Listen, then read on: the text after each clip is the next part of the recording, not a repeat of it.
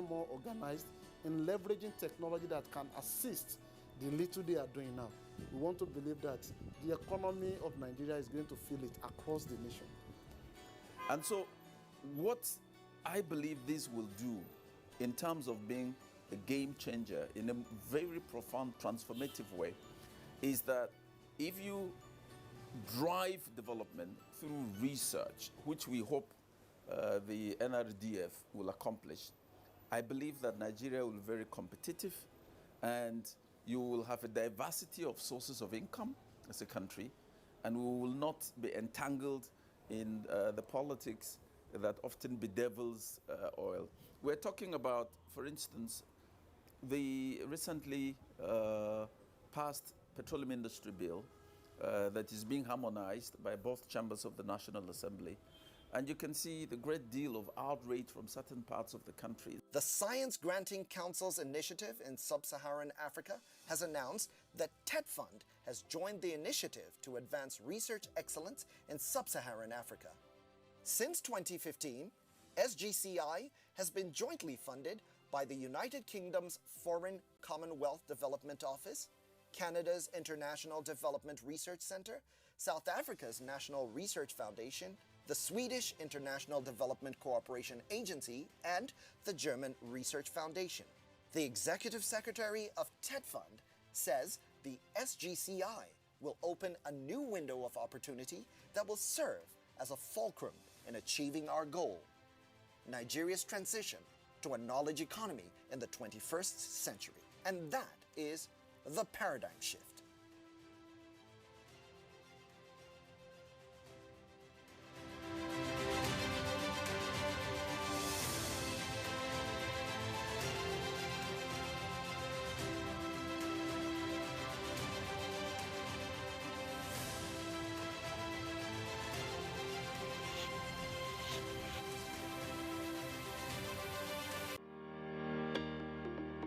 This week on Executive Discourse. I'll tell you a secret today. Not only was I nearly killed for being bold to break the jinx like that and help those who you're talking about who cannot afford, but I was taken to the security agencies. He's corrupt. He's the most corrupt Nigerian on earth. I'm like, excuse me?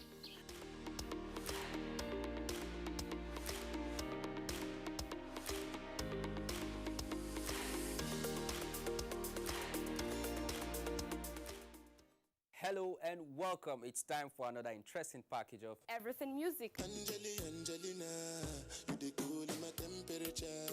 If you call, I go come deliver. This is Talking Movies. In times of old, the world was full of wonder.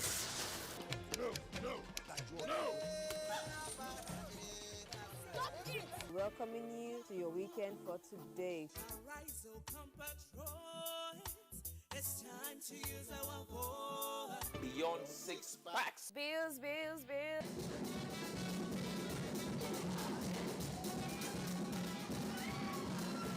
Me and my paddies. London for what? London for medicine. Medicine for what? Medicine for coffee. Are you sickness? To our illness. Welcome to Gist Zone. All right, my name is the Eselucien Wego One. Ona nyokoko nyonyo.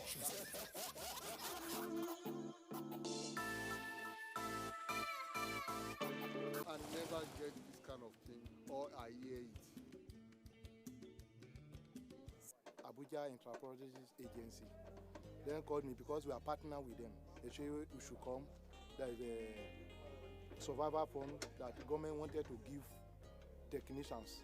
They capture everybody, including food seller in my own workshop. When my chairman called me that there is palliative something, that I should come and take my cash off, the money now come, and that money helped me a lot. As a widow, where there is no husband. So it's this thing that I used to help myself, and that money helped me and pay some of my children's school fees. You don't reach almost 40-something years back where I did for this Nigeria. I never get this kind of thing, or I hear it. It is only this government, President Muhammadu Buhari, likewise in Vice, that he recognized a mechanic.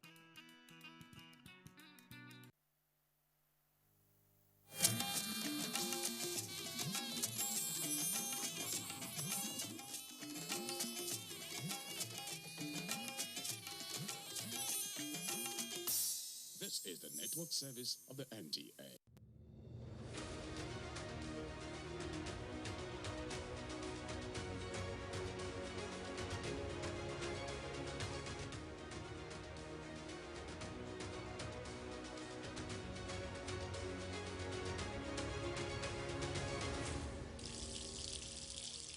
Welcome to your favorite program, The Power Circuit, from the Transmission Company of Nigeria, TCN.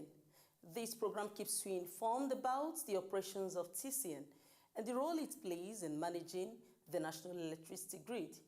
Here are the headlines of the stories lined up in this edition. Minister of Power restates commitment to Mambila hydropower projects. TCN is implementing a master plan to be among leading global power companies, says Acting MD CEO Engineer Abdulaziz. TCN, Senior Electricity Workers Union, sustaining industrial harmony, says management. Power Grid Code Review Panel have brainstormed on improved performance for the sector. The Transmission Company of Nigeria, TCN, is continuously sensitizing the general public on the dangers of the encroachment of the right of way of power transmission lines and how they can help to guide against this. We'll be bringing to you a highlight of some cases in Abuja. My name is Amara Agogoisi, and I'll be taking you through this half-hour program, The Power Circuits.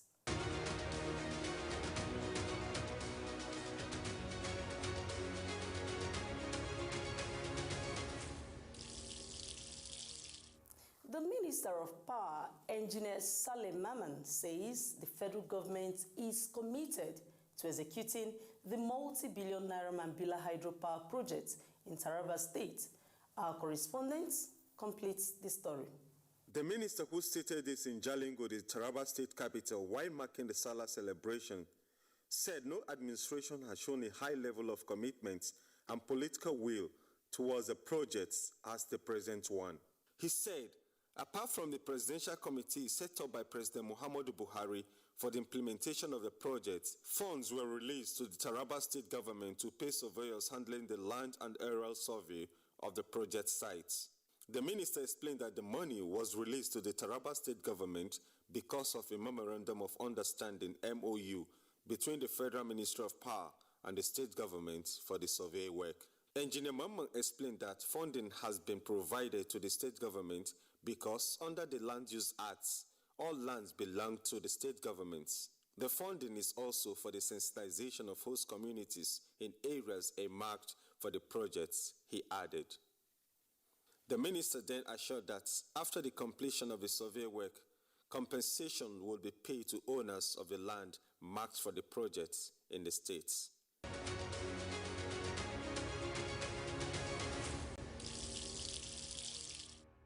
The Transmission Company of Nigeria, TCN, is implementing a robust master plan that will enable the power utility firm to become one of the leading power companies globally, says the Acting Managing Director and Chief Executive Officer of TCN, Engineer Sule Ahmed Abdulaziz. Engineer Abdulaziz stated this while addressing participants as the keynote speaker of the technical workshop on power systems organized by the United States Trade and Development Agency, USTDA, in Abuja. The TCN head, who was represented by the General Manager, Systems Planning and Development at TCN, Engineer Abba Aliu Shehu, said the company has a robust master plan for the advancement of the power transmission grid. Speaking on the action plans of TCN towards this line, Engineer Abdulaziz said TCN seeks to be one of the leading electricity companies in the world. For TCN to pursue its vision to be one of the leading electricity transmission company in the world and achieving its mission statement of transmission electricity in the most efficient and effective manner, it has no option than to embrace the 3 sustainable energy strategies. Consequently, this smart grid workshop will be of immense benefit to TCN and all power industry stakeholders. We at TCN are always open to new ideas on improving and strengthening the grid, and therefore the TCN contingent at this event are open to learning more about equipment and services that can help strengthen and improve the resilience of our transmission network to wield more reliable and efficient power to the distribution companies. He also gave a highlight of the power sector capacity and how sector players are working to improve on the power generation, transmission, and distribution capacity. There is currently about 13,000 megawatts of installed generation capacity, of which about 7,000 megawatts are mechanically available. The transmission network, which TCN owns, operates, and manages, has an indicative wheeling capacity of 7,300 megawatts. However, the estimated demand is about 2,000 megawatts, hence presenting an opportunity for the expansion of the grid to meet the demand of the Nigerian citizens and residents. TCN has embarked on various initiatives to support the expansion of the system, with planning process as the ultimate guide for expansion activities. To support the grid expansion process, TCN engaged Fission of Germany to carry out a study for the development of a 20-year power system expansion master plan, covering the period of 2020 to 2037.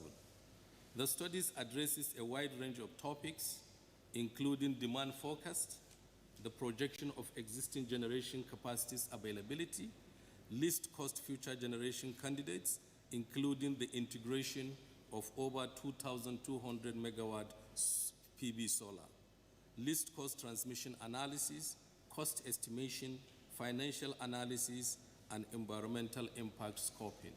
Speaking on the Presidential Power Initiative PPI, the Program Manager Power Sector Recovery Program, Mr. Kenny Anuwe, said the initiative was set up to expedite action and urgency on the situation of the power sector. We still align, for instance, to the network development studies of the TCN, to the standards of NEMSA, and of course to the regulatory imperatives of NERC. The technical workshop, which continued the next day, had officials of the various power sector agencies in attendance, with presentations on the Nigerian power systems management by USTDA officials. The power circuit continues after this break. Verify that land before you buy it.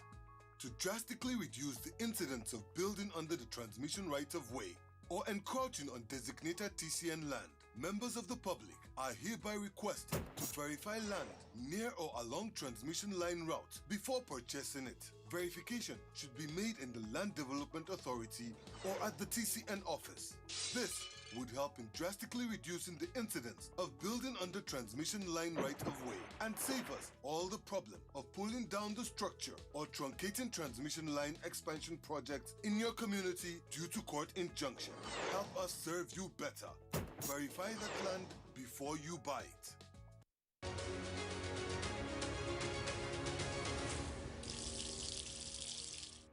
Members of the Power Grid Code Review Panel have had their 21st meeting to brainstorm on the activities of the Nigerian electricity market towards improving operations in the power sector.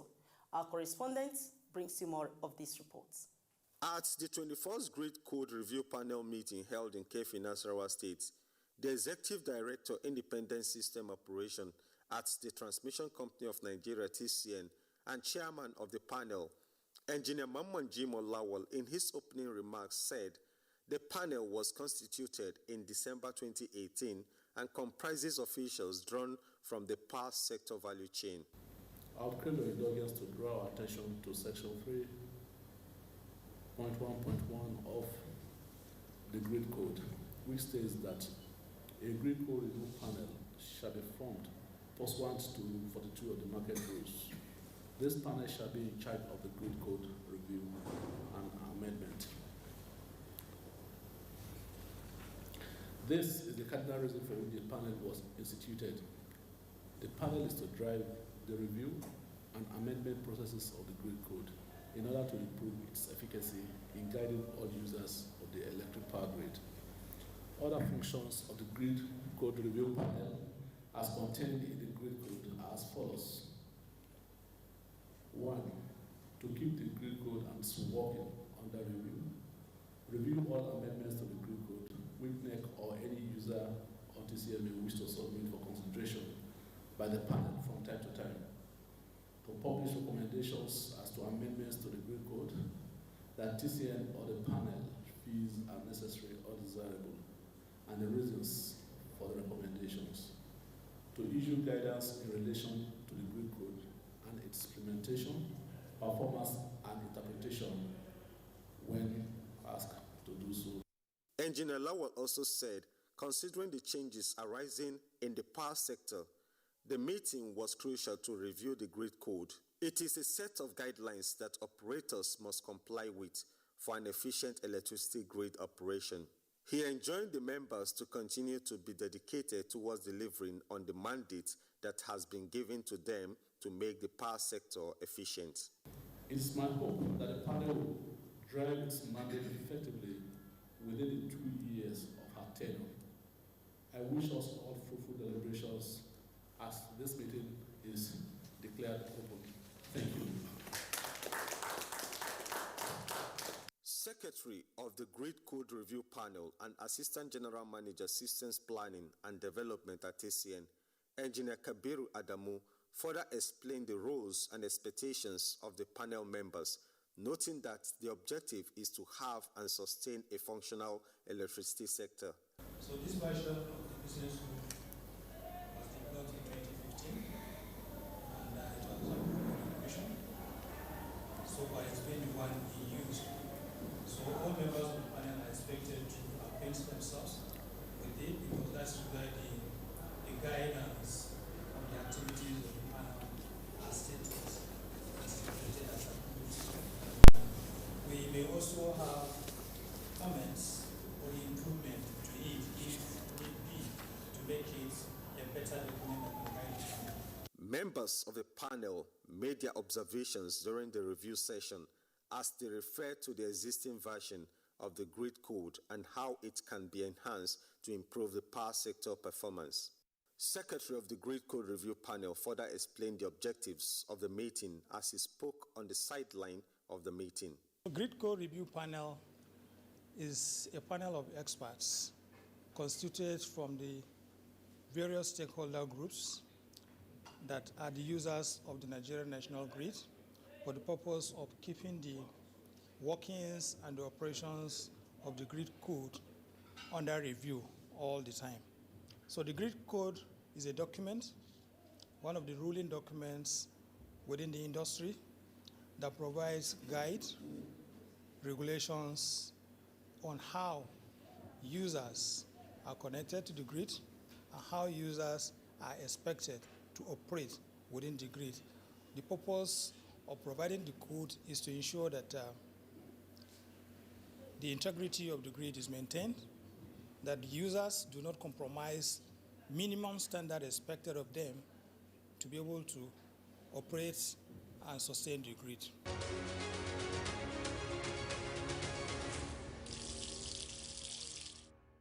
The management of the Transmission Company of Nigeria, TCN, says the company and the Union of Senior Electricity Workers have continued to sustain industrial harmony towards delivering the mandate of the company in the power sector.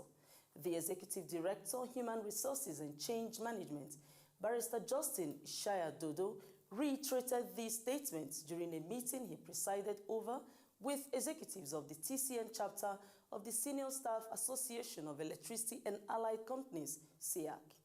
At the meeting held at the TCN headquarters in Abuja, Barrister Dodo lauded the union members and the TCN management officials for sustaining the harmonious relationship. The human resource expert further noted that all observations during the meeting will be taken for strict implementation to ensure that workers at TCN get the best attention to enable them deliver their best in their various roles.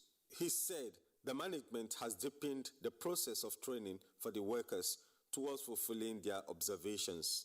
He also commended the union members while taxing them on mutual understanding towards boosting the management and workers' relationship, especially as TCN is making efforts for a better working environment and operational facilities.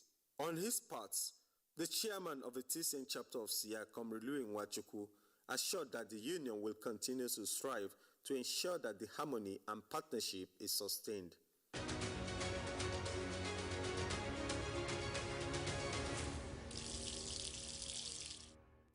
The Transmission Company of Nigeria, TCN, has often worried about the encroachment of the right of way of power transmission lines.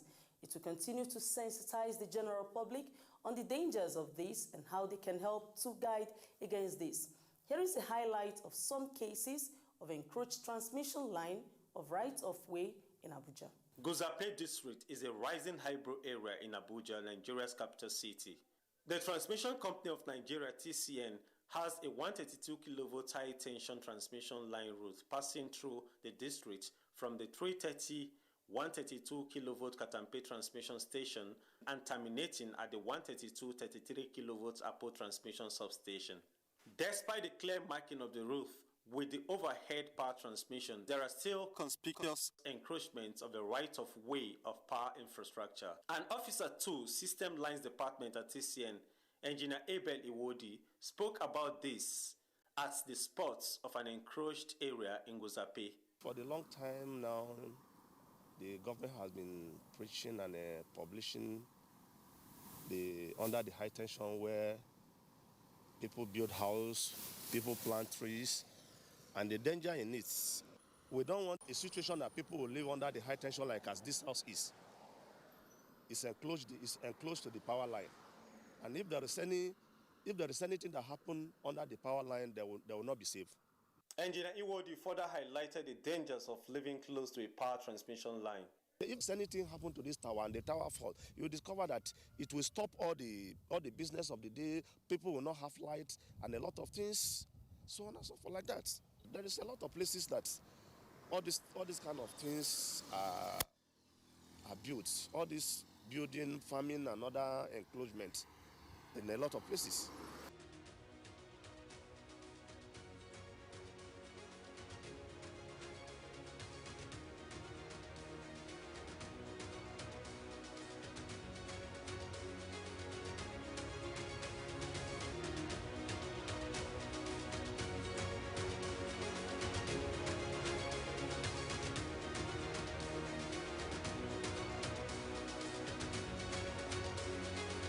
Just bordering Gozape is the Asokoro district of Abuja, where similar encroachments of the 132 kilovolt power transmission line right of way was observed.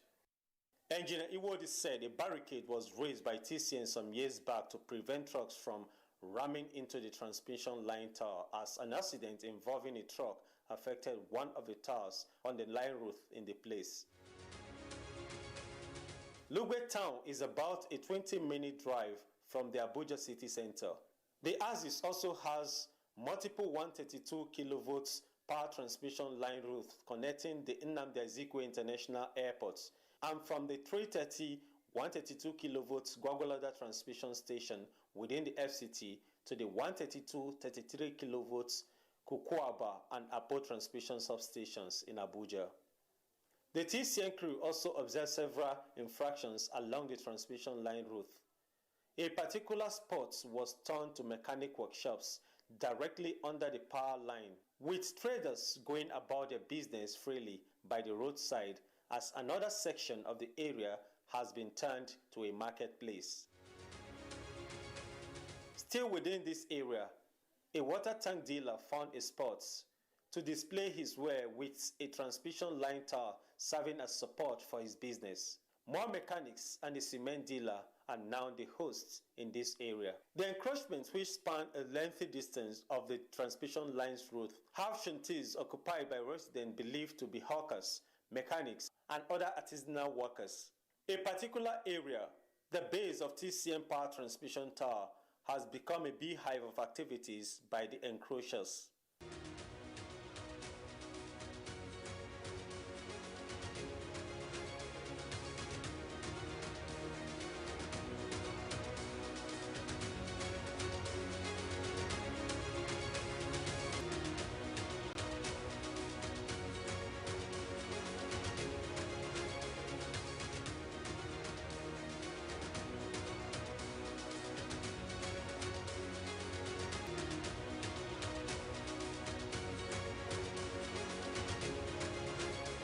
This is Papi, a suburb near Maitama district in Abuja, where multiple power transmission lines spring through. However, the power transmission infrastructure has been affected by the encroachment of the transmission line right-of-way by residents and artisanal workers in the suburb.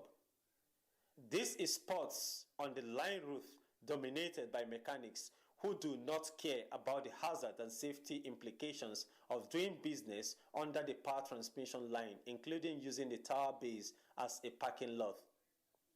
One of the mechanics spoke to the power circuit crew. Mr. Kayode Dare has been working under this transmission line route for years and is aware of the threat of danger. Yes, it is dangerous because why? We don't have any option. That's why we are still pleading. If government can make a good place for us, there's no any space in around there in which you will stay. That's also come and disturb you. So we are still pleading. We are begging if government can just come and help us for a good place that will not be under attention. We'll be very happy with that.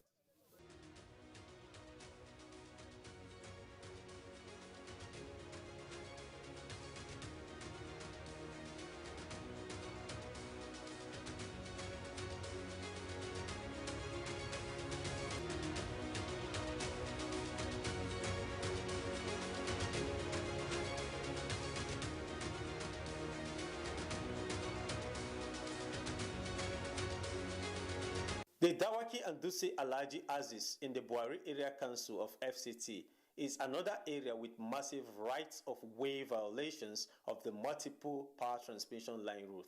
There is a 330 kV power transmission line that connects from the 330 132 kV Shiroro transmission station in Niger State to the 330 132 kV Katampe transmission station in Abuja. There is also the 132 kV power transmission line from the Katampe station to the 132 kV Kubwa transmission substation in the FCT. These critical power assets are faced with threats of encroachment by residents, artisanal workers, and business operators, mostly block industries, especially around the Dawaki area. Around the Dutse Alhaji Aziz, there are trenches dug near the base of the towers on the transmission line route. While others make it a place for refuse dump by the residents, this is already affecting the pillar stand of a tower under the transmission line route as it is exposed to flood. More so, residential houses and makeshift shops compete with the power transmission lines on a way leave that has been exclusively preserved for the federal government for the transmission of bulk power.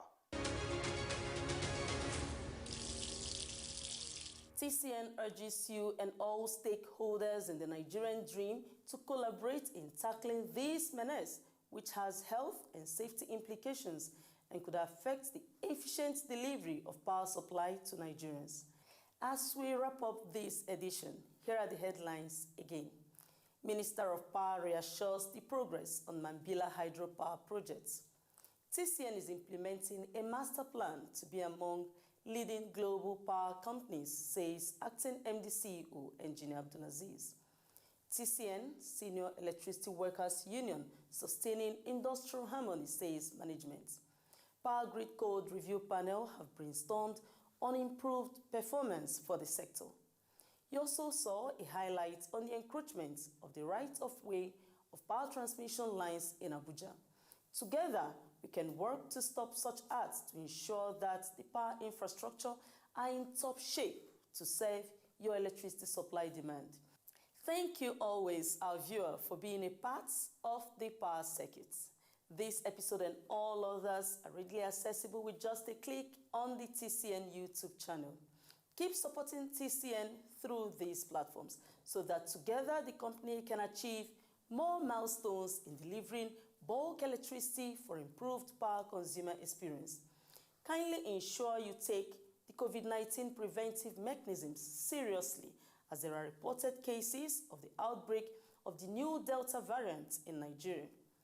I am Amara Agogoesi. Top of the day to you.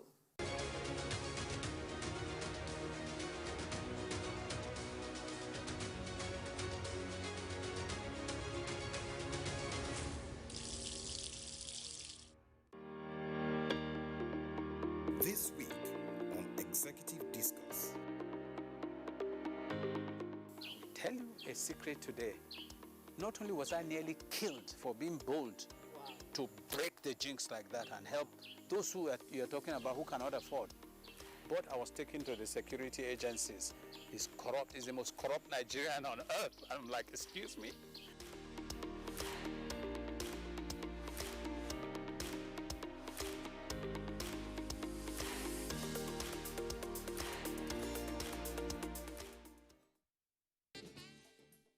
Hello and welcome. It's time for another interesting package of Everything Music. Angelina, you dey cool in my temperature. If you call, I go come deliver. This is Talking Movies. In times of old, the world was full of wonder.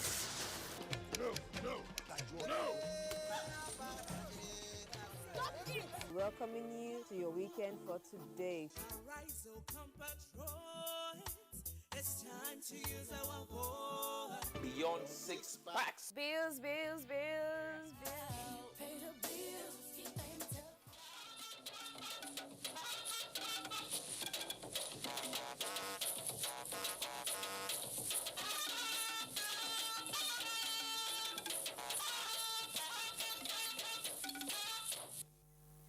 Good evening and welcome to NTA News with the Extra Touch. Naturally, we will be in different parts of the country to give you the news, spiced with key interviews and unique insights. But tonight, Africa takes its to-do list to the Global Education Summit in London, seeks partnership in resuscitating the sector which was badly hit by the coronavirus pandemic. We will take a closer look at the nation's power sector and beam our lights on the past and the current. There is also some focus on health issues, the war against hepatitis, oral cholera vaccine administration in some parts of the country, and efforts by patriotic Nigerians in providing critical health facilities where needed. As the waters rise, there is also a rising need to control flood and prevent hazards in the bloated rivers. JAMB has released UTME results, but we have a special on the number 0. Not the score, but the number.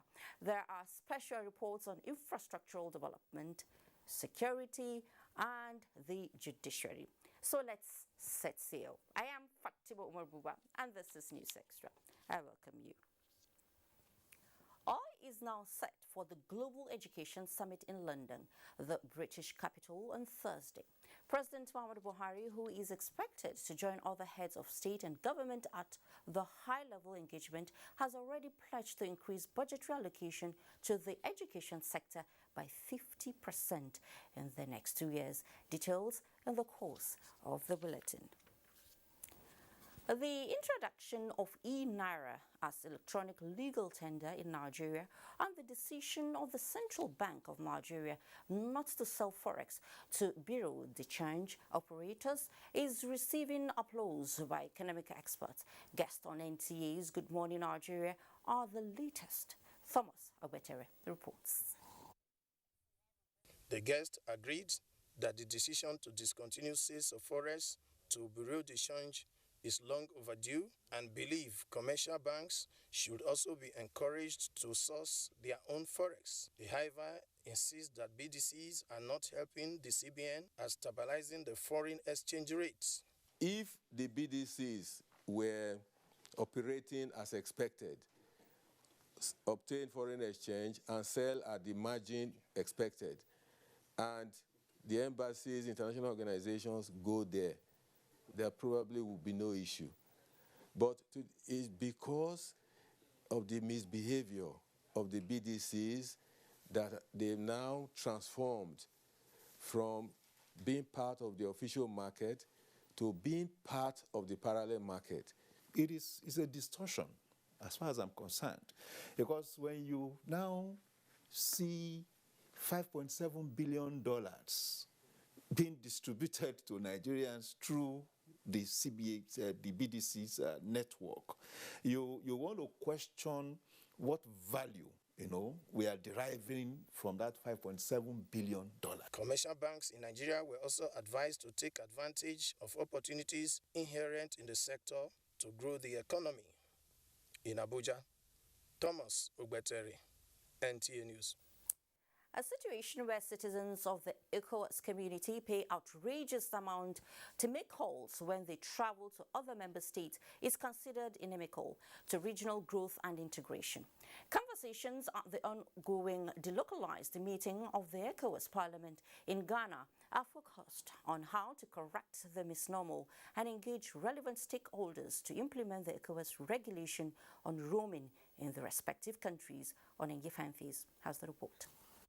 Inadequate network resources to absorb roaming subscribers, differences in range of network infrastructure from second to fourth generations, and the plans to roll out 5G network across some countries. SIM ownership verification constraints, among other technical, commercial, legal, and regulatory issues, are challenges identified as limitations to effective regional telecommunication pricing in West Africa.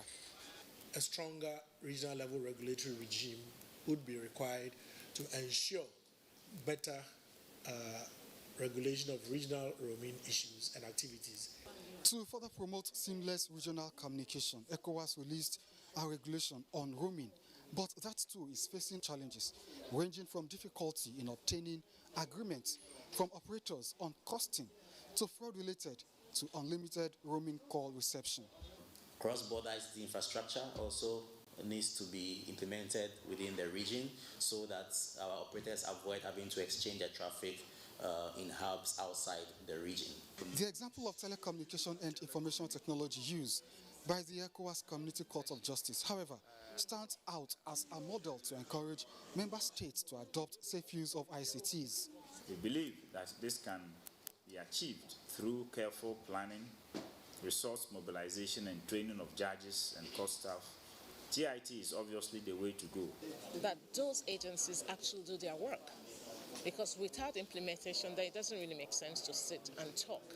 So we have to make sure that the implementation is done to the latter.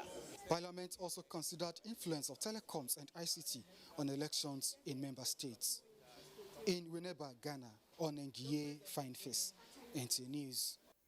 And here in Nigeria, the All Progressives Congress Legacy Awareness Campaign group says, as part of efforts to permanently break the country's electricity jinx, the Buhari administration is contributing significantly in laying a solid foundation for uninterrupted power supply in every part of the country in the near future. Salihu Abdullahi Gwanara reports.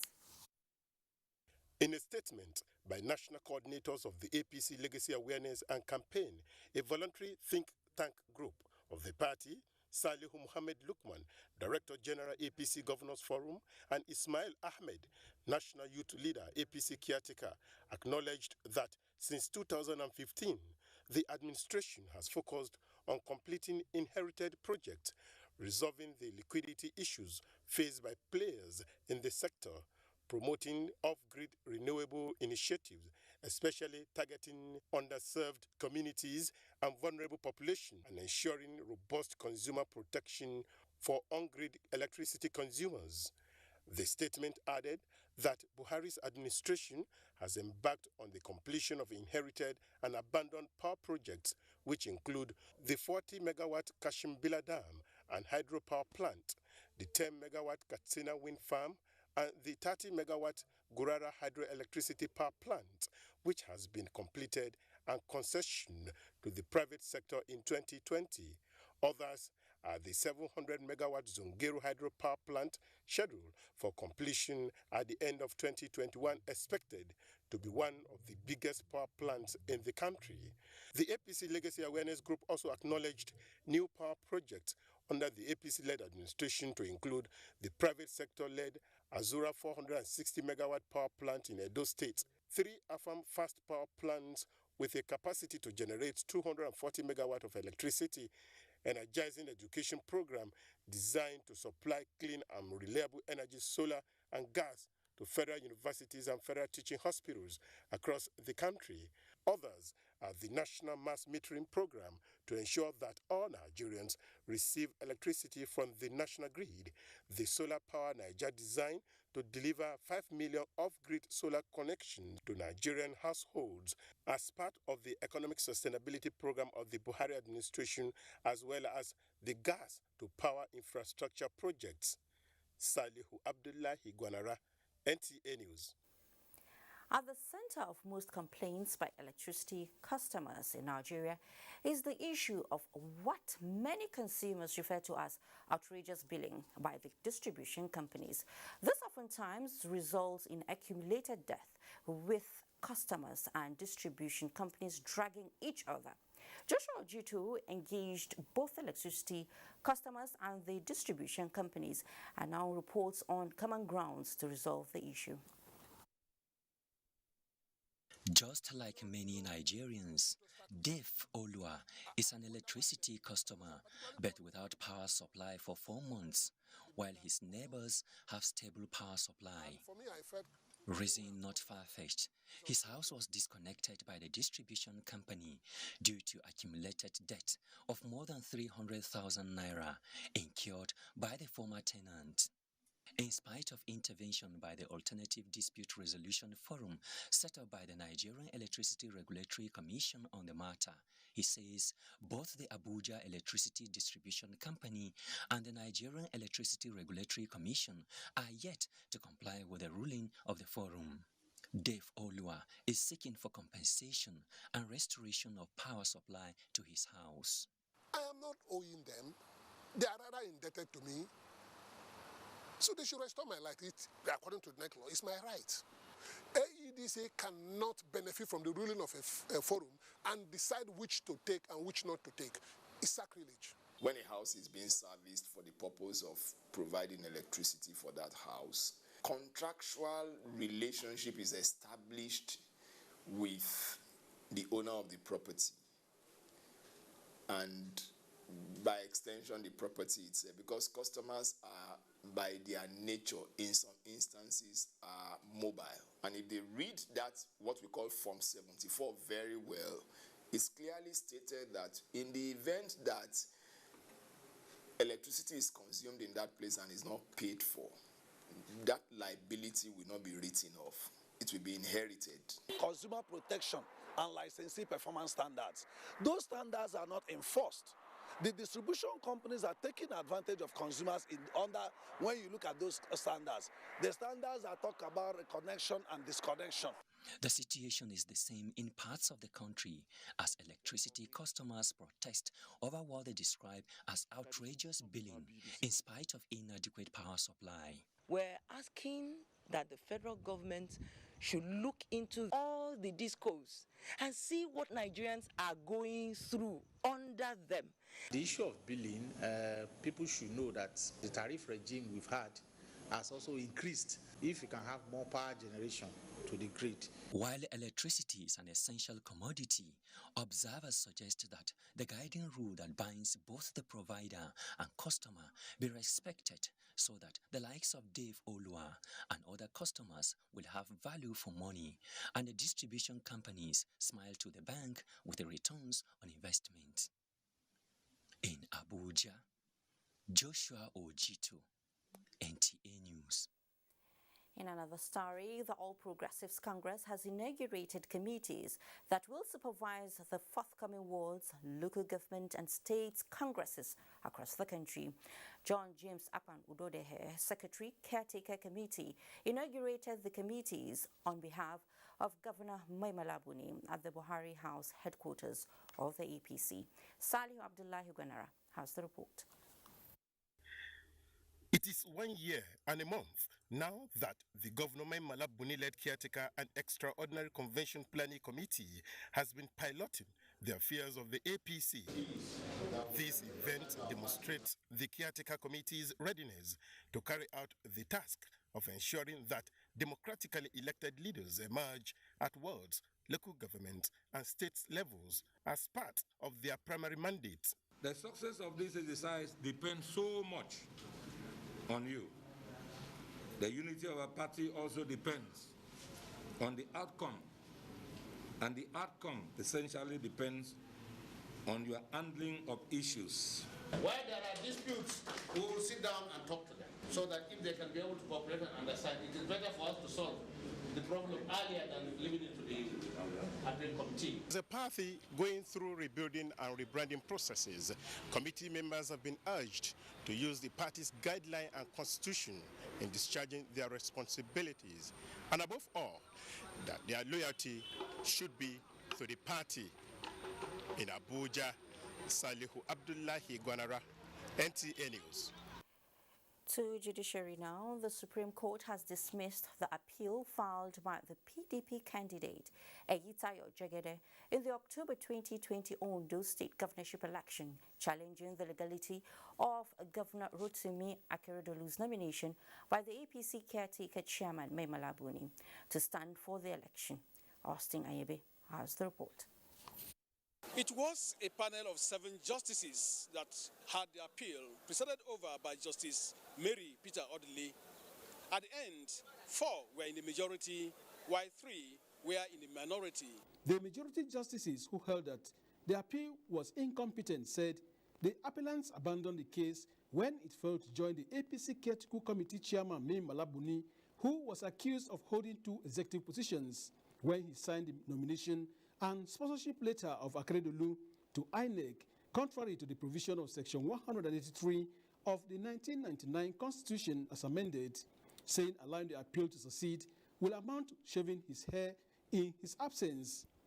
But those on the minority heard that by virtue of the All Progressive Congress joined in the suit, the acting caretaker chairman has been joined, and went further to say that allowing the serving governor to hold another executive position violates the provision of Section 183 of the Constitution as it relates to the office of the governor.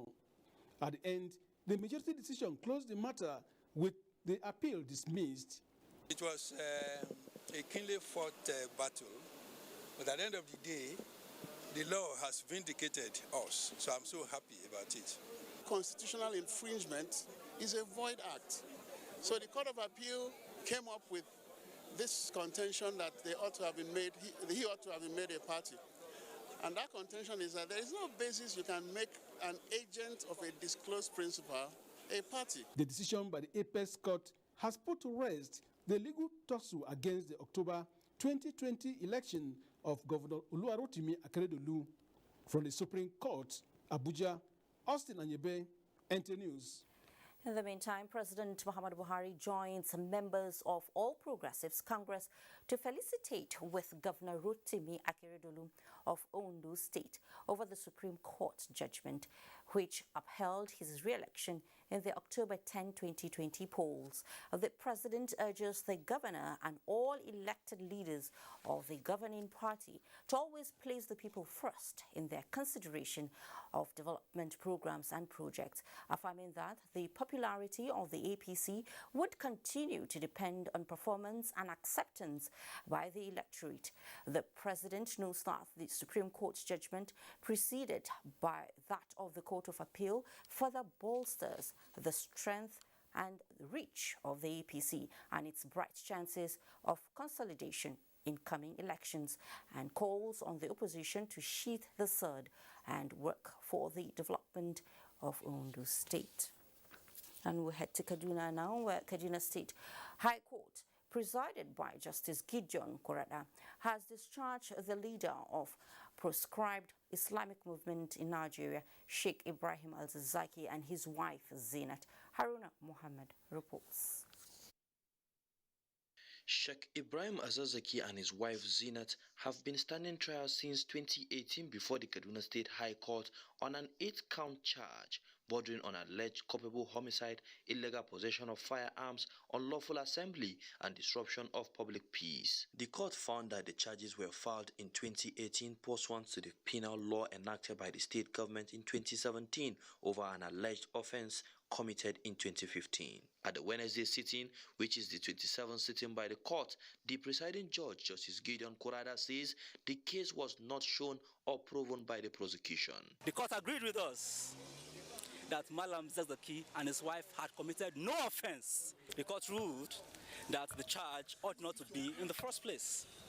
You cannot arraign a man for an offense that was allegedly committed, as at the time the said crime was not an offense. And the court was very emphatic in that yes, the Kaduna State government has powers to enact laws, but they cannot enact laws to prosecute an offense retrospectively.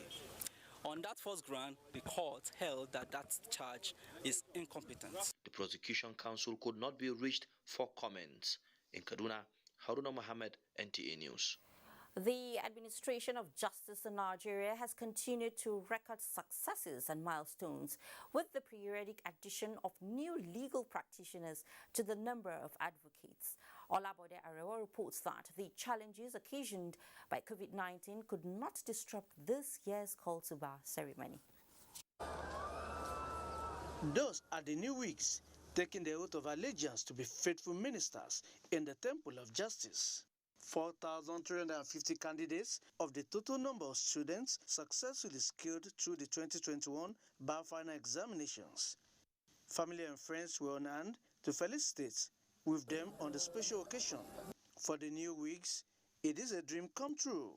I believe it's a privilege for one to be called to the bar. Wow, experience in Nigerian law school it's a memory I want to keep forever. Elated. I'm happy to be here. Chairman Body of Benchers, Justice Body Revival, in a charge, advised them to sustain the tradition of discipline associated with the legal profession. As a lawyer, you are expected to represent or defend your client when called upon.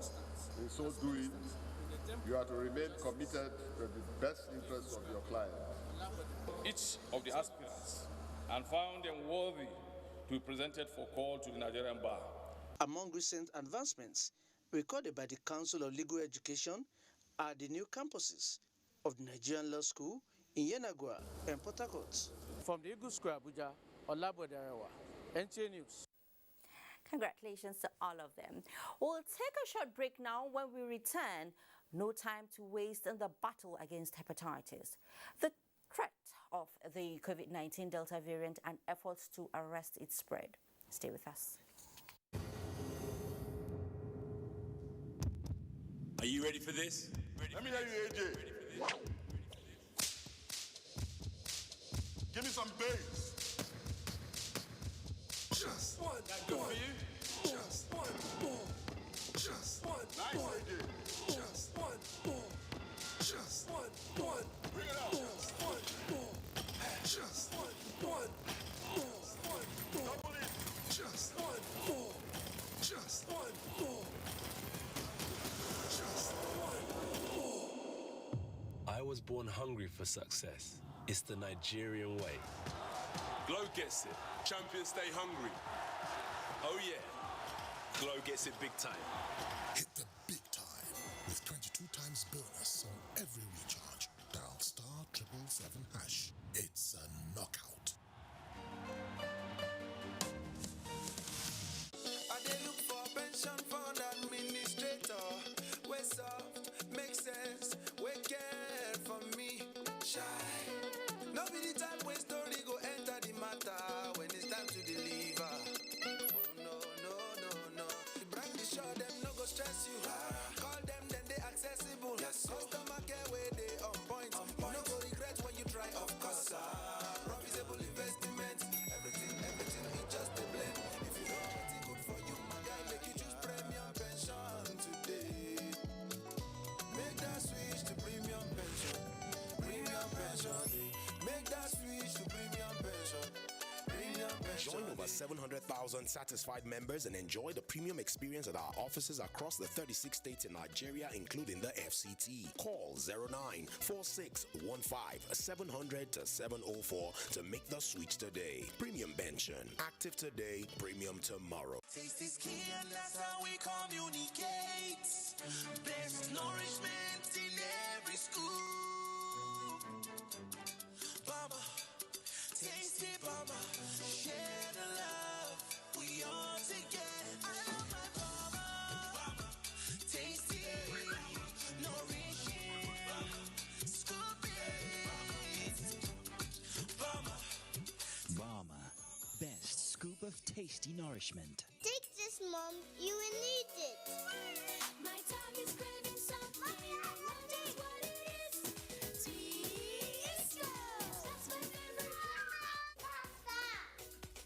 chocolate drink powder is a unique blend of cocoa, milk, and malt fortified with Enofort, a special blend of vitamins and minerals that helps give kids the vitality they need for an action-packed day. Mommy, let's bring Twisco, power your dream. Looking fresh for your dates? Get even fresher with Close Up.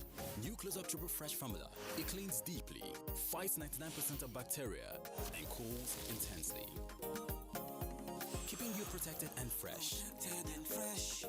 Protected and fresh. Let's take a picture. Protected and fresh. Still fresh, still protected. Feeling cool and protected. All day confidence to get close. Oh yeah, take the close up shot. Close. New Close Up Triple Fresh formula. Akapa, what's your job? I help people grow all kinds of things.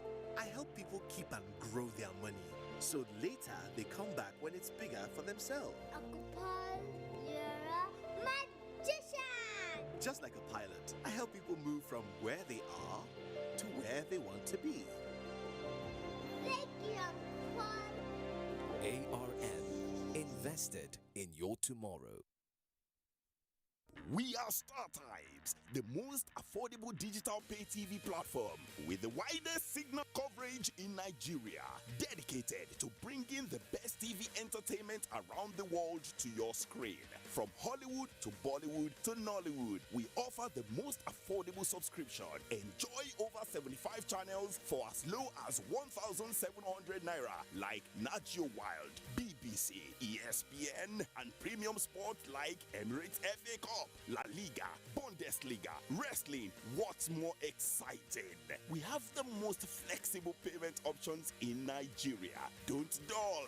Join us now for an exciting journey. StarTimes. Enjoy digital life.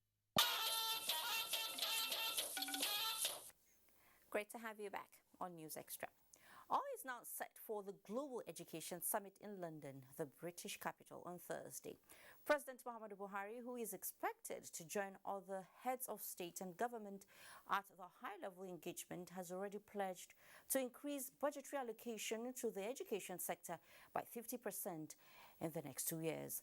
The Minister of State for Education, Chukwuemeka Nwajuba, announced this while speaking to NTA News at the strategic meeting with the President on the summit. State House correspondent Adam Sambo has the details. Before attending the strategic meeting on the Global Education Summit with members of the Nigerian delegation, President Muhammadu Buhari signed relevant documents committing Nigeria to progressively increase its annual domestic education expenditure by 50% over the next 2 years and up to 100% by the year 2025 and beyond. This is aimed at improving learning outcomes in the country. With Nigeria now fully committed to significantly increase investment in education, this meeting, presided over by President Muhammadu Buhari, is aimed at strategizing on how best Nigeria can drive maximum benefits from the Global Education Summit. The goal is to strengthen the nation's institutions, promote greater adoption of technology, build the capacities of teachers, and mobilize additional financial resources through legal frameworks and deliberate intervention on a sustainable basis. Minister of State for Education, Chukwuemeka Nwajuba, coordinated the strategic meeting. There are donor countries working towards raising about $5 billion to commit to education around the globe. Nigeria has been a strong partner and one of the biggest spenders for education at the moment, and it is in that light that the Federal Ministry of Education, acting on the directive of the President, committed towards being part of this conference. So the President is here to work with his broad heads of government to work out the right allocations that will go to different states, and how to raise the entirety of the funds that are required, and to give Nigeria's commitment towards increased access to school outcomes and all the targets that Nigeria has been set. The Global Education Summit is aimed at charting the best way forward towards transforming education systems in partner countries through the exchange of best practices. Some people back home are saying that President Buhari doesn't have to be here physically to attend this summit. What will you be telling them? It is important. Nigeria is a leading country in the entire global education chain, and we are one of the biggest beneficiaries. His presence here is almost a sacrifice he's making on behalf of the people of Nigeria to get as much as is possible. I wouldn't have him any other way except come, because ourselves as ministers may not be in the same league to muscle other governments the way we ought to, but his presence alone, his sheer dignity and the composure with which he brings to the table has, in the last, just his arrival here has opened, in all the meetings we had this morning, everybody's excited at the president here, and we've gotten, just by him being here, we've gotten and extracted some key commitments that in our morning meetings this morning and this afternoon, before part of this briefing today, will be to tell him some of the things we already have gotten for him. I wouldn't have him any other way. The summit is co-organized by Prime Minister Boris Johnson of the United Kingdom and Kenyan leader Uhuru Kenyatta. From London, Adamu Sambu, NTA News. Let's talk health. In view of Nigeria's commitment to the 2030 viral hepatitis elimination plan, improved community engagement and scaling up of testing and treatment are key factors the Minister of Health, Dr. Osage Hanire, says will help achieve the goal before 2030. Elizabeth Omori reports on the ministerial briefing of 2021 World Hepatitis Day. Hepatitis, a public health problem, medical experts say is an inflammation of the liver that can cause a range of health challenges and can be fatal. Data by the Ministry of Health indicates that 16 million Nigerians are estimated to be infected with hepatitis B and 2.2 million with hepatitis C. This represents a prevalence rate of 8.1% and 1.1% respectively. I use this opportunity to call on the private sector to explore mutually beneficial partnerships with government and to invest resources in fighting viral hepatitis. This is sub-theme, National Ownership and Financing for Viral Hepatitis Elimination, focuses on infant vaccination, prevention of mother-to-child transmission, blood and infection safety, as well as testing. Go to any health facility and get tested, because it is a simple, rapid test that takes less than 15 minutes. Dr. Ihanire also disclosed that there's still low level of awareness, underdiagnosis, and undertreatment, hence the need for Nigerians to pay critical attention to early diagnosis. Nigeria, he says, will not leave any stone unturned in eliminating hepatitis before the targeted dates. In Abuja, Elizabeth Omori, NTA News. Hepatitis can't wait is the focus of this year's World Hepatitis Day. The theme is to convey the urgency needed to eliminate hepatitis as a public health threat by 2030. The day also brings the world together to raise awareness on the global burden of viral hepatitis, as well as influence the real change. Basi Taipang in this report takes a look at the significance of the Hepatitis Day in the face of COVID-19. World Health Organization report shows that one person dies every 30 seconds from a hepatitis-related illness, even in the current COVID-19 crisis. Experts say world leaders cannot wait to act on viral hepatitis now. About 400 million people are said to live with the virus globally, with 1.4 dying every year. If you take the disease burden, the mortality rate, the epidemiological indices of hepatitis, it's quite apt that this year's theme for hepatitis, the World Hepatitis Day, that hepatitis can't wait, has been chosen. More worrisome, experts say, is the fact that most people living with this virus do not even know their status. Know what hepatitis truly is? They will say no. Do you know the symptoms of hepatitis? They will say no. Do you know what causes hepatitis? They will say no. Do you know what you need to do to prevent yourself from contracting hepatitis? They will say no. And that forms the reason, the basis for creating a lot of awareness. The Director General WHO observed that while testing and treatment remains key to the elimination of hepatitis, strong focus should be on prevention. Crucially, our efforts to eliminate hepatitis must be embedded in our efforts to achieve universal health coverage based on strong health systems that enable people to access all the health services they need without facing financial hardship. While stressing the need for people to get tested and if negative, get vaccinated, experts say the fight to eliminate hepatitis starts now and starts with you. Basi Taikman, NTA News. And in Maiduguri, 100 patients suffering from acute vesicovaginal fistula, VVF, and receiving treatment at the State Specialist Hospital in Maiduguri, the Borno State capital, have been treated successfully. This significant breakthrough was achieved through the Fistula Repair Campaign carried out by the Northeast Development Commission in collaboration with Fistula Foundation Nigeria. Abubakar Mohammed Musa reports. These women are among the successfully repaired fistula survivors, recounting their nasty experiences, especially stigmatization following contraction of vesicovaginal fistula.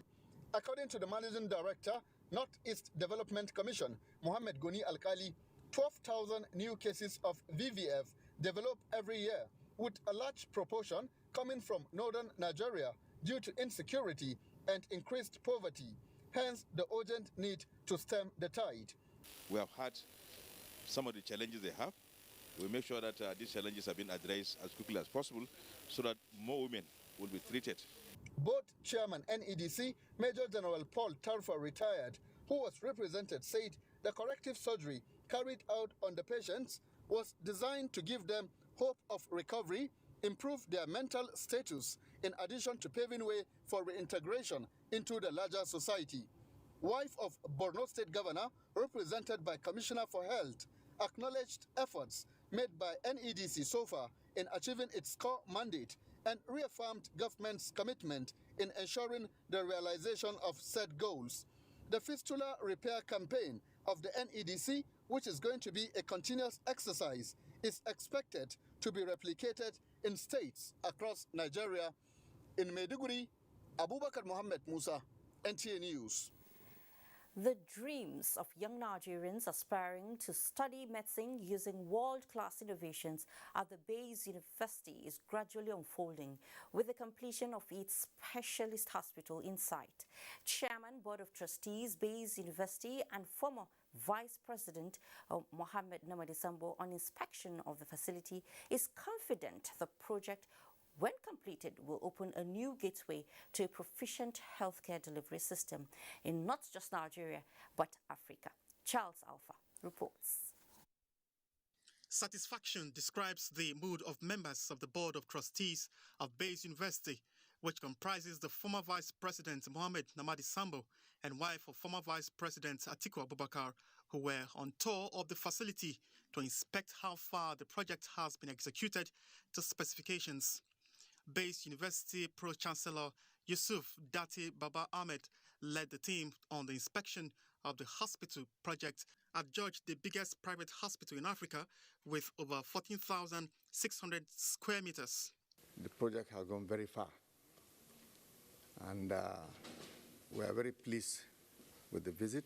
I want to assure you that the management, the personnel, and the equipment that we are deploying in this hospital will be one of the best hospitals in Africa. It is perhaps regarded as one of the largest, with world-class facilities, with the installation of medical gas plant, clinical sterilization department, pathology, pressure massages, pharmacy, control room, CT scan, and net lining. If it were all to be a hospital, it can take more than 1,000 beds. It is 200 beds because of the plethora of laboratories. The students are optimistic the project will give Bayes University and other aspiring candidates a new experience in the study of medicine. Having a specialist hospital here would afford a lot of students the opportunity to take advantage and enhance themselves. The Bayes University Specialist Hospital is expected to be inaugurated in October 2022. After the inspection, the board went into a closed-door meeting to deliberate on other pressing matters. The Pro-Chancellor Yusuf Dati Baba Ahmed said the board has decided to host its 10th annual anniversary and welcomes the value addition of Dr. Jennifer Atiku Abubakar as a new board member.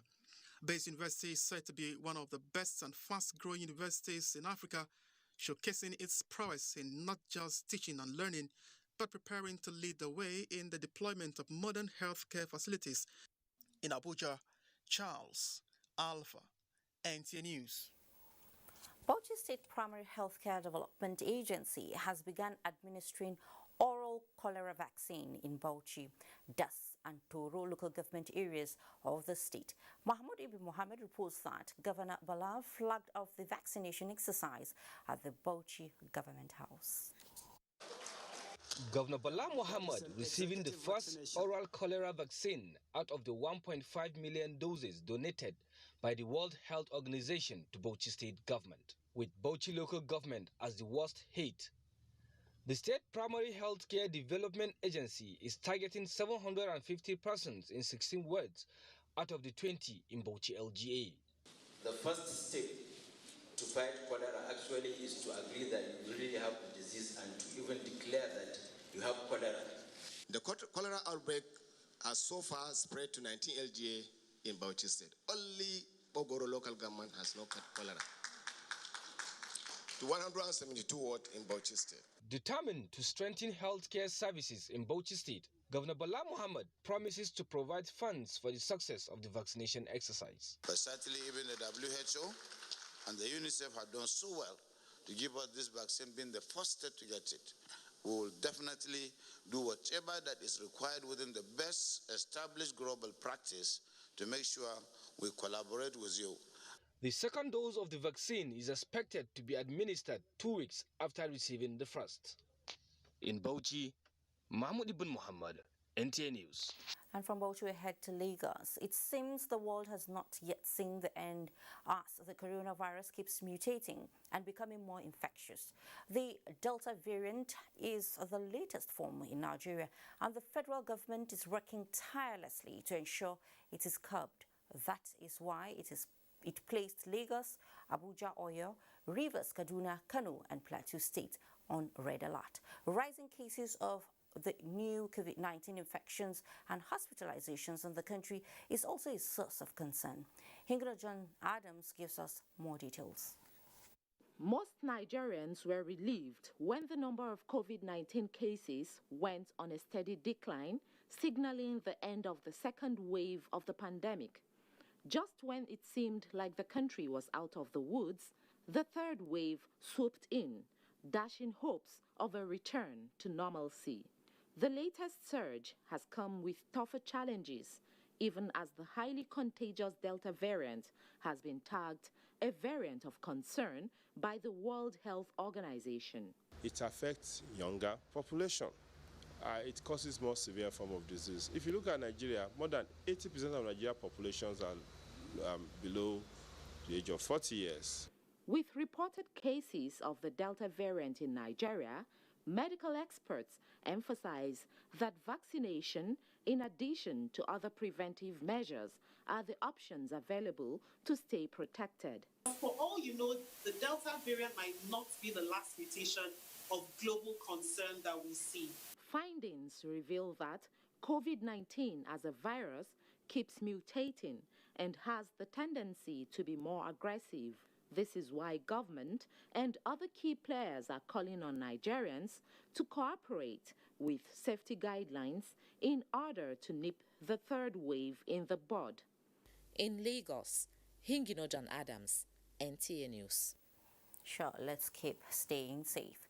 Working in rented buildings is now history for officers and men of the Taraba State Sector Command of the Federal Road Safety Corps, courtesy of President Muhammadu Buhari's administration.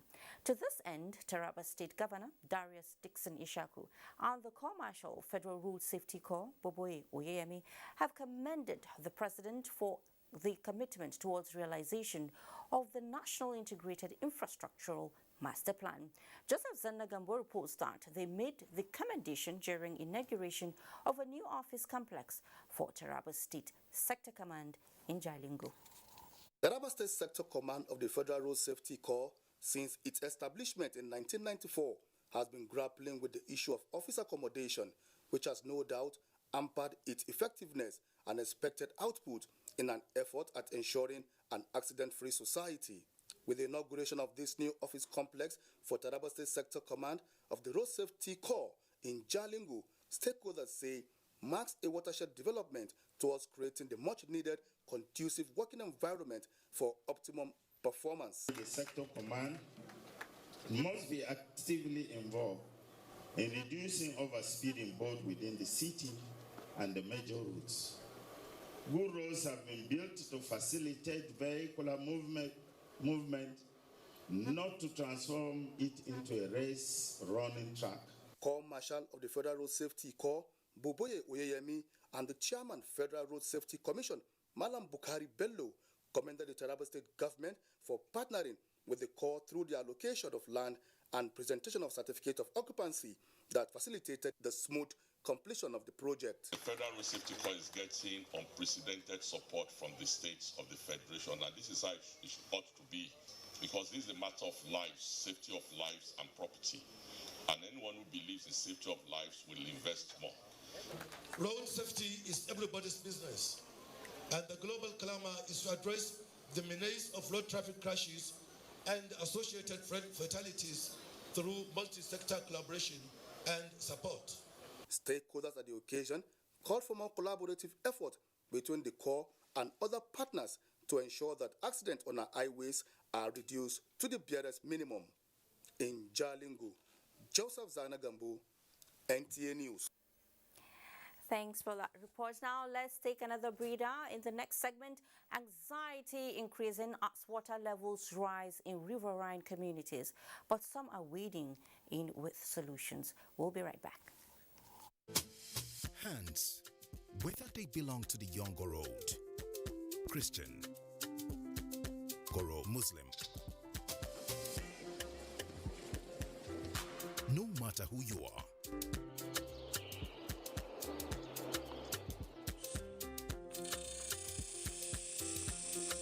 your hands are powerful.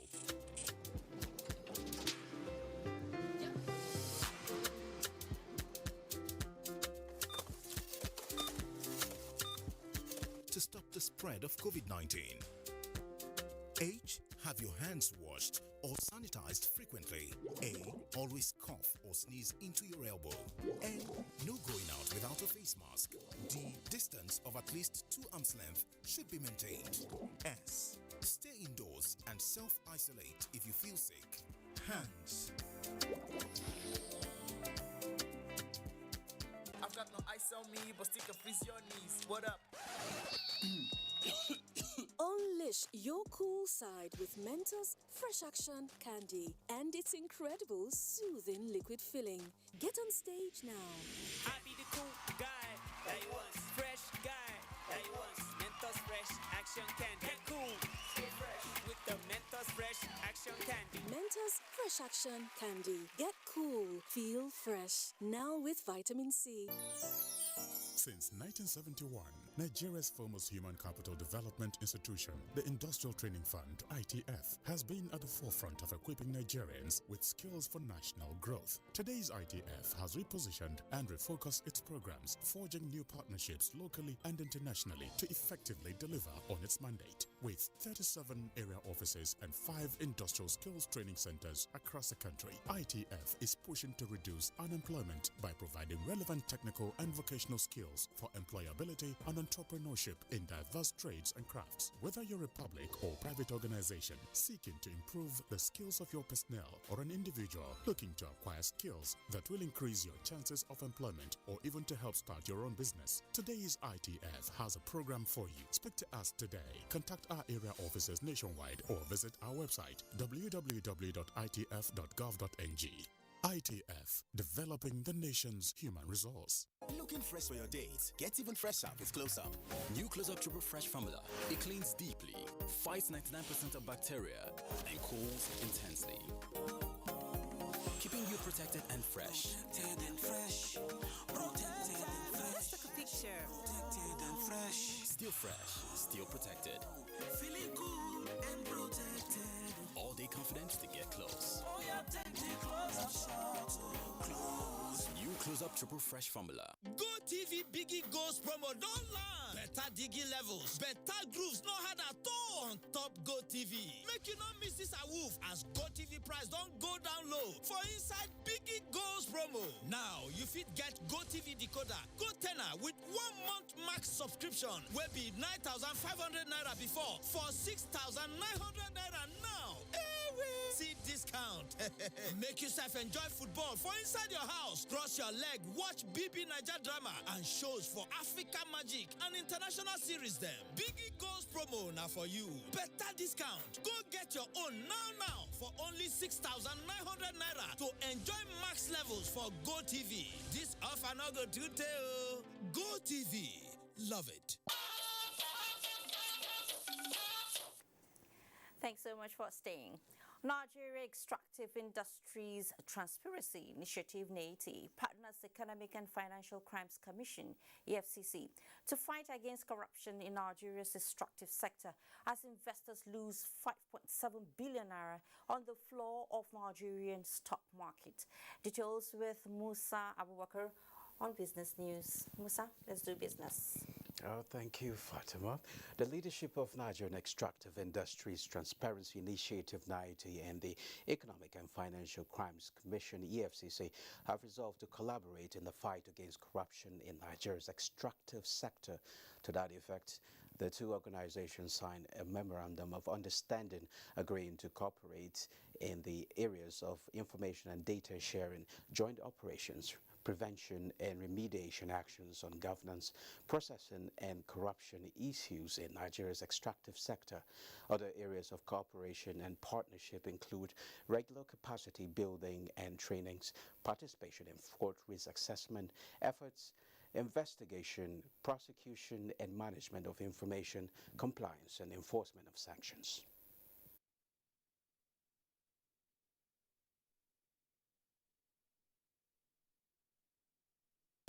Come to borrow your teeth, and we are borrowing based on memorandum of understanding we have signed today to strengthen our position and resolve to rescue the extractive industry resources to work for all Nigerians, not just a few.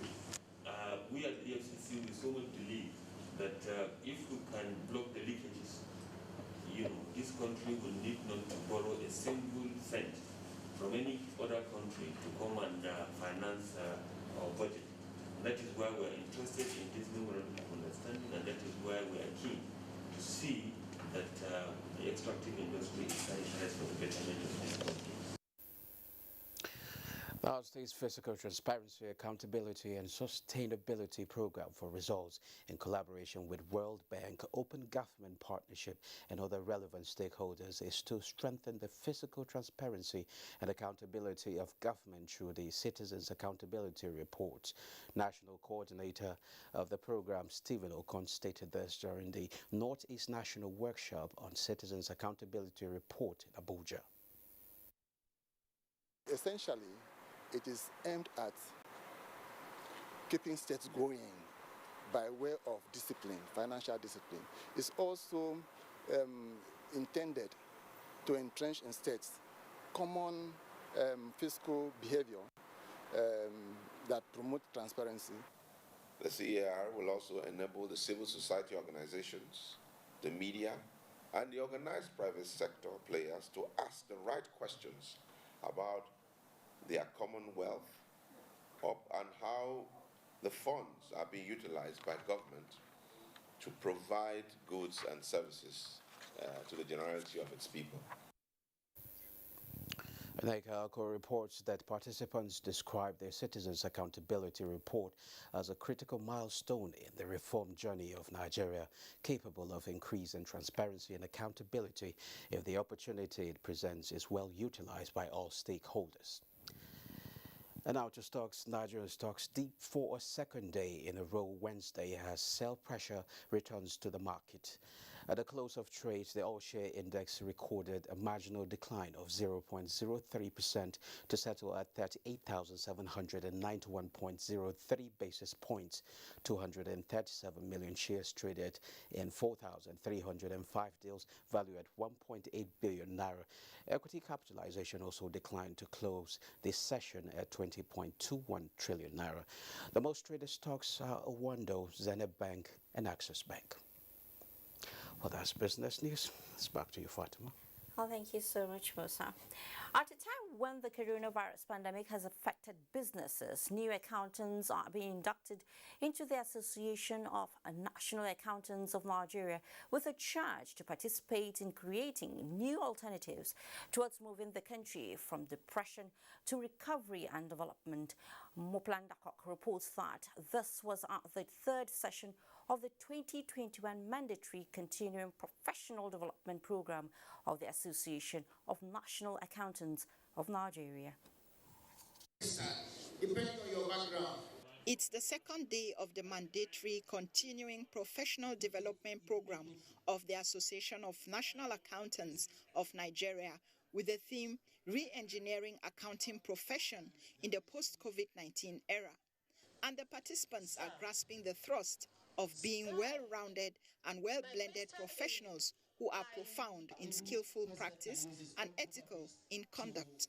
Something is very obvious to us, that we need to change. We need to improve.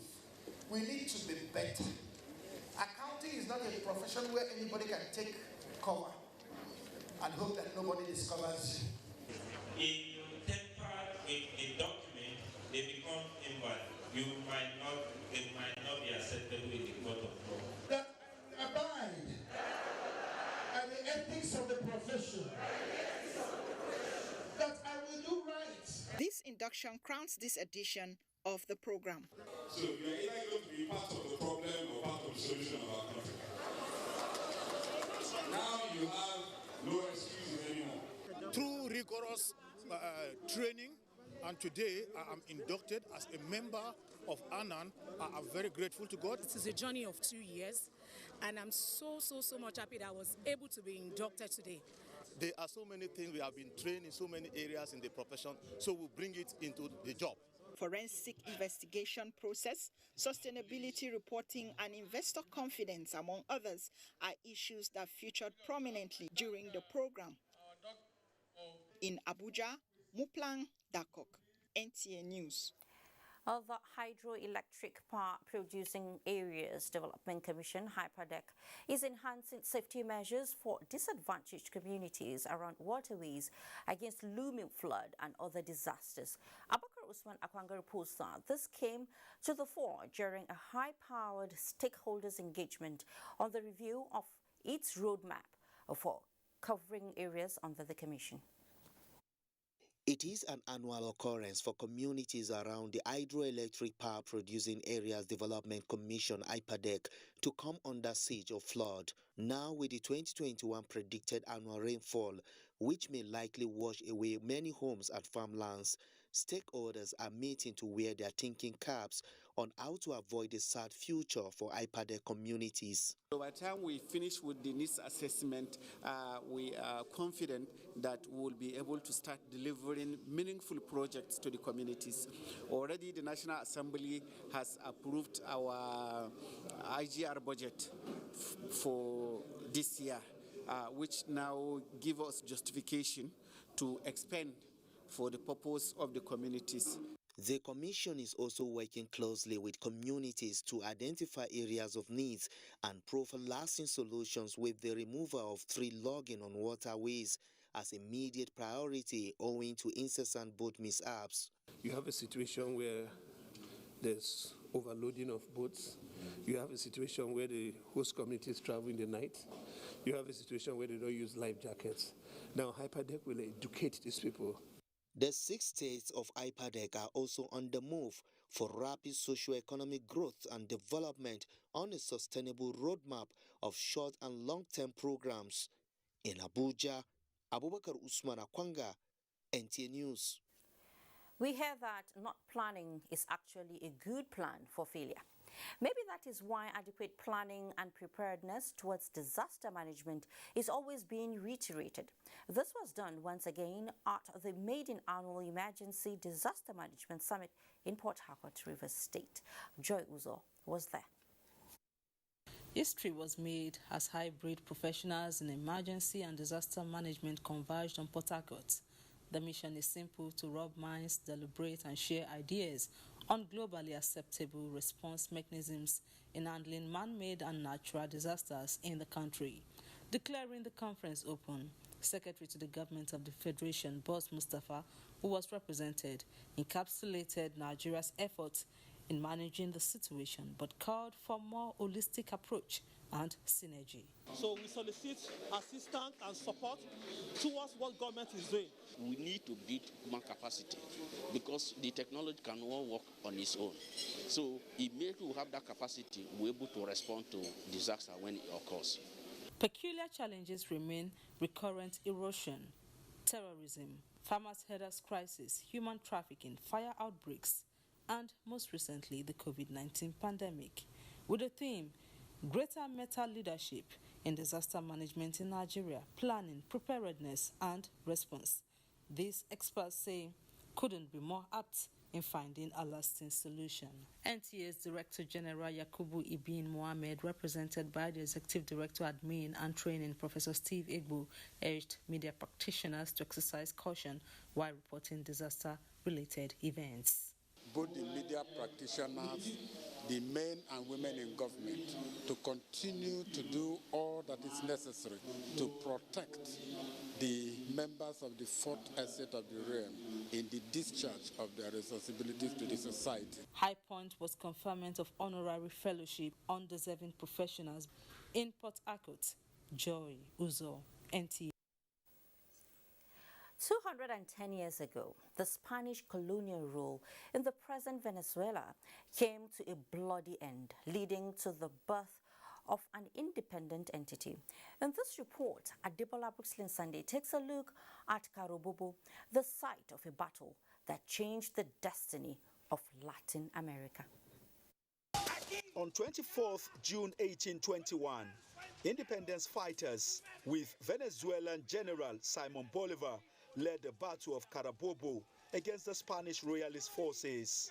Bolivar's decisive victory at Carabobo led to the independence of Venezuela and establishment of the Republic of Gran Colombia. 210 years after the landmark victory, the Venezuelan embassy in Nigeria is celebrating its freedom from Spain. Narrating the story to students of history and diplomatic studies of the University of Abuja, ambassador of the Bolivarian Republic of Venezuela to Nigeria said, Carabobo is not just a history, but a life of struggle and liberation. We are ready for discuss about everything, but we are not ready to say we resign to our independence, or we resign to our sovereignty, or we resign to our self-determination. Three fundamental human values of freedom, of liberty, and of sovereignty. And it is these three principles of life that gives meanings and destinations for mankind and for humanity. International Center oversees international programs, exchanges, and collaborations. I would like to encourage the international community to collaborate with us to advance cutting-edge multidisciplinary research. Students were given opportunity to ask questions and seek clarification where necessary. Dr. Philip Afaha is the convener of the lecture. That strand of our curriculum, which is diplomatic history, requires us to bridge the gap between the students and the diplomatic community. This is the #1 university in Nigeria, and we have to live by that name. You have to be united to gain your independence, as due to the fact that those you are under doesn't want to give you that independence. I learned that in Nigeria, instead of looking for division and all, we should come together as one and fight for our unity and fight for what we really believe in. Research, teaching, Development of ideas and diplomatic engagements are some of the areas of strength of the departments. The lecture, which is one in the series organized by the Departments of History and Diplomatic Studies, is to further expose their students to the reality of what they have been taught in the classrooms. Adebola, Brooklyn Sunday, NTA News. Drowning is an aquatic mishap, remains a global source of concern for everybody. Hence, the United Nations and other partners instituted the World Drowning Prevention Day to create awareness on how to reverse such fatalities. Sandra Duwese-Akeme examined the causes and possible solutions to this menace in Benue State, where over 60 cases have been reported in the past 3 years. Over the years, several human lives have been lost due to drowning of one form or the other. This has necessitated the call by relevant authorities for awareness on the prevention of such occurrences. According to statistics by the United Nations, over 236 people drown every year, and that this disaster is among the leading causes of death across the world. The Drowning Prevention Day, which is marked globally by the United Nations, is to highlight the tragedy and impacts of drowning on families and communities, and to offer life-saving solutions to the ugly trend. Most of these operators overload their boat. A flood mark. Maybe if you stand on the bridge there that is going from that linking this place to the banknote, you will see a monument that they built. Flood mark, and the essence of the flood mark is for everybody to have access to the situations at a particular time. So when water started coming, as we are Jukun by tribe, we know how the work of the water. And then we tell people that build house close to the riverside should be moved to far away with the river. It will be recalled that in the last 3 years, over 60 people have been reported to have drowned in Benue State in various circumstances. We work together to carry out sensitization, and we have continued to do that, to sensitize the people and to let them know that this rainy season too, there is a flood prediction. They further noted that incidents of drowning is a call to all to take urgent and coordinated actions to tackle the menace. In Makudi, Sandra Duwese-Akeme, NTA News. In the next segment of the news, Lords of the Sea master the waves to provide security on Nigeria waters. Plus, JAM releases UTME results, but we have a report on zero. The number, not zero, the score. Please stay. The future belongs to those who leverage on digital innovations. Digital Peers International presents DigiTest Online 2021, an online summer camp that brings ages 8 to 18 together across Nigeria, Canada, US, and more countries. Theme: Digital Skills, Pathway to Prosperity. Date: 8 to 16 August 2021. At DigiTest, kids and teens will unearth their potential to create digital products with possibilities of making profits online. Participation would be virtual with few physical non-residential at the DigiTest Center, Abuja, and we all enjoy a level playing field to compete with students across the globe. Lots of prizes to be won. Give your kids an opportunity of a lifetime today for only 5,000 Naira for virtual and 20,000 Naira for physical.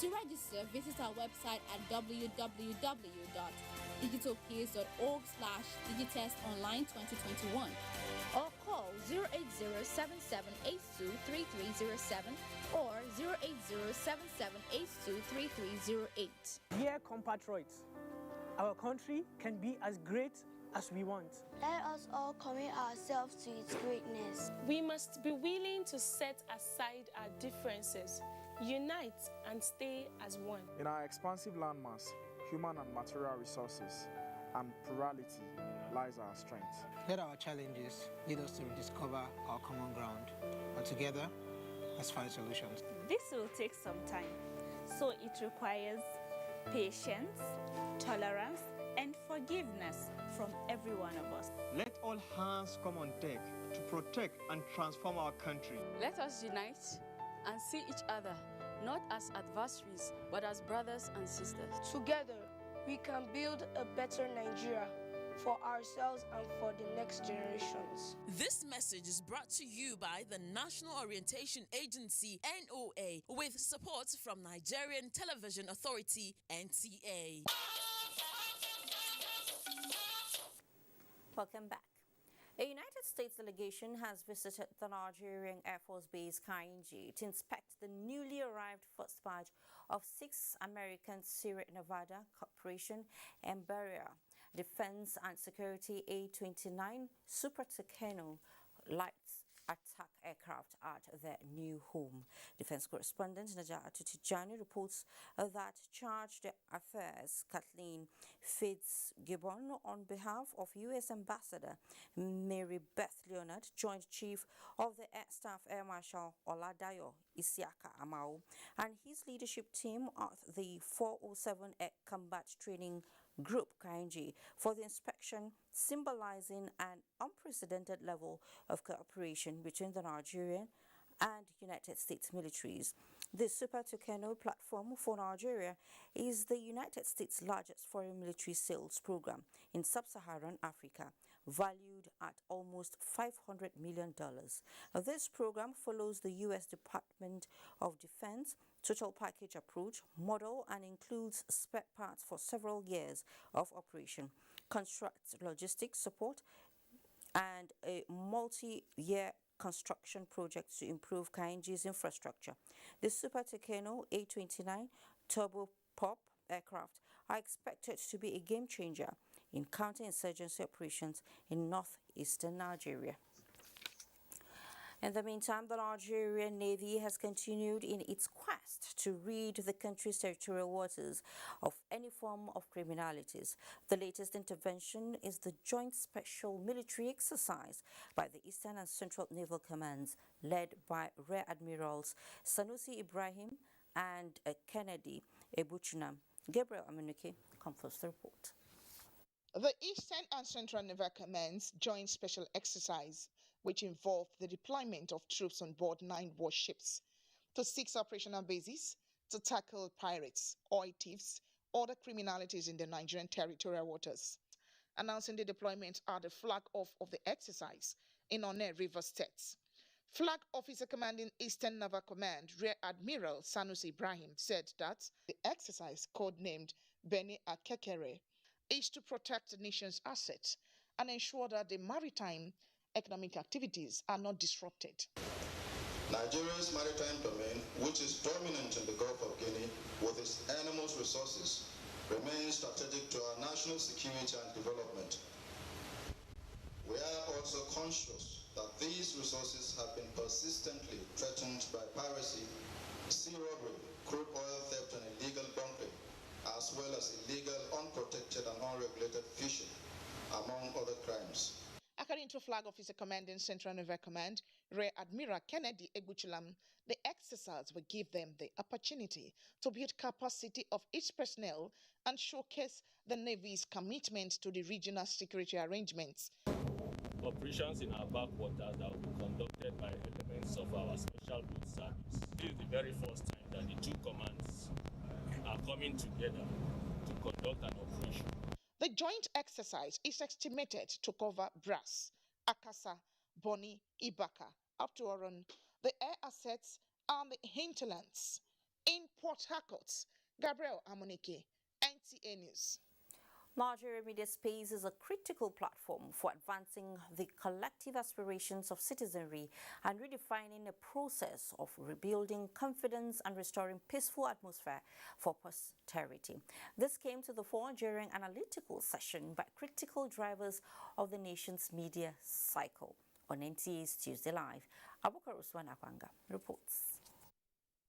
The media and national security are panacea for stability, prosperity, and national integration, but could also serve as oxygen for fueling tension and to a large extent lead to destruction of lives and property. Stakeholders on NTA Current Affairs program Tuesday Live say, unless the media is credible, responsible, and factual, negative elements will continue to manipulate information for selfish desire.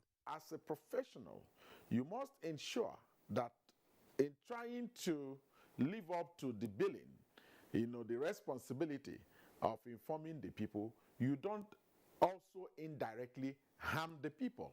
Yes, you may have come with a report that you think is interesting. By the time you churn it out, you are going to win an award. What if you succeed in doing that report, win an award, come back, and there's no country again? We cannot run away from the fact that if criminality has got to the extent that criminals can shoot down an alpha jet, it shows that our nation is at war. And when our nation is at war, the media and the security must all work in consonance with one another to ensure that we overcome this enemy. Regulation of the social media platforms and other policy frameworks are outlined as necessary measures to contain rising cases of fake news and hate speech triggered by avoidable violence. Do you want us to leave this 100% like this? Because the problem with the social media is that if something was reported 2 days ago, if you like it now, it can come back as a fresh issue. Something you have forgotten about, you've seen the videos 1 year ago. Some people will take advantage of that and then begin to recycle it, and then you begin to cause tension. If you use content from the social media, you must own it.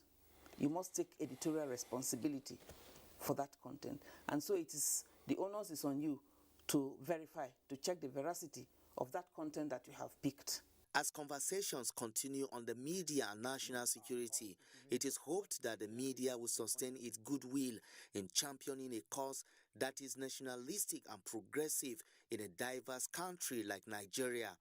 In Abuja, Abubakar Usman Akwanga, NTA News. In the meantime, the Federal Ministry of Works and Housing debunked media reports purporting that a portion of the Lagos-Ibadan Expressway would be shut down for 3 months in order to launch the beam for a flyover bridge at New Makung section of the highway. Federal Controller of Works in Lagos, Olukayode Popola, during a visit to inspect ongoing reconstruction of the highway, said that launching of the beam commences this Wednesday and will take 72 hours. Adeni Taiwo reports. All the pieces are being locked in place, the abutment and piers gradually taking shape, while a new set of diversion around New Makung on the Lagos-Ibadan Expressway is being created. This is all preparatory to the launching of the beam that will sit across this abutment and piers to serve as flyover bridge at this section. When the flyover is completed, it will serve as a U-turn bridge serving motorists from either Lagos or Ibadan and further easing traffic on the busiest highway in the country. Leading journalist on an inspection tour of the reconstruction work, Federal Controller of Works in Lagos, Olukayode Popola, said traffic would be diverted 400 meters inward and outward Lagos around the construction site to ensure free flow of traffic. The beam that we want to place on top of this abutment and the pier, that's the launching of the beam that we want to do. It's just to prevent the accident. We don't want any movement of vehicle under the bridge while the placement is going on. So it's not 3 months as has been rumored that there is going to be 3 months. You can see it yourself. It's just within 72 hours we are done. Commending the pace of work on the 43.6 kilometer A section stretch of the project, the controller said about 76% of the project has been completed. The contractor will not use the whole of 1 year to achieve 6 kilometers. If he has achieved 38.1 kilometers. So I'm assuring you, the federal government will deliver this project come 2022. He called on motorists plying the corridor to exercise patience and caution while the construction lasts. In Lagos, Adeni Taiwo, NTA News.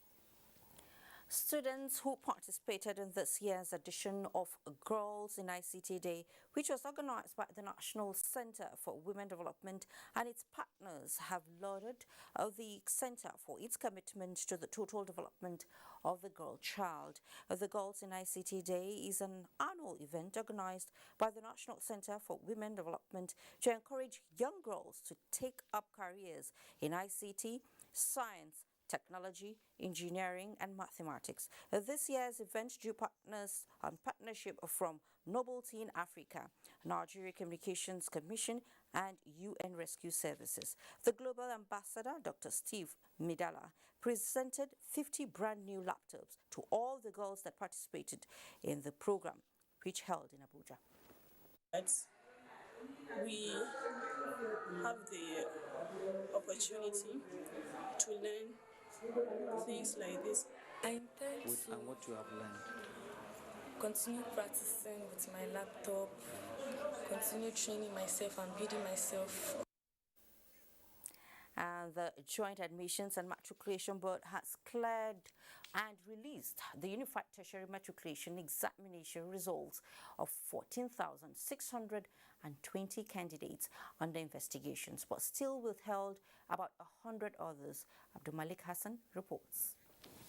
There may be little activities at the JAMB office this afternoon, but a major decision was earlier taken on the fate of about 15,000 candidates that sat for the 2021 UTME. 93 of the candidates are still in dilemma as their results remain withheld.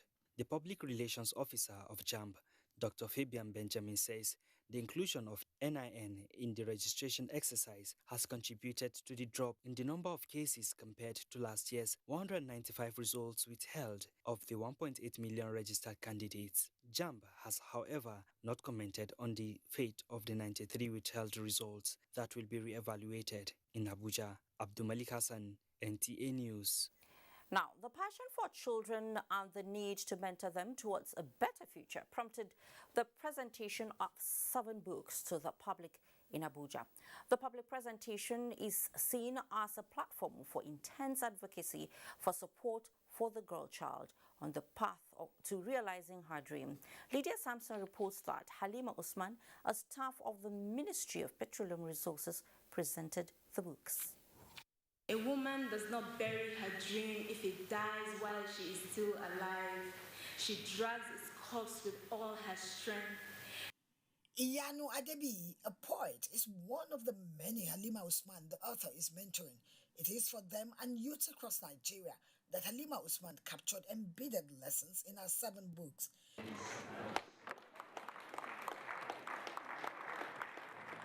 Against the Odds has captured in one of the books for many speakers at the public presentation resonates with the author's determination to not only put her thoughts on paper, but continue to impact the society for good. We felt as men we should encourage people who have creativity, especially women that have creativities. Halima is one of them, and that we felt, let us give her the support. It will encourage other women. A lot of people don't read books these days, and there's a lot of lessons that you learn from this book. If we read, we will encourage our children to read so. She is resolute, she's resilient, and she keeps going. And I think the result of all that is the successes she has been able to achieve. For the Minister of State Science and Technology and the Deputy Governor of Gombe State, the author needs all the support to cushion the expenses incurred in the production value chain. It's always very rare for women to begin to bring themselves out and show, their talent. So for her to be able to come out and show this talent, not just write one small storybook, but 7 storybooks at a time, deserves our commendation. Halima has, on many occasions, organized what we call a Gombe Day of Literature, where people from not only Nigeria, but even across the country have been coming to witness it in Gombe. I have big news to carry home and tell the people of home how excellent our daughter is performing here in Abuja. A princess from Kaltungo, Halima Usman had earlier authored 5 books. The 7 now presented makes a total of 12 books by her. Honestly, one of the major issues we have as women or ladies from the north is that we are a lot of the time scared to voice out. But I think in every woman, in every person, in every youth, there's a story. It's just that many times we are scared to voice it out. Indeed, in every person there is a story, and as aptly captured by Halima Usman. Don't be afraid to voice it out, or should I say, write it out. In Abuja, Lydia Samson, NTA News. And now on to sports. The 2020 Tokyo Olympics enters its second week Friday. Oche Ngbede takes a look at the performance of Team Nigeria in taekwondo and table tennis. The Tokyo 2020 Olympics enters second week as from Friday, with some athletes already celebrating their victories or mourning their loss after the conclusion of their events.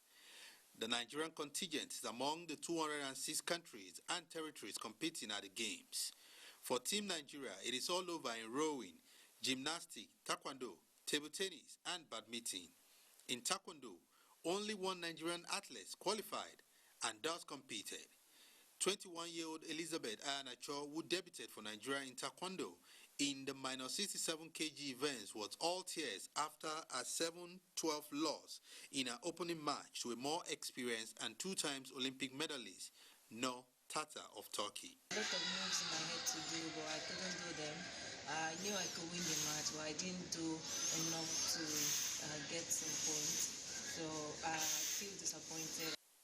In table tennis, Team Nigerian captain Aruna Quadri, 7-time Olympian Funke Oshonaike, and debutant Olajide Omotayo all crashed out in the first round.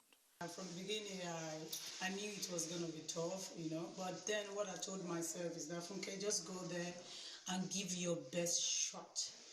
Fight with your last blow, which I did.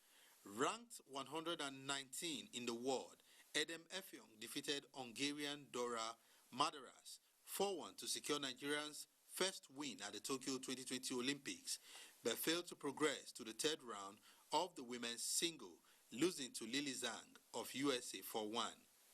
Team Nigeria's hope of a podium finish is shaky, but with the athletics and wrestling yet to get to its business end, there seems to be a light at the end of the tunnel. In Abuja, Oche Ngbede, NTA News. And from sports, let's take weather update for Thursday. Welcome.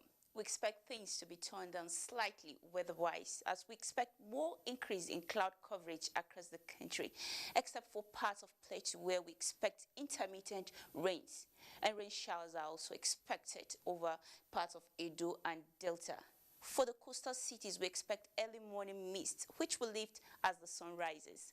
For much of the afternoon, rain chances return, where we expect thunderstorms to affect parts of Borno, Yobe, Adamawa, and over to the central region. We expect intermittent rains to affect parts of the FCT, Nasarawa, and Plateau State. Now, let's have a look at the detailed city forecast. I am Akemi Samarda.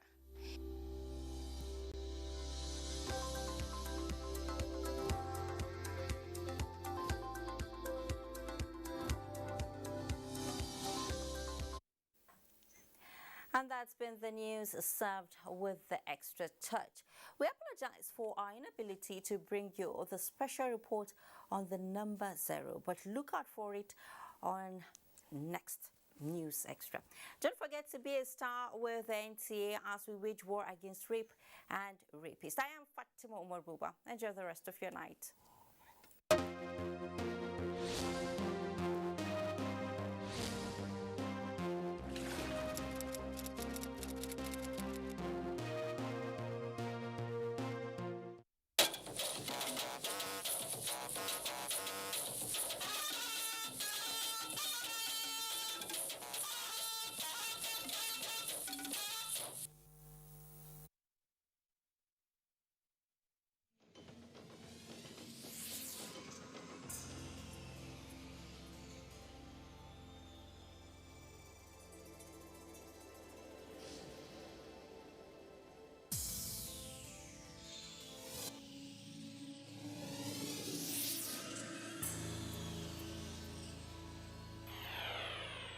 NTA, you can't beat the rich.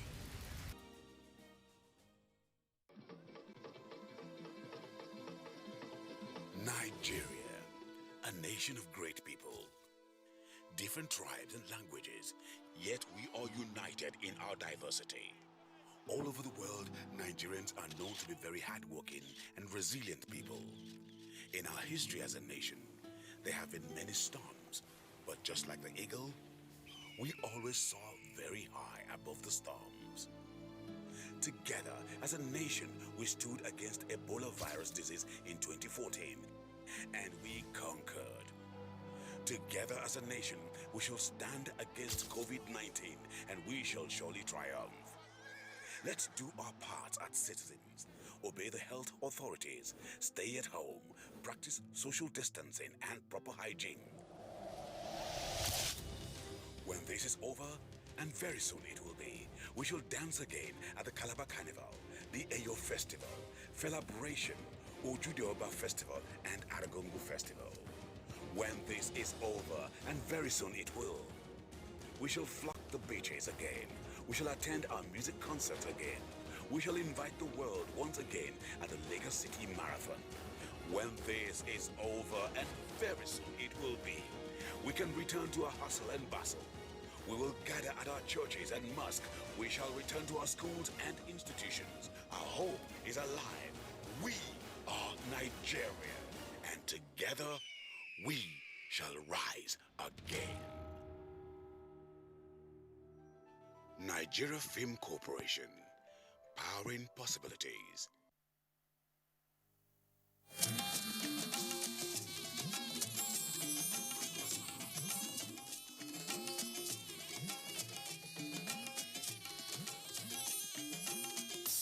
This is the network service of the NTA.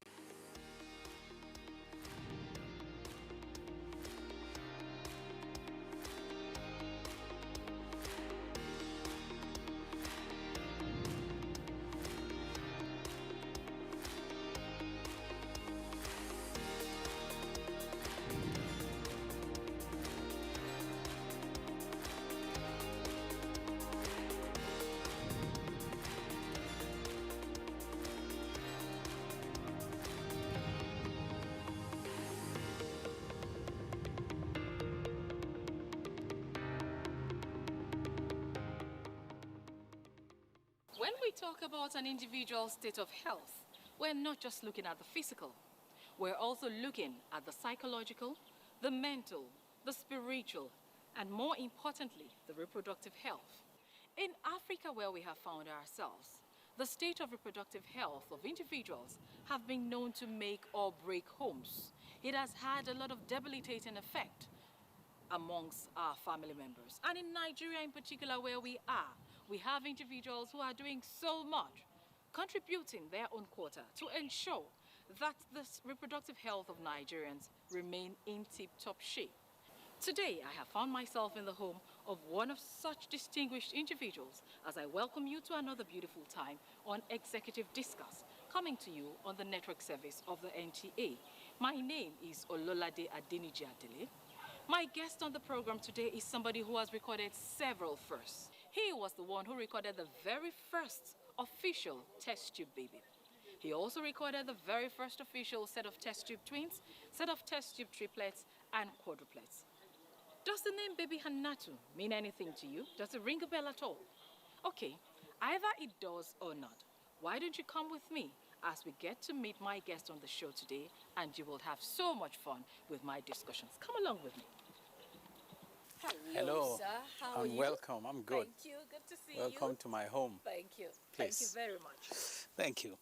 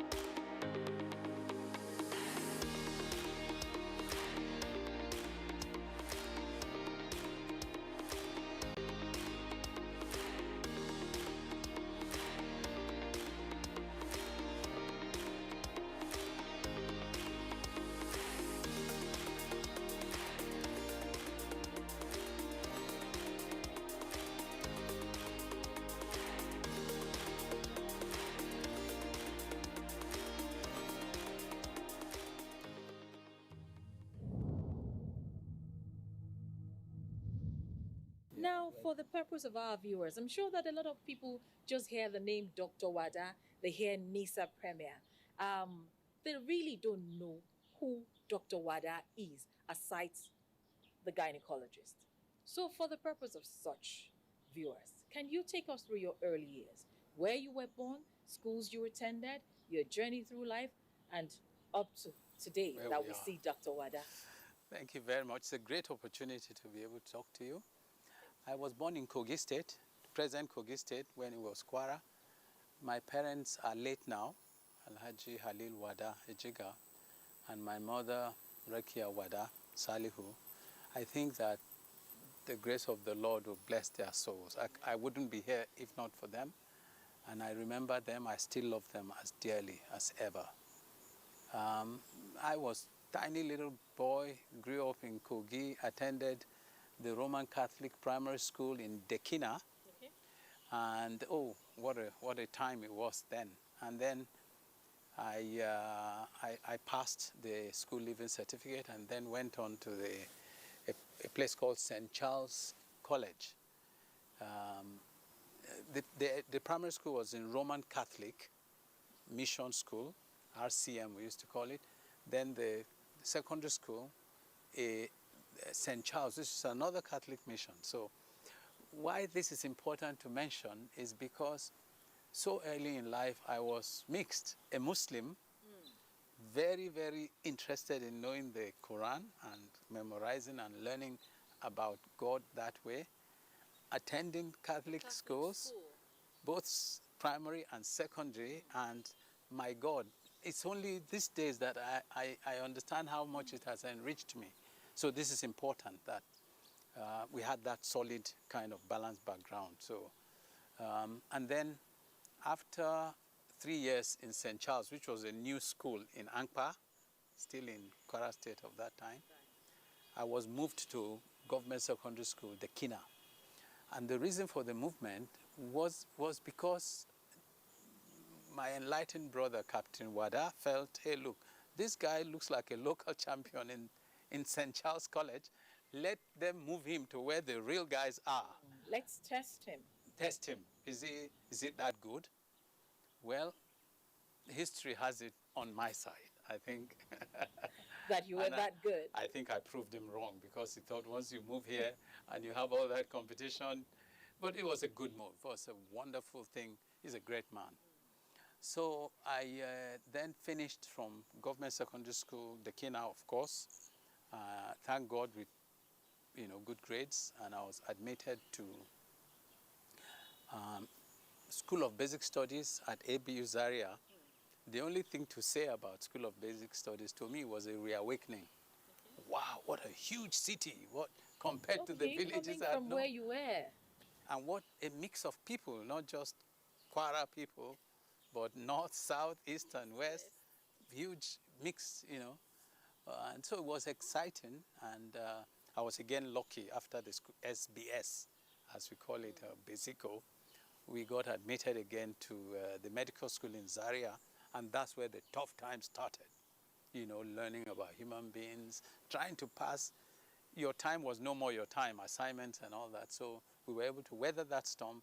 I became a doctor in 1980, which is I was young then, because by 1980 I was very early 20s. Okay. And I chose to become a gynecologist in that path of medical school. Why? You must ask me. Yes. One of our village mothers, when you're in the village, it's not just your mother that's your mother. You eat here, you play here and all that. One of the women that looked after us died while I was in medical school in childbirth. So I was challenged to say to myself, you know what?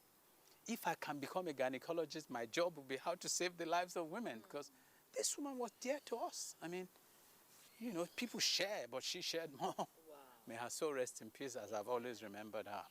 So it was clear to me that if doctors could help save women's lives, Dr. Wada was going to be one of them. So that put my career in gynecology not in doubt. If I could, I would, kind of thing. So, and then in trying to train to be that gynecologist, okay, it's a given. If you treat women well, on time, you could save their lives. That's a given, more or less. Yes. But there was a group of women that needed more than just Yes, we simple. will come to those group Yeah. of women that needed more than just. But before you move away from medicine to other things, yes, at that point in time, you decided you want to specialize in gynecology. Correct. But why medicine in the very first instance? Right. I think my childhood had hallmarks of someone who's going to be a doctor. I was nicknamed doctor already in primary school by my colleagues. Why? And I think the main reason for them was when an exam or a test, it wasn't an exam then, when a test came, who's that guy far away, right on top? Okay. So to them, there was no choice of career, but that guy had to become a doctor.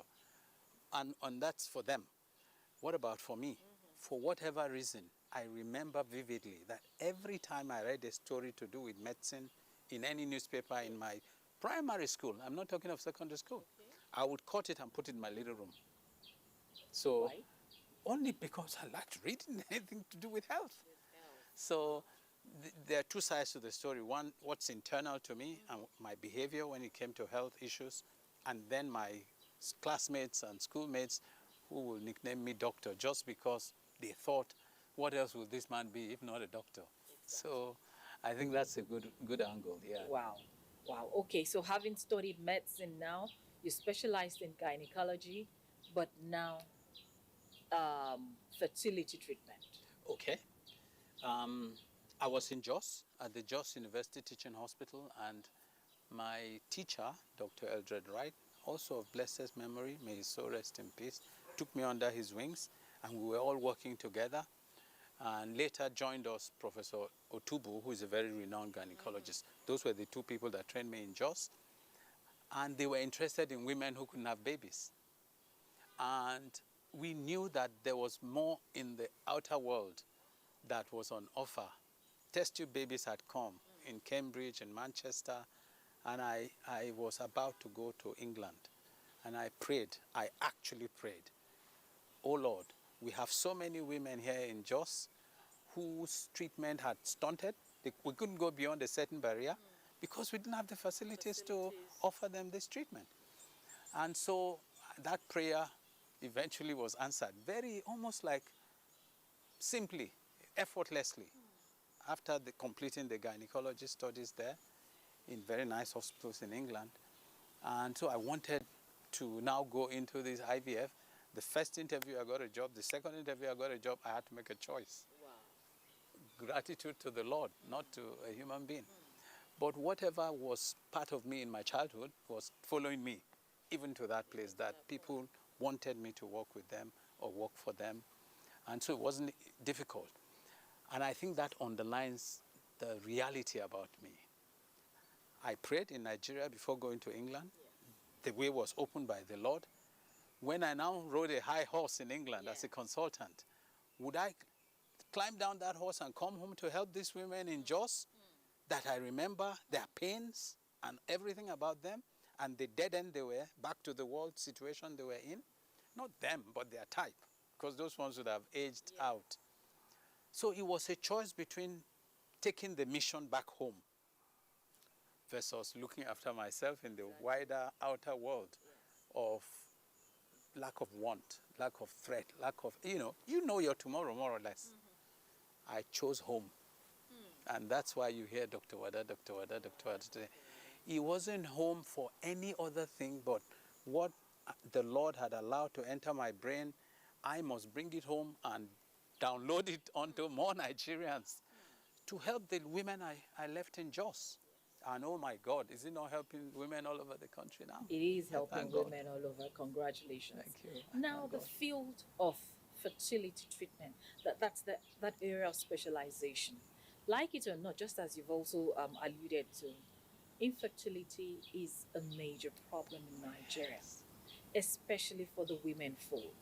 Now, taking a look at when you brought back your knowledge and experience from the UK to Nigeria, from then till now, what milestones have we recorded? How far have we gone in this battle against infertility? Well, today, there is light everywhere. Today, there is hope everywhere. And I'm so grateful to God to be part of all that.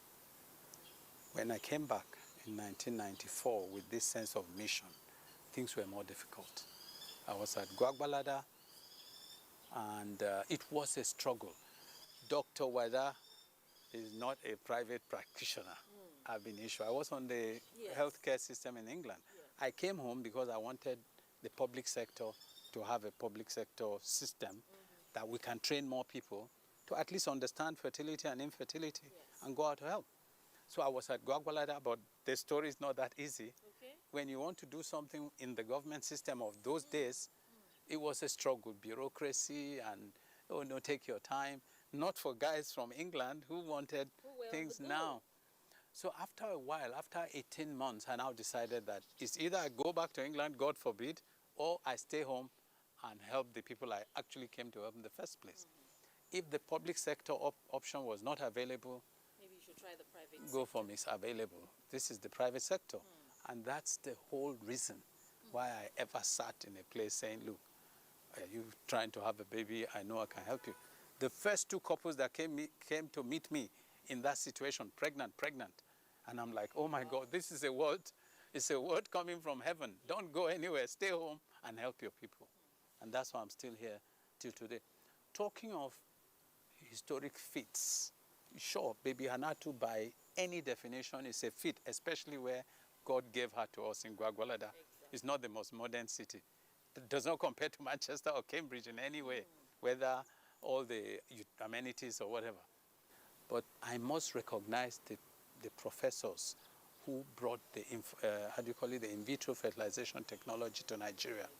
Two names that must never be forgotten by the conscience of Nigerians and of the medical world. Professor Osatogewa Osage, Professor Ashiru. Without them, I probably would not have heard of IVF to pray to go and learn it and bring it home. They've also had their successes, maybe not as celebrated as Hannatu because of the circumstances under which they succeeded. But yes, I thank God for what he has used me to do. He's opened up the science. He's torn all the barriers on it. And you learn, you take it forward. You do better than me, please. I beg, because I cannot be best in everything. So those people must be remembered. They must be honored in this country all the time. Yes, Hannatu came. This was the most emotive thing. And the government of Sani Abacha, actually, may so rest in peace, and Sam Moma, may so rest in peace, they took it up because then they were like, technology is power. And here's a young man in Gwagwalada who has brought some technology home. They then helped to propagate the story of Hannatu. And from then came twins, not far, because I started hearing, oh, don't do IVF because it's only girls you get and you will never have twins. So the next set was twins, boy and girl. So I'm like, what next are they going to say? All sorts, you know. But we stood the grounds, and then, of course, triplets came. Those were the days when a woman has triplets, we will be celebrating. And I will never forget our first triplets, because that was the day some people decided to, make me feel bad for coming home. But, the triplet story was a good story then, so I'm like, I wish they knew what the good news is today. But again, you don't expect someone like me to sit here with what is behind me without the knocks and so it was natural. Having said that, talking of higher order births, today is not an acceptable consequence of IVF. It's not. In the olden days, you had twins, you have triplets, we are clapping. Today, we don't even want to hear twins, never mind triplets. So I think the listeners need to be aware. What was celebrated before doesn't have to be celebrated now. The reason is those twin pregnancies are difficult pregnancies. Triplet pregnancies even more difficult, not to talk of quadruplets, and so on. So we try to avoid them. The other thing we did that marked us out is the achievement of a frozen embryo baby. Nobody had done that before us. That we froze embryos for a couple who had circumstances that didn't allow them to have their fresh embryos put together. And then 4 months or so later, they came back and we thawed out the frozen embryo, and implanted, and the first baby named after me was born. It was, of course, successful. The first baby from frozen embryos was born. This was 2001, and the baby's name is Ibrahim. So, just to make the point. So, many other things have come. I knew that the test tube baby technology can help couples who are both AS and they're afraid of having sickle cell SS babies. So I've been pursuing that since 2005. But the technology domesticated with us in Abuja here, I think about 3-4 years ago only. Wow. So you can imagine how much sweat. Before then, we would take their sample of their embryos and send abroad. I was always working. How can this thing come to the soil of Nigeria? Well, we've gone beyond that now. Many diseases that you're afraid you might carry to your child, they can be diagnosed in Abuja at embryo level, and so your pregnancy will not be affected. Again, a first. Again, a first. Yes. There is no group in this country at this moment, as we are speaking, who can say, I will biopsy an embryo, take it to a lab in Nigeria, test, and give you the report. But to God be the glory. We are doing it. That's a major feat, I must say. Big especially time. that of the sickle cell, the challenge of, the sickle cell. It's an African thing. Yes. So there's more discoveries on it that we are pursuing also. Hopefully we can cross that before we cross over to the great beyond. I don't know. What God has allowed me to do today, if the angels come, I'm saying to them, thank you, God bless you for the time you've given me. But if they give me more, I will be grateful more. There is no gainsaying that you have achieved milestones in the area of fertilization in Nigeria. I mean, we cannot overemphasize what you have been able to bring to the table. But I also know that being who we are, the society we have found ourselves, several challenges abound to the success or otherwise of in vitro fertilization in Nigeria. I know that one of such is the myth that surrounds in vitro fertilization on its own. Take us through some of these challenges, because I know you can't exhaust everything. Thank you so much. I think the key stigma or myth is that, hey, look, a baby born from the test tube baby, the way they understand, is going to be artificial. It's not real. Is the baby real? And the baby is going to be put in a test tube, and you come and say, oh, he's growing well after 6 months, 7 months. That myth is totally wrong. The listeners need to know, A, that it's a mixture of the sperm of the husband and the egg of the wife made by God, each of them. We are just people bringing them together. More like you will introduce a couple, man and woman, say, look, may God make you fall in love. That's what we are doing to the sperm and the egg. And they are falling in love or becoming an embryo or the basis of life is totally God-dependent, not human-dependent. The continuation of the life of that baby, they stay in the scientist's hands for 2 days, maximum 4-5 days, good enough to distinguish what seed is good or not good, to plant back into the womb of the mother.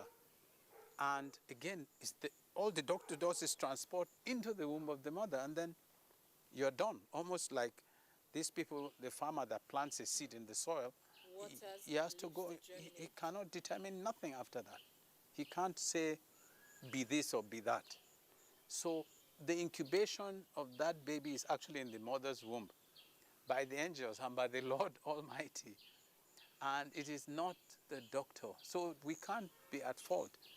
In other words, the chance that the baby is going to be born totally normal, the chance that the baby is going to be very intelligent, the chance that the pregnancy is good, all of that, if you compare IVF babies with naturally conceived babies, there is no difference. The main issue is that when you put more seeds in a woman, she has a higher risk of twins or triplets, as you've been saying. Yeah, that's all, multiple births. And that carries its own issues, which is why I'm saying is not in the vogue now anymore. It used to be. So other than that, it is the myth of infertility that I think IVF has most destroyed. It is a woman's problem. My wife can't get pregnant. And so the coming of IVF and people seeing the reality as working, so it's both men and women that can be affected. These problems can be solved. So more women are coming forward for fertility treatments now than before. Yeah. So that's a good thing. So none of the myths is surviving. They are all falling apart. A baby that is, an embryo that is frozen, maybe for years, and now brought back to life and put in a woman's womb, is that going to be normal? Answer is yes. It doesn't carry any higher chance of abnormality. By the way, the first baby in our own hands, Hanatu, finished with first class degree, and many outside the country. So many that I'm hearing, oh, my child is first in school, my child, I'm grateful to God. And I have no reason as a practitioner to doubt the naturalness of all IVF babies. In the area of technological advancements, how have we fared so far? Considering the fact that, okay, the issue of sickle cell, for instance, perhaps you're the only one who's able to do that yet in Nigeria. So how have we fared so far? I think that the potentials of Nigeria is so vast and so possible that I think is an elephant that is taking its steps slowly. Otherwise, if we could do what I've said, the sickle cell selection process is a zenith of technology. And who are the people doing it? Nigerians now. And what resources have they amassed to do it? Nothing, more or less. So if you look at who we are as a nation and what the possibilities are, I dare say it won't be long before we hit the moon. If only we have faith. If only we have faith in ourselves, I mean, not just wake up and say, oh, this table is imported, that one is imported. Faith means, what can we do for ourselves? And that is where the disconnect is. So it's easier and cheaper to get something, buy something and move on with your life rather than the back-breaking work. This work we did was from 2005. Yeah, so you said. We brought all sorts of people in to help and sometimes crash, and then we pick ourselves up again. Until now, it's so solid, it's like the back of the hand.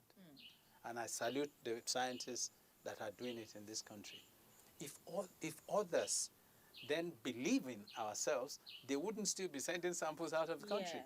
More samples are leaving Nigeria for this sickle cell test than come to us because we don't believe in ourselves. We don't have faith. Why him? Why not me? White people don't do that.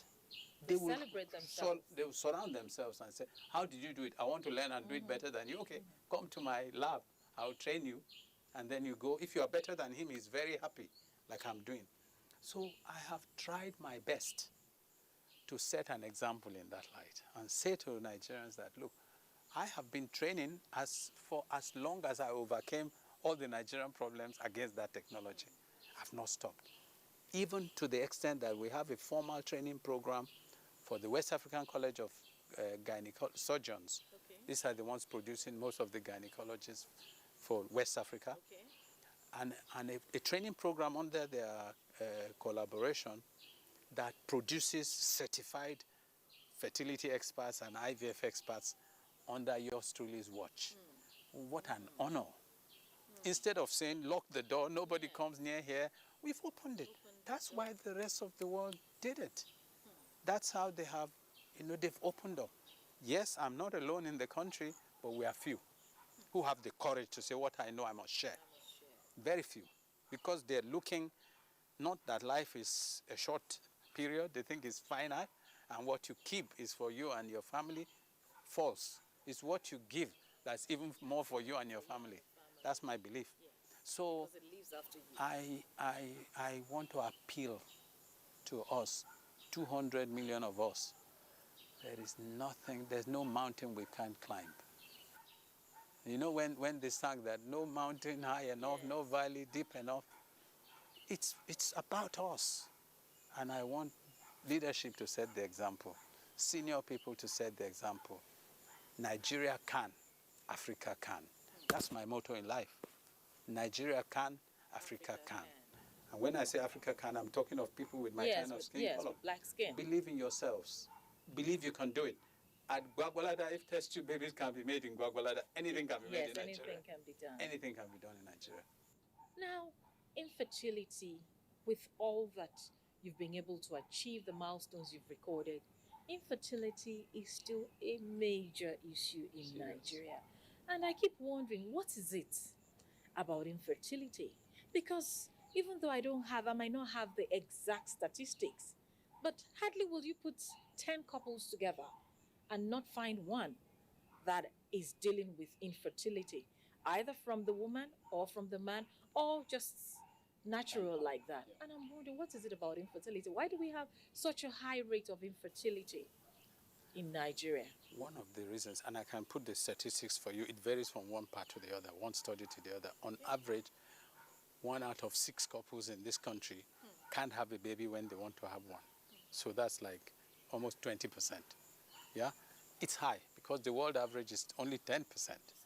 So there's a natural fertility issue.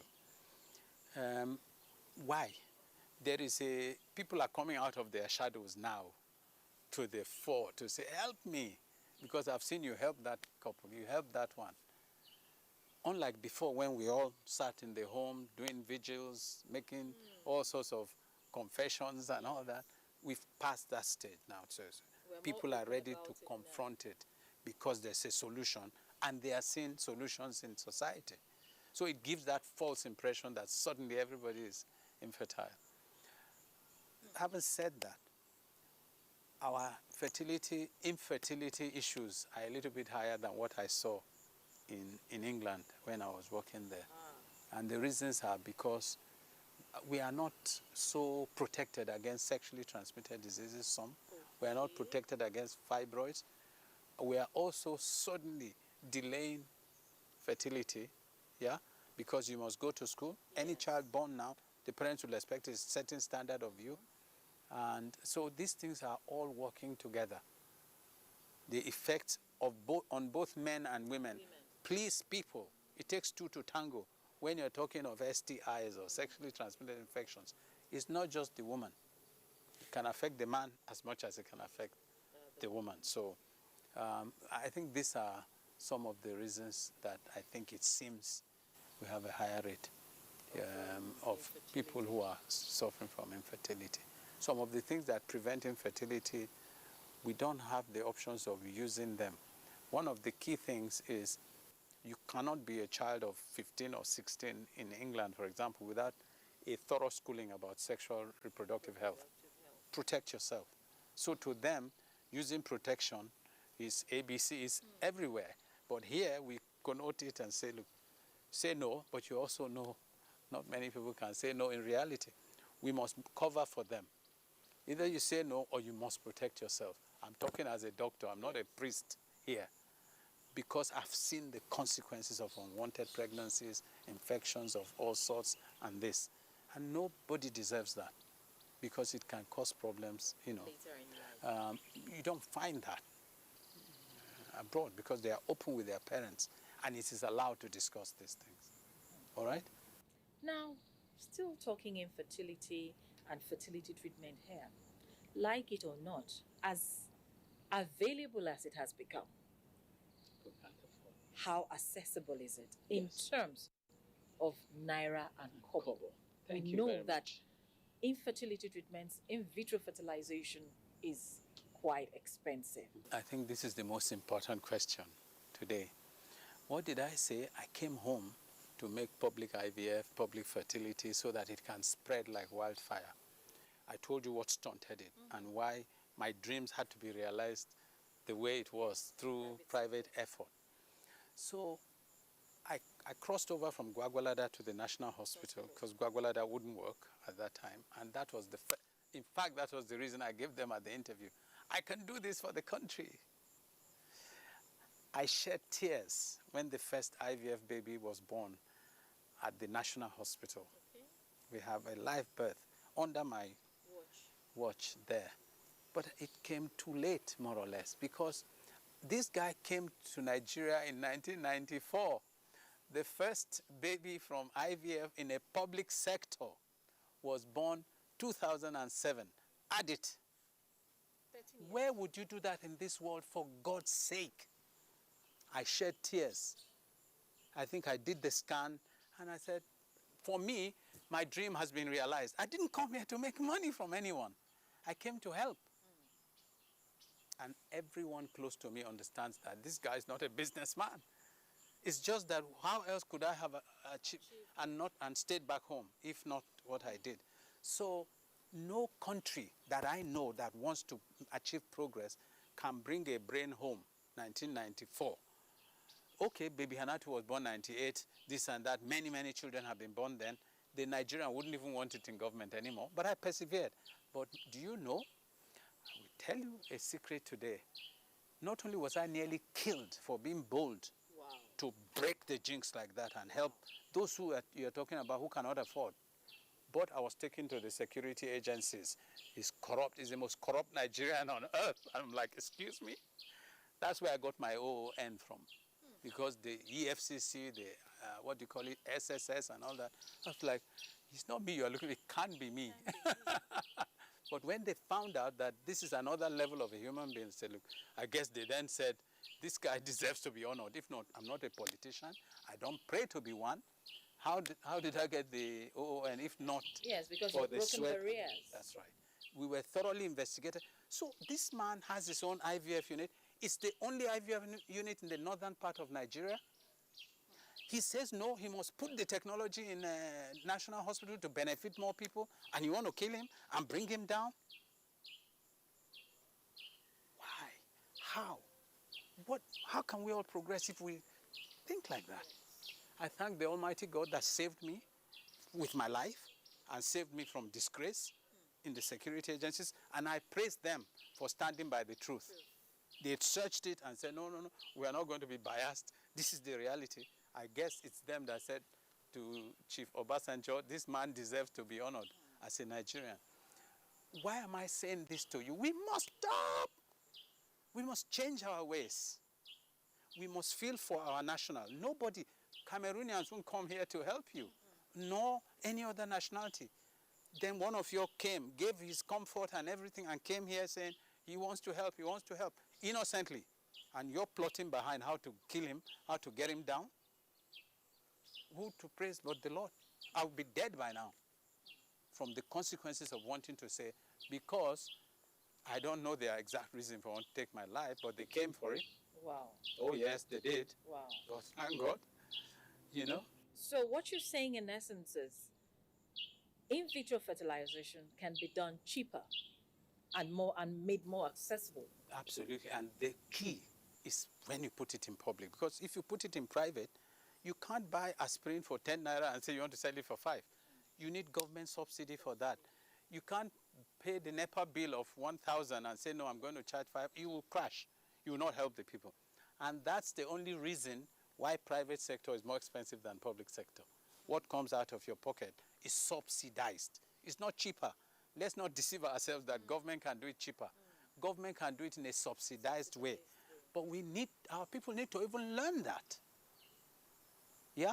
So we decided that it must be in the government first, because I realized it is an expensive bait. Not everybody can afford it. So yes, government.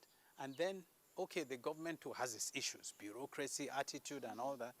I then championed the public-private sector. Okay. I'm proud to say at least Garki Hospital is here for all to see. The IVF there is almost a third cheaper than it is in my hands at NISA, because NISA wants to say to those who want to go far to go and do this, no, everything you want to get in London is here. Yeah, so you can come here. That's that, and to make it like that, you don't need a huge crowd of nowhere to sit and all that. So we cannot ignore those who must go out and the loss in the economy to that. So we must provide for them, and I'm happy that I'm the one human being in this country now, private, IVF, fertility, public, IVF, fertility, and then public-private IVF, fertility, all successful. Glory be to the God. And I'll want to take you along the lines of that particular conversation, because I know that you champion medical tourism. Just as you mentioned a few minutes ago, that not taking away the fact that we know there are some Nigerians who would want to go out of the country for this treatment. But in terms of medical tourism, I'm sure that you're not just being microscopic about it. You're not being myopic in looking at just Nigerians. Do we have what it takes to offer in vitro fertilization as a form of medical tourism to other nationals who might want to come into Nigeria? Yes, I think that that's one arm that Nigeria has succeeded, at least under my watch. Okay. A lot of people come from England. I was trying to get you the figure. A lot come from Europe to come and do their IVF in Nigeria. Most of them are Nigerian citizens, but quite a few are foreign nationals who are living in those climes. Yes. Maybe they are Egyptians, maybe they are Ethiopians, maybe they are other, mixed. And even the expatriate community here, they have confidence in what we're doing because they follow too.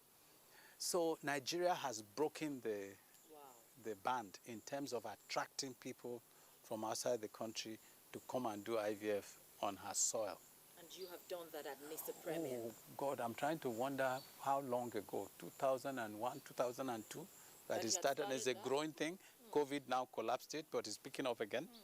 We are getting calls almost every day from people in Europe and all that. They gladly come, but we are celebrating twins. I even signed a congratulatory letter for twins in England. Honestly, this is good news, that the development of a certain technology in this country can give people confidence. Say, I'm going back home and I'm telling my friends to go to Nigeria.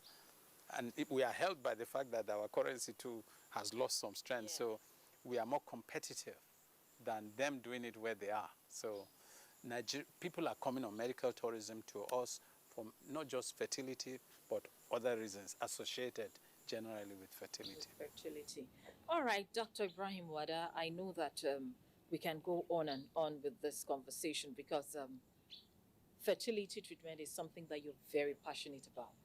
And I know that, yes, you have worked with quite a lot of people to achieve what you've been able to today. So I want you to hold on, because we need to get to meet one or two people that you have worked with. This journey has not just been yours alone. Some people have contributed in one way or the other. So let's get to meet one or two of such people. Don't you think so? I think so. Dr. Wada, I started with him, like I said, 20 years ago. And with this years of service with him, honestly, we've lost count of the babies that came through Dr. Wada. I see him as God sent because he has brought smiles to so many couples in Nigeria. And like I said, he's very selfless in everything he does. He put in everything, he sacrifices everything, not really expecting much of a profit. That's the kind of person I see Dr. Wada to be. I would describe him as somebody who is humble. In fact, his humility is to a fault. He brings himself to the level of everyone. If he were here, you wouldn't know this is the person if you never knew him before. He interacts with everybody that comes his way in a very seamless manner. You wouldn't know this is the boss, as it sounds. So he's a very humble person. He is very passionate with his job. He likes helping people generally in the society. And ordinarily, when you hear of help, you would think that he only helps only people who may not be able to afford things, including people who are able to afford. We've seen him stretch his hand of assistance, and he is that good with everybody. He doesn't segregate. He doesn't differentiate people by their race, by their religion, by whatsoever thing that may cause that may serve as dividing lines. No, he's just playing with everybody all through. Describing Dr. Ibrahim Wada is kind of difficult because I've known him in all aspects for over 9 years now. But most importantly, he's a disciplinarian, he's a teacher, and he's a mentor.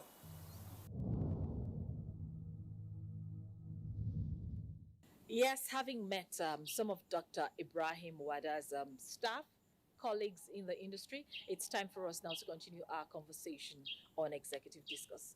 I can't overemphasize, the milestones that you have achieved in this area of medicine.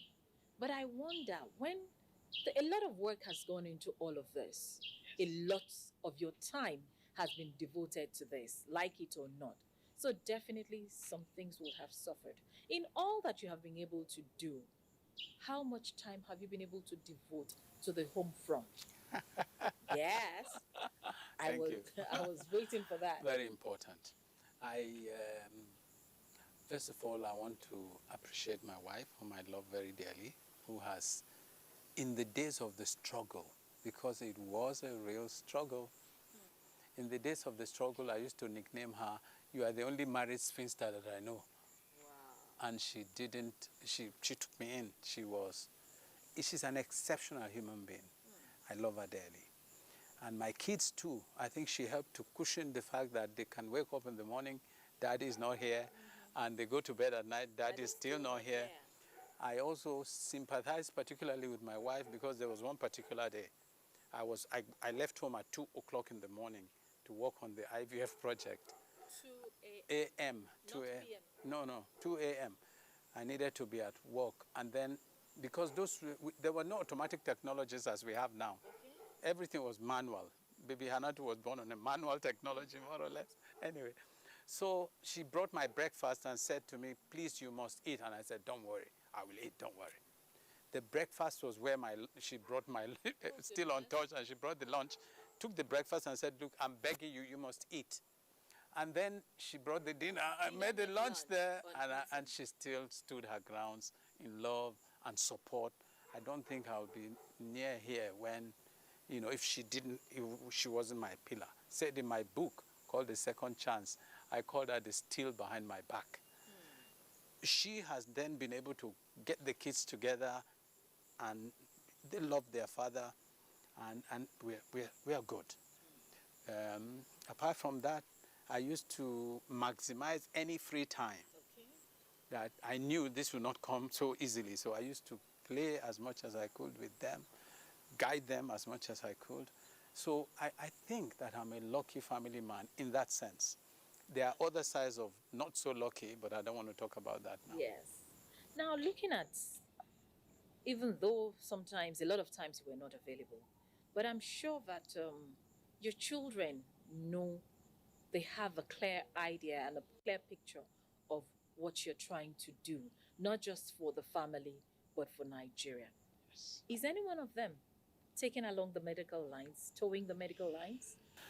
Well, my first daughter is a doctor, and I'm so happy because she finished her medical school abroad in the UAE. And what's so important is that my wife and I went for her graduation in Ajman, UAE, and my daughter was the best graduating student, and we didn't know. Wow. She didn't tell us. She wanted to surprise us, according to her. I'm like, so when they gave us the brochure and the best student is Aisha Wada, and I'm like, excuse me? I asked my wife, could this be our own? She didn't tell us anything. But we're like, can there be two Aisha Wadas in a Gulf Medical University in the UAE? So again, she chose it by herself, because if I had my way, I'm not going to ask any child to do what I have done. It was difficult. It wasn't, and it narrows your life to calls. If you check that phone now, there'll be at least 4 or 5 calls about people say, my daughter is on admission here, my son is this, my dad is that. So it's a life of sacrifice if you're a true doctor and you follow the rules of being a doctor. I call it, in our kind of case, we were brought up to be doctors, doctor, the way you have soldiers, soldier. Is she a gynecologist? She's good about that. She specializes in gynae? I don't think she will dare, she wouldn't be bold enough to go there, because she will probably be like expecting to do more than what I've done. Exactly. She has motherhood and all sorts of things. To deal with. So she's smart, and she's not doing that. Well, I know that you're a man who's very proud of your family and, well, the little time you're able to spend with them. Well, you have given us your own take on how you make good use of the little time you get to spend with your family. I think we should meet the members of your family. Please do. I really want to meet your wife. Please. Because I'm sure that she'll have so much to tell me. I hope good things. Well, What did you call her? The still behind your back. Yes. Okay. She brought breakfast. Lunch met breakfast. Dinner met lunch. I'm sure that she will have a lot to tell me, and the kids too. So it's important that we meet the members of your family. He's a good person. The man I married is much different from the guy that I live with today. The man I married was much younger, so much energy. It was unbelievable. To think that we've been together for this long. And I think, I don't want to say he's a fun person, because it would not be fair to the profession. He's, before anything else, he's a doctor. You could be sitting down 1 minute and a call comes in and it's, sorry, I have to go. So that's the kind of person that I know it's the work first. It's, I think for a lot of people, medicine, you would say, oh, their job sometimes is a calling. For him, I think medicine is a calling. And I think that's the one thing I know he does well.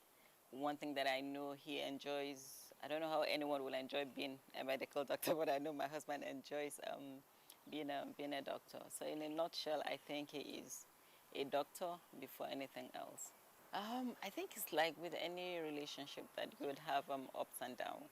And after 30 years, if I tell you it's been all good, of course I'll be lying to you, which is what life is.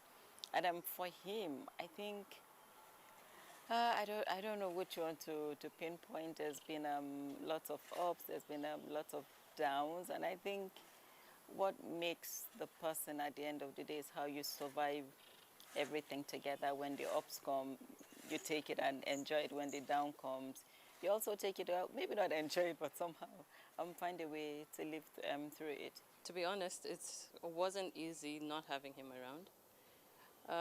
Although the truth is that as children, you don't really notice things like that. You notice it maybe in retrospect after you grow up that, oh, there are some experiences you may have missed out on. However, especially being the first, and I was there when he really, really had no time. I can tell you that looking back, what I pick out is that despite not having time with us, every single moment he was able to be with us, he took chance of that. For example, there was no time he was free that he wouldn't take us out. He would vocalize, I need to spend time with my children, so we would know that he wanted to be with us. My father is a hard-working person. He loves doing what he does, and he's a wonderful father. It's very interesting. He's a doctor, so I don't get to see him very much, but when he's here, I really like it. I like his company.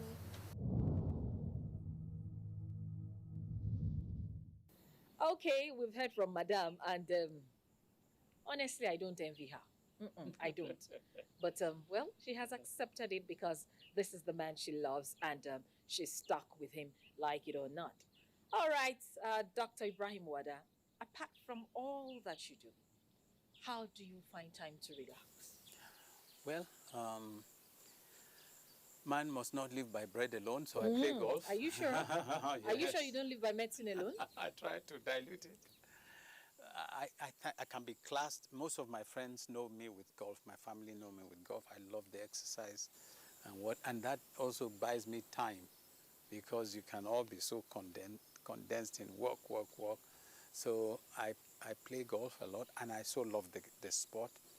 I play chess too with one lawyer who is a friend of mine. So it's like the doctor's brain knocking a lawyer's brain, and he beats me sometimes. I beat him too. So Peter, wherever you are, if you hear this, just my next game with you, I'm gonna win.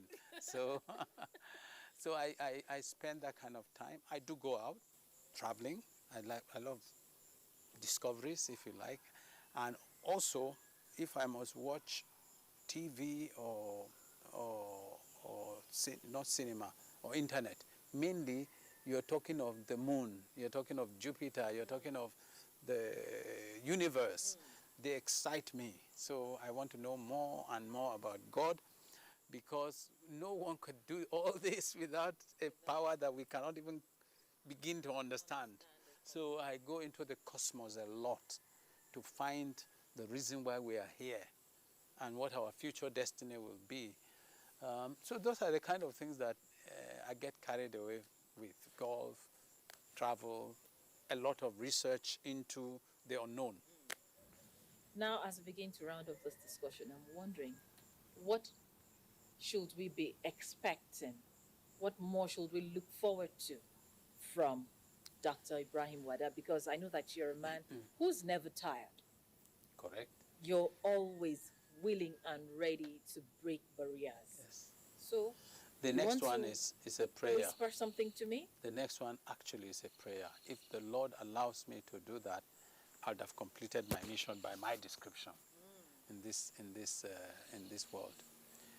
People who get pregnant, who carry a risk of sickle cell anemia, what can you do to treat the child before it's born so that it doesn't suffer all this crisis and low blood level and all sorts of pain and early death and so on?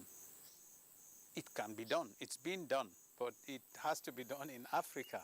So if my motto, Nigeria can, Africa can, will carry on, that's what I'm begging God to let me try to achieve. If we don't do it, nobody will do it for us. Thank you so much, Dr. Ibrahim Wada. I mean, we've gotten so carried away with this conversation. Nighttime is falling upon us. Thank you. But I mean, I have thoroughly enjoyed myself chatting with you today. Same here. Thank you. If we don't do it, nobody will do it for us.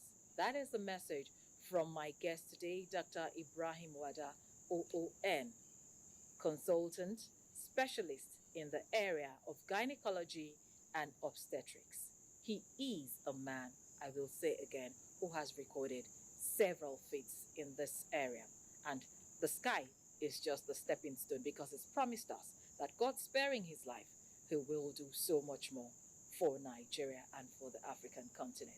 That's the size of our package today on Executive Discuss on the network service of the NTA. I remain Ololade Adiniji Adele as I urge you to please join us again, same time next week. Bye-bye.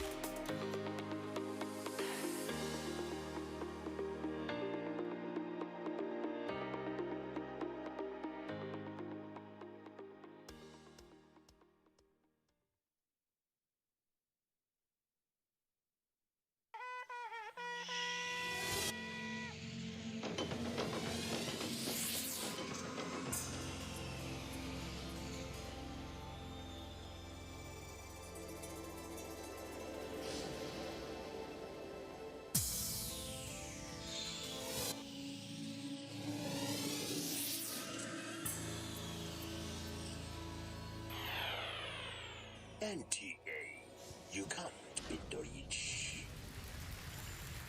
Hello and welcome. It's time for another interesting package of everything music. Angelina, you dey cool in my temperature.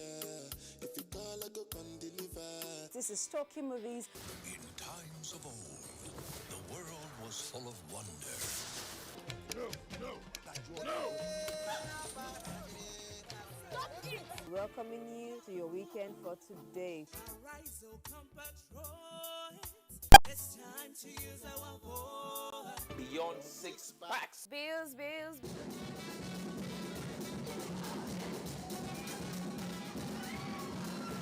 Me and my paddies. London for what? London for medicine. Medicine for what? Medicine for coffee. Are you sickness? To our illness. Welcome to Gist Zone. Alright, my name is the Eselucien Wego One. Ona nyokoko nyonyo.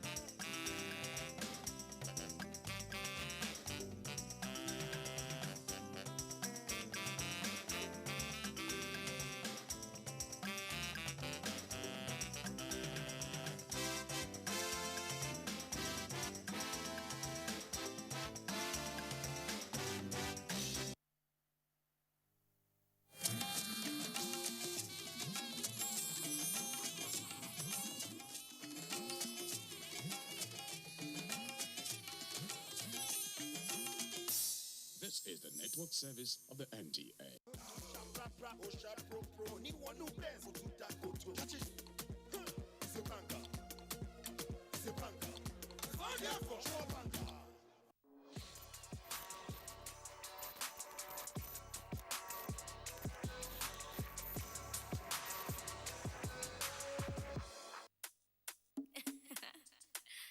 Bird sky on the beach.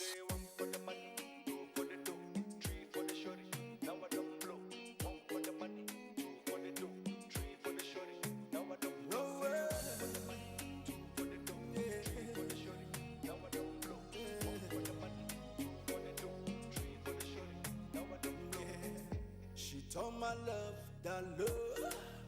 She talks out the coco. She want know the coco. Yeah, but I want to give you some love. She talks out the coco. She still want know the coco. Yeah, if money no day, now wait till she can. She tell me say she got run away. She got run very far away. Yeah. As the rubber don't day, the baby come the mail. See the baby don't come again. You don't forget back in the days. I've been the beg you to try. Reason with me. If I don't get today, I go get them tomorrow. I be you one make a die. It no easy for me. If I don't get today, I go get them tomorrow. Say one for the money, two for the dough, three for the shorty. Now I don't blow. One for the money, two for the dough, three for the shorty. Now I don't blow. Say one for the money, two for the dough, three for the shorty. Now I don't blow. One for the money, two for the dough, three for the shorty. Now I don't blow. You see this life, no be so. I remember the month of December. No loving, no caring, no tender. You rejected my love cause I was broke. I've been the enter Okada. From me to Mata straight to Alaba. How I wish, say, you believe me. Back then in Bagwalada. Those days in Junior Abuja. You insisted, you don't need me. Girl, I try everything to spend my life with you. Yeah, I've been the beg you to try. Reason with me. If I don't get today, I go get them tomorrow. I be you one make a die. It no easy for me. If I don't get today, I go get them tomorrow. Say one for the money, two for the dough, three for the shorty. Now I don't blow. One for the money, two for the dough, three for the shorty. Now I don't blow. Say one for the money, two for the dough, three for the shorty. Now I don't blow. One for the money, two for the dough, three for the shorty. Now I don't blow. If money no day, now wait till she get. Now so she say she go run away. She go run very far away. As the rubber don't day, the baby come the mail. See the baby don't come again. You don't forget back in the days. I've been the beg you to try. Reason with me. If I don't get today, I go get them tomorrow. I be you one make a die. It no easy for me. If I don't get today, I go get them tomorrow. I've been the beg you to try. Reason with me. If I don't get today, I go get them tomorrow. I be you one make a die. It no easy for me. If I don't get today, I go get them tomorrow. Say one for the money, two for the dough, three for the shorty. Now I don't blow. One for the money, two for the dough, three for the shorty. Now I don't blow. Say one for the money, two for the dough, three for the shorty. Now I don't blow. One for the money, two for the dough, three for the shorty. Now I don't blow.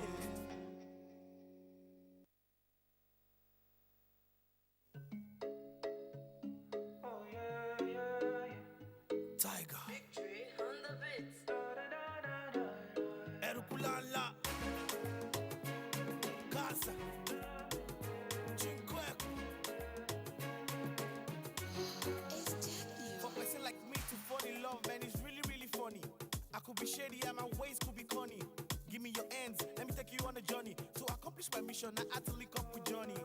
Whoa, your love no go kill me. Super Herculean, and sometimes it dey drill me.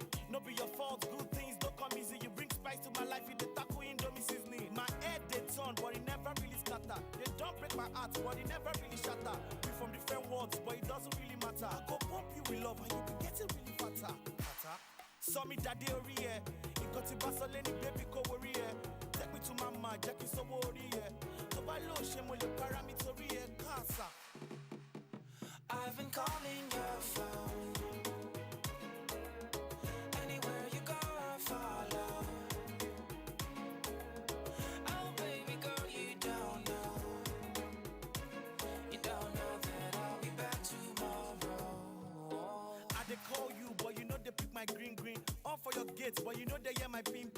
Plenty animal day for jungle where they hunt for prey. But the tiger needs to think big or give up. But I've been waiting for my turn. Your drawer they shot too, but I've been waiting in the sun. You go be the mother while I'm waiting for my son. I'm ready to fire, bullet is waiting in the gun.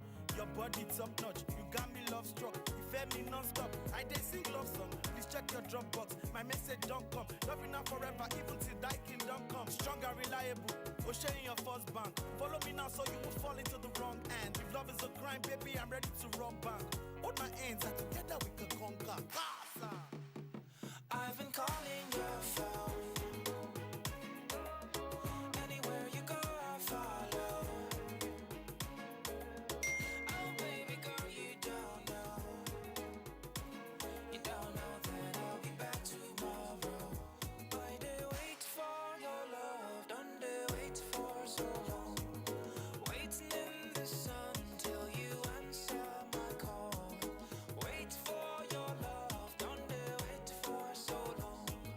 Waiting in the sun till you answer my call. You.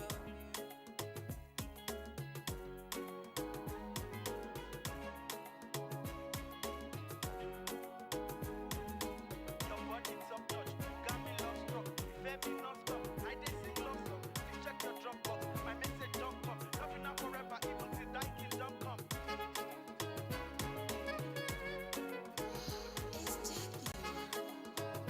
I've been calling your phone.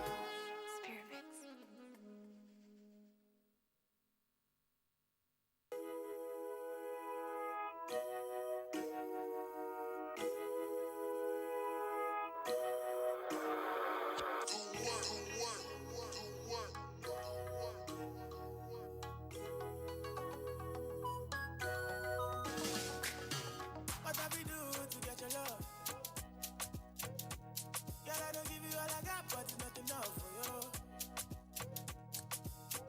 Show you fire me catapult of love. Now I be say I don't be getting enough of you. Yeah, waiting me down, nothing I can't do for my baby. Anytime when you need me, come to me, my shawty, wallet. Waiting me down, nothing I can't do for my baby. My shawty, oh, they care. My baby. Say you there for me, as I there for you. Baby, say you there for me, as I there for you. Oh, no. Yeah, waiting me down, nothing I can't do for my baby. Anytime when you need me, come to me, my shawty, wallet. Waiting me down, nothing I can't do for my baby. My shawty, oh, they care. My baby. What you wanna do, girl, where you wanna go? Cause anywhere you go, girl, I go follow, go. Cause I like the way you back it up, the way you go down low. And that's the reason they be hating on you, I do. Baby, you the baddest. Step on the dance floor and show you madness. I'll be a king, you be Maria Ernest. Shut up, body, girl, damn, you are the flawless. Baby, say you there for me,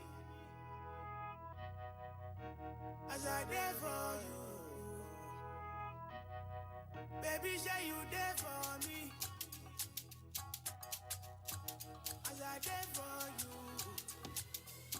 Oh, no. Yo, boy, Ponte.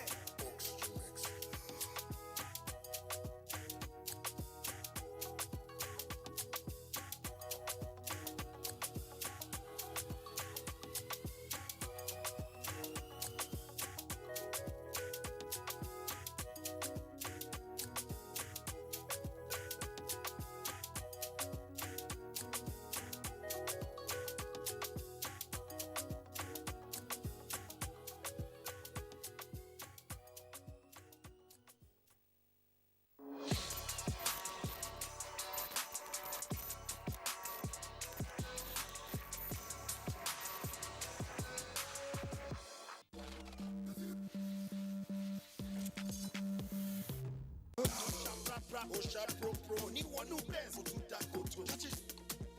It's a banker. It's a banker. Fire for sure banker.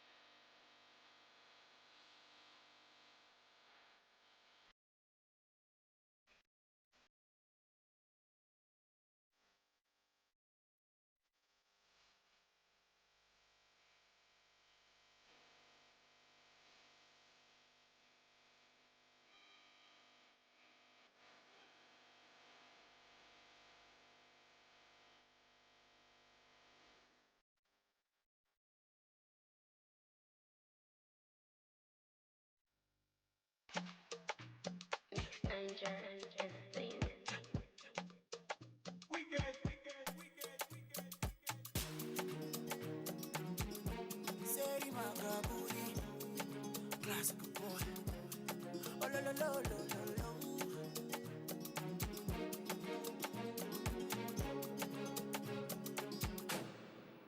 You are feeling fly, cause I know get back.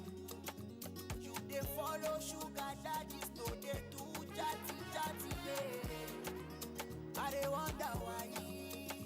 Baby, do me like this, oh. You can do me like that, oh, eh. Below ya be humble. No money, no trouble. Oh, baby, no fumble. I love you, she know you.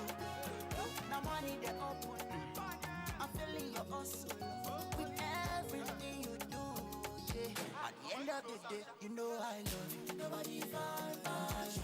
Nobody find passion. Nobody find passion. Oh, baby, no take a coup. Nobody find passion. Nobody find passion. Nobody find passion. I don't want to talk. Nobody find passion. Nobody find passion. Nobody find passion. I know that. Nobody find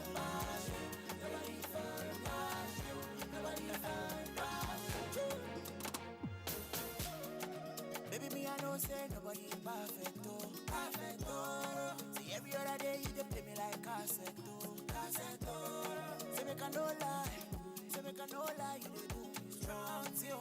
Got me high like palm, yo. Shawty, you too sweet, girl. I go need it, I go jet you.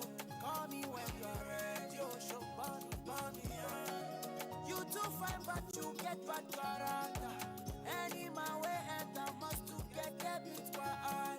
Below ya be humble, no money, not trouble. Oh baby, no fumble. I love you, she know you. Now money they open.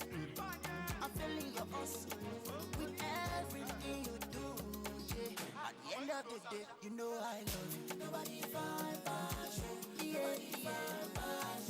Nobody find passion. Oh baby, no take up. Nobody find passion. Nobody find passion. Nobody find passion. I don't want to come. Nobody find passion. Nobody find passion. Nobody find passion. Oh yeah, I know that. Nobody find passion. Nobody find passion. Nobody find passion. Below ya be humble. No money, not trouble. Oh baby, no fumble. I love you, she know you. Now money they open. I'm feeling your hustle with everything you do. Yeah. At the end of the day.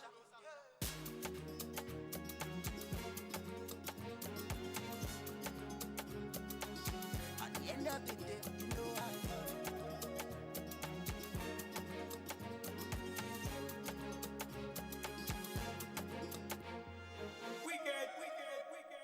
Spirit Mix.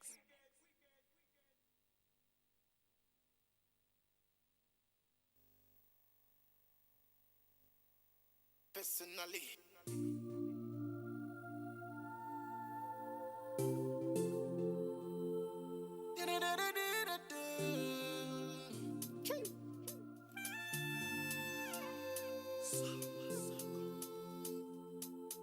It's magic. Personally. Personally.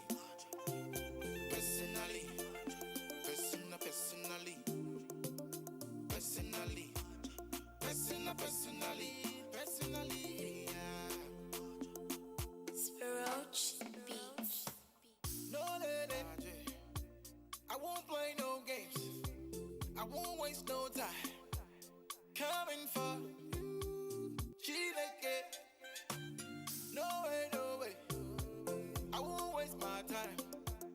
Coming for number one, I'm the dada. No the vex, no the paro. I see now what I put on galanya. Oh yeah. Number one, I'm the dada. I be the best for this anger. I see now what I put on galanya. However, whenever, however, now you were the ginger me. Oh na. However, whenever, however, now you were the ginger me. Personally,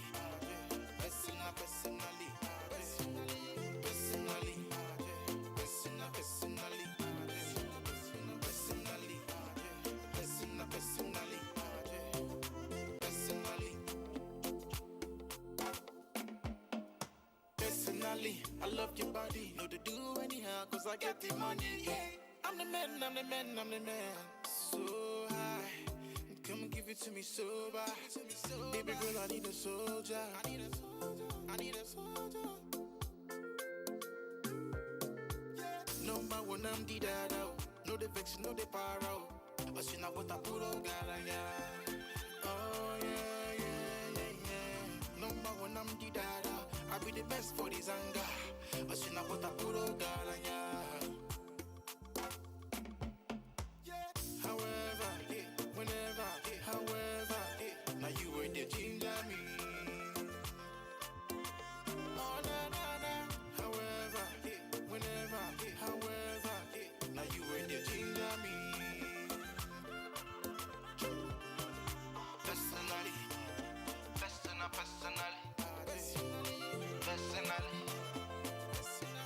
It's STG. Personally.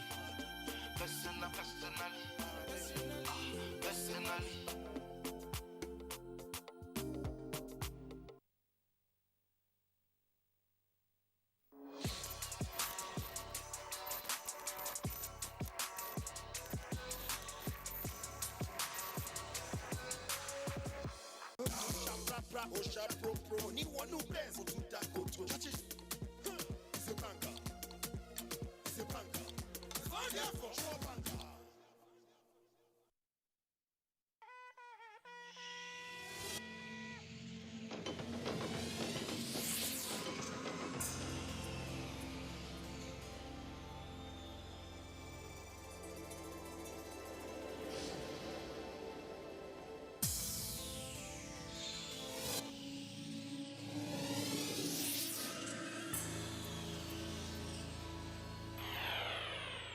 NTA, you can't beat the rich.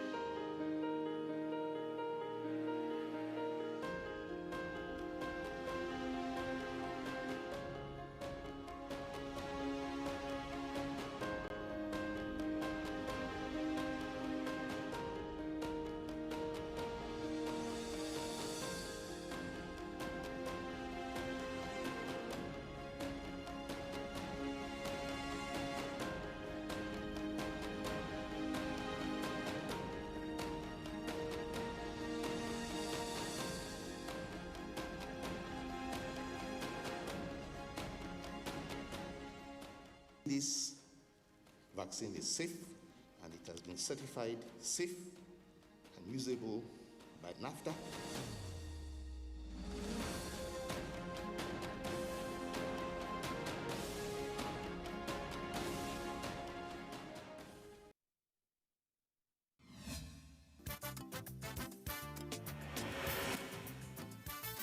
And there's the start. And get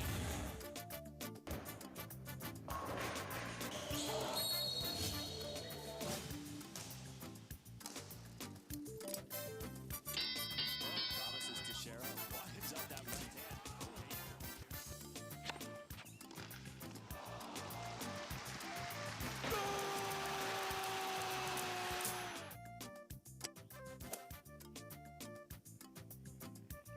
Archbishop of basketball, goal! He hung on that net like a stork up a tree.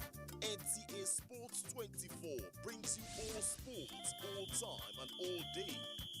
Tune in to watch NTA Sports 24 on Star Times Channel 270, StarSat on Channel 434, and Free TV on Channel 731. NTA Sports 24, where sports thrive. I never get this kind of thing, or I hear it. There was this broadcast on Villa Updates, which I'm part of, and I got the information there that we should apply for survivor fund. I thought it was a scam, but truly it wasn't a scam. To my great surprise, we actually got a lot of 30,000. I have 5 staff, including the making 6. We got a lot of 30,000. Like 3 weeks later, this is the first time I'm getting anything from this government. Even from past governments, I have never gotten anything from them. It was a great relief for us because during the COVID-19, things were so tough. I really thank the government for this great gesture because it has helped a lot.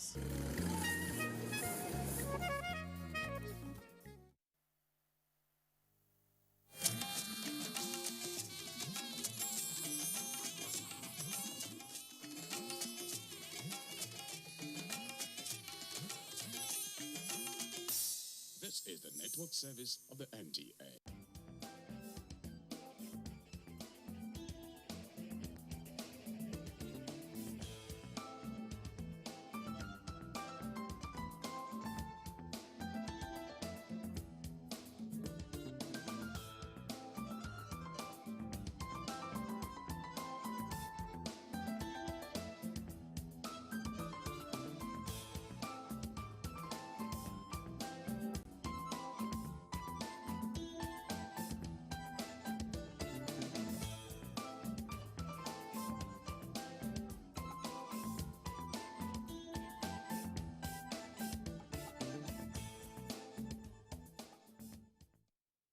Hello. You know, when I was a little girl, I often heard the saying, where there is health, there is wealth. Where there is health, there is life. Where there is health, there is hope. And for a long time, I didn't quite comprehend what all of that meant until when I grew up. I think I'm very old now, yes. Yes, I'm very old now, but when I grew up, I understood what it meant. Because if you have good health, you can do a whole lot of things to keep living well and living life the way you want it. All it takes is for you to take care of yourself. Are you taking care of yourself? That's the question today. Now, we have had a lot of health challenges coming and creeping on us. The very big one for a long time and still waging on is the COVID-19. And every day we have different things coming up on it. And besides that, we've also had monkeypox. And by the way, there are still others that are still on. Maybe at a point in time they're not mentioned. One of them is hepatitis B. I'm told that it is a big deal, and today is World Hepatitis Day. We're going to be treating on all of that, and there are a lot of ladies here with me. We also have a public health expert who will be guiding us and ensuring that we do the right talk and, of course, pass the right message. Let me not introduce them. Did I say let's not introduce them? What's your name? It's always a pleasure to be here. I'm Lynette Equin, and I would like to debunk what you just said. You said you're very old. I prefer to disagree. I pick and choose what age I bear. Sometimes I'm sweet 16, another time I'm 85. Very old is the no for me. But this was the problem. Nothing. Yeah? I'm saying nothing. You're not saying anything. Okay, so what's your name? After you have mentioned it. Oh, did I? My name is Vanessa I. All right. We have a doctor. I'll still let you do your name by yourself. Your name? Dr. Kede Ibiang. I'm a medical doctor with special interest in public health and sexual and reproductive health. Okay, medical doctor, public health expert, sexual and reproductive health. Wow, that's a whole lot. All right, so we'll be right back. Let's quickly look at something put together by my winning team. I call them the duo of Dairo and Ada. Let's have it. Prior to the 28th of February 2020, it seemed that COVID-19 was just a mild disease that only affected a few countries. Unfortunately, that was not the case. These graphs show the course of the COVID-19 pandemic in Nigeria from its arrival till date. As you can see, the spike started around April and went down when the lockdown occurred, and they have now increased again. As of 27 July 2021, there are 171,324 active cases, 2,134 deaths, and 164,798 recovered. During the lockdown in Nigeria, the curve was flattened and the cases declined. But Nigerians became comfortable after the lockdown ended. The Delta strain was discovered, and as we speak, the curve is going up. How do we get over this? Can we say no to COVID and mean it by ensuring we actually protect ourselves? Mind you, it is just not all about COVID.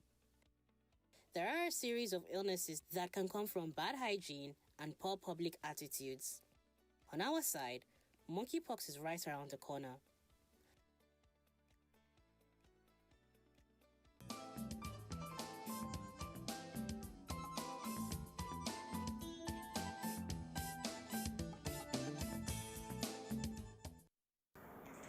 All right, it's still conversations, and everybody gave their name. I didn't. Now it's about time I told you that. My name is Elizabeth Abai, and we're talking health, especially COVID-19.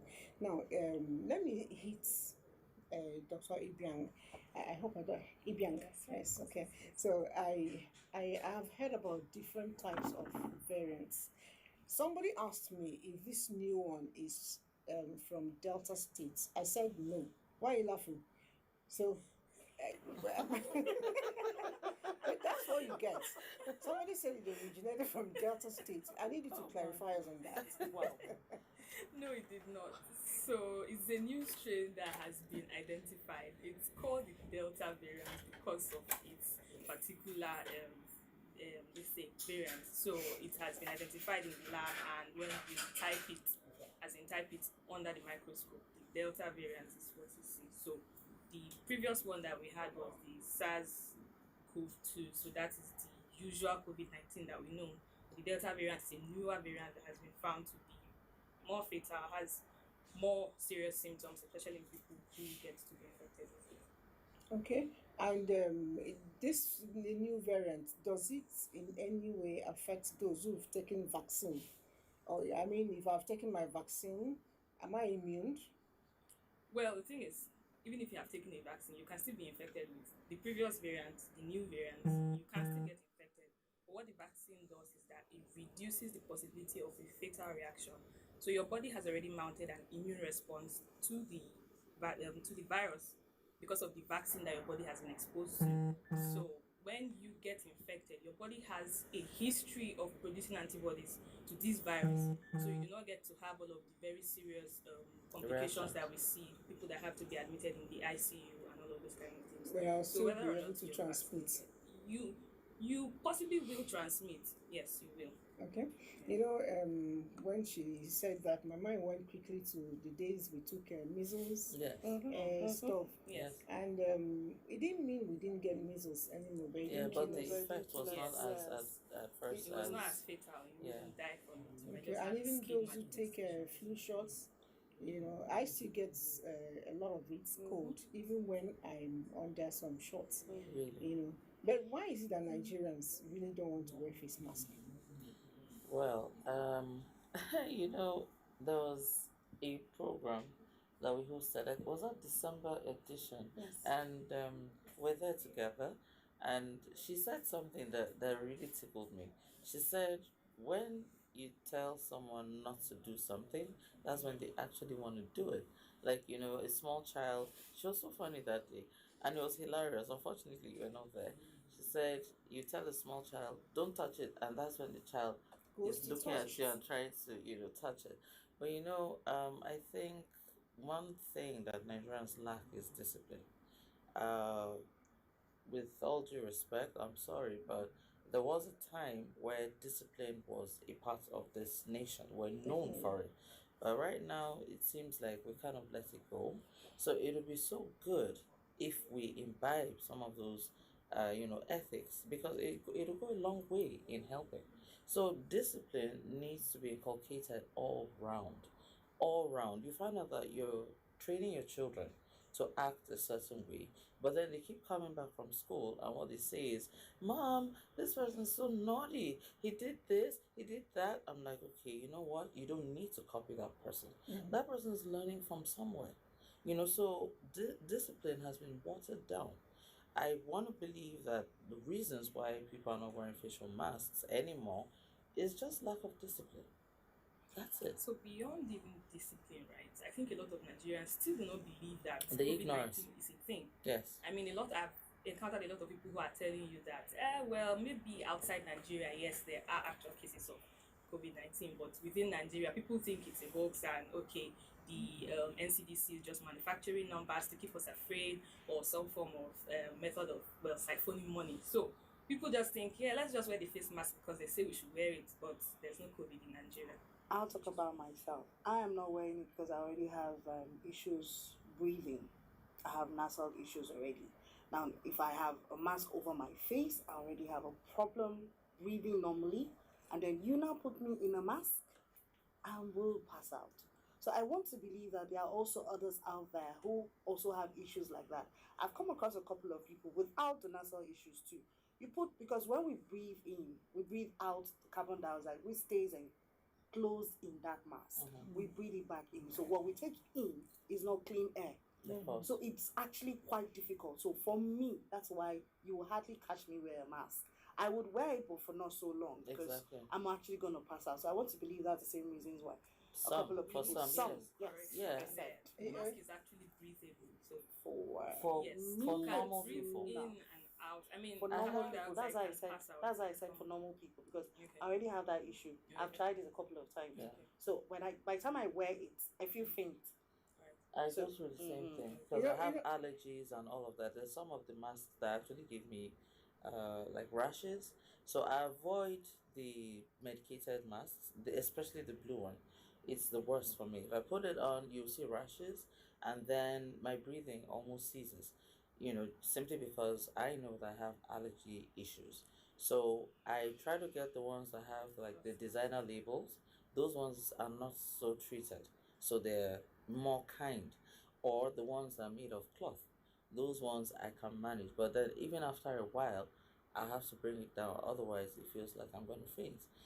So I want to believe modesty goes a long way. If you're able to sanitize, there are institutions that have uh, huge sanitizing equipment outside. You pass through them and all of that, you could relax. But then when you're in a crowd and you don't know who is beside you, you don't know what they have, it's only wise, yes. And then social distance is not being observed. It's wise to use it a little bit, breathe, and then just take care of yourself. Move away from the people. You can breathe in the supposed clean air, and I put it back on. But the key is being conscious of the fact that it does exist, and you should be careful. Otherwise, you could just lose your life. Yeah, true. You know what you just mentioned, and you were trying to whisper it, is if we obey rules and regulation, one of them is keeping the social distance. Being in a crowded place for a very limited time, I think it will help because even the doctors, I know that sometimes wearing that thing all day is not fun. It's uncomfortable, right? Sometimes.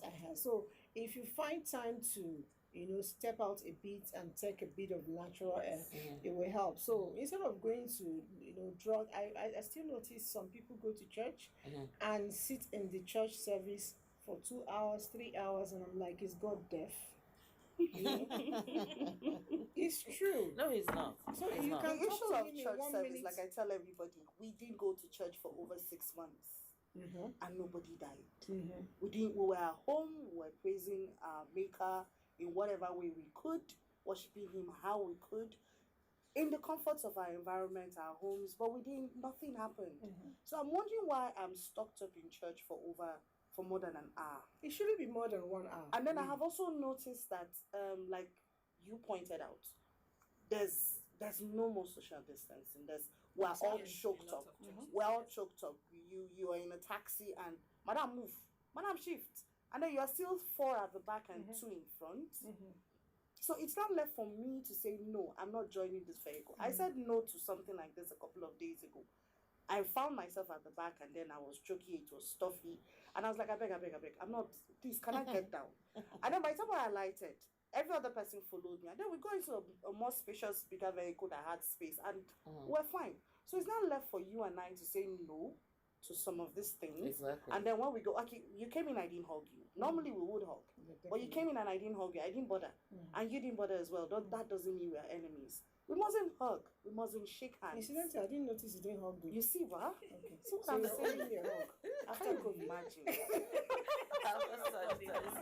After COVID, beyond just COVID-19 and all the other variants that attached to it, there are other things you can get by exposing your body to people, even if it's your family member, because you don't know where I have been, you don't know what I've been doing, and then I come back with all of that and you're hugging, even though knowing you have people around you that you love and people who love you too. We should all try to be careful. But doctor, I know that recently they say monkeypox has always been there, but because of the case in US, Nigerian was identified as having moved in with it.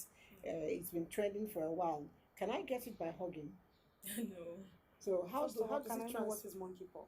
Okay, It what is looks like monkeypox? chickenpox, but it's way worse. Well, it is way worse. I mean, It's the way physical worse. manifestations It's and the skin horrible. manifestations are horrible. So, monkeypox, because your face will probably look like Yes.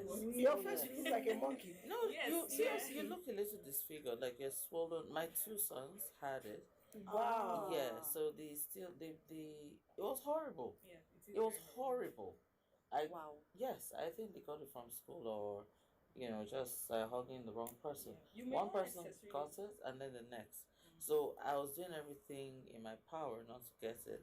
I served them their food in a secluded place. They want to hug mommy. I said, "Don't worry." It was all over. Like they were crying. It wasn't funny. Very big sores.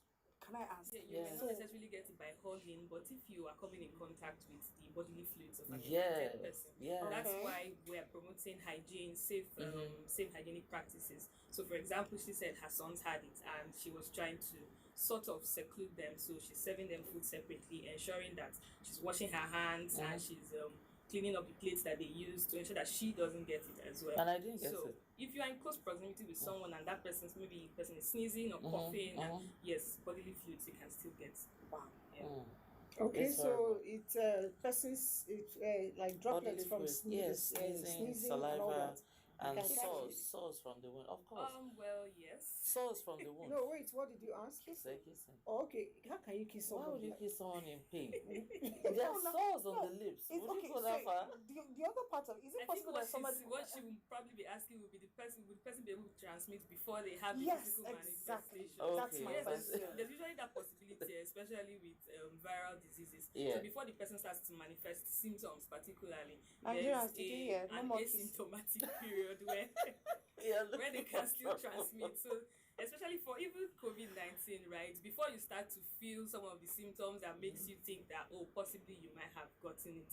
Before that time, you may have infected one or two other people. That's true. Which is why once we get exposed, we should always ensure that we wipe out. I always carry my alcoholic wipe and my sanitizer. It's been a habit of mine. Even before now, we usually advocate that when you get back home after a long day, don't hug your kids or kiss them immediately. Go wash your hands. Change your Wait, clothes. how is it possible that if you have symptoms and you have not manifested, how do you know you have it and then you don't kiss someone? Wow. You don't know, you just don't. No, you just literally avoid don't it. kiss You just avoid it. You just avoid it. Should we make placards? Because now initially I thought it was COVID. Now I'm hearing of monkeypox, and then from what I'm hearing is fluids are transmitting monkeypox. And I think I would now at this point jump into that hepatitis part of it, because I know that hepatitis 2 can be gotten from bodily fluid. Bodily fluids, yes. Okay, no so kissing. okay, so placards. That's my campaign. All right, so we'll still visit the monkeypox thing. I know today is World Hepatitis Day. Yes. You know, hepatitis, we used to think is the father of malaria and typhoid. So weird how people have that. Am I the first to say it? No, I'm not the you're not. first. You know, in fact, when you go for a lab test, usually those quack diagnostic centers, you have malaria.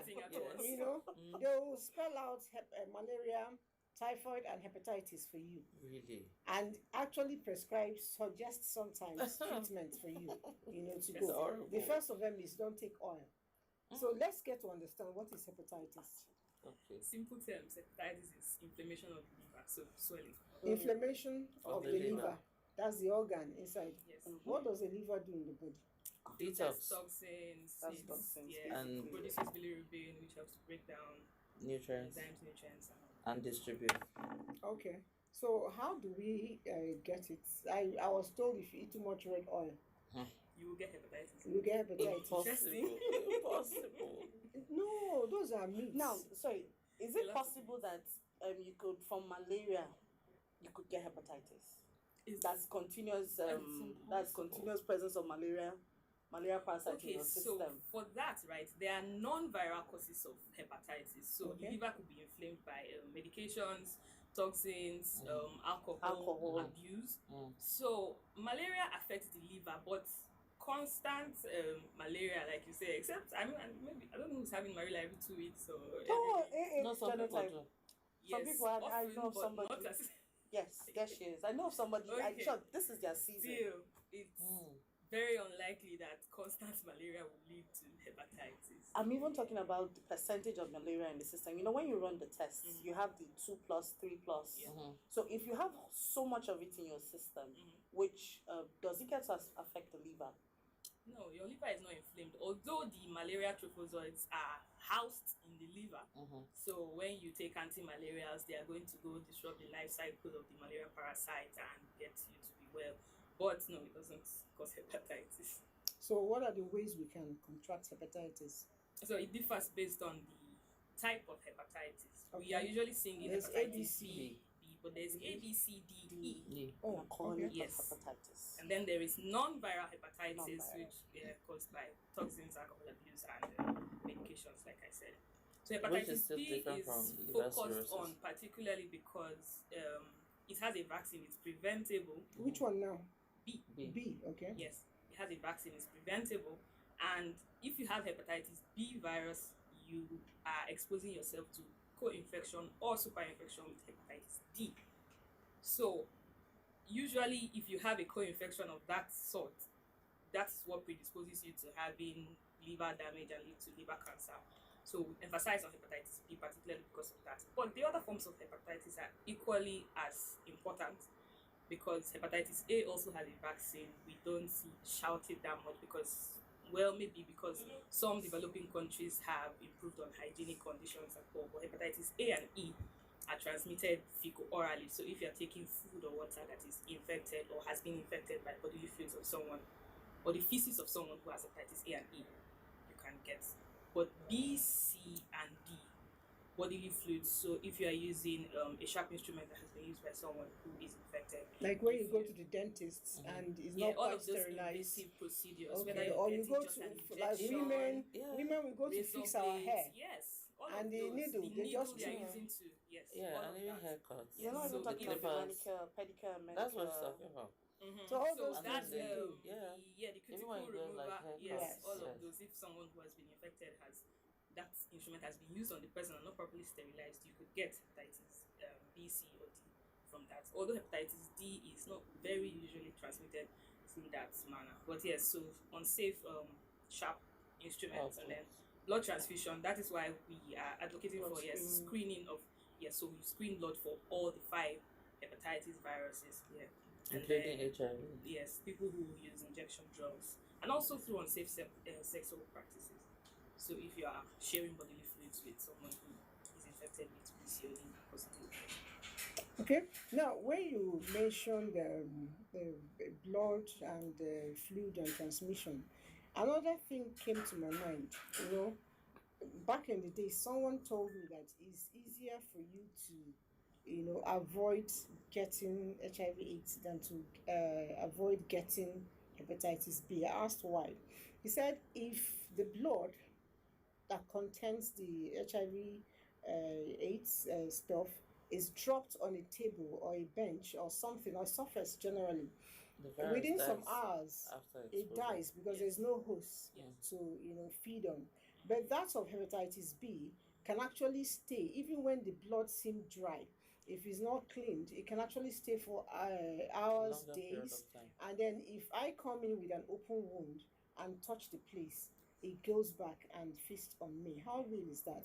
Yes, it is true to an extent because the hepatitis virus is not eliminated by the usual way we will eliminate other bacterial and viral pathogens. Hepatitis B virus is a little more difficult to eliminate. So like you said, for the HIV virus, it needs a host to survive. So when it is outside the human body and it is in that sharp instrument for a long time, it is inactivated. So even if you get that, does not mean you can start using sharps. But yes, it's true to an extent. So if I have to stay in a surface, I must make sure that I clean properly. How do I clean properly? What do you mean by a surface? So maybe like I want to wipe this table now before, because I could be touching the table. For hepatitis. For hepatitis now. The usual antibacterial, Antiviral alcohol containing. Yes, you can use that. Bleach is very good. Yes. Although, I mean, if you don't have a break in skin or mucosa Please, and you which touch, woman cooks without a break in your finger? Once you enter kitchen, there's always a break. well, yes. Noticeable and non-noticeable. That's very unlikely. But the problem is even with intact skin, you may touch and then touch your eyes, your nose, or your mouth. So basically, with hepatitis too, we're still doing the same COVID, no touching eye, nose, mouth. It's not exactly the same because it's not everybody that is carrying hepatitis around. But like we're talking about surfaces now. Yes. You don't know what that surface has touched or has been on that surface. Good hygiene. Basically, what we're trying yes, maintain good hygiene practices. Yes, maintain good hygiene. You know, my parents taught me as a little child. Yes, they taught me to always wash my hands.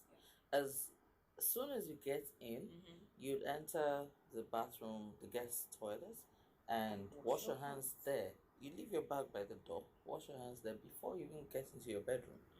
And then after, you know, you go take a shower, change before you eat. So that became part of my lifestyle. So all the new things people are supposedly learning, I grew up with it. So for me, it comes naturally. I wouldn't just, if I enter a place, the next thing I'm looking for is a sink. Is there a sink around? Can I get, I have liquid soap. Are you checking for liquid soap? You know, so it became a culture.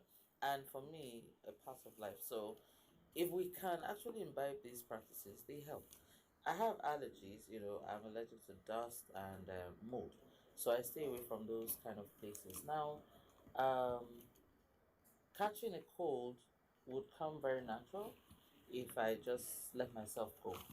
But because I could, you know, imbibe those practices, I could stay a whole year without getting a cold. And then, of course, vitamin C. Every single day for me is a day of vitamin C. Definitely. I keep my immunity up.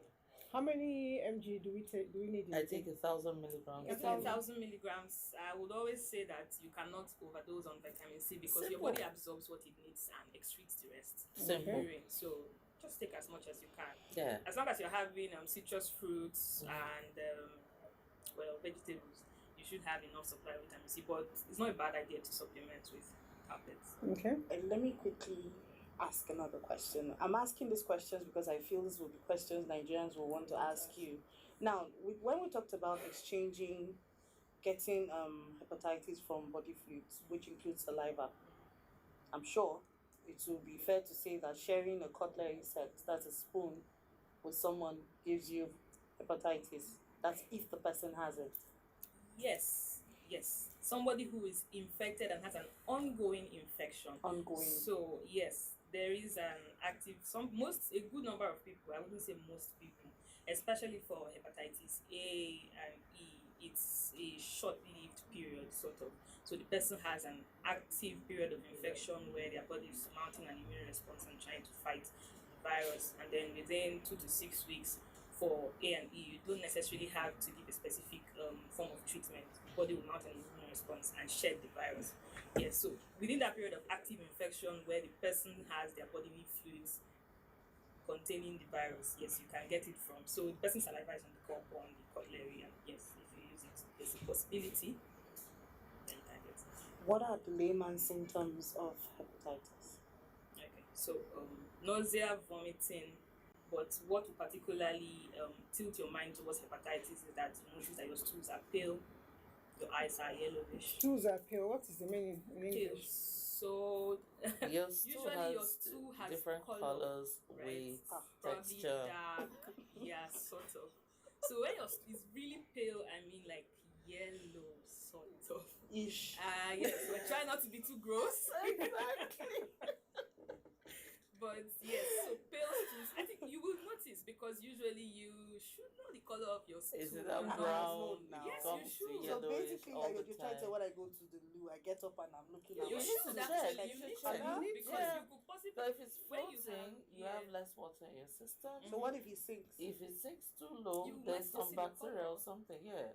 So yeah, if it sinks, you still see the color. Too soft, because when you come with some kind of symptoms and they're asking you, have you looked at your stool? Has it been recently? Did you notice any blood in stool? If you're not looking at your stool, I don't know stool needs to start taking selfie now. No, seriously, like obviously, that's the only way I can compare what it looks like today from yesterday. No, In your mind, I'm sure you have a picture of what it should look like. So there's a term called well-formed, isn't it? Yes, well-formed too. Well-formed too. So just learn. All right. Apart from that, so we're trying to find out what should be getting us alarmed. Yes, so nausea, vomiting, abdominal discomfort, I said pale stools, yellowing of the eyes is what usually will bring most people to the hospital because, well, I'm not trying to shade Nigerians, but where change is too, people don't really pay that much attention. We don't go to hospital. I know, we don't. We don't. And even when you see some of these symptoms, they're like, yeah, it will pass over. It will clear. So for most people, that yellowing of the eyes is what brings them to the hospital. So people are telling you that your eyes are really looking yellowish, and then it keeps getting more and more yellow, and that's what brings most of them to the hospital. Would your skin be yellowish as well? That's what's called jaundice. Adults, right? yes, it's jaundice. For adults, not very likely, especially because a good number of adults are dark, so you may not see yellowing very much. You would mostly see yellowing of the skin in children because you can blanch the skin and you will see the yellowing because their skin is still very tender and it's easy for the color to show. But in adults, you may not really see yellowing on the skin. It's mostly the eyes. Yes. All right. The next thing I want to know is, usually, some people tell you, I've been treating this for, so long. How long does it take, especially hepatitis B? How long does it take to really flush out from the system? Some people tell you, I've been doing this since 1 month. I went for a test and resurfaced and all that. Is it not curable? Let me quickly add to that before you answer. I read something somewhere where somebody said it took draining of her son's spinal cord to get hepatitis out of the system. That's what I don't know. You're here. That's what I'm asking. That's why I said let me quickly ask that. So, is that part of how to get it out of the system? And like she asked, how long does it take to flush it out? Yes. So, accumulation of fluids will mostly happen in the abdominal cavity. So, if you have hepatitis, you could have hydroperitoneum. Well, it's just essentially fluid accumulating in your abdominal cavity between the organs. So, if that happens, there will be a draining. But draining the spinal cord, did you say the spinal cord? Yes. I know. No. Maybe So treatment cause depends on which of hepatitis you are treating. Yes, for hepatitis B, it is not curable, but it is treatable.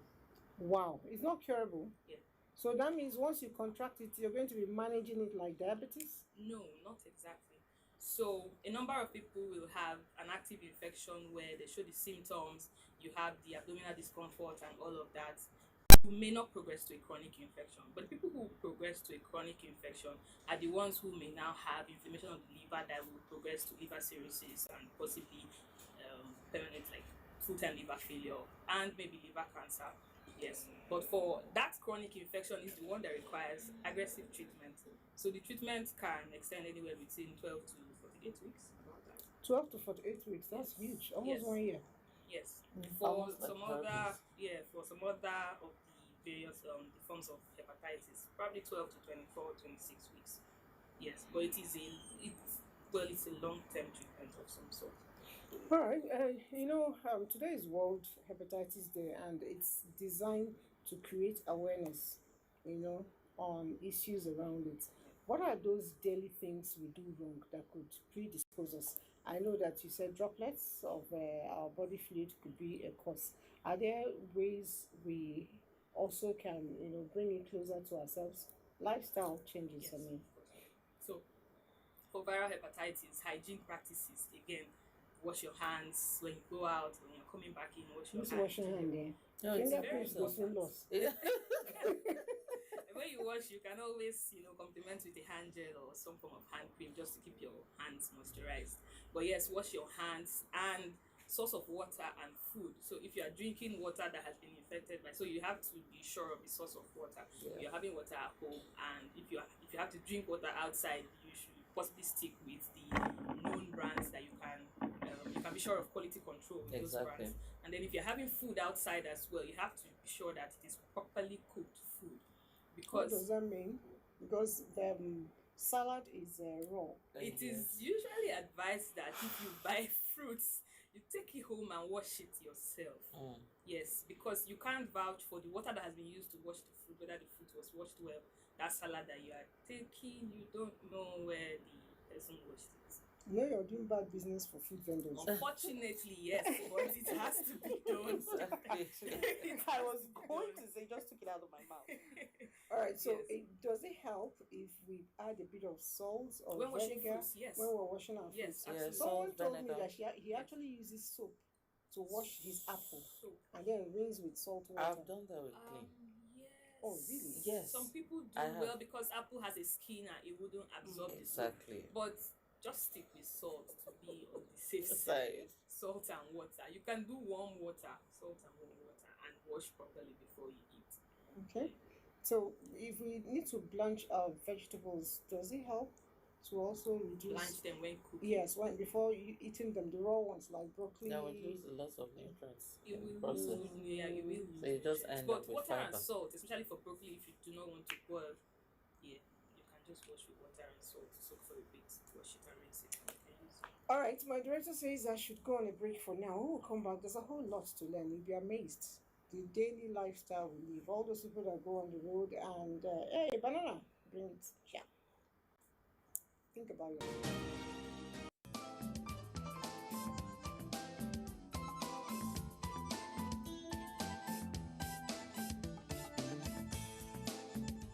All right, conversation is still on, and we're talking about you and I. What is paramount? Health. Because if we lose it, every other thing is down the drain. And I'm going to keep quiet and munch my biscuits for now and let the doctors and the ladies do their talking. So you were going to say something, Vanessa? Yes. She mentioned something about red oil earlier. Now, I've heard where if you've been found with hepatitis, you're undergoing hepatitis treatment, you should stay away from oily foods, salts, and the likes. Now, I'm asking you now, what should we and should we not do when you are undergoing hepatitis treatment? I think the only rationale behind telling people who have hepatitis and are undergoing treatment to stay away from oil is because the liver is already compromised, and that is what will usually process fats and cholesterol. So it's best for you to keep that away for now, just so that you're not overstressing the liver that is already compromised. Yes, but apart from that, just a few medications that you would usually be advised to use sparingly or stay away from them when undergoing hepatitis treatment or when you have an active hepatitis infection. So we would advise that you stay away from paracetamol, that's acetaminophen. Yes, and also stay away from some antiemetic drugs. I mean drugs that prevent you from vomiting because they are active. They usually are synthesized in the liver. They're active in the liver. So we talked. I was talking about activism against kissing. You guys are laughing at me, but the truth is, like she rightly said, bodily fluids. Which one of it is the saliva? You get that through kissing. Then you talked about It's a very small percentage anyway. Okay, small percentage. Okay. You talked about certain sexual practices like. So particularly oral anal sex. So using your mouth around the anus of somebody who has hepatitis. Yes. So you would usually see that it is advised that people who are use dental dams. If you must have oral anal sex, use dental dams. But as much as you can, just try to stay away from that. But apart from that, use of the usual use of condoms, because yes, you're creating a barrier between yourself and the bodily fluids of the other person, so that prevents you from getting in contact with that person's bodily fluids. All right, I've heard too many people say I'm beyond malaria, I'm beyond this, I hardly get it, I suffer it maybe once in a lifetime and all that. Me, I know. We're friends, Malaria and I. And we've accepted our friendship. Now, are there people who are predisposed to contracting hepatitis, B, C, or even the Z one? I don't know. There are risk factors to contracting hepatitis, some forms of hepatitis. So the ones that are transmitted via bodily fluids, especially sexual bodily fluids, yes, risk populations are commercial sex workers, men who are having sex with men, and commercial sex workers. Yes, the homosexuals. That's the gay. Yes, and people who have multiple sexual partners and are not using protection with those multiple sexual partners. So it's more like HIV/AIDS now, and they'll be accusing They're us all of viruses. They're all viruses. They're all viruses. There are just 4 viruses that are not curable. Okay. Yeah, so HIV/AIDS, herpes simplex, hepatitis B virus. Yeah, we said it's incurable, treatable. Is it hereditary? No. Hepatitis. No, it's not. But it is commonly transmitted from mother to child during childbirth. During childbirth, or while the person is in the pregnancy. Perinatal. Oh, okay. Yes, during childbirth. So if a mother has it, the safest way to deliver is CS, right? Not necessarily, no. If a mother has hepatitis B and you discover, maybe for people who did not have antenatal consultations, yes, and you discover at the point of birth that this mother has hepatitis B or whichever of the forms of hepatitis, what you need to do is to vaccinate the child as soon as the child is born. So hepatitis B particularly, it's advocated that the child is vaccinated within 24 hours of birth, and then the next 2 doses. Is that the same thing as the BCG or something? No, it's no, different. BCG. Okay. BCG is for tuberculosis. Can I beg you for a slight diversion? You are sex expert. Sexual and reproductive health. Okay. Sexual and reproductive health. That's why I asked for correction come now. To think I'm giving therapy for Sexual and reproductive health expert. Okay, Staphylococcus. What is it? Quickly, that's why I begged Nigerians have bastardized. Exactly. Yes. That's why I use this opportunity to let's quickly divert a bit and let's talk about that. Just maybe 2 minutes. Yeah. So staph is usually on the skin. So when I hear people saying that staph causes irregular menstruation, this and that, all of those things, come and take this, everything will clear with staph. I don't understand it because staphylococcus really causes some bacterial infections, but it's not the way we make it out to be. And I feel like a lot of these people who are selling this one drug cure all, are doing this because of course they have to sell. When you mention a big name, Nigerians are scared. Oh, staphylococcus. So I don't. Because I've known that it's not that. It's not that deep. And then do you know the culture of staphylococcus is used in yogurt? Am I wrong? In yogurt, I really check. Check. I'm not going to mention any brand, but I've checked and I've seen a couple of them. Some of these yogurts in sachets. Check the content, and you see the culture of it. Yeah, they will usually use some bacterial culture. I don't know if it is staph. Now, I have seen it. There's another one where it's not killed by antibiotics. By all antibiotics. I don't know how to frame the question, but something about staph not being killed by antibiotics. So you go taking antibiotics is not gonna work. Something like that. Usually, when people tell you that staph caused an infection, they can't really point what infection that is, because what exactly are you treating if you are taking antibiotics? We have misused and abused antibiotics in Nigeria, to be very honest, because people just walk into the pharmacy and say, oh, give me, what's the most common one? Amoxicillin. Give me amoxicillin. Or give me flagyl. I'm treating an infection. Or ampicillin, exactly. And you're just taking those antibiotics blindly. Because if you you haven't had a blood culture, you haven't seen what antibiotics these organisms are sensitive to or resistant to, and you have no idea what you're doing, you're just swallowing antibiotics. You don't know what you're doing. You're just damaging your liver. Yes, so that's where I was headed. The question came so that we're going to take it all the way to the damaging of the liver and bring us back to the hepatitis we're talking about. Oh, right. Okay. So yes. Self-medication. Self-medication, antibiotics, a whole lot of Self-medication antibiotics, is a consuming antibiotics, because that's the most common one. Drugs Is in either we're general. walking, either we walk into the pharmacy and we're give me antibiotics. There's this one that is as low as 15 naira a card. Are you That serious? should be flagyl, I think, for one of them. Anyway, you know, I recall the COVID period. We had a lot of people coming to speak on COVID. He said one treatment does not exactly take care of everybody. Yeah. It's different persons for different treatment. So a lot of times I find people say, hey, that time you were coughing, what did you drink? And then I tell you what I drank, you quickly go and buy it.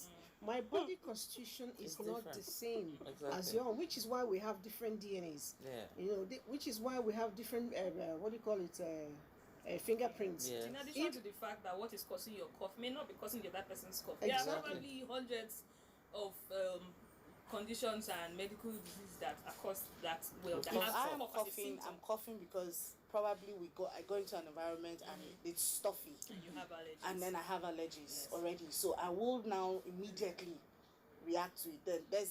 Then we would sit somewhere and I'm doing this. I'm doing this. So that's me responding to something. And then quickly I'm like, there's something around here that I'm allergic to, that I'm reacting to. So I'm itchy. My nose is itchy. I'm did you know twitching. that typhoid would make you cough? Yes. Am I wrong? Okay. So, Typhoid make you cough. We used to say this Because thing in you medical took- school because that you if took they it ask doesn't you mean- for symptoms of it, almost every time, cough, nausea, vomiting, almost always. I was going to say when you mentioned the hepatitis, because Almost the always symptom is just the same thing, you know. So it takes you should- someone you should to be check. yes. Yeah, and for the all the forms of hepatitis, there's no individualized symptom that you can say this one is what you can only find out when you do a laboratory test and check for the antibodies or antigens of that particular hepatitis virus. All right, just before we wrap up, I still want to ask, what are the take home for, you know, people with regards to, we have talked about three major things. Let's start from the first one again. The I know they are all linked. Yeah, we need to Because- speak about vaccinations. So okay, the vaccination for hepatitis B, how does it happen? Where can I get it? And how long or often should I take it? I don't know the procedures, but speak on it. Yes. So for hepatitis B, you would vaccinate a child within 24 hours, or at least within the first 6 weeks of life. Okay. And then there are 2 other doses taken 4 weeks apart. So after the first dose, another 4 weeks you have the second dose, and then after another 4 weeks you have the third dose. And that's for life. Covers for at least 20 years, but will mostly give a lifelong immunity. So people who have completed the 3 doses of that vaccination will not necessarily need a booster dose in future. Even But adults. if you didn't, yes. Even adults. Yes. But if you didn't complete the doses, you should get a booster. Yes, Okay. you should get a booster. Okay. So, and when I take this vaccine, I may be exposed to it, but the effect will not be that much, Your or body I won't even get at all. Which one? The virus will get in quite alright, but because your body has been exposed to a weakened form of the virus, it already has immunity built up and antibodies that have been programmed for that. So you wouldn't have an acute infection, you wouldn't come down with those kind of fatal symptoms that somebody who has not been vaccinated at all would, and you would very likely not progress to a chronic infection. Okay. All right. So the other ones, how does the vaccine go? For hepatitis A, there's also a vaccine, so it's given within the first 4 to 6 weeks of birth, and should be completed. There are 2 doses, so it should be completed within 6 months of childhood. Yes, and after that you're covered. All right. Is there a vaccine for monkeypox? I'm not aware. Okay. Not that I know. All right. So just before we go, my time is almost not as usual. You accused me. Say I 1 accused hour. you now. Okay. 1 So hour is not so it. what's your final take to our viewers just before we leave? For me, too much hygiene doesn't exist. It doesn't exist. Yeah. Practice good hygiene. Check your blood, check your feces, check your urine, check everything all the time. Don't just say, oh, I've prayed and God has delivered me. Check. Okay. When was the last time you had a routine check? When was the last time you were in the lab to have blood culture, urine culture, feces culture? When was the last time? And let me quickly chip this in. When was the last time you checked your blood pressure? Because that's the other thing that is dropping youth left, right, and center. They always think it's disease for We, the elderly. exactly. It's a killer. Blood pressure is a killer. It's a silent killer. You have a headache that is not going. A headache that doesn't make sense. A headache you can't place.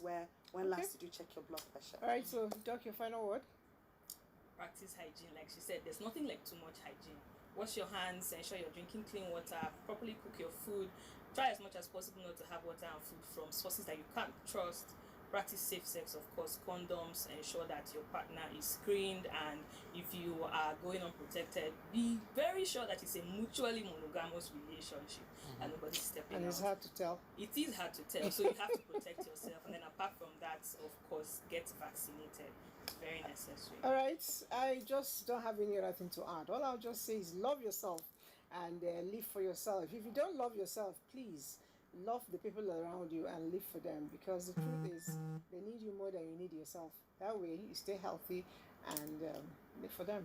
We'll see you again next week. Bye.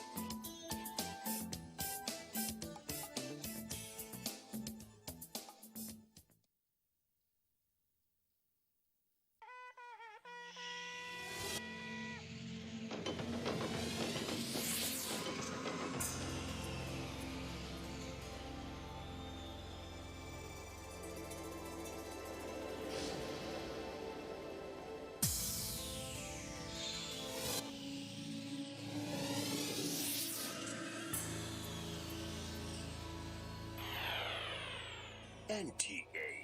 You can't beat the rich.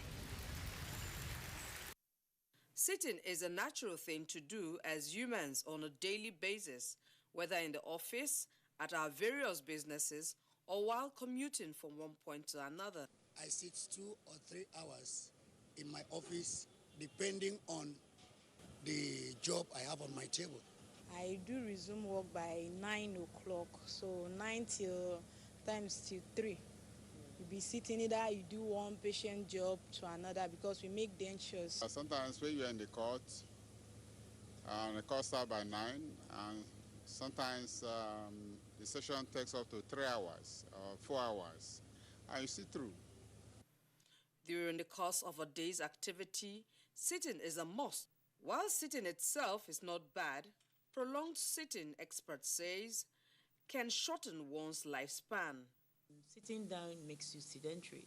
When you're sedentary, that means that there's very little motion. You may say, after all, you're moving your hands and all that, but the human system is such that movement is supposed to circulate around all parts of the body, the blood system. And so when you are seated for too long, that motion, that circulation of blood is slow. And as it slows, it affects other functions of the body. Your brain, because the blood supply to your head is reduced. You even hear about people stroking in the office. They were seated and they just wanted to stand up and they stroke because blood hasn't circulated sufficiently to the brain. You know, it brings about cramps, arthritis, diabetes, even hypertension. And recently, to our surprise, it brings about mental problems. Because somebody that is sedentary, you're on the computer, and you don't socialize, you become antisocial, so you're psychologically affected. So, I mean, the hazards of prolonged sitting cannot be overemphasized. Besides exercising at home before getting to work, while at work, I try, like I said, to be up every 45 minutes. If you look to the left side of my office there, you can see that my intercom, which is supposed to be in most organizations, people have it on their table, on their desk.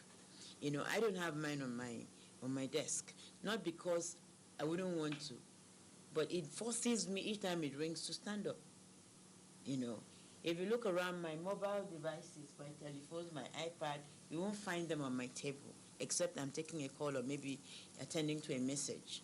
You know, each time it calls for attention, I have to stand up. Prolonged sitting, especially in a wrong position, can also lead to brain damage, strained neck, back problems, muscle degeneration, hip problems, leg disorder, amongst others. Well, currently, I try not to exceed 45 minutes. Why? Yeah, because I discovered in the past that prolonged sitting was not very good for my health. You know, besides what we read and what our doctors tell us, I discovered that one, my belly was becoming distended, you know, kind of bloated, and I wasn't feeling generally well. You know, at the end of the day, I'll feel fatigued, I'll have leg cramps, and my brain I wasn't alert. You know, but when I now went into a little research with medical advice and adjusted my schedule in such a way that I'm not sedentary for more than 45 minutes. When I mean sedentary, I mean seated. So I ensure that I am up maximum of every 45 minutes. I don't think that this conventional idea of going up and down, doing what you ought to do, stresses one so much. I think sitting down so much can stress one. God gave us all these, legs, hands, and all that to enable us move about, and not to stand or sit still. It is a desire of everyone to live a healthy and qualitative life. So, if you want to live longer, remember that prolonged sitting is not a status symbol, but a harmful habit. I never get this kind of thing, or I hear it. Abuja Intraprojects Agency then called me because we are partner with them. They said we should come. There is a survivor fund that the government wanted to give technicians. They capture everybody, including food seller in my own workshop. When my chairman called me that there is parity something, that I should come and take my cash up, the money now come, and that money helped me a lot. As a widow, where there is no husband. So it's this thing that I used to help myself, and that money helped me and pay some of my children's school fees. You don't reach almost 40-something years back where I did for this Nigeria. I never get this kind of thing, or I hear it. It is only this government, President Muhammadu Buhari, likewise in vice, that he recognized a mechanic.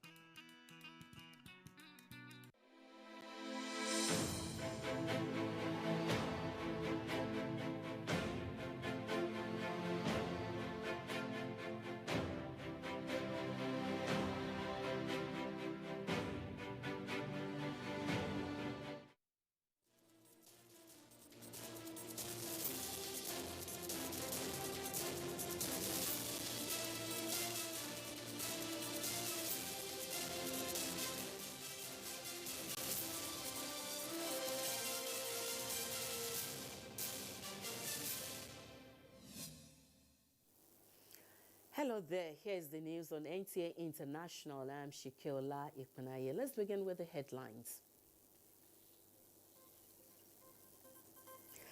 ECOWAS Parliament says outrageous call charges among member nations is a misnomer, meets stakeholders on roaming. You failed to join relevant party in your suit. Supreme Court tells Jegede, declares Rotimi Akeredolu as duly elected governor of Ondo State.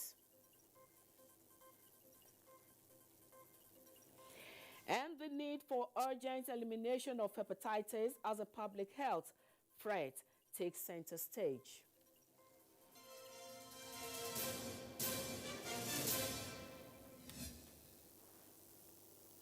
All is now set for the Global Education Summit in London, the British capital, on Thursday. President Muhammadu Buhari is expected to join all the heads of state and government as the high-level engagement has already pledged to increase budgetary allocation to the education sector by 50% in the next 2 years. The Minister of State for Education, Chukwuemeka Nwajuba, announced this while speaking to NTA News at the strategic meeting with the president on the summit. State House correspondent Adamu Sambo has the details. Before attending the strategic meeting on the Global Education Summit with members of the Nigerian delegation, President Muhammadu Buhari signed relevant documents committing Nigeria to progressively increase its annual domestic education expenditure by 50% over the next 2 years and up to 100% by the year 2025 and beyond. This is aimed at improving learning outcomes in the country. With Nigeria now fully committed to significantly increase investment in education, this meeting, presided over by President Muhammadu Buhari, is aimed at strategizing on how best Nigeria can drive maximum benefits from the Global Education Summit. The goal is to strengthen the nation's institutions, promote greater adoption of technology, build the capacities of teachers, and mobilize additional financial resources through legal frameworks and deliberate intervention on a sustainable basis. Minister of State for Education, Chukwuemeka Nwajuba, coordinated the strategic meeting. There are donor countries working towards raising about $5 billion to commit to education around the globe. Nigeria has been a strong partner and one of the biggest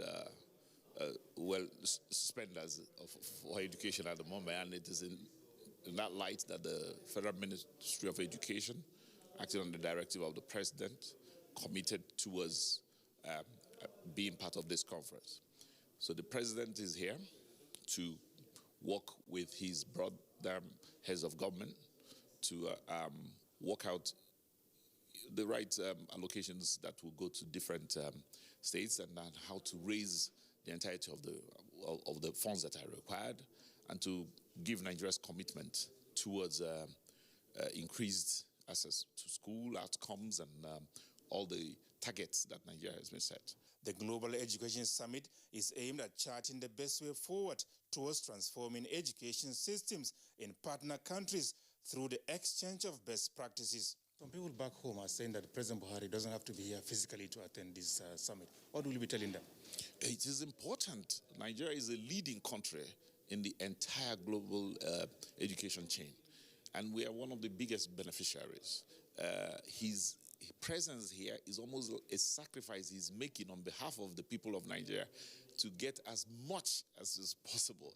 I wouldn't have him any other way except come, because ourselves as ministers may not be in the same league to muscle other governments the way we ought to, but his presence alone, his sheer dignity and the composure with which he brings to the table has, in the last, just his arrival here has opened in all the meetings we had this morning. Everybody's excited at the president here, and we've gotten, just by him being here, we've gotten and extracted some key commitments that in our morning meetings this morning and this afternoon, before part of this briefing today, will be to tell him some of the things we already have gotten for him. I wouldn't have him any other way. Please, Nigerians should understand. I understand they want him to be with them all the time, but there's a lot of struggle out there, and only him, by sheer character, by sheer presence, can shift many decimals in our quest, and it has happened already. The summit is co-organized by Prime Minister Boris Johnson of the United Kingdom and Kenyan leader Uhuru Kenyatta. From London, Adamu Sambo, NTA News. A situation where citizens of the ECOWAS community pay outrageous amounts to make calls when they travel to other member states is considered inimical to regional growth and integration.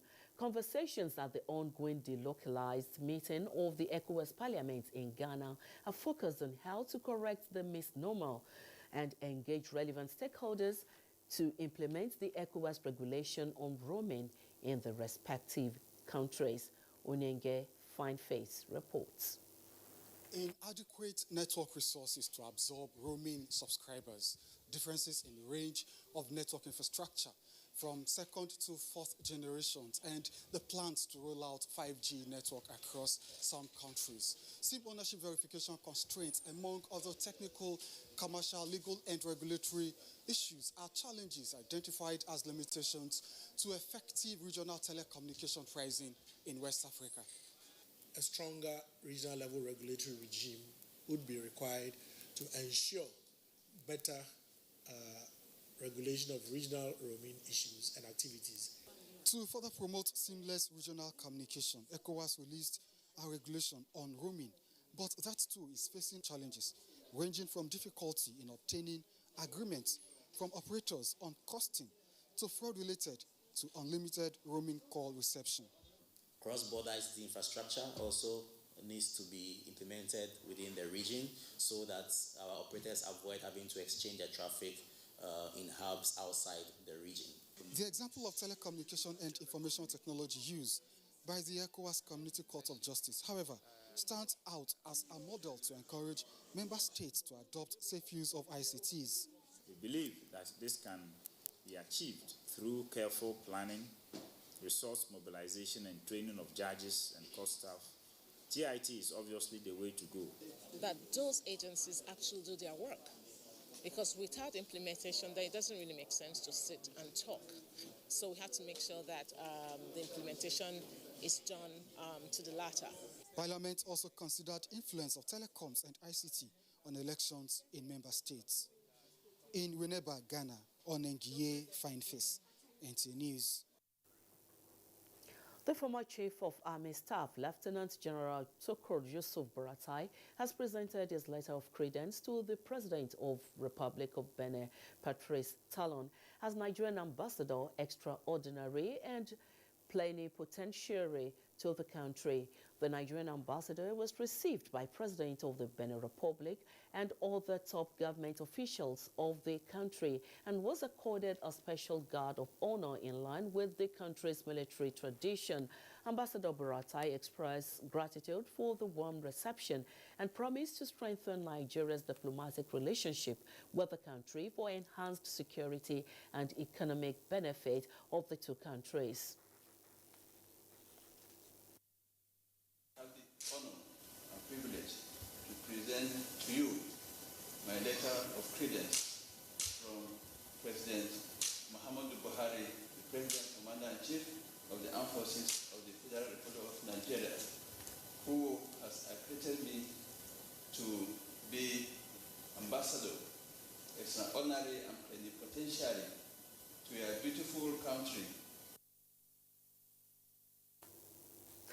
Buratai was last year appointed ambassadorial nominee by President Muhammadu Buhari and subsequently cleared by the Senate. On the 28th of July 2021, the Nigerian Center for Disease Control confirmed 535 new cases in Nigeria. This brings the tally to 172,263 cases, out of which 164,886 cases have been discharged, while 2,139 died. The 535 new cases are reported from 18 states, with Lagos having 219, Akwa Ibom 142, Oyo 47, Rivers 17, Jigawa and Edo 13 cases each, Ekiti and Bayelsa 11 cases each, Ondo 10, Osun 9, Plateau 8, Ogun and Kaduna 7 cases each. Others are Kano and FCT 5 cases each, Imo and Gombe 4 cases each, and Nasarawa 3 cases. Still on COVID-19, Tanzania kicks off COVID-19 vaccination, completing policy shifts as President Samia Hassan gets jab in televised ceremony. This is just as England lifts travel restrictions for vaccinated Americans and Europeans. Over to Justin Ben Unje for details. Let's Let's begin from Tanzania, where President Samia Suluhu Hassan, along with the Prime Minister and other top officials, was administered the Johnson & Johnson jab live on television as the country kicked off a campaign that aims to eventually vaccinate at least 60% of its population of around 58 million. The East African nation has drastically changed its stance on the pandemic since Hassan took office in March after the death of former President John Magufuli, an ardent coronavirus skeptic who touted prayer as the best cure and shunned masks and vaccines. Hassan, in her address at the ceremony, emphasized the safety of the COVID-19 jabs and urged Tanzanians to get vaccinated. She said she is a mother, a grandmother with several grandchildren, a wife, and on top of that, she is the President and Commander-in-Chief of Tanzanian Armed Forces, and so she wouldn't risk her life and all her responsibilities if she knew that the injection may be harmful. Tanzania received the shipment of just over 1 million doses from the U.S. this past weekend under the Global Vaccine Sharing COVAX initiative. In the meantime, England announced on Wednesday that it will begin allowing fully vaccinated travelers from other parts of Europe and the United States to enter the country. And from the global tally of numbers now, confirmed cases of coronavirus crossed the 196.2 million mark. In other news, South Africa's government says it was appalled by the African Union Commission's decision last week to grant Israel observer status of the African bloc. In a statement published on Wednesday, the South African government said the unjust and unwarranted move was taken unilaterally without consultations with its members. That's it from here. Thank you so much for watching. My name is Justin Bemunyi. Thank you, Justin, for that package. The provision of automated blood screening components will ensure appropriate clinical use of blood in hospitals, as well as minimize transmissible infections like HIV and hepatitis in Nigeria. The Minister of Health, Osage Ehanere, said this at the inauguration of the National Blood Transfusion Service Component Separation System and Automated Blood Screening Equipment in Abuja. Uche Ugochukwu reports.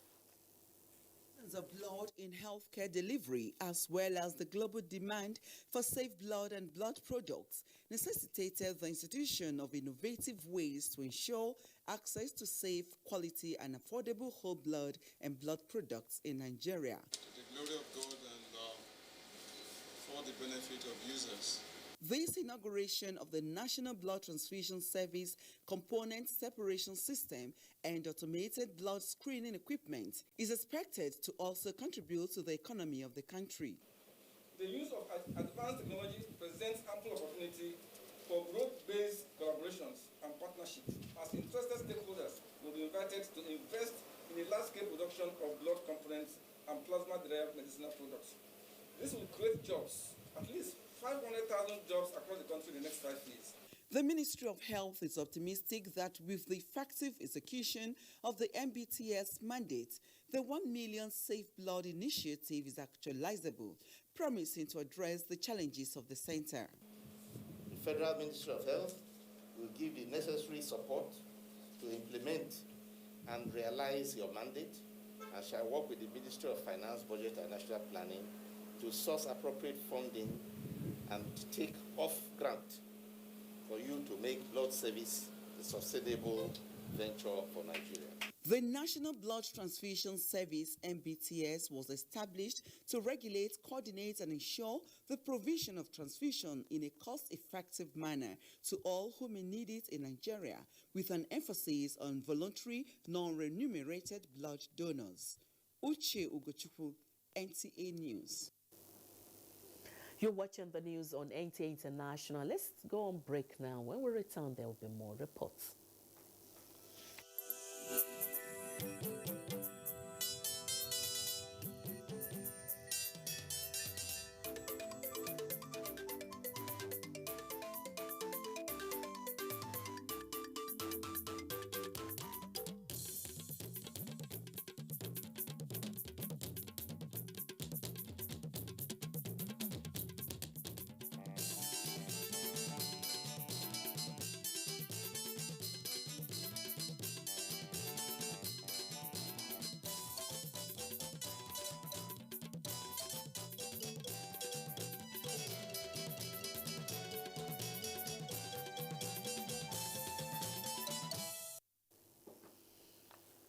you for being there and staying with health.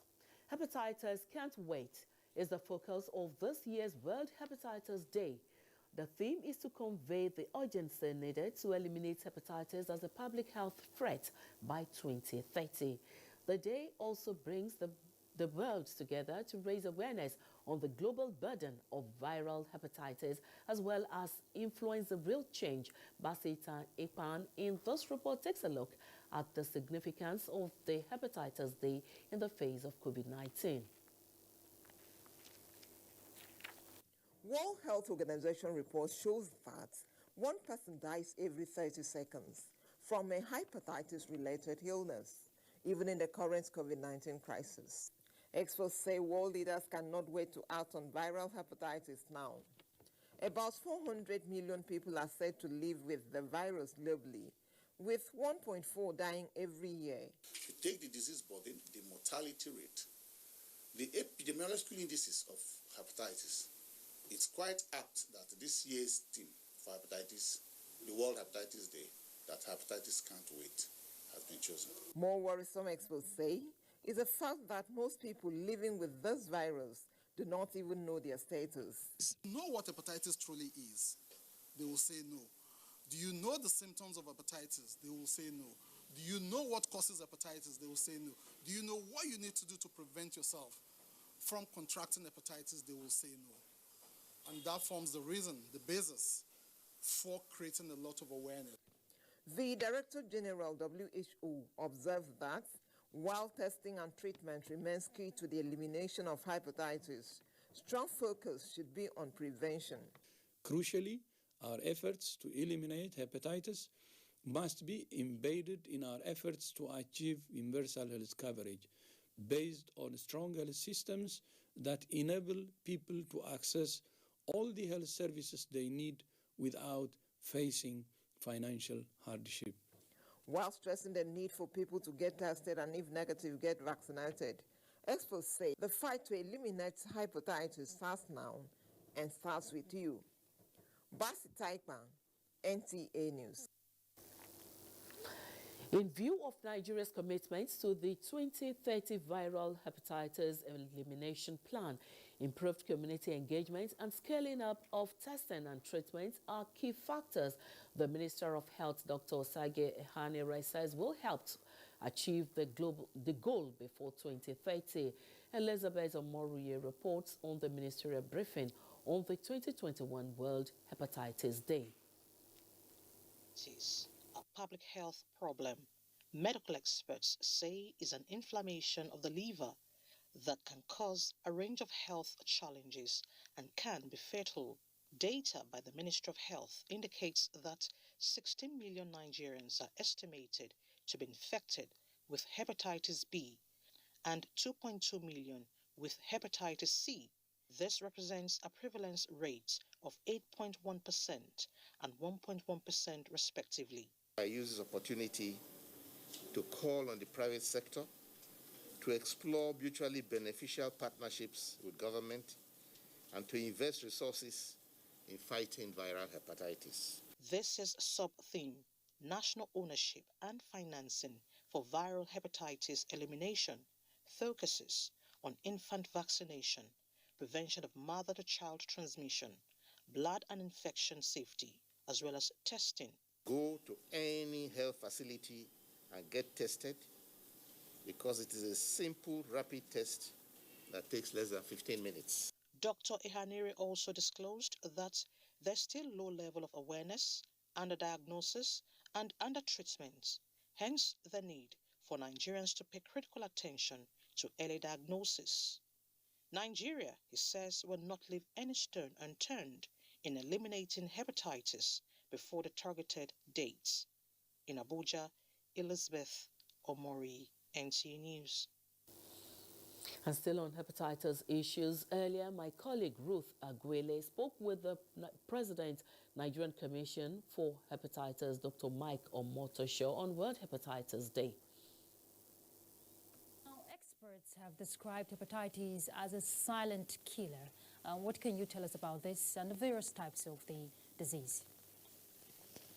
Well, hepatitis is indeed a silent killer. I say this because most of the signs and symptoms of hepatitis are regular stuff that you see. For instance, headache, body ache, loss of appetite, even diarrhea, fever at times, chills, just regular stuff. And by the time it's getting to an alarming rate, when it's already beginning to probably affect the liver, then it's almost too late for any meaningful intervention at that point. And that is the reason why we should encourage people to go out there and get tested. Just like the minister said, it's important to be able to capture these numbers on time.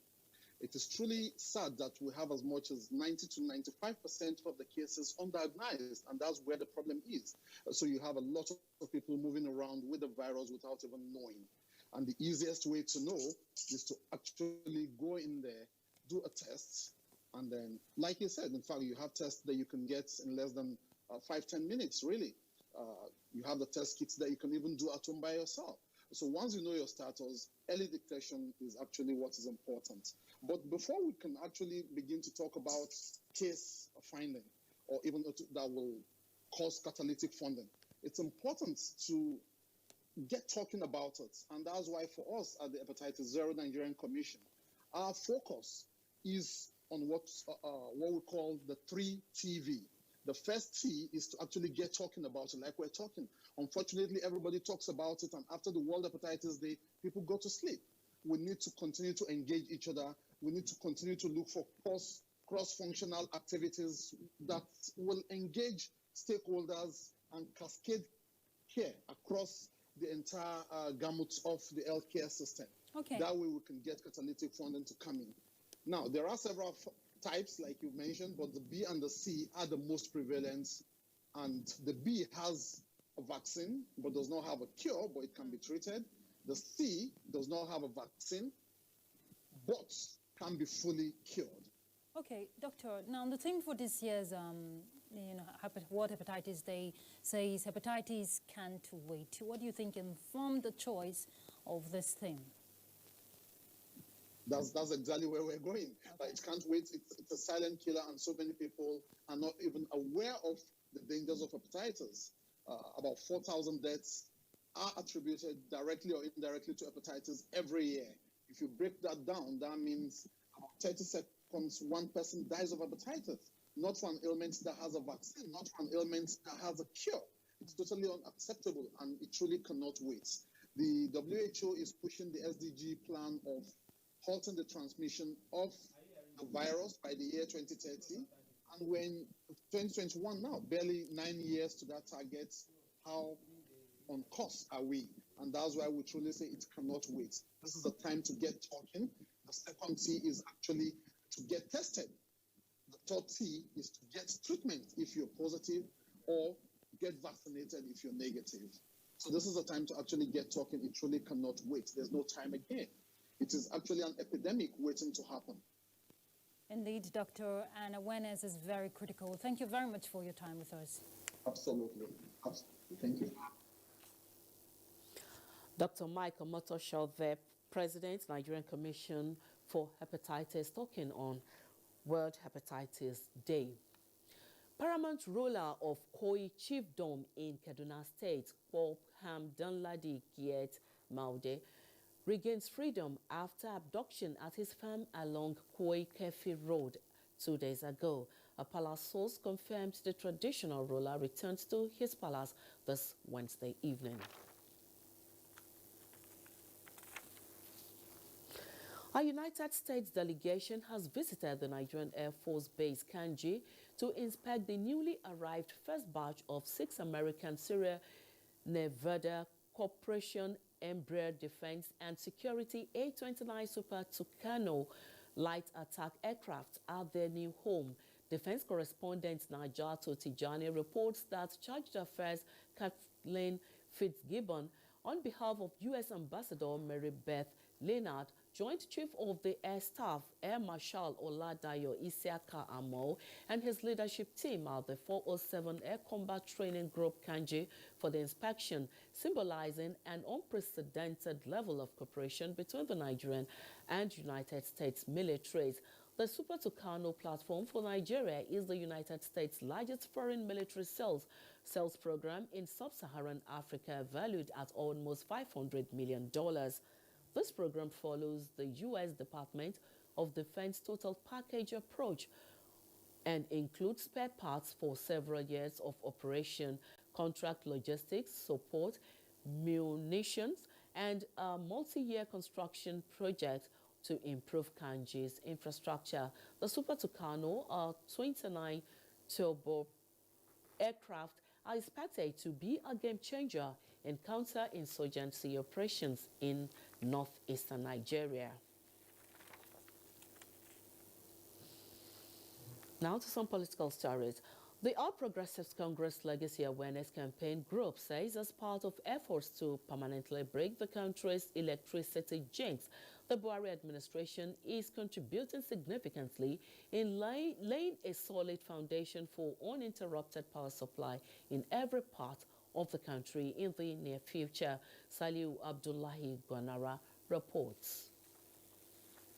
In a statement by national coordinators of the APC Legacy Awareness and Campaign, a voluntary think tank group of the party, Salihu Muhammad Lukman, Director General APC Governors Forum, and Ismail Ahmed, National Youth Leader APC Caretaker, acknowledged that since 2015, the administration has focused on completing inherited projects, resolving the liquidity issues faced by players in the sector, promoting off-grid renewable initiatives, especially targeting underserved communities and vulnerable populations, and ensuring robust consumer protection for on-grid electricity consumers.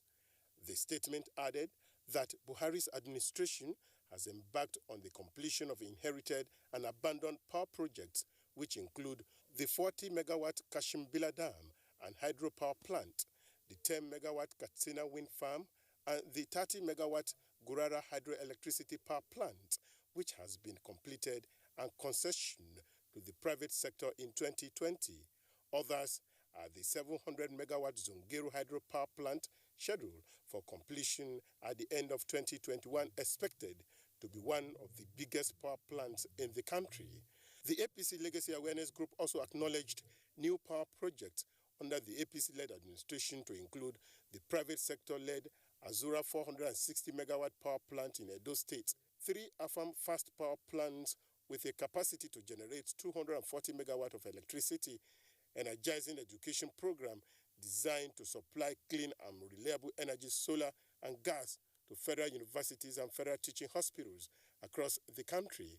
Others are the National Mass Metering Program to ensure that all Nigerians receive electricity from the national grid, the Solar Power Niger design to deliver 5 million off-grid solar connections to Nigerian households as part of the Economic Sustainability Program of the Buhari administration, as well as the gas to power infrastructure projects.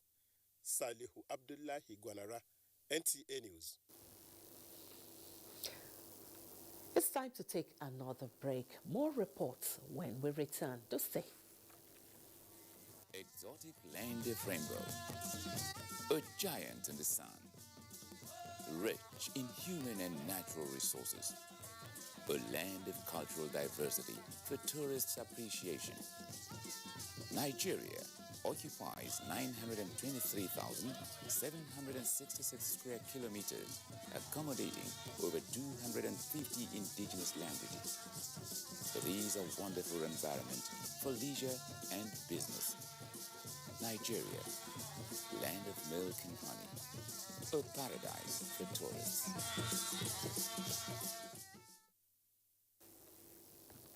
Thank you for being there. The Supreme Court has dismissed the appeal filed by the PDP candidate Eyitayo Jegede in the October 2020 Ondo State governorship election, challenging the legality of the governor's nomination by the APC caretaker chairman, Maimala Boni, to stand for election. Justin Anyebe has the reports. It was a panel of 7 justices that had the appeal presided over by Justice Mary Peter Odili. At the end, 4 were in the majority, while 3 were in the minority.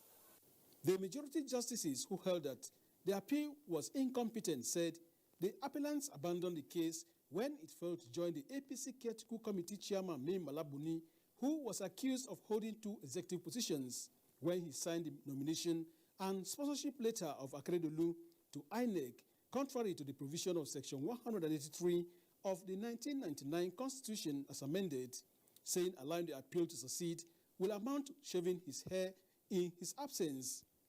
But those on the minority heard that by virtue of the All Progressive Congress joined in the suit, the acting caretaker chairman has been joined, and went further to say that allowing the serving governor to hold another executive position violates the provision of Section 183 of the Constitution as it relates to the office of the governor. At the end, the majority decision closed the matter with the appeal dismissed. It was a keenly fought battle, but at the end of the day, the law has vindicated us, so I'm so happy about it. A constitutional infringement is a void act. So the Court of Appeal came up with this contention that they ought to have been made, he ought to have been made a party. And that contention is that there is no basis you can make an agent of a disclosed principal a party. The decision by the Apex Court has put to rest the legal tussle against the October 2020 election of Governor Oluwarotimi Akeredolu. From the Supreme Court, Abuja, Austin Anyebe, NTA News. Ondo State Governor Oluwarotimi Akeredolu has commended the justices of the Supreme Court of Nigeria for a sound and faultless judgment on the Ondo State governorship election petition. The governor gave the commendation in Akure shortly after the Supreme Court sitting in Abuja dismissed the case filed against him by the candidate of the PDP, Eyitayo Jegede, in the October 10, 2020 governorship election in the state. Abiola Ariyo reports. Governor Akeredolu described his victory and that of his deputy, Lucky Aiyedatiwa, as an act of God and hard work of the legal officers who worked tremendously to ensure that justice prevailed. I have every reason to thank God and appreciate our judiciary for standing by the truth and for not yielding to any influence. I believe that I can still be proud of our judiciary in this country. He said the time has come for him to continue with his infrastructural developmental strides in the 3 senatorial districts of Ondo State and charged the PDP candidate, Eyitayo Jegede, to work with him in developing the state. My advice to him is that, this has ended now. Let him come, let us work together, at least for the upliftment of Ondo State. I don't doubt his love for the state. The Supreme Court, sitting in Abuja on Wednesday, July 28, 2021, affirmed Governor Oluwarotimi Akeredolu's victory after months of legal tussle. In Akure, Abiola Ariyo, NTA News. Meanwhile, President Muhammadu Buhari has felicitated with Governor Rotimi Akeredolu of Ondo State on the Supreme Court judgment which upheld his re-election in the October 10, 2020 polls.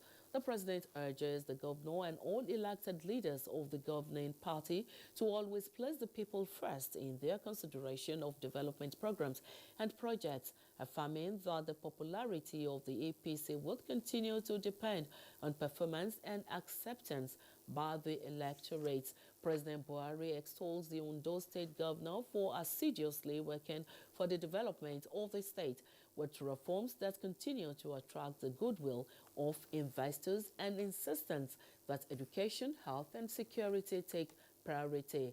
The president notes that the Supreme Court's judgment, preceded by that of the Court of Appeal, further bolsters the strength and reach of the APC and its bright chances of consolidation in coming elections. Once again, we say thank you to the Supreme Court. These are the words of the National Publicity Secretary of the People's Democratic Party, Kola Ologbondiyan, while reacting to the split decision of the Supreme Court's judgment that upheld the election of Rotimi Akeredolu as the governor of Ondo State. Correspondent Timothy Yusuf reports that the PDP, however, urges its members in Ondo State and Nigeria at large not to allow the development make them lose hope, but to remain calm and law-abiding in the general interest of the nation. Section 183 of the 1999 Constitution is very clear and unambiguous. It states that no governor should hold any other office in any capacity apart from the office of the governor. And as you know, this is a major ground upon which we went to the Supreme Court. And so from the court now, from Kaduna State. Kaduna State High Court, presided over by Justice Gideon Kurada, has discharged leader of the proscribed Islamic movement in Nigeria, Sheikh Ibrahim al-Zakzaki, and his wife Zainat. Haruna Mohammed reports.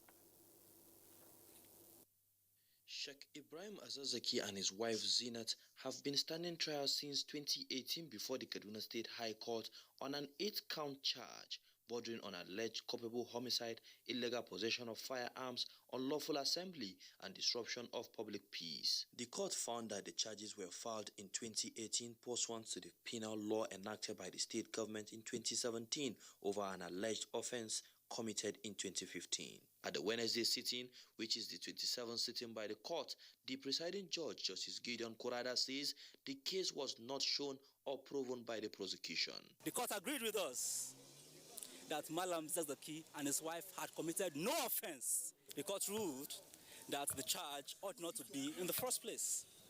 You cannot arraign a man for an offense that was allegedly committed, as at the time the said crime was not an offense. And the court was very emphatic in that yes, the Kaduna State government has powers to enact laws, but they cannot enact laws to prosecute an offense retrospectively. On that first ground, the court held that that charge is incompetent. The prosecution counsel could not be reached for comments. In Kaduna, Haruna Mohammed, NTA News. The administration of justice in Nigeria has continued to record successes and milestones with the periodic addition of new legal practitioners to the number of advocates. Olabode Arewa reports that the challenges occasioned by COVID-19 could not disrupt this year's call to bar ceremony. Those are the new wigs taking the oath of allegiance to be faithful ministers in the Temple of Justice. 4,350 candidates, representing 75.11% of the total number of students who were in law school, successfully scaled through the 2021 bar final examinations. Family and friends were on hand to felicitate with them on the special occasion. For the new wigs, it is a dream come true. Wow, experience in Nigerian law school it's a memory I want to keep forever. I believe it's a privilege for one to be called to the bar. Elated. I'm happy to be here. Chairman Body of Benchers, Justice Body Roosevelt, in a charge, advised them to sustain the tradition of discipline associated with the legal profession. As a lawyer, you are expected to represent or defend your client when called upon. In so doing, you are to remain committed to the best interests of your client. Each of the aspirants and found them worthy to be presented for call to the Nigerian bar. Among recent advancements recorded by the Council of Legal Education are the new campuses of the Nigerian Law School in Yenagua and Port Harcourt. In Abuja, NTA News. Congratulations to our own Dele Atombi, who was among the practitioners called to bar. The Minister of Agriculture and Rural Development, Alhaji Mohammed Sabo Nanono, has challenged stakeholders in the cocoa value chain in Nigeria to move from producers of raw materials to exporters of finished cocoa products and add value to the diversification policy of the federal government. This was while inaugurating the National Secretariat of the Cocoa Farmers Association of Nigeria in Akure, the Ondo State capital. Kayode Olorundare reports. 10 cocoa producing states in Nigeria and their partners were in attendance at the inauguration ceremony, which they say is a giant stride that will spur cocoa farmers for higher productivity. Cocoa is a significant contributor to the economic growth of Nigeria. Over the last 3 decades, cocoa alone has contributed an annual average of $313 million to the gross domestic product (GDP) of the country. The state is home to the first 100% cocoa powder beverage, the Oluji Pure Cocoa Powder. All the efforts to increase productivity and the volume of production is welcome, and we should go along that path. But the fact that we increase production does not mean that the national price of cocoa will increase, because the trade is asymmetrical. Stakeholders fingered bad weather, old cocoa trees that have not been rehabilitated, lack of improved seedlings, pest infestations and pesticide contamination, leading to low-quality cocoa beans as major factors. The only way you can expand the livelihood of our farmers and create a better prosperity is for us to do what we are doing. The minister, before leaving the state, had an interaction with Governor Oluwarotimi Akeredolu in Akure. Kayode Olorundare, NTA News. 210 years ago, the Spanish colonial rule in the present Venezuela ended, leading to the birth of an independent hero. In this report, Adebola Brooksland Sunday takes a look at the site of a battle that changed the destiny of Latin America. On 24th June 1821, independence fighters with Venezuelan General Simon Bolivar led the Battle of Carabobo against the Spanish royalist forces.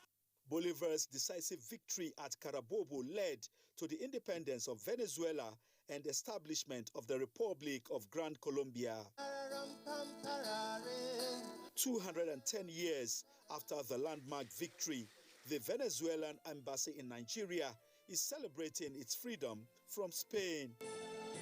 Narrating the story to students of history and diplomatic studies of the University of Abuja, ambassador of the Bolivarian Republic of Venezuela to Nigeria said, Carabobo is not just a history, but a life of struggle and liberation. We are ready for discussion about everything, but we are not ready to say we resign to our independence, or we resign to our sovereignty, or we resign to our self-determination. 3 fundamental human values of freedom, of liberty, and of sovereignty. And it is these 3 principles of life that gives meanings and destinations for mankind and for humanity. International Center oversees international programs, exchanges, and collaborations. I would like to encourage the international community to collaborate with us to advance cutting-edge multidisciplinary research. Students were given opportunity to ask questions and seek clarification where necessary. Dr. Philip Afaha is the convener of the lecture. That strand of our curriculum, which is diplomatic history, requires us to bridge the gap between the students and the diplomatic community. This is the #1 university in Nigeria, and we have to live by that name. You have to be united to gain your independence, due to the fact that those you are under doesn't want to give you that independence. Nigerians that in Nigeria, instead of looking for division and all, we should come together as one and fight for our unity and fight for what we really believe in. Research, teaching, development of ideas and diplomatic engagements are some of the areas of strength of the departments. The lecture, which is one in the series organized by the Department of History and Diplomatic Studies, is to further expose their students to the reality of what they have been taught in the classrooms. Adebola, Brooksland Sunday, NTA News. The Joint Admissions and Matriculation Board has cleared and released the Unified Tertiary Matriculation Examination results of 14,620 candidates under investigation, but still withheld about 100 others. Abdul Malik Hassan reports. There may be little activities at the JAMB office this afternoon, but a major decision was earlier taken on the fate of about 15,000 candidates that sat for the 2021 UTME. 93 of the candidates are still in dilemma as their results remain withheld. The Public Relations Officer of JAMB, Dr. Fabian Benjamin, says the inclusion of NIN in the registration exercise has contributed to the drop in the number of cases compared to last year's 195 results withheld of the 1.8 million registered candidates. JAMB has, however, not commented on the fate of the 93 withheld results that will be re-evaluated in Abuja. Abdul Malik Hassan, NTA News. You're watching the news on NTA International. Another break beckons. When we return, there will be more reports. World, you will find out that there is no place like Nigeria. Beautiful, peaceful, very warm and friendly climate all year round. Largest concentration of black people in the world. Hospitable, vibrant, and happy people. There is no place like Nigeria. A land of opportunities. The biggest window in the world of business and investments. Extremely rich in multicultural diversity. There is no place like Nigeria. Nigeria, good people, great nation. Welcome back. The All Progressives Congress has inaugurated committees that will supervise the forthcoming wards, local governments and states congresses across the country. John James Akmanu Doedehe, Secretary Caretaker Committee, inaugurated the committees on behalf of Governor Maimala Boni at the Buhari House headquarters of the APC. Saliu Abdullahi Buanara reports. It is 1 year and a month now that the Governor Maimala Boni-led Caretaker and Extraordinary Convention Planning Committee has been piloting the affairs of the APC. This event demonstrates the Caretaker Committee's readiness to carry out the task of ensuring that democratically elected leaders emerge at wards, local government and state levels as part of their primary mandates. The success of this exercise depends so much on you. The unity of our party also depends on the outcome, and the outcome essentially depends on your handling of issues. Where there are disputes, we will sit down and talk to them, so that if they can be able to cooperate and understand, it is better for us to solve the problem earlier than leaving it to the admin committee. As a party going through rebuilding and rebranding processes, committee members have been urged to use the party's guideline and constitution in discharging their responsibilities, and above all, that their loyalty should be to the party. In Abuja, Salihu Abdullahi Guanara, NTA News. And a peep to the sporting world. Battlefronts will soon switch from the theaters of war to the track and field of sports. That is the coming attraction as Nigeria prepares to host the Sahel Military Games in October this year. Minister of Special Duties and Intergovernmental Affairs, Senator George Akume, pledged federal government support for the games when he received the organizers in Abuja. Mitai Reikman tells us more. The Sahel Military Games is organized by the Organization of Military Sports in Africa, founded by Major General Ishola Williams, retired of Nigeria, and Colonel Kalkaba Maboum of Cameroon in 1994. Their vision of military sports seeks to promote unity among the armed forces of Sahel member countries to defeat common enemies of peace and security in the region. Receiving the organizers drawn from various countries, the Special Duties Minister says Nigeria is determined to ensure the success of the military games as a motivation for troops who put their lives on the line.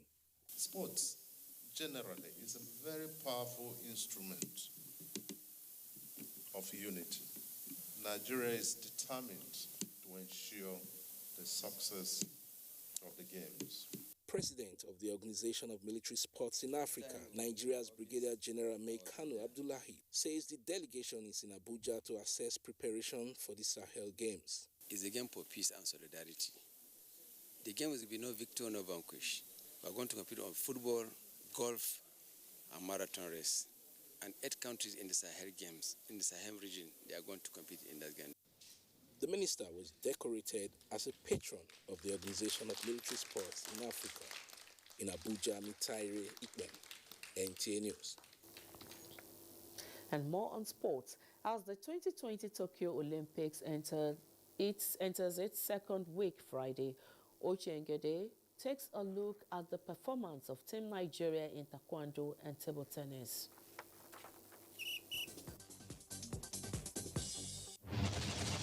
The Tokyo 2020 Olympics enters second week as from Friday, with some athletes already celebrating their victories or mourning their loss after the conclusion of their events. The Nigerian contingent is among the 206 countries and territories competing at the Games. For Team Nigeria, it is all over in rowing, gymnastics, taekwondo, table tennis, and badminton. In taekwondo, only one Nigerian athlete qualified and thus competed. 21-year-old Elizabeth Ayanacho, who debuted for Nigeria in taekwondo in the -67 kg events, was all tears after a 7-12 loss in her opening match to a more experienced and 2-time Olympic medalist, No Tata of Turkey. A lot of moves in my head to do, but I couldn't do them. I knew I could win the match, but I didn't do enough to get some points. So I feel disappointed. In table tennis, Team Nigerian captain Aruna Quadri, 7-time Olympian Funke Oshonaike, and debutant Olajide Omotayo all crashed out in the first round. From the beginning, I knew it was going to be tough, but then what I told myself is that, Funke, just go there and give your best shot. Fight with your last blow, which I did.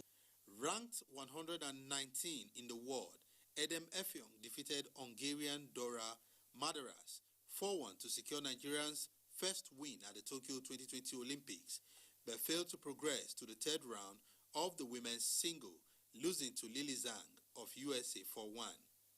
Team Nigeria's hope of a podium finish is shaky, but with the athletics and wrestling yet to get to its business end, there seems to be a light at the end of the tunnel.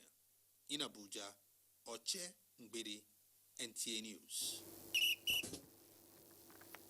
Thank you, Oche. And let's check out weather outlook across the globe for Thursday, the 29th of July.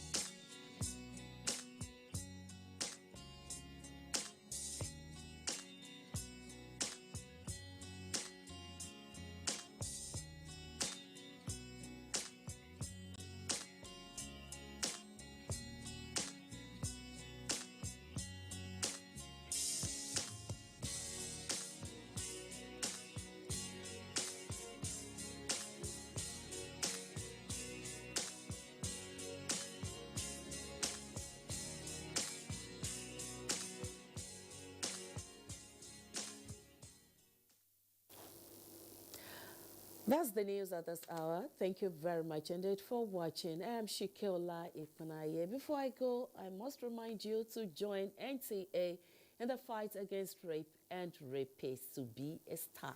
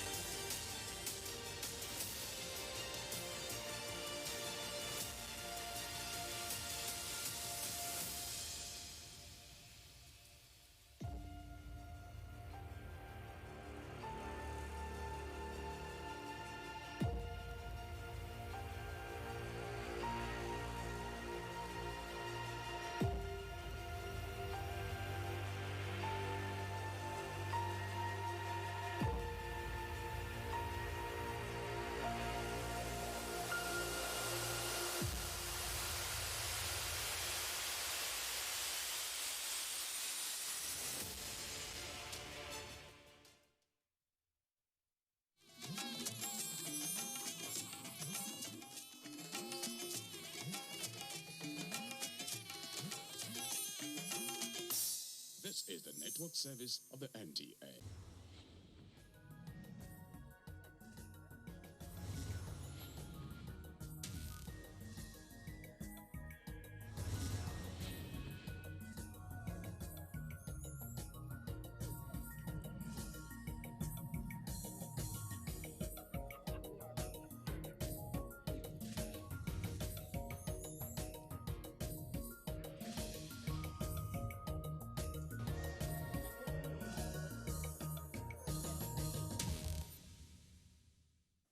Thank you for joining us on the program from the National Assembly. I am Ignatius Nkwo. Well, the Senate is still on recess, and because of that, we bring to you a repeat of the Senate plenary of 15th July 2021. Well, that was the day the Ninth Senate, so to say, had a day with destiny. It was the day that the Electoral Act Amendment Bill was passed. And now we bring to you a repeat of the deliberations and considerations of the report of the Senate Committee on the Independent National Electoral Commission, which culminated into the passage of the Electoral Act Amendment Bill.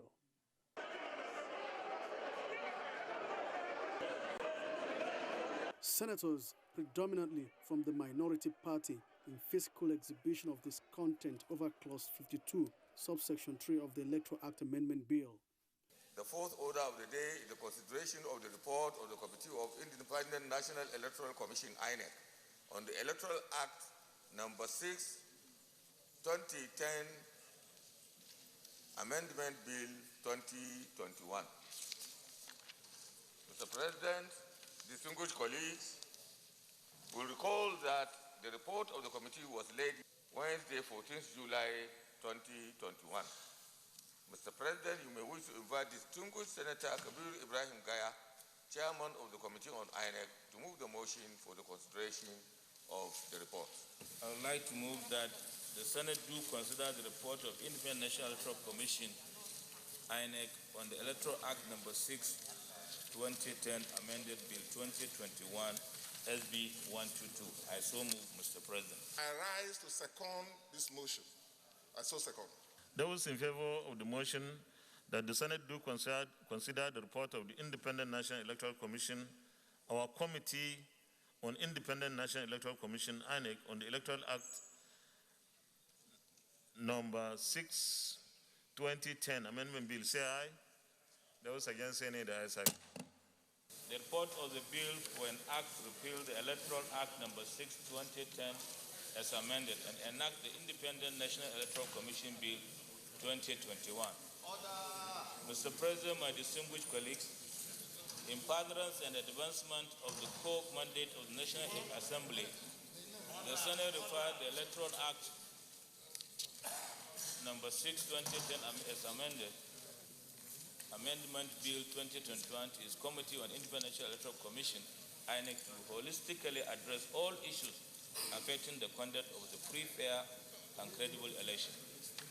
The 8th National Assembly made several attempts amending the Electoral Act number 6, 2010, but the bill was not assented by Mr. President Muhammadu Buhari, which was hinged on the fact that the amendment was done close to the 2019 general election.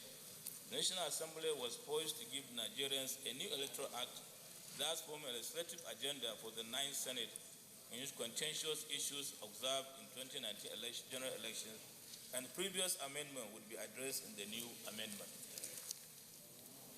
Owing to the challenges experienced in the 8th National Assembly as it relates to the amendment of the Electoral Act, the 9th National Assembly decided to adopt all-encompassing approach in the 2021 amendment process by having the Senate and House Representative Committee or Independent National Electoral Commission and electoral matters to work together as a joint committee. The bill seeks to regulate the conduct of federal, state, and area council elections to make provision for the restriction and the qualification for elective officers in the relevant provision of the Constitution of the Federal Republic of Nigeria as amended. The use of card readers and other technological devices in elections, political party primaries as relates to the timeline for submission of list of candidates, criteria for substitution of candidates, limit of campaign expenses, and the bill also addressed the omission of names of candidate or logo of political party in an election as well as its reluctant consequences. They are also concerned that the electoral legal framework on certain issues be well settled ahead of the 2023 election, such as technological device like the card reader, electronic voting system, disclosure of source of funds contributed to political parties, and other issues on campaign funding. There are also provisions on guidelines on replacement of lost or destroyed permanent voters' card. Days for conducting primary elections shall not be earlier than 180 days before the date of the general election. The bill will seek to repeal the Electoral Act No. 6/2010 as a result of the enormous number of proposed amendments. It addresses many loopholes in the electoral system by amending over 300 clauses, which include new provisions in the whole, the amendment by the 8th National Assembly, which was not assented by Mr. President, and a draft proposal from the Independent National Electoral Commission, INEC, as well as input from the retreat and technical committees and members of the Joint Committee. The committee held a joint public hearing on 3rd 2021 December to collect and collate input from stakeholders on the bill. Prior to the hearing of the Joint Committee, places advert calling interest stakeholders and members of the public to submit written memorandum on issues of concern, requesting alteration to Electoral Act 2010. A total of 68 hard and 24 soft copies of memorandum were received from the public, which was analyzed and reviewed by the committee. Submission of memorandum and oral presentation received covered these areas: use of technology in the election, electronic voting, increasing the participation of women, youth, persons, and persons of disability in the elections and electoral process, enshrining the smart card reader in the legal framework for election, establishment of Electoral Offences Commission, which was just recently passed, and we thank you, Mr. President, and the members of the Senate, regulating election expenses, regulation and paying of campaign expenses, diaspora voting, early submission of lists of candidates by political parties, increasing penalties for electoral offences, and consequential constitutional amendment. Mr. President, at the public hearing, the following recommendations, among others, were made. There should be an amendment on Section 49 to allow for appropriate technological device in the accreditation and voting process. There should be a corresponding insertion of new Section 3 to Section 44 to mandate the Commission to ensure that all contesting parties view an electronic sample of the ballot paper logo is properly represented on the ballot paper. The bill should align with either the national gender policy or campaign for 35% affirmative action for women all elective appointed posts, and mandate INEC to implement this as its gender policies in its operation. The definition of youth in the bill shall be compatible with national youth policy and the African Charter, which defines a youth as a person between age of 18 and 35. Section 56(1) of the Electoral Act makes provision for only blind and incapacitated voters. However, it should encompass other forms of disability. Mr. President, the importance of diaspora voting should be looked into, as many Nigerians living outside the country are currently left out in the voting process. An autonomous electoral offences commission and tribunal would potentially address electoral frauds and violence. The electoral tribunal should be chaired by a person who has either held office or qualifies to hold office as a judge of Superior Court of Record and have no party affiliation and is recommended for appointment by the National Judicial Commission, NUC. The proposed amendment of Section 33 and 36 of the Act provide a framework that will enable a vice presidential candidate or deputy gubernatorial candidate to conclude the polls where a nominated candidate for a political party or the president or the governor of a state dies should be extended to all other elected positions.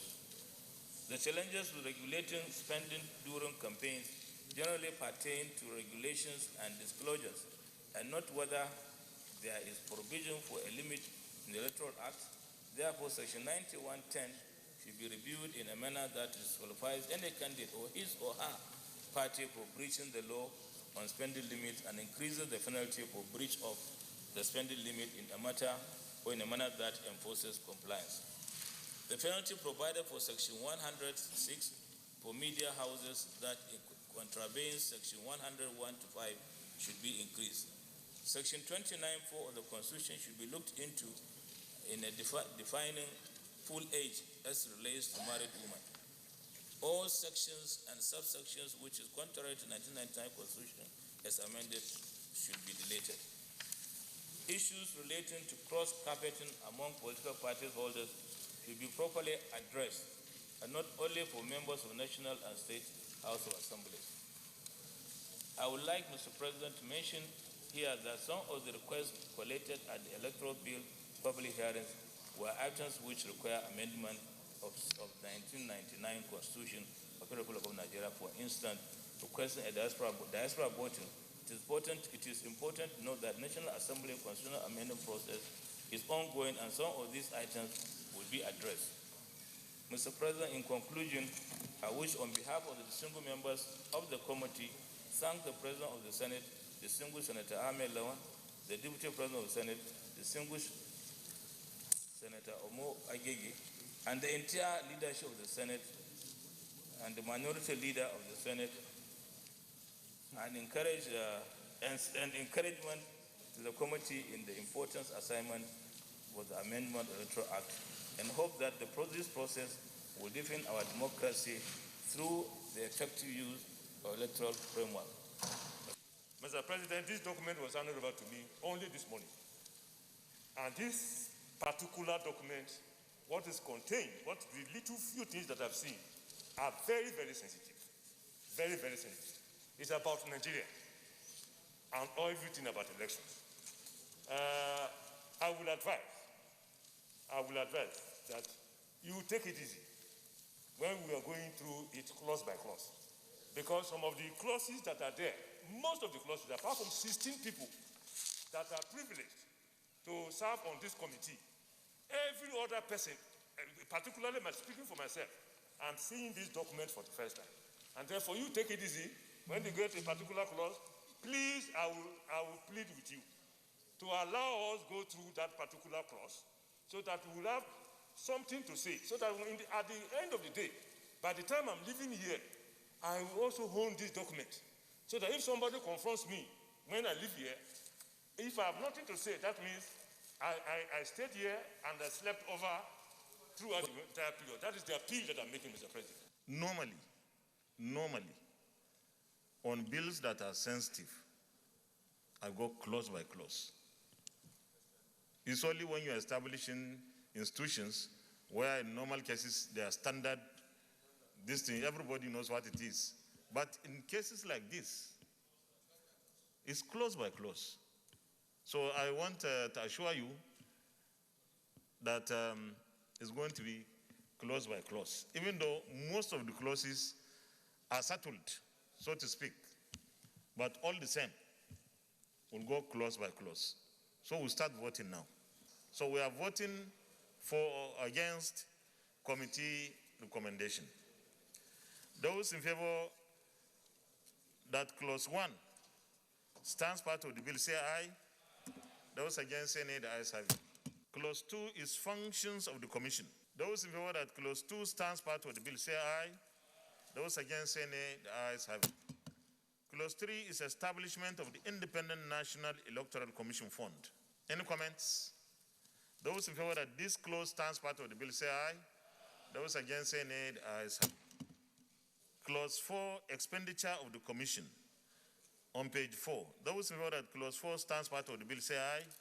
Those against, say nay. The ayes have it. Clause 5, on page 5, annual estimates and accounts. Those in favor that annual estimates, clause 5, stands part of the bill, say aye. Those against, say nay. The ayes have it. Clause 6, those in favor that clause 6 stands part of the bill, say aye. Those against, say nay. The ayes have it. Clause 7, committees of the commission. Those in favor that the clause 7 stands part of the bill, say aye. Those against, say nay. The ayes have it. Clause 8, staff of the commission. Those in favor that clause 8 stands part of the bill, say aye. Those against, say nay. The ayes have it.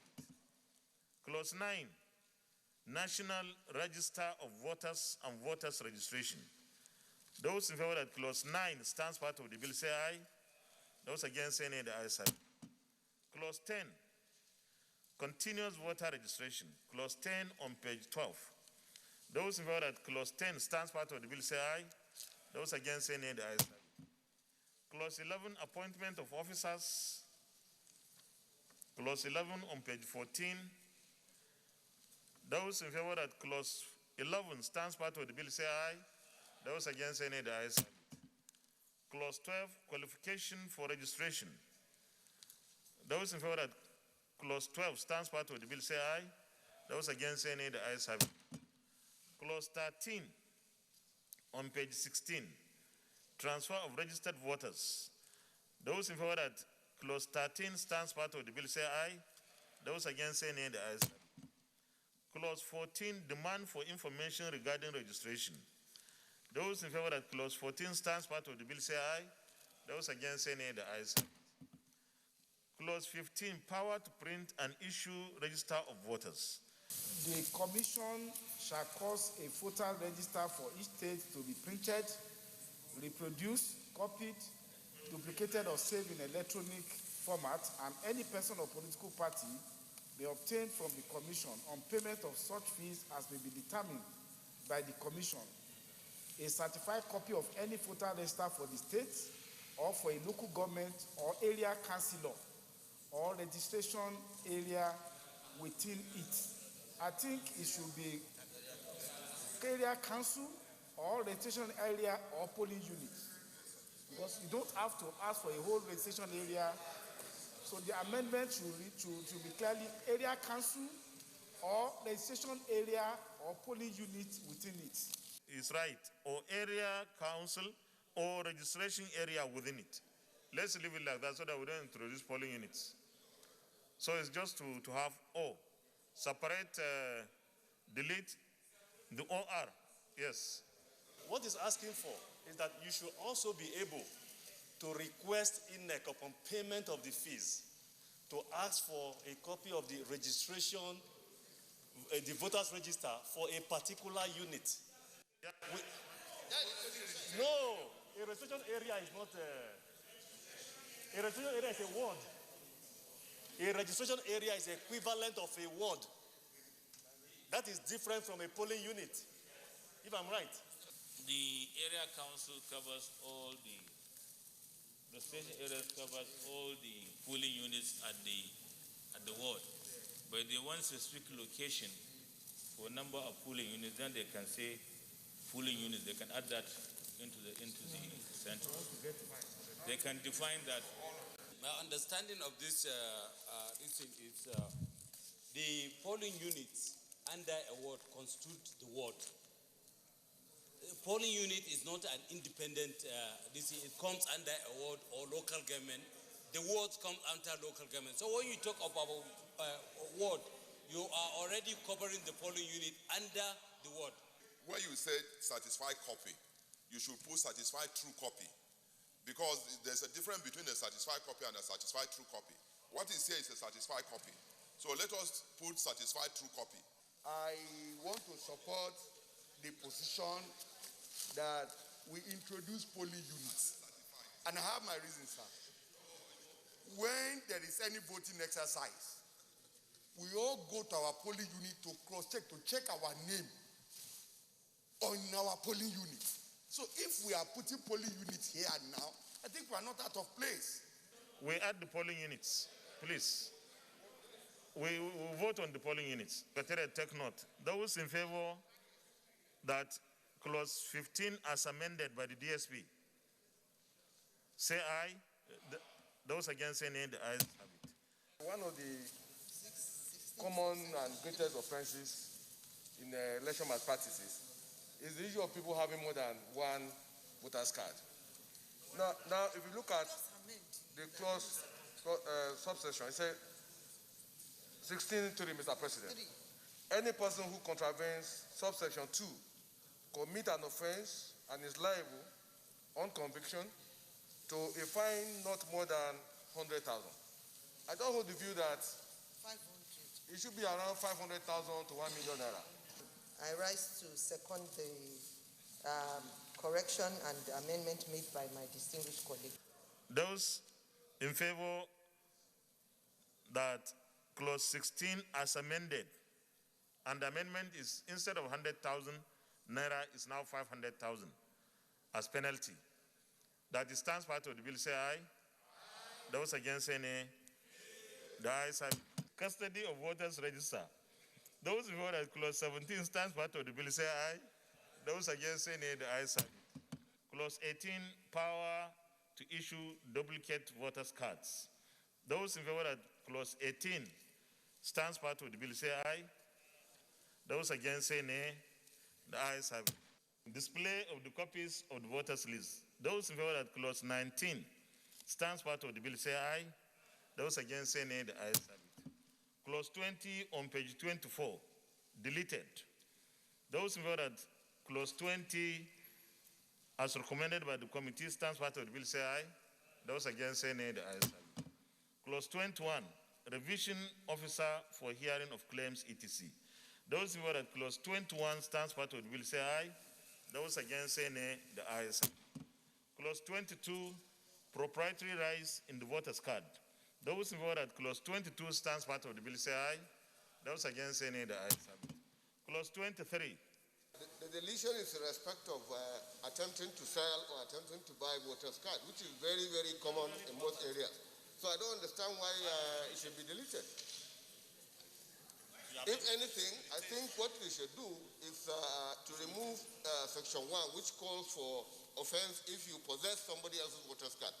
But certainly the other one that says if you attempt to sell or you attempt to buy, I think that should be retained, Your Excellency. We have had instances where one person will be going around with 200-300 voters cards attempting to sell it to people. To sell it. It's true. So I don't think deleting this is good for a democracy. B and C should be retained. Yes. I think B and C should be retained. We can remove one that just says possession is an offense. But certainly B and C should be retained. I support the amendment made by my colleague that section 23 should not be deleted. Only a part of it should be deleted because vote buying is an offense, and anybody who is caught buying it, and for every voter card you buy, you pay 500,000. We have had the amendment being sought that only 23A should be deleted and the rest remain. This is against the recommendation of the committee. So those in favor of this amendment that clause 23 stands part of the bill as amended, say aye. Those against, say nay. The ayes have it. Clause 24, offenses relating to registration of voters. Those in favor that clause 24 stands part of the bill, say aye. Those against, say nay. The ayes have it. Yes. Section 23, sir. So I just want to notify the Senate that the House deleted this portion, and we're trying now to state it. That means we may have to go for conference. But when we had the committee meeting with both the House and the Senate, we agreed that this should be deleted. At this point, this is not a harmonized conference committee report.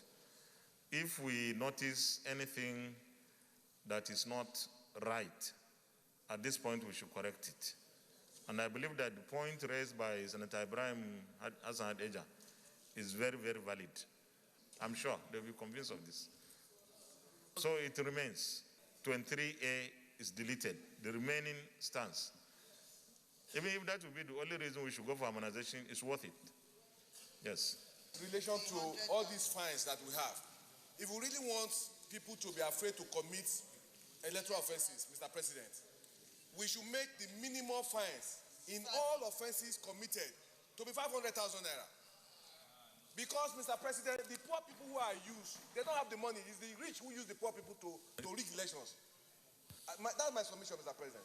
My advice will be that you read ahead so that before we put to vote, you are able to raise the amendment. Otherwise, we can't finish this. Yes. So we are on page 28, clause 25. Those in favor that clause 25 stands part of the bill, say aye. Those against, say nay. The ayes have it. Clause 26, conduct and postponement of election in emergency. Those in favor that clause 26 stands part of the bill, say aye. Those against, say nay. The ayes have it. Clause 27 on page 31. Announcement of election results. Those in favor that clause 27 stands part of the bill say aye. Those against, say nay. The ayes have it. Clause 28. Those in favor that clause 28 stands part of the bill say aye. Those against, say nay. The ayes have it. Clause 29 on page 34. Appointment of other officers for the conduct of registration of voters and elections. Those in favor that clause 29 stands part of the bill say aye. Those against, say nay. The ayes have it. Clause 30, notice of election. Those in favor that clause 30 stands part of the bill say aye. Those against, say nay. The ayes have it.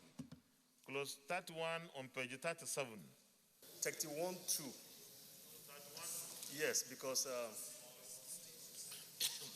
this for, if I may read, sir, that the list or information submitted by each candidate shall be accompanied by an affidavit sworn to by the candidate at the Federal High Court, indicating that he or she has fulfilled all the constitutional requirements for election into the office. Mr. President, I am aware that this proposal of this affidavit, the House also wants any of the courts to take an affidavit, as opposed to, yes, as an affidavit, as opposed to restricting people to go to only the Federal High Court to swear an affidavit for their forms. So I want to amend that we include the Federal High Court, the State High Court, FCT, and the FCT High Court for this purpose of the affidavit, swearing an affidavit to accompany the forms to be submitted to INEC. I second that the amendment as proposed be taken. I second. So those in favor that clause 31 as amended stands part of the bill say aye. Those against, say nay. The ayes have it. Amending it from 180 days to 120, sir. Again, on clause 31. This time, clause 31(1). And the amendment is, instead of not later than 180 days, Senator Said Al-Ali is proposing not later than 120 days. That's 3 months. So, 4 months. So those in favor that clause 31 as amended stands part of the bill say aye. Those against, say nay. The ayes have it. I want us to remember that the subsisting constitutional provision for pre-election matters is relevant. And many people suffered from the fact that in filing their pre-election cases, it became time-barred. So the point is we need to allow this sufficient time. Otherwise, if we do it this way, it means... So this is the point. This is why this date is not announced. Retain 180.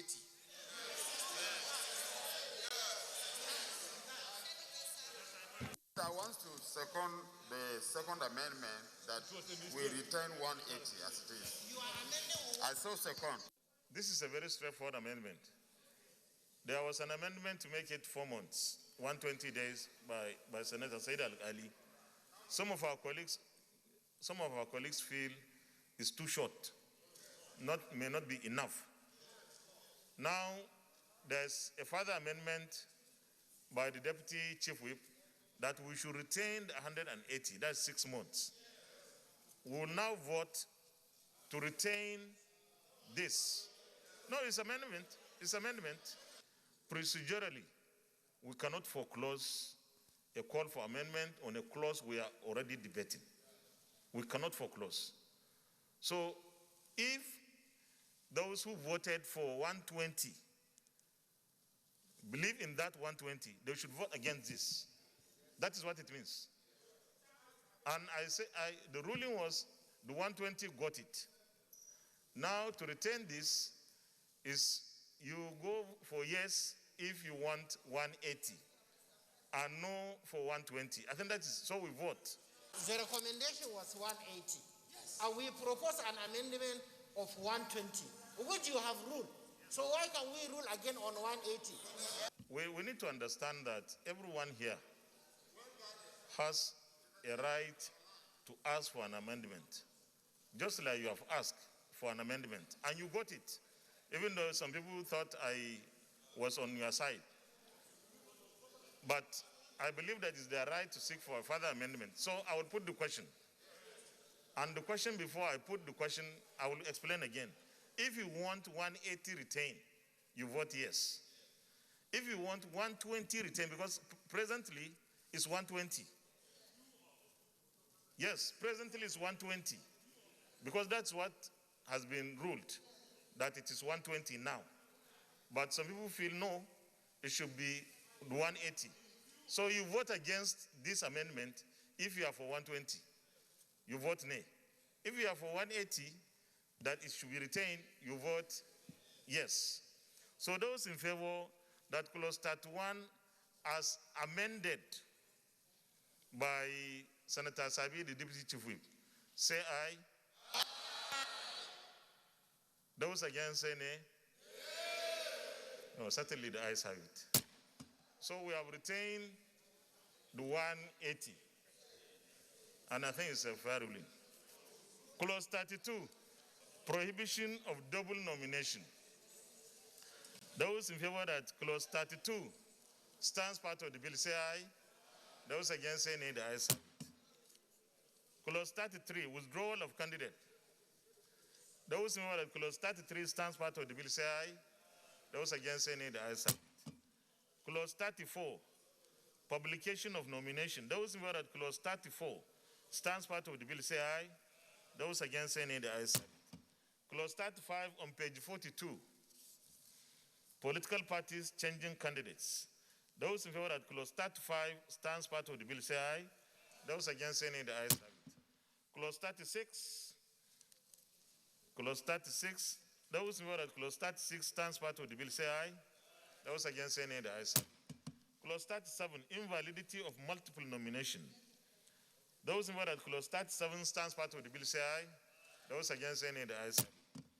Clause 38, failure of nomination. Those in favor that clause 38 stands part of the bill, say aye. Those against say nay, the ayes have it. Clause 39, contested election. Those in favor that clause 39 stands part of the bill, say aye. Those against say nay, the ayes have it. Clause 40, those in favor that clause 40 stands part of the bill, say aye. Those against say nay, the ayes have it. Clause 41 on page 46, uncontested election.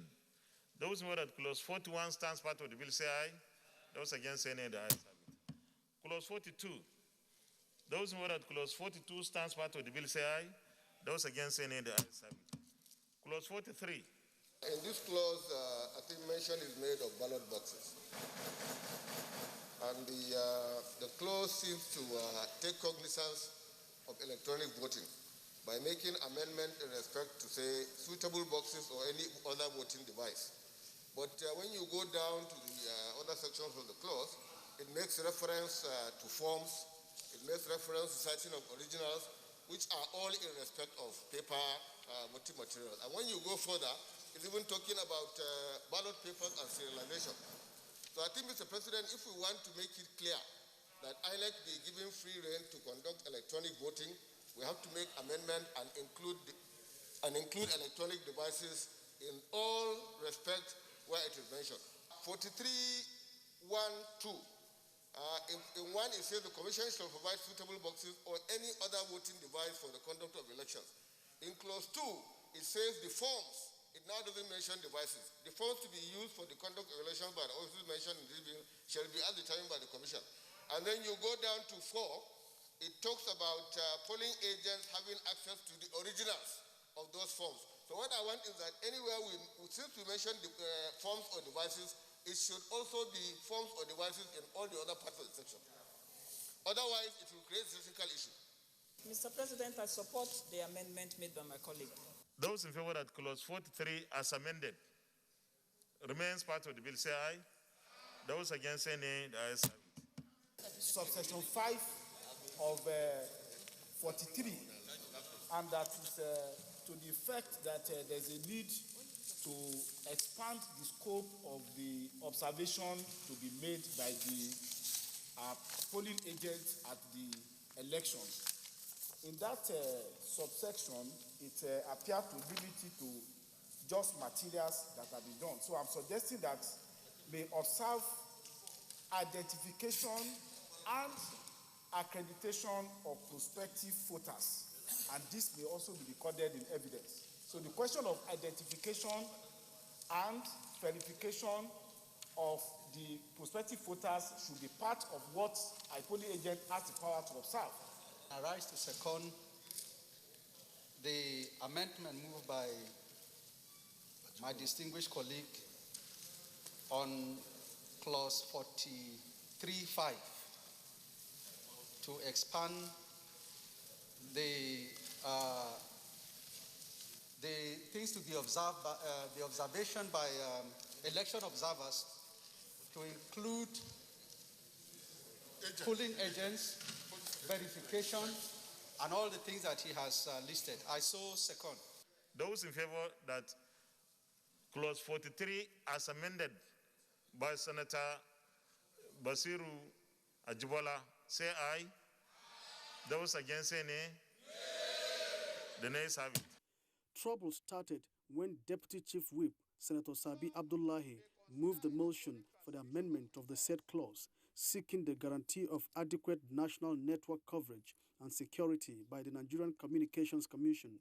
The Commission may consider electronic transmission of results provided the national coverage is adjudged to be adequate and secure by the National Communications Commission, NCC, and approved by the National Assembly. I want this National Assembly to know I support the futuristic idea of electronic voting, which is not realistic in my area that I represent. And therefore, for it to be approved, hoping that there will be light or the network in my local government or my state, if NCC says so, then I support that. So support. There's an amendment being sought, and this amendment has to be voted on first, before any other thing. The point is, Senator Sabi raised an amendment, and I've asked him to say it twice, because maybe the first time there was too much noise. We have heard what the amendment is. Senator Lundumi has seconded. Those in favor that clause 52.3 as amended stands part of the bill, say aye. Those against say nay. The ayes have it. But Senator Albert Bassi Aban countered him, which eventually produced the first division conducted by the Ninth Senate as moved by the minority leader, Enyinaya Baribe. Further amendment. Section 52.3. Further amendment. That the Commission may transmit, may, at the discretion of the Commission, may, not shall, that the Commission may transmit the result by electronic means, where and when practicable. Practicable. Where and where practicable. Ensemble. Where and where practicable. Practicable. Mr. President, I speak a position that Albert has articulated. I second that motion. I second it. But let me make this point, please. Do I have your protection, sir? Mr. President, reading through this act, you can see that a lot of our fears have been taken care of. So please let us, yes. Don't you believe in your minority? Somebody has raised an amendment, another minority has seconded. You don't believe in them? So I will put the question on the amendment first. If we allow our process to go on, we can all have our tongues. No amount of shouting will help us in this business. Somebody raised his hand, said he wanted an amendment. And that amendment was proposed. Another person wanted to second, is seconded. I will put the question on the amendment first, and then any other thing could come after. So I will put the question on the amendment being sought by Senator Bassi Albert Akpan. And we have listened to the amendment. The amendment is seeking to retain what is in the report. And I will read what is there. The amendment being sought. At the moment, what we have passed, what we have voted for, and is included in this report now, is the amendment sought by Senator Sabi Abdullahi. There is an existing amendment request that, no, we should retain what is there, like we did with 180 and 120. So if you think we should retain what is here, you will vote yes. If you think what we have passed before the amendment of Senator Sabi, then you vote against this one. Is that clear? Okay, I'll put the question. And the amendment, please, for the avoidance of doubt, the way it is written here is the commission may transmit results of elections by electronic means where and when practicable. This is the amendment. So if you don't want it, I will put the question now. Those in favor that clause 52(3) as amended by Senator Basi Akpan, say aye. Those against say nay. The nays have it. Point of order, Minority Leader.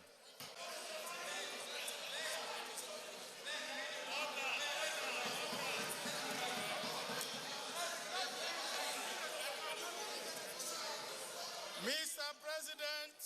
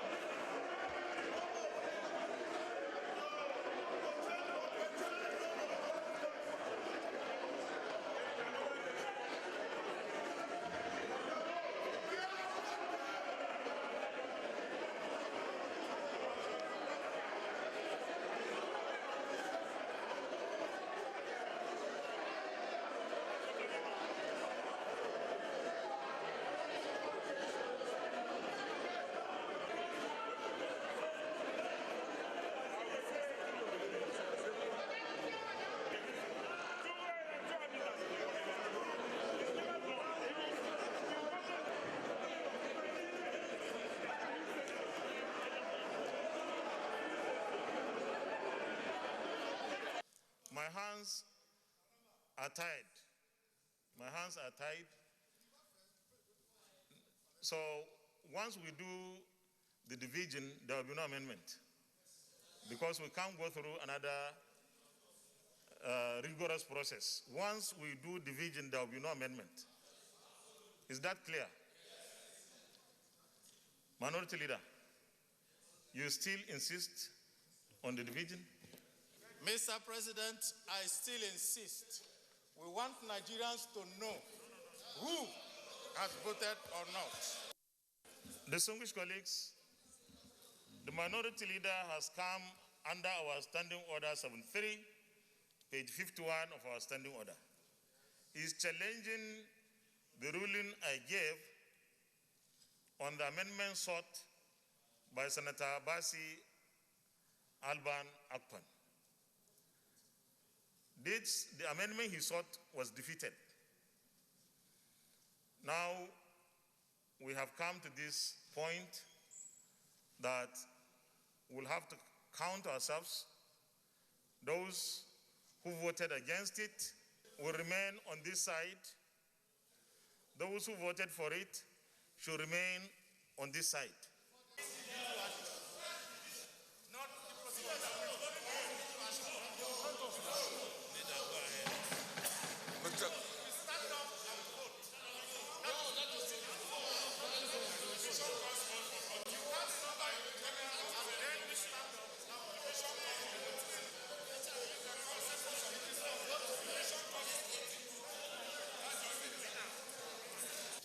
Mr. President, my highly respected and distinguished colleagues, I have to rise up at this point, given the responsibility which you have given me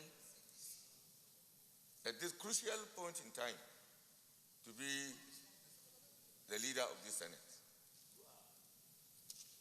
Mr. President, before we take this step,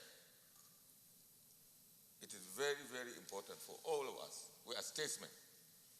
All of us have responsibilities to our constituencies and to the entire Nigerian nation.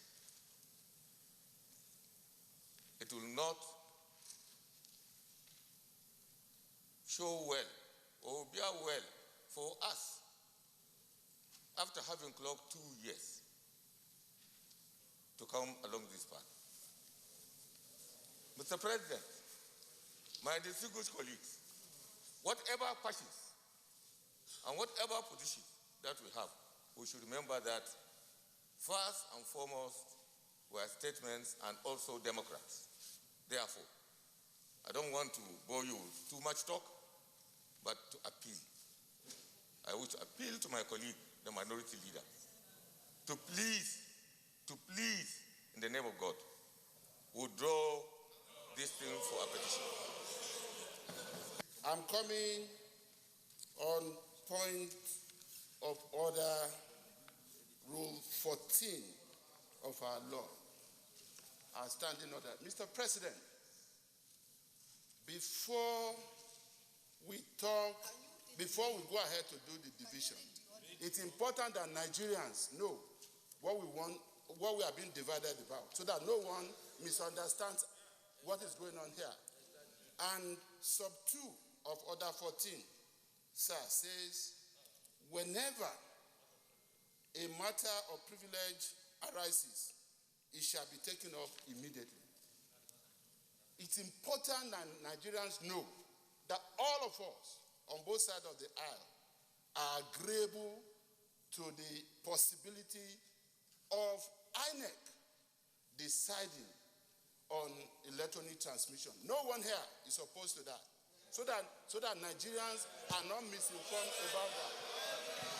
Mr. President,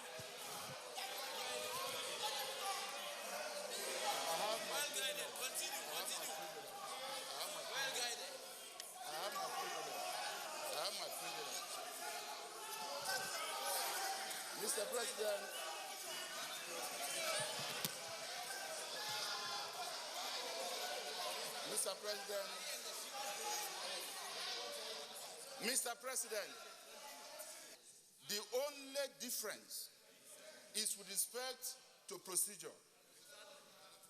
the essence of this amendment is to say and to emphasize that INEC and the Nigerian Communications Commission shall be able to satisfy themselves that no community, no part of Nigeria will be disenfranchised as a result of the manner of implementation of this reform.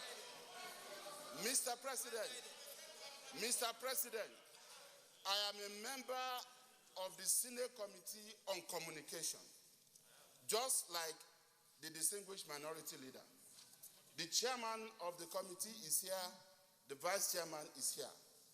Our own official record is that 43% of the Nigerian community has access to internet. And as far as we are concerned, Mr. President, no one here, either in the leadership or membership of this Senate, is opposed to electronic transfer and electronic transmission of results.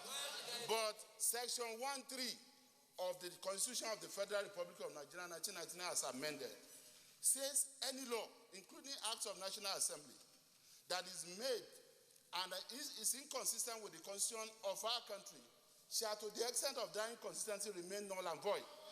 The same Constitution is clear. It is the INEC that will regulate election.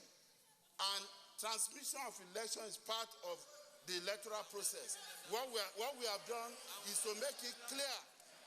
What we have done is to make it clear.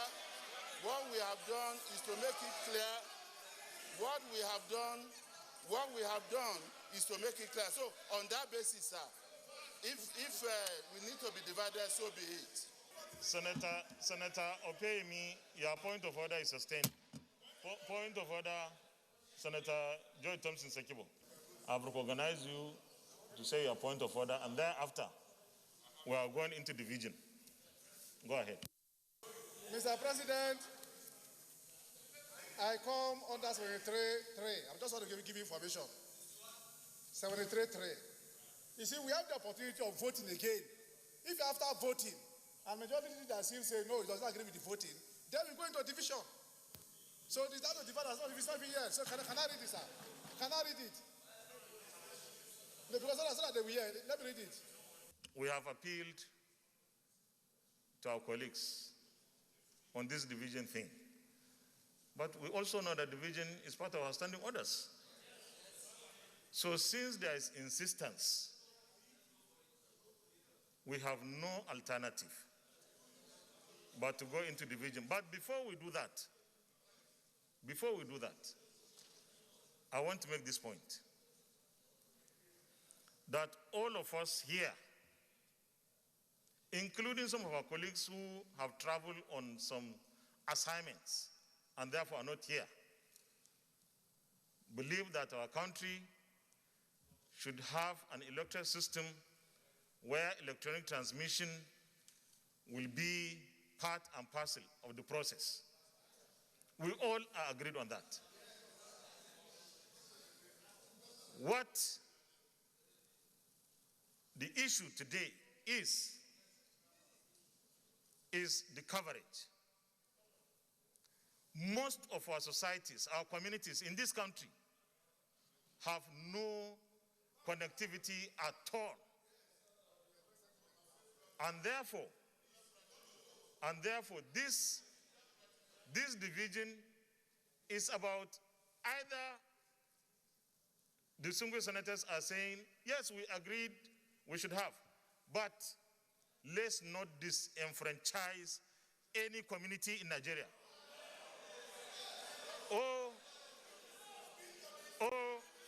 So with this,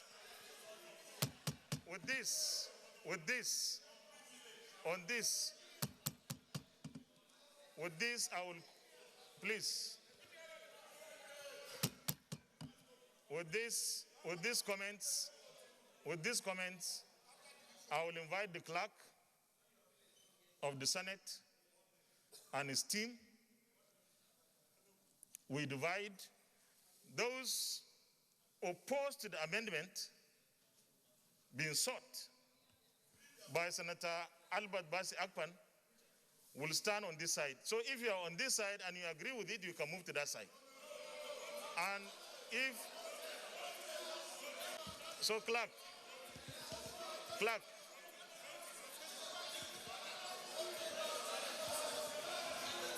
yes.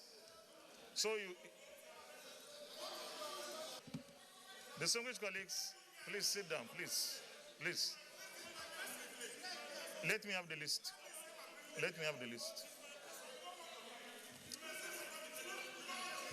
Distinguished colleagues, there is a list here. Of all of us. There is a list here, a list of all of us. Our names are here, state by state. And it starts with Abia and ends with Zamfara. So we'll call our names and then we vote.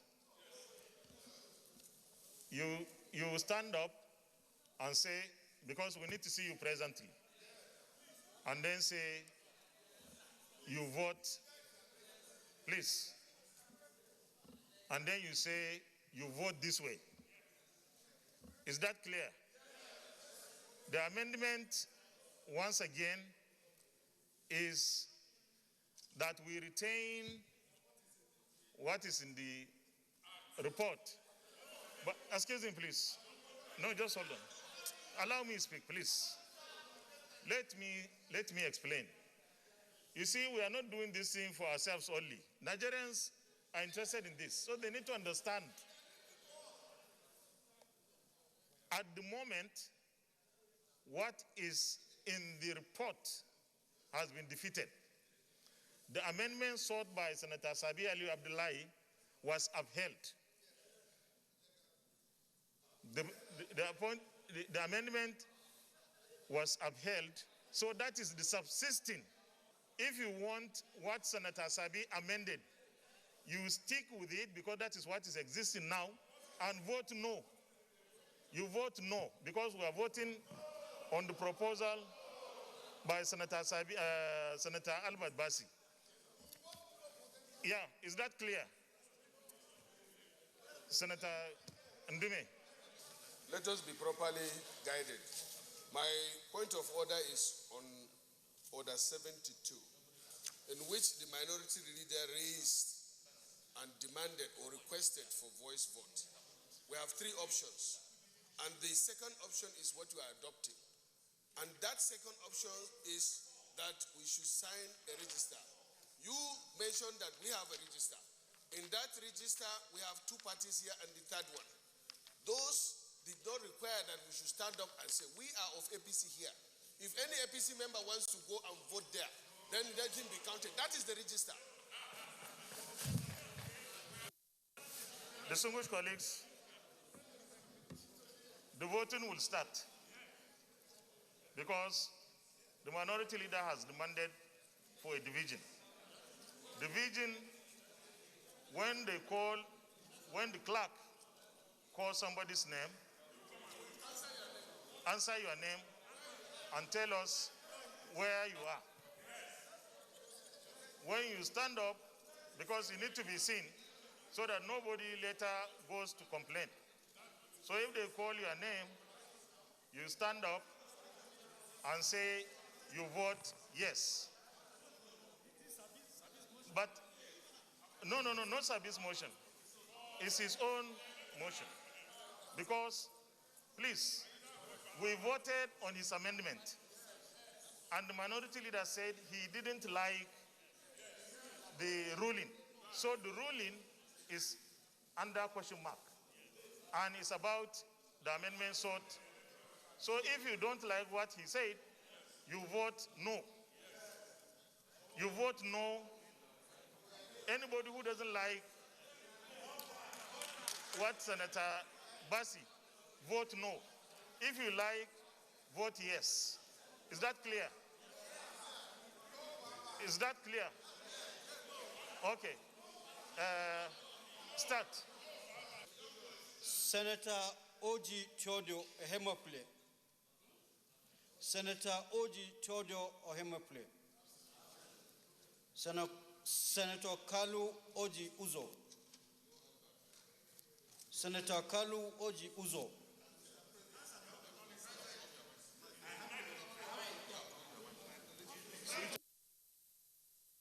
No, you allow me, Mr. President and my colleagues. I'm coming. I'm going to vote. Every member of this Senate believes in electronic voting and electronic transmission. Allow me. You cannot shout me down. For God's sake, you can't shout me down. Unless you want us to sleep here. You cannot shout me. You cannot shout me down. It's either you allow me to talk or we will stop here. I vote because there are no coverage in my village. There's no coverage in my village. Senator Abaribe knows that. There is no coverage where we come from. I don't want anybody to make a political point where we come from. There's no coverage, as such, I vote no. Senator Abaribe Eniaya Hakot. Thank you. My name is Eniaya Abaribe. I represent Abia South, and I'm the minority leader of the Senate. And I vote yes to Nigeria, yes to electronic voting. I just want to advise. Please,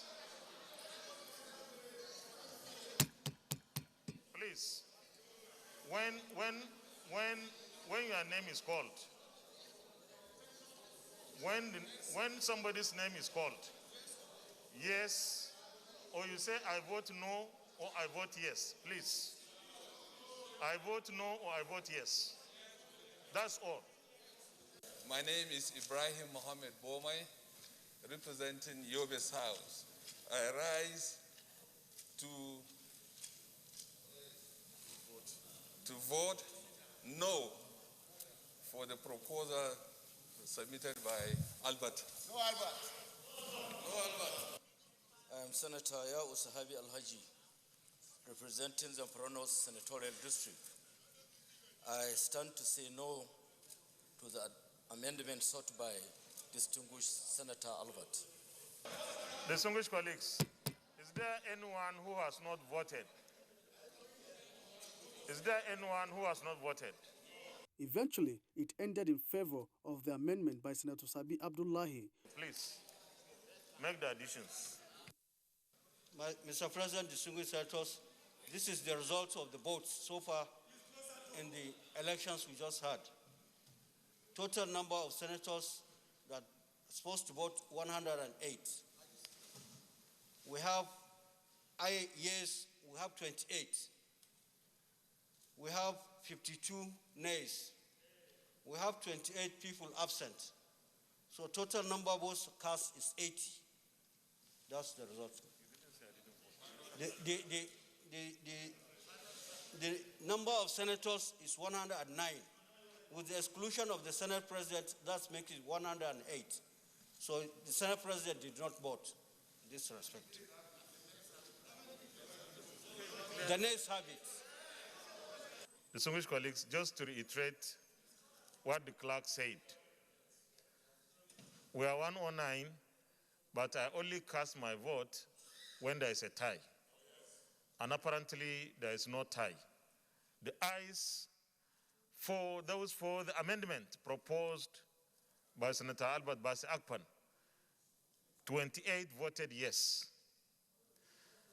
28 voted yes, those that supported the amendment. 52 senators voted no, they don't want the amendment.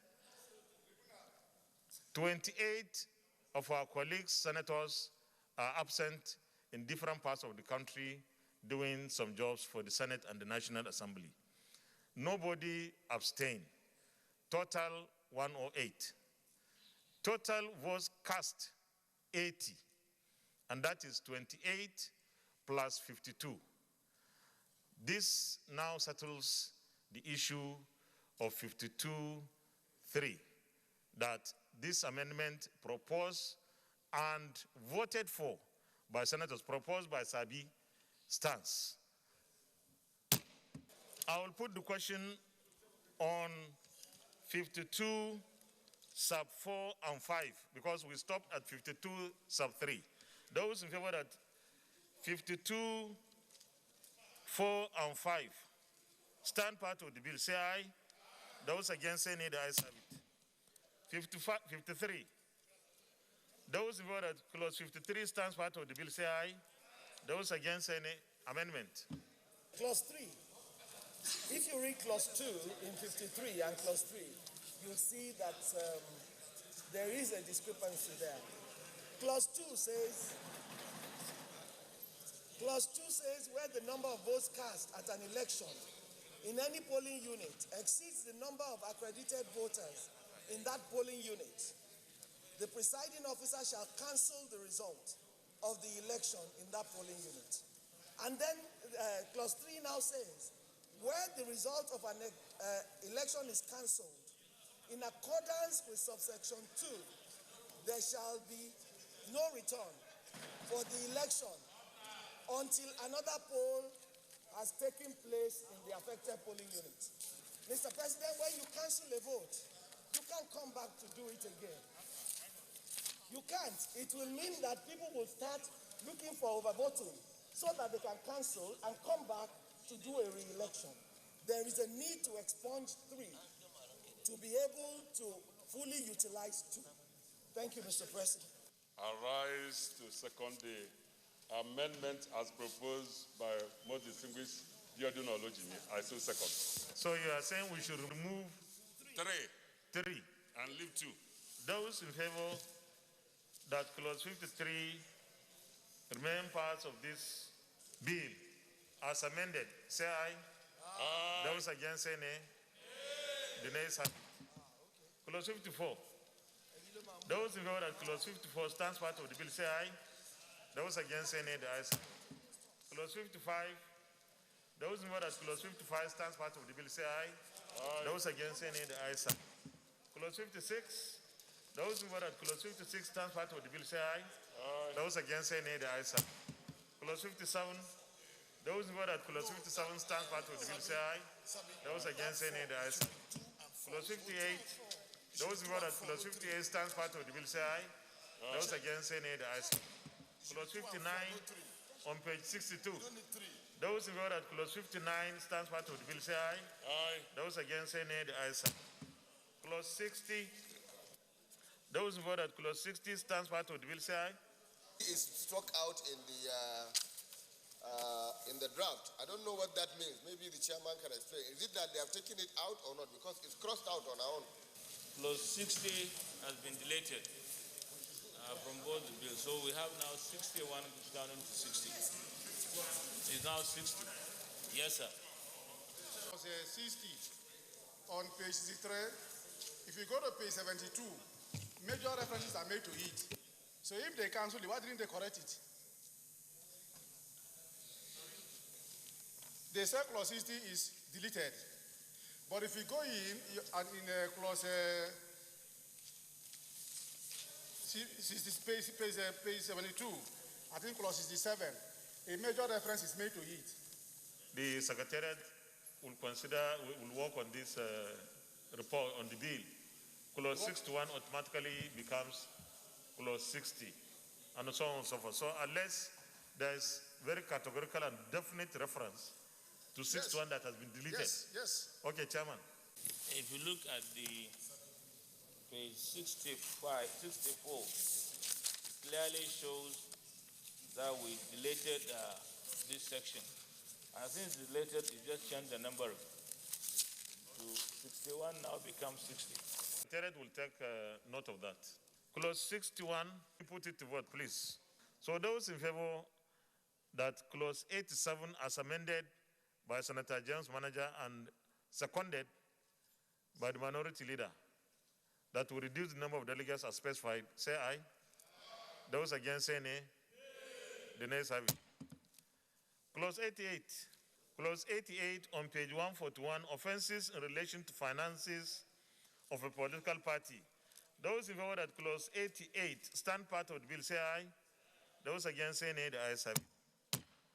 Clause 89, period to be covered by annual statement. Those in favor that clause 89 stands part of the bill say aye. Those against say nay, the ayes have it. Clause 90 on page 143. Those in favor that clause 90 stands part of the bill say aye. Those against say nay, the ayes have it. Clause 91, limitation of election expenses. Clause 91. Those in favor that clause 91 stands part of the bill say aye.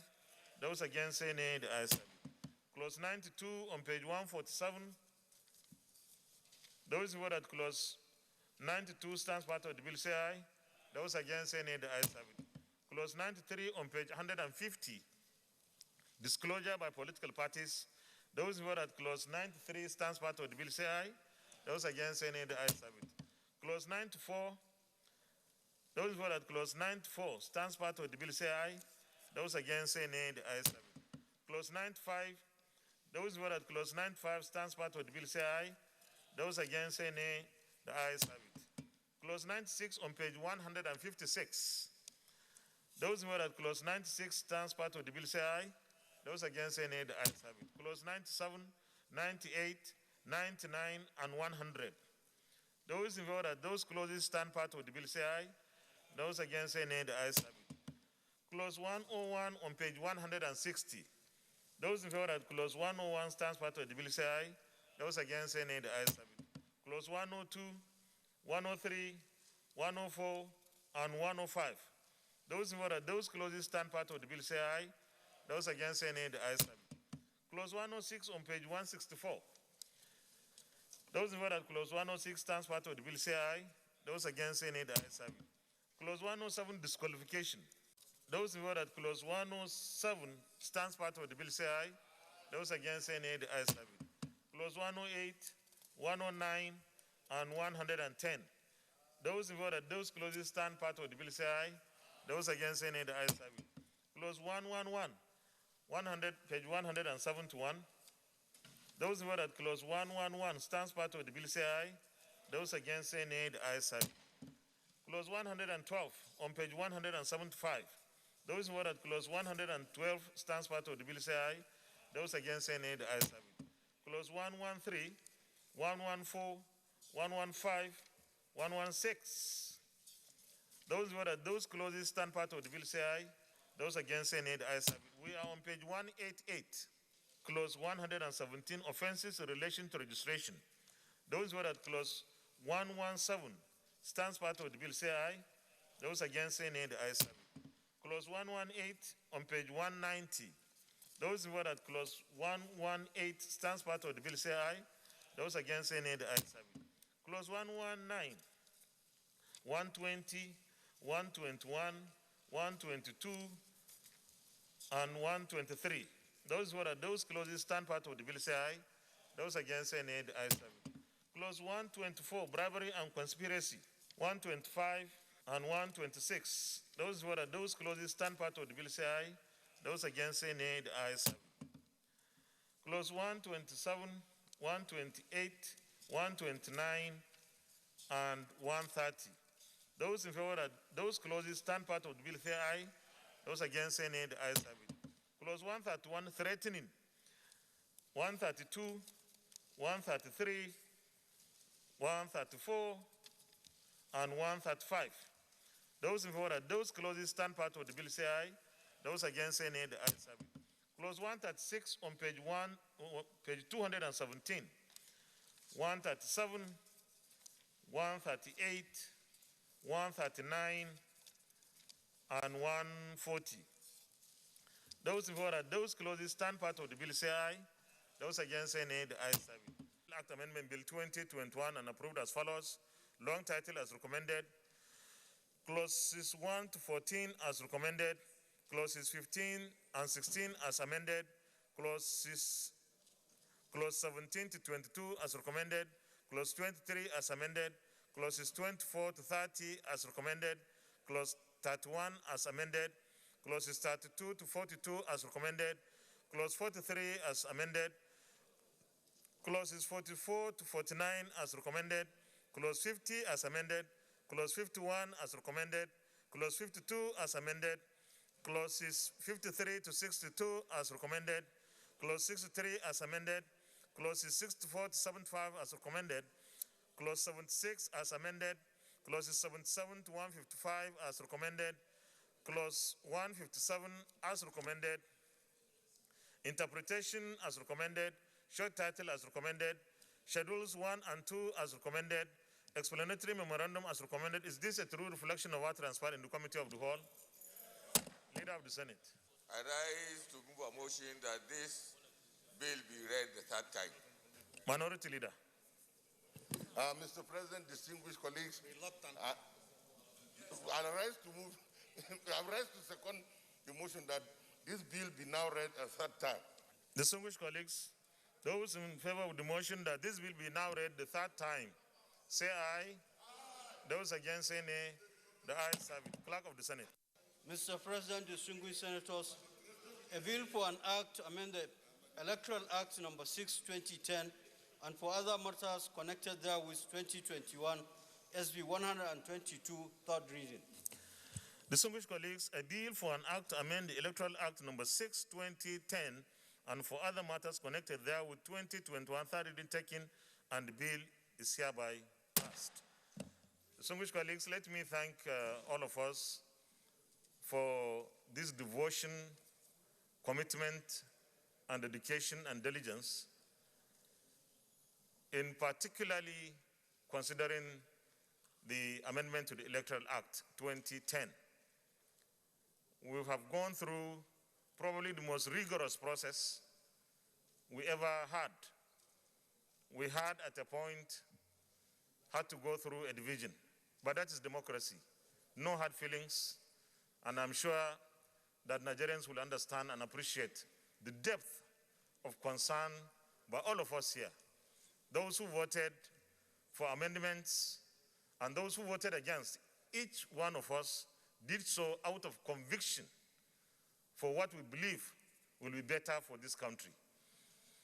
In this case, the Electoral Amendment Bill has now been passed by the Senate, and we expect that the House of Representatives, our counterpart, will do the same. If in any case we have, even if it is a single difference between our version and theirs, there will be a committee to harmonize, the conference committee. If, however, there is no difference between what we pass here and what they would have passed in the House, this bill will now be sent to Mr. President for his presidential assent. But I want to assure all Nigerians that what the Senate did was to show serious concern and care about the divergent views of Nigerians on the election process in this country. All of us want to see an election process that is all-inclusive, that is fair, that is equitable and just to everyone, whether someone is in the city or in the villages or hamlets. And we wish INEC the best, and we are here to support INEC at all times to ensure that our elections are done quite in time without postponement due to one reason or the other. And we pray that this bill will guide the 2023 general elections so well, and we hope to have a better and more improved election process in the year 2023. With the passage of the Electoral Act Amendment Bill, the use of card reader will now be enshrined in Nigeria's electoral law. Campaign spending by presidential candidates shall not exceed 5 billion naira and 1 billion for governorship candidates, 100 million for senatorial candidates, and 70 million for House of Representative candidates. The Electoral Act Amendment, we have gone through a serious and probably tortuous process to reach where we have reached by passing it. There was no victor, no vanquished in this affair. Everyone did what he or she did with full commitment and realization that what we want is one and the same thing, but the path we have taken are different. We want an electronic process transmission system for our electoral process. However, we want to ensure that no Nigerian is disenfranchised in this process. And time will definitely come when all parts of Nigeria will have the coverage that we all need to deploy our technology to ensure electronic transmission of our election results. This has come to settle the issue of what INEC can do and what INEC cannot. We are giving INEC an electoral act amended to enhance its performance. For avoidance of doubt, the process of passing the Electoral Act amendment was open and has achieved every possible integrity test that it was free and fair. I want Nigerians to help INEC and to help those who need to be helped to participate in our election processes. This is one way that INEC will take another step, because this electronic voting that we have passed, there is a distinction between electronic voting and transmission. The electronic voting itself has been adopted by the Senate. So we need to enlighten our people so that they are able to participate in the process, because it's going to be a new process for them. INEC should do its own part of enlightening Nigerians, but other citizens, especially those of us who are elected and those in government, should also help other Nigerians to understand what the process is. And this is where we end today's edition of the program from the National Assembly. I am Ignatius Nkwo. Bye for now.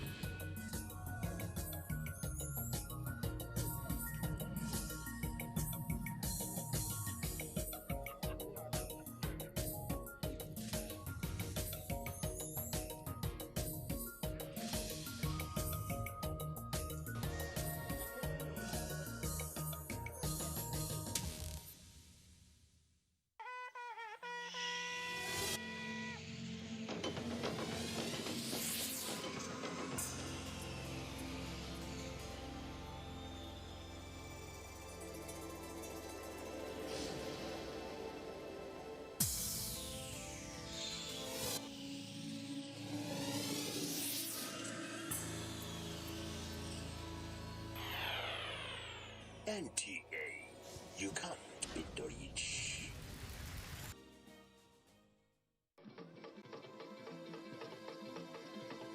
Nigeria, a nation of great people. Different tribes and languages, yet we are united in our diversity. All over the world, Nigerians are known to be very hardworking and resilient people. In our history as a nation, there have been many storms, but just like the eagle, we always soar very high above the storms. Together, as a nation, we stood against Ebola virus disease in 2014, and we conquered. Together as a nation, we shall stand against COVID-19, and we shall surely triumph. Let's do our part as citizens. Obey the health authorities, stay at home, practice social distancing and proper hygiene.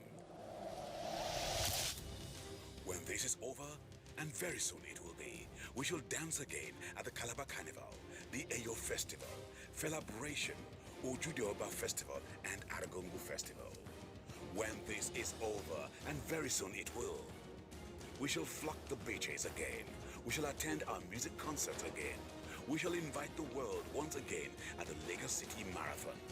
When this is over, and very soon it will be, we can return to our hustle and bustle. We will gather at our churches and mosques. We shall return to our schools and institutions. Our hope is alive. We are Nigeria, and together we shall rise again.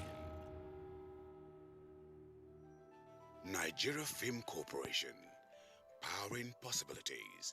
Hello and welcome. It's time for another interesting package of Everything Music. Angelina, you dey cool in my temperature. If you call, I go come deliver. This is Talking Movies. In times of old, the world was full of wonder. No. Stop it! Welcoming you to your weekend for today. Arise, oh compatriots. It's time to use our voice. Beyond 6 packs. Bills.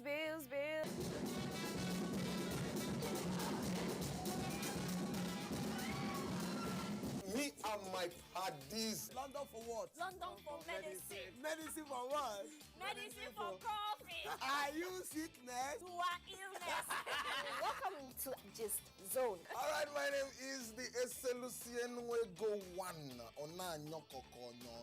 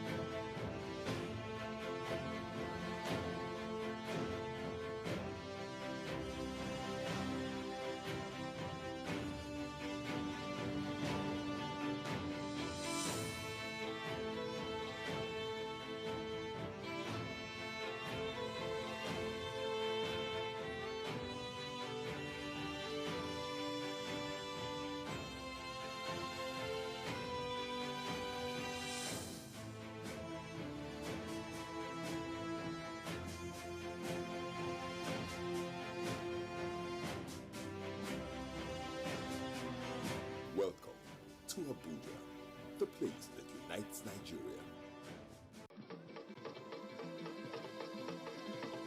Nigeria, a nation of great people. Different tribes and languages, yet we are united in our diversity. All over the world, Nigerians are known to be very hardworking and resilient people. In our history as a nation, there have been many storms, but just like the eagle, we always soar very high above the storms. Together, as a nation, we stood against Ebola virus disease in 2014, and we conquered. Together as a nation, we shall stand against COVID-19, and we shall surely triumph. Let's do our part as citizens. Obey the health authorities, stay at home, practice social distancing and proper hygiene. When this is over, and very soon it will be, we shall dance again at the Calabar Carnival, the Eyo Festival, Celebration, Ojudeoba Festival, and Aragongo Festival. When this is over, and very soon it will, we shall flock the beaches again. We shall attend our music concerts again. We shall invite the world once again at the Lagos City Marathon. When this is over, and very soon it will be, we can return to our hustle and bustle. We will gather at our churches and mosques. We shall return to our schools and institutions. Our hope is alive. We are Nigeria. And together, we shall rise again.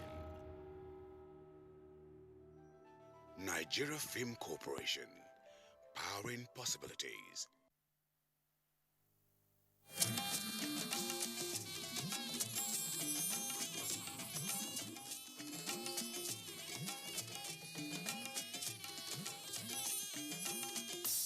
This is the network service of the NTA.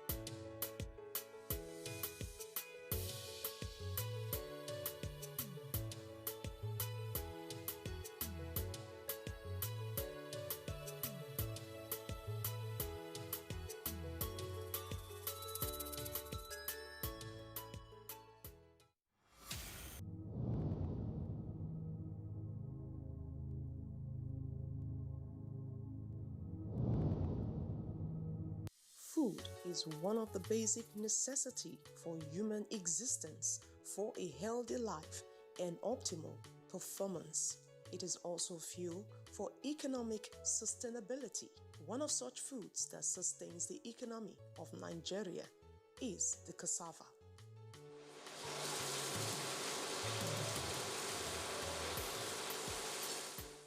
Cassava is a perennial root crop that is widely cultivated in Nigeria, and the farmers must be ready to do what it takes to have a bountiful harvest. In every year, before we start any of our program, cassava production, we engage the farmers, we train them on best practices in cassava farming. To get a very good yield, the first step is to be able to identify a good soil, land that will give you good yield. The soil has to be fertile. You know, until recently we have been depending on natural ecosystem that is sufficiently rich in nutrients. But over time, our forests have been devastated, so supplementation is alternative. If you have opportunity of accessing fallowed land, good, especially land that is well drained. The land has to be well drained. Cassava doesn't like land that is waterlogged. When you have well drained land that is rich and fertile, then you can go for it. This is a good ecology for cassava. That is to say that you can plant all year round and all over the Delta State. The second one is good variety. You must be interested. A lot of varieties are now coming up. There are varieties that are high yielding, some that have been fortified with maybe vitamin A or any other nutrient. The one that is common is TMB 419. You can see this is the TMS 419. You see, because you can obtain a yield of up to 20 to 25 tons per hectare. As against our traditional, our local variety, when you plant per hectare, you get a yield of 15 tons. And you get less than, sometimes you get less than 15 tons. So this yield are improved variety that are, it's not the TMS 419, resistant to diseases, pests, and the yield is very high. For over 4 decades, Nigeria's economy has heavily depended on crude oil exports. The oil boom of the 1970s led Nigeria to neglect its agricultural and light manufacturing industries. In 2002, oil and gas export account for more than 98% of export earnings and about 83% of government revenue. Apart from variety, the time of planting is very important. We're under rain-fed agriculture, so that implies that we have to target availability of water. Even though cassava is tolerant to drought, that doesn't mean that it doesn't need water. The only thing is that during when water is absent, the production, the yield, the accumulation of dry matter tends to be lower. But if there's moisture, then there's tendency, with moisture and good climate, there's tendency to higher yield under the production system. So water is very key. But if you don't have water and you can go for irrigation, I'm one of the advocates of irrigation for any crop. There's no crop that cannot do well under irrigation. And cassava, because of the drought tolerance, you can even plant at the peak of dry season. If it can even start germination, you find that once it has started germination, it will use residual moisture to continue to grow until it gets sufficient water to bloom and give you the expected growth and yield. Although some farmers are of the opinion that it takes 8 months to harvest the cassava crop, while others claim that a better yield will take 12 months. It's a long duration crop, although these days we are having cassava of 8 months. But the actual economic yield comes around 12 months. Because people tell me 8 months, yes, you will get good yield. But the best economic yield comes around 12 months and above when it tuberizes. 8 months you get good yield, but it's not economic. To me, I see it as not economic. It's hunger that make people to start harvesting, no matter, even though they tell you 6 months. I'm here to find it. I ask people, bring it, let me see it. Nobody is able to show me. If you plant them, they are still giving you non-economic yield. Apart from that, you come to land preparation. Even though the soil is rich, the development of the roots, which is soil that is a little bit friable so that the plant can have access to developing the roots. Because at the end of the day, it is the root that will turn into a tuber. From experience, in areas where you have sandy soil, people tend to plant directly, like around Agbo area. Shortage of moisture, then we encourage you or advise you to do tillage. That is, either you heap or you make ridges, or you plow, and make ridges. If you have facility for tractor, you can plow and make ridges. But if you don't have, you use manual tillage method and plant. Planting method is usually 3, but the angular method is more popular. Either you plant on flat, just plant put the stem horizontally and cover with soil, or you angulate 45 degrees degree angle of 45 degrees, or you put vertically. But the vertical one is not too popular. The most popular is the angulated one, the triangle, that is 45 degrees. Cassava is slowly developing into a multi-purpose cash crop that has important food security and poverty alleviation implication owing to its chains of products. We are trying to introduce the sow cropping, which you can see here. It's only cassava that has been planted. Because if you go to the rural areas, you see them planting mixed cropping. They plant maize, they plant melon, they plant cassava, they plant corn all together. They even plant yam. For over 4 decades, Nigeria's economy has heavily depended on crude oil exports. The oil boom of the 1970s led Nigeria to neglect its agricultural and light manufacturing industries. In 2002, oil and gas export account for more than 98% of export earnings and about 83% of government revenue. In Delta State, cassava farming is a gold mine. Even as an oil-producing state in Nigeria, it produces close to 2.2 million metric tons of cassava annually. We also have our own local cassava program. Last year, we did 500 hectares, which we made. We also gave to farmers at 1 hectare per farmer, and that is already in advanced stage, and harvesting will start shortly. And this year we are doing about 1,000 hectares. We will also upscale it to give to farmers this year 2 hectares per farmer. And most of these programs are youth-based. We try to encourage the youth to be involved in agriculture so that we'll get them out of the labor market.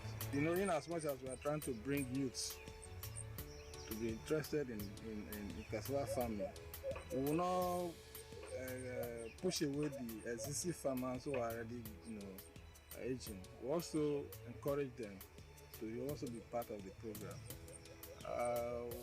We are trying to develop the program where we also distribute cassava cuttings to our cassava farmers across the state, also to motivate them.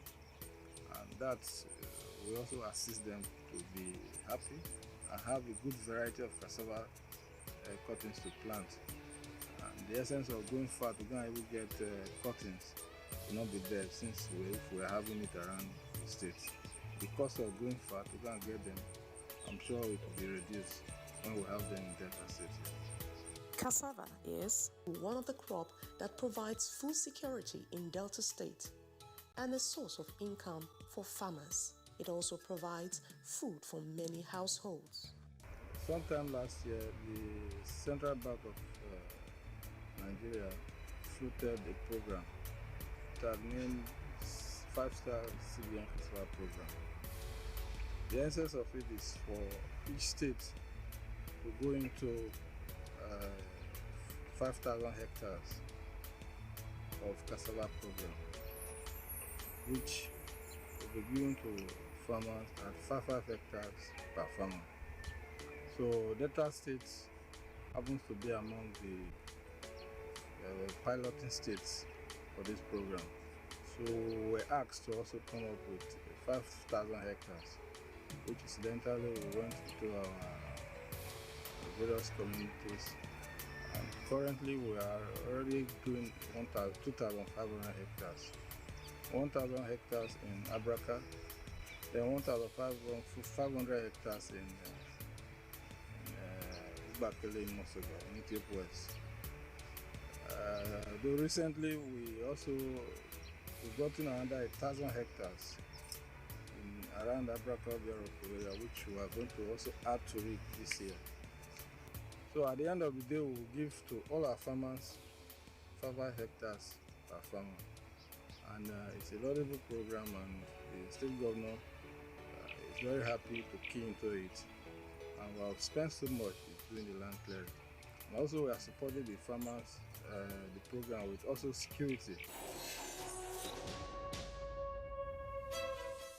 There is no gender difference in farming of cassava, although the participation of women is higher. I am a farmer. This is my cassava farm. Part of the cassava farm is extended into the next end. That's 8 hectares. We have 38 hectares of cassava farm. The first phase is there. This is the second phase. We have the third phase. And the larger one, the 4th phase, is down behind this farm. 2 years ago, I happened to farm in this place, and I was able to farm only 25 hectares. And at the end of the day, no good supervision and no help, my yield was not as expected. Now this one, I am farming about 130 hectares now with the help of the Delta State government. They provide all the enabling. First, the environment.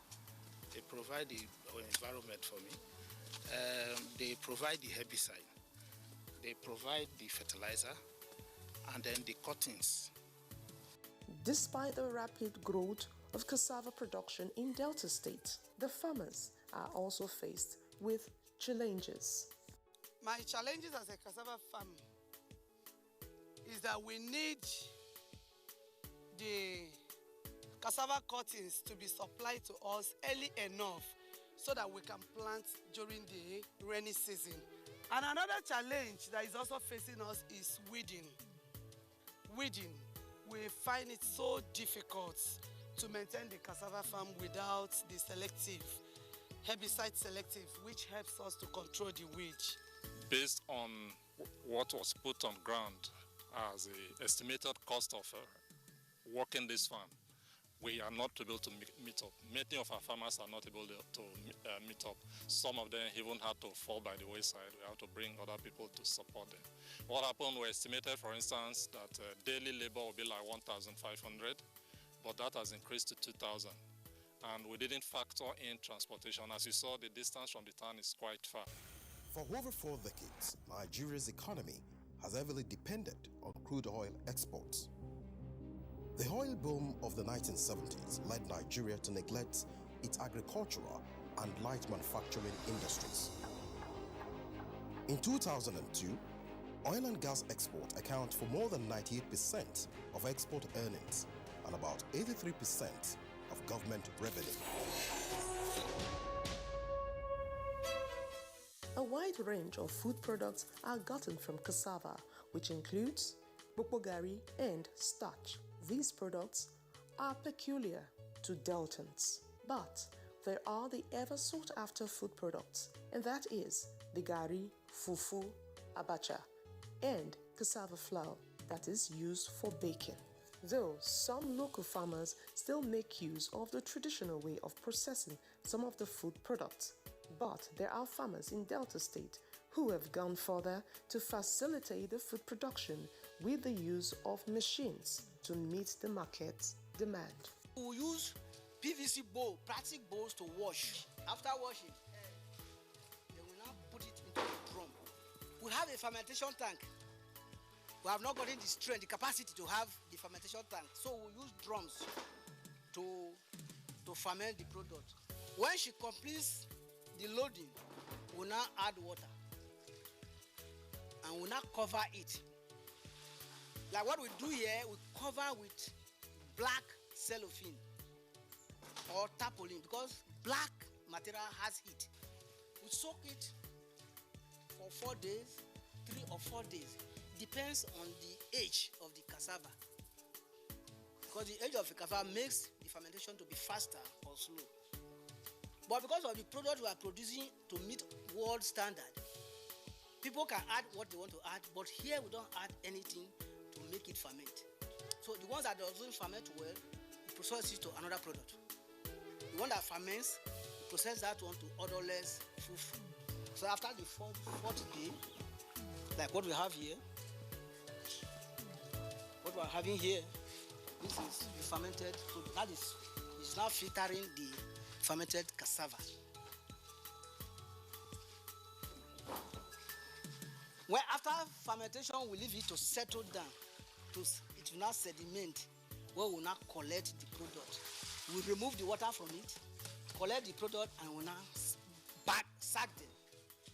We are sorry we don't have anyone on the press because the process has been going on.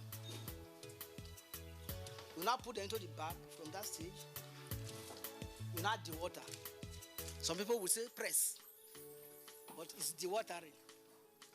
With the water, then the following day, we now take it for processing. We now filter. We take it to the filtering session. We now move from the wet session. Alternatively, because machine sometimes has fault, you now change, not to continue with your production. You now go to manual, because you have to produce. The demand is high, so you must produce. So that is why you see them filtering. We have different drying machines, but this is the one we are going to use now for this project. This is a flash dryer with a panel. After drying from here, yes, we have to now go and hammer. We take it to hammer mill. As it feeds the hammer mill will mill the dry product into a fine flour product.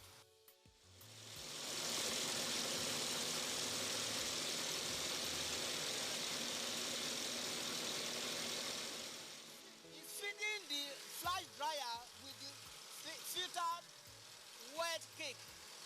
The system, if you pass through the system down this way, before it will come out from the outlet, is dry.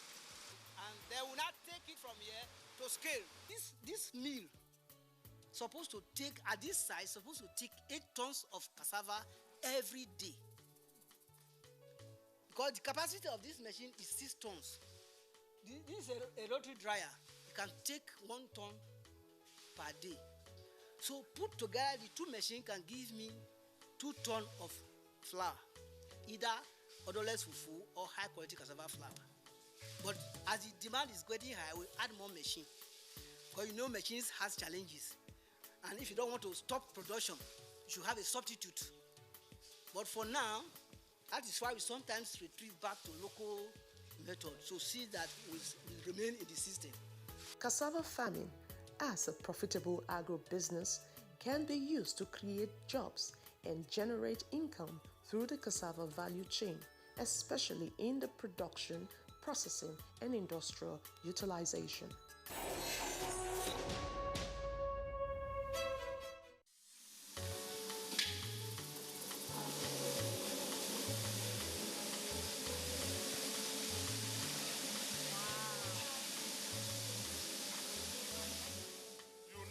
that the cassava peels, which is what we use to produce feeds for pigs, pig farmers, is going straight to the other chamber. And we can do this, we can peel close to 10 tons with this in a day.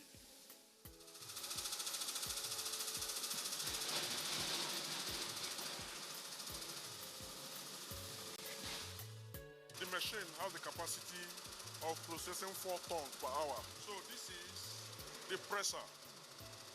It presses 1 ton of cassava mash in 1 hour. Now.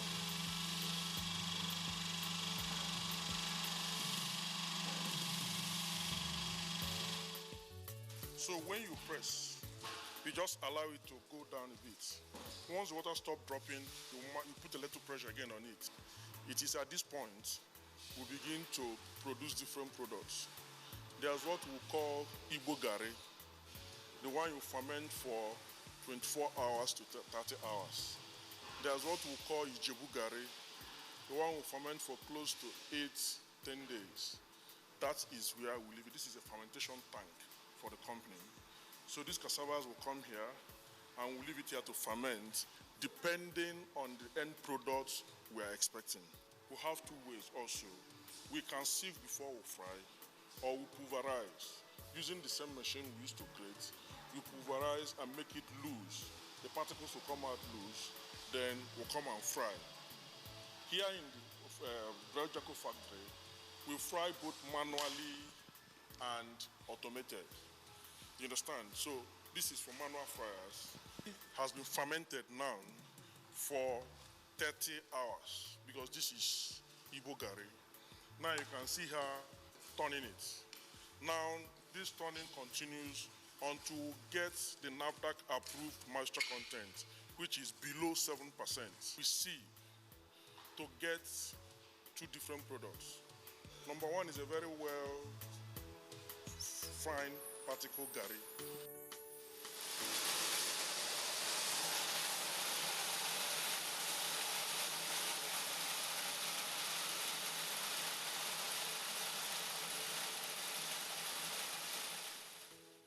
Final product, gari.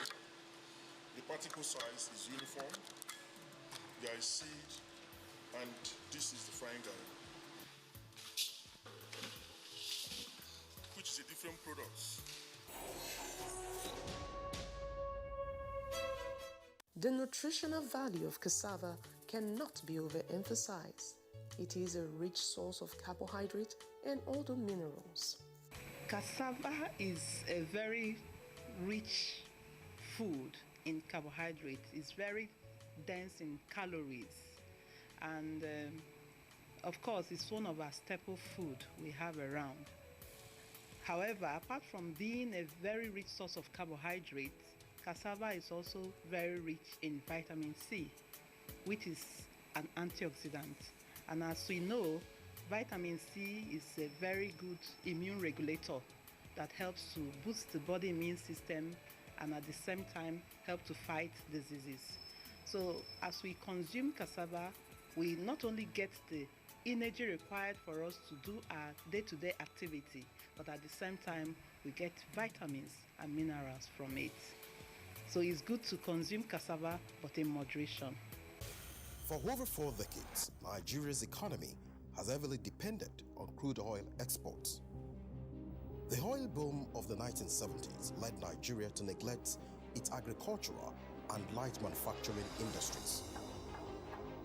In 2002, oil and gas export account for more than 98% of export earnings and about 83% of government revenue. Cassava is one of the most cultivated crops in the world, and it is very valuable. It is the front rank among the most important crop in Africa after the maize crop. It is used as food for man and feeds for livestock, as well as raw materials for industries.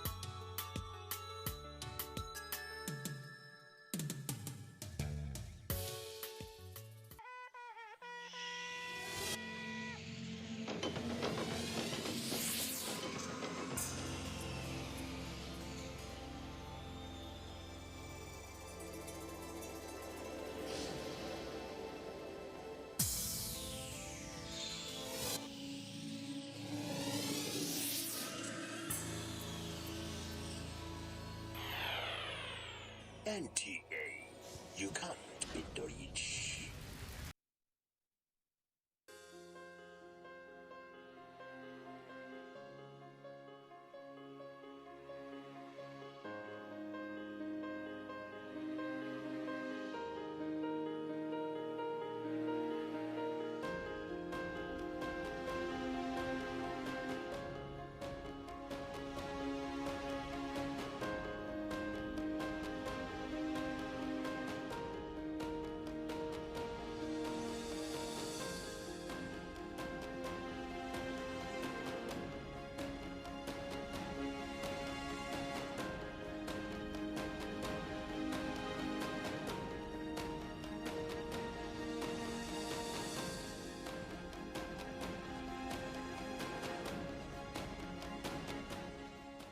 This vaccine is safe and it has been certified safe and usable by NAFTA.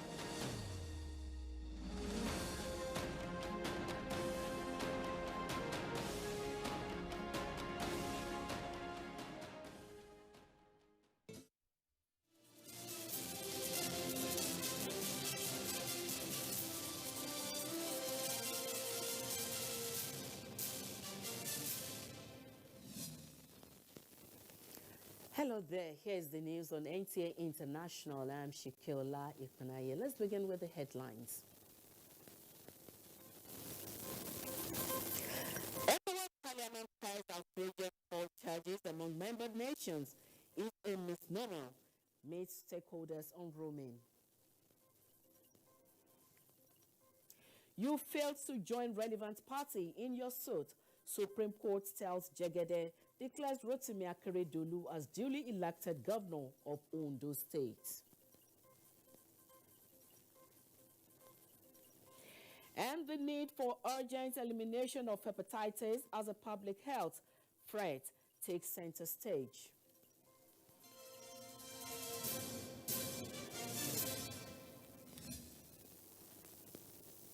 All is now set for the Global Education Summit in London, the British capital, on Thursday.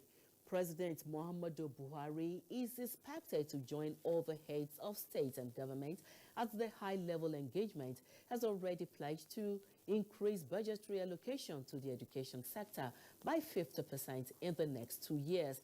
The Minister of State for Education, Chukwuemeka Nwajuba, announced this while speaking to NTA News at the strategic meeting with the president on the summit. State House correspondent Adamu Sambo has the details. Before attending the strategic meeting on the Global Education Summit with members of the Nigerian delegation, President Muhammadu Buhari signed relevant documents committing Nigeria to progressively increase its annual domestic education expenditure by 50% over the next 2 years and up to 100% by the year 2025 and beyond. This is aimed at improving learning outcomes in the country. With Nigeria now fully committed to significantly increase investment in education, this meeting, presided over by President Muhammadu Buhari, is aimed at strategizing on how best Nigeria can drive maximum benefits from the Global Education Summit. The goal is to strengthen the nation's institutions, promote greater adoption of technology, build the capacities of teachers, and mobilize additional financial resources through legal frameworks and deliberate intervention on a sustainable basis. Minister of State for Education, Chukwuemeka Nwajuba, coordinated the strategic meeting. There are donor countries working towards raising about $5 billion to commit to education around the globe.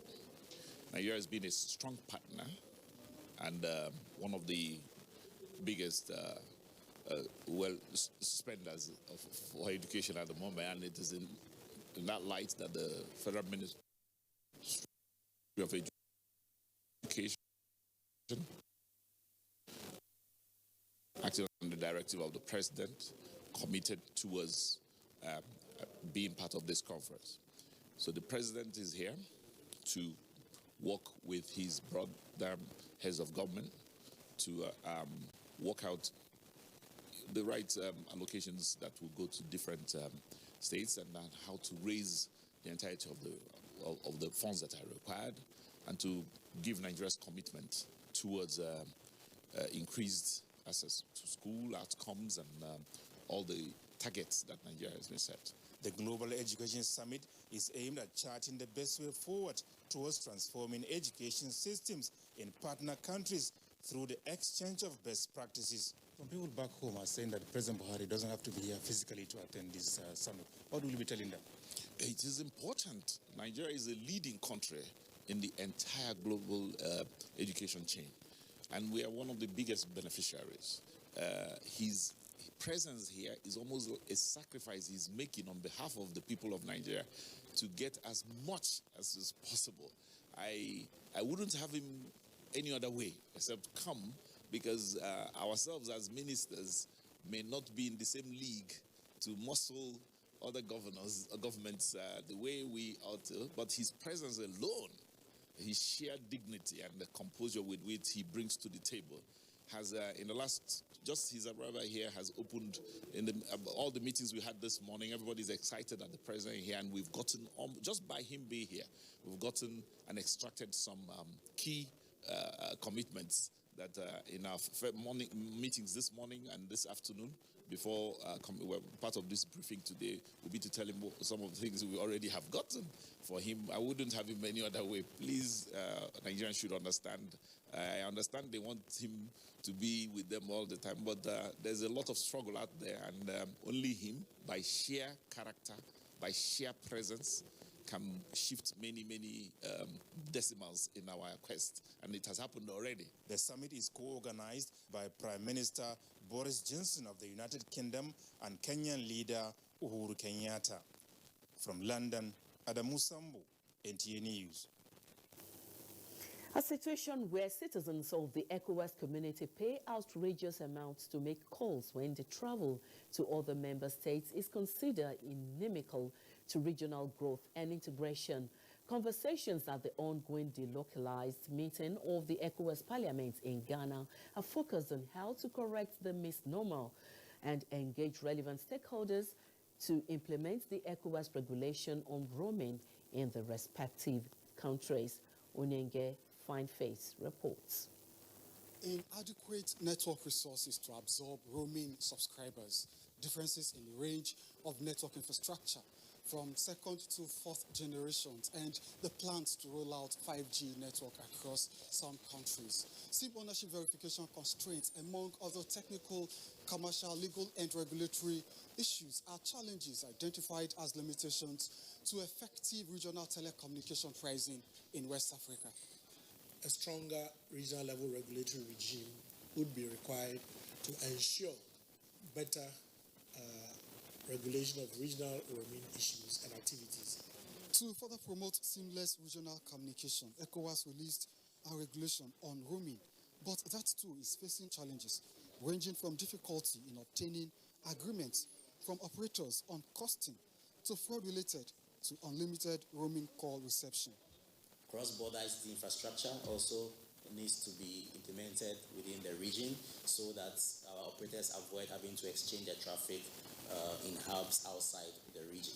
The example of telecommunication and information technology used by the ECOWAS Community Court of Justice, however, stands out as a model to encourage member states to adopt safe use of ICTs. We believe that this can be achieved through careful planning, resource mobilization and training of judges and court staff. TIT is obviously the way to go. That those agencies actually do their work. Because without implementation, then it doesn't really make sense to sit and talk. So we have to make sure that the implementation is done to the latter. Parliament also considered influence of telecoms and ICT on elections in member states. In Winneba, Ghana, Onengie Fineface, NTA News.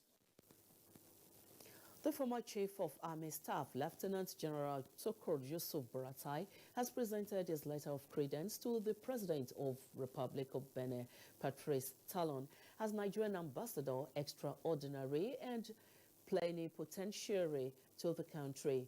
The Nigerian ambassador was received by President of the Benin Republic and other top government officials of the country and was accorded a special guard of honor in line with the country's military tradition. Ambassador Buratai expressed gratitude for the warm reception and promised to strengthen Nigeria's diplomatic relationship with the country for enhanced security and economic benefit of the two countries.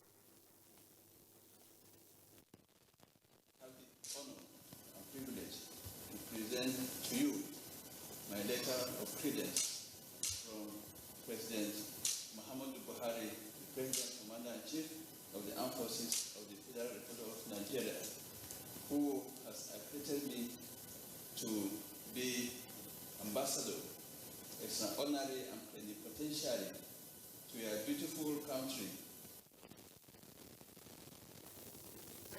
Buratai was last year appointed ambassadorial nominee by President Muhammadu Buhari and subsequently cleared by the Senate. On the 28th of July 2021, the Nigerian Center for Disease Control confirmed 535 new cases in Nigeria. This brings the tally to 172,263 cases, out of which 164,886 cases have been discharged, while 2,139 died. The 535 new cases are reported from 18 states, with Lagos having 219, Akwa Ibom 142, Oyo 47, Rivers 17, Jigawa and Edo 13 cases each, Ekiti and Bayelsa 11 cases each, Ondo 10, Osun 9, Plateau 8, Ogun and Kaduna 7 cases each. Others are Kano and FCT 5 cases each, Imo and Gombe 4 cases each, and Nasarawa 3 cases. Still on COVID-19, Tanzania kicks off COVID-19 vaccination, completing policy shifts as President Samia Hassan gets jabbed in televised ceremony. This is just as England lifts travel restrictions for vaccinated Americans and Europeans. Over to Justin Ben Unje for details. Let's begin from Tanzania, where President Samia Suluhu Hassan, along with the Prime Minister and other top officials, was administered the Johnson & Johnson jab live on television as the country kicked off a campaign that aims to eventually vaccinate at least 60% of its population of around 58 million. The East African nation has drastically changed its stance on the pandemic since Hassan took office in March after the death of former President John Magufuli, an ardent coronavirus skeptic who touted prayer as the best cure and shunned masks and vaccines. Hassan, in her address at the ceremony, emphasized the safety of the COVID-19 jabs and urged Tanzanians to get vaccinated. She said she is a mother, a grandmother with several grandchildren, a wife, and on top of that, she is the President and Commander-in-Chief of Tanzanian Armed Forces, and so she wouldn't risk her life and all her responsibilities if she knew that the injection may be harmful. Tanzania received the shipment of just over 1 million doses from the U.S. this past weekend under the Global Vaccine Sharing COVAX initiative. In the meantime, England announced on Wednesday that it will begin allowing fully vaccinated travelers from other parts of Europe and the United States to enter the country. And from the global tally of numbers now, confirmed cases of coronavirus crossed the 196.2 million mark. In other news, South Africa's government says it was appalled by the African Union Commission's decision last week to grant Israel observer status of the African bloc. In a statement published on Wednesday, the South African government said the unjust and unwarranted move was taken unilaterally without consultations with its members. That's it from here. Thank you so much for watching. My name is Justin Benny.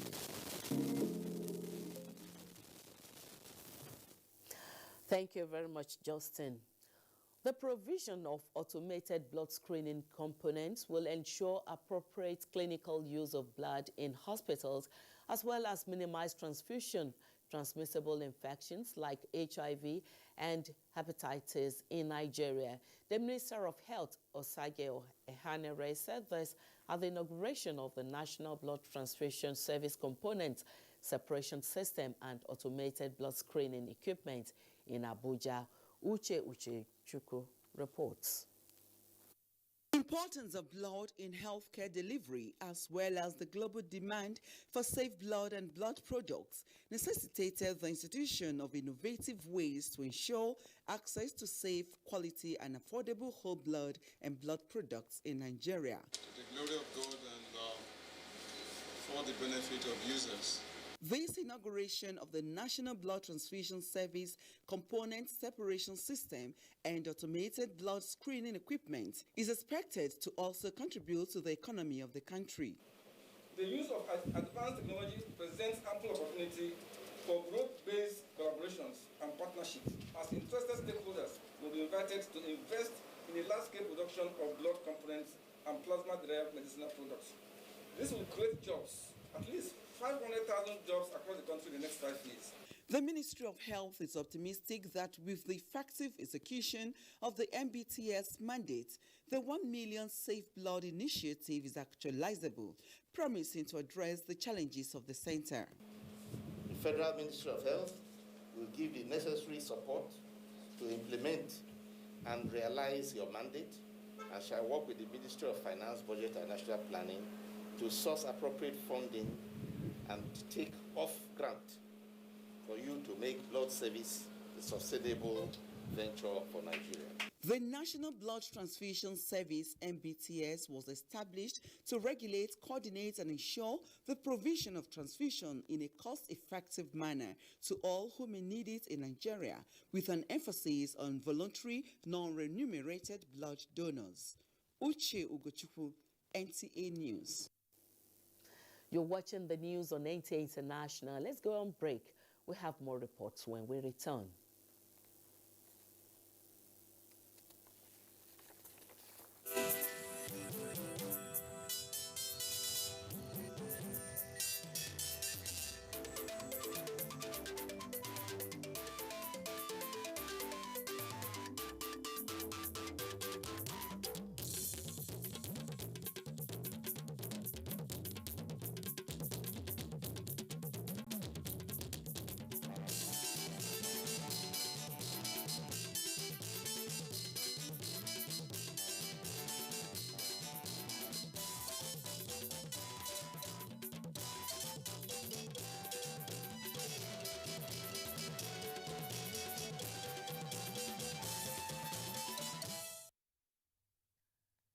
Welcome back.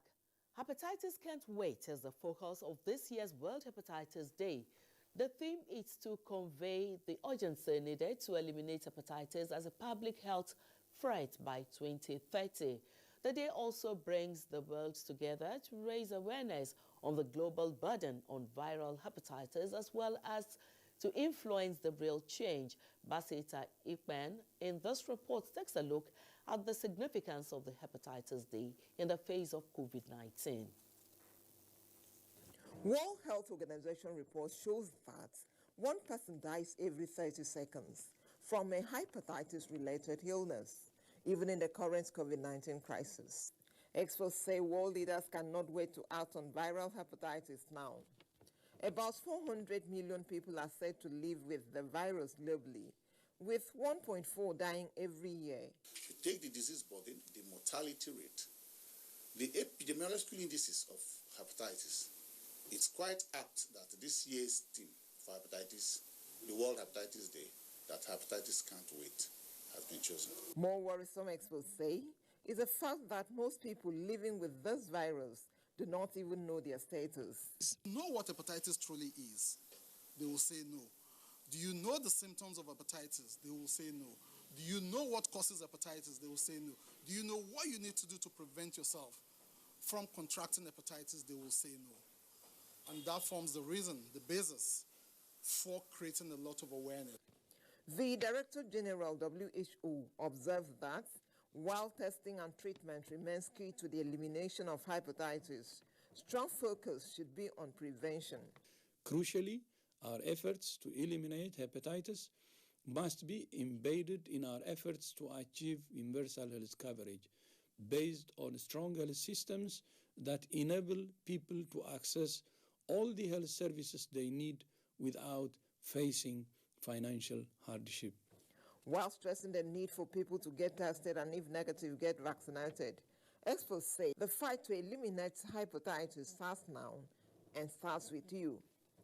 Basi Taipan, NTA News. In view of Nigeria's commitment to the 2030 viral hepatitis elimination plan, improved community engagement and scaling up of testing and treatment are key factors the Minister of Health, Dr. Osage Hanire, says will help achieve the goal before 2030. Elizabeth Omoruye reports on the ministerial briefing on the 2021 World Hepatitis Day. Hepatitis, a public health problem, medical experts say is an inflammation of the liver that can cause a range of health challenges and can be fatal. Data by the Ministry of Health indicates that 16 million Nigerians are estimated to be infected with hepatitis B and 2.2 million with hepatitis C. This represents a prevalence rate of 8.1% and 1.1% respectively. I use this opportunity to call on the private sector to explore mutually beneficial partnerships with government and to invest resources in fighting viral hepatitis. This is sub-theme, National Ownership and Financing for Viral Hepatitis Elimination, focuses on infant vaccination, prevention of mother-to-child transmission, blood and infection safety, as well as testing. Go to any health facility and get tested because it is a simple, rapid test that takes less than 15 minutes. Dr. Ehanire also disclosed that there's still low level of awareness, underdiagnosis, and undertreatment, hence the need for Nigerians to pay critical attention to early diagnosis. Nigeria, he says, will not leave any stone unturned in eliminating hepatitis before the targeted dates. In Abuja, Elizabeth Omori, NTA News. Earlier, my colleague Ruth Aguile spoke with the President's Nigerian Commission for Hepatitis, Dr. Mike Omotosho, on World Hepatitis Day. Now, experts have described hepatitis as a silent killer. What can you tell us about this and the various types of the disease? Well, hepatitis is indeed a silent killer. I say this because most of the signs and symptoms of hepatitis are regular stuff that you see. For instance, headache, body ache, loss of appetite, even diarrhea, fever at times, chills, just regular stuff. And by the time it's getting to an alarming rate, when it's already beginning to probably affect the liver, then it's almost too late for any meaningful intervention at that point. And that is the reason why we should encourage people to go out there and get tested. Just like the minister said, it's important to be able to capture these numbers on time. It is truly sad that we have as much as 90 to 95% of the cases undiagnosed, and that's where the problem is. So you have a lot of people moving around with the virus without even knowing. And the easiest way to know is to actually go in there, do a test, and then, like you said, in fact, you have tests that you can get in less than 5-10 minutes, really. You have the test kits that you can even do at home by yourself. So once you know your status, early detection is actually what is important. But before we can actually begin to talk about case finding, or even that will cause catalytic funding, it's important to get talking about it. And that's why for us at the Hepatitis Zero Nigerian Commission, our focus is on what we call the 3TV. The first T is to actually get talking about it like we're talking. Unfortunately, everybody talks about it, and after the World Hepatitis Day, people go to sleep. We need to continue to...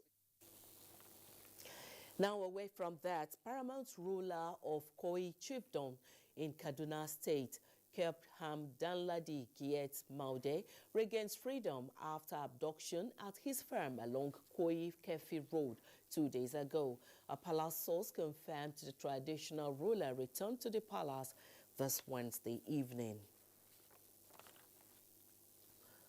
A United States delegation has visited the Nigerian Air Force Base Kanji to inspect the newly arrived first batch of 6 American Syrian Nevada Corporation Embraer Defense and Security A-29 Super Tucano light attack aircraft at their new home. Defense correspondent Najatu Tejani reports that Charge d'Affaires Kathleen Fitzgibbon, on behalf of U.S. Ambassador Mary Beth Leonard, Joint Chief of the Air Staff, Air Marshal Oladayo Isiaka Amao, and his leadership team at the 407 Air Combat Training Group, Kanji, for the inspection, symbolizing an unprecedented level of cooperation between the Nigerian and United States militaries. The Super Tucano platform for Nigeria is the United States' largest foreign military sales program in sub-Saharan Africa, valued at almost $500 million. The program follows the U.S. Department of Defense total package approach model and includes spare parts for several years of operation, contract logistics support, munition, and multi-year construction projects to improve Kanji's infrastructure.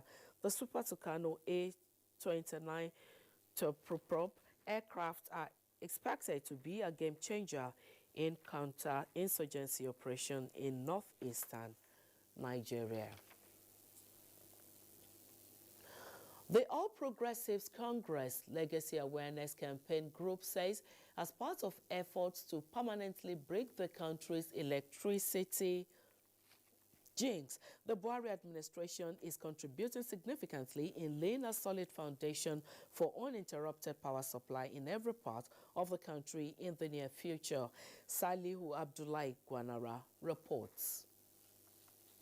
In a statement by national coordinators of the APC Legacy Awareness and Campaign, a voluntary think tank group of the party, Salihu Muhammad Lukman, Director General APC Governors Forum, and Ismail Ahmed, National Youth Leader, APC Caretaker, acknowledged that since 2015, the administration has focused on completing inherited projects, resolving the liquidity issues faced by players in the sector, promoting off-grid renewable initiatives, especially targeting underserved communities and vulnerable populations, and ensuring robust consumer protection for on-grid electricity consumers.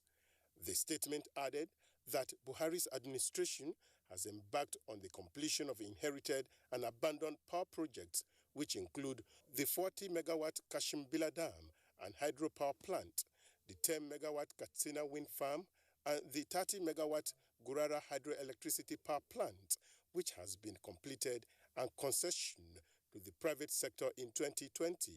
Others are the 700-megawatt Zungeru hydropower plant, scheduled for completion at the end of 2021, expected to be one of the biggest power plants in the country. The APC Legacy Awareness Group also acknowledged new power projects under the APC-led administration to include the private sector-led Azura 460-megawatt power plant in Edo State, 3 Afam fast power plants with a capacity to generate 240 megawatt of electricity, energizing education program designed to supply clean and reliable energy, solar and gas to federal universities and federal teaching hospitals across the country. Others are the National Mass Metering Program to ensure that all Nigerians receive electricity from the national grid, the Solar Power Niger design to deliver 5 million off-grid solar connections to Nigerian households as part of the Economic Sustainability Program of the Buhari administration, as well as the gas to power infrastructure projects. Salihu Abdullahi Gwanara, NTA News. We take another break now. More stories when we return.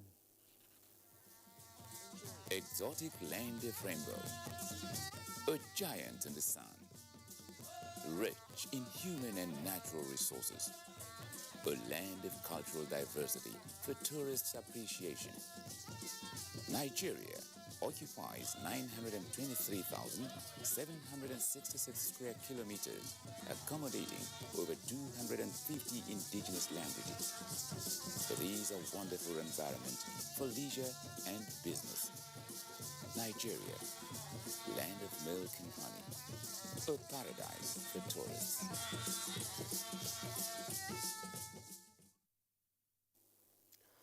The Supreme Court has dismissed the appeal filed by the PDP candidate Yitayo Jegede in the October 2020 Ondo State governorship election, challenging the legality of the governor's nomination by the APC caretaker chairman Maimala Boni to stand for election.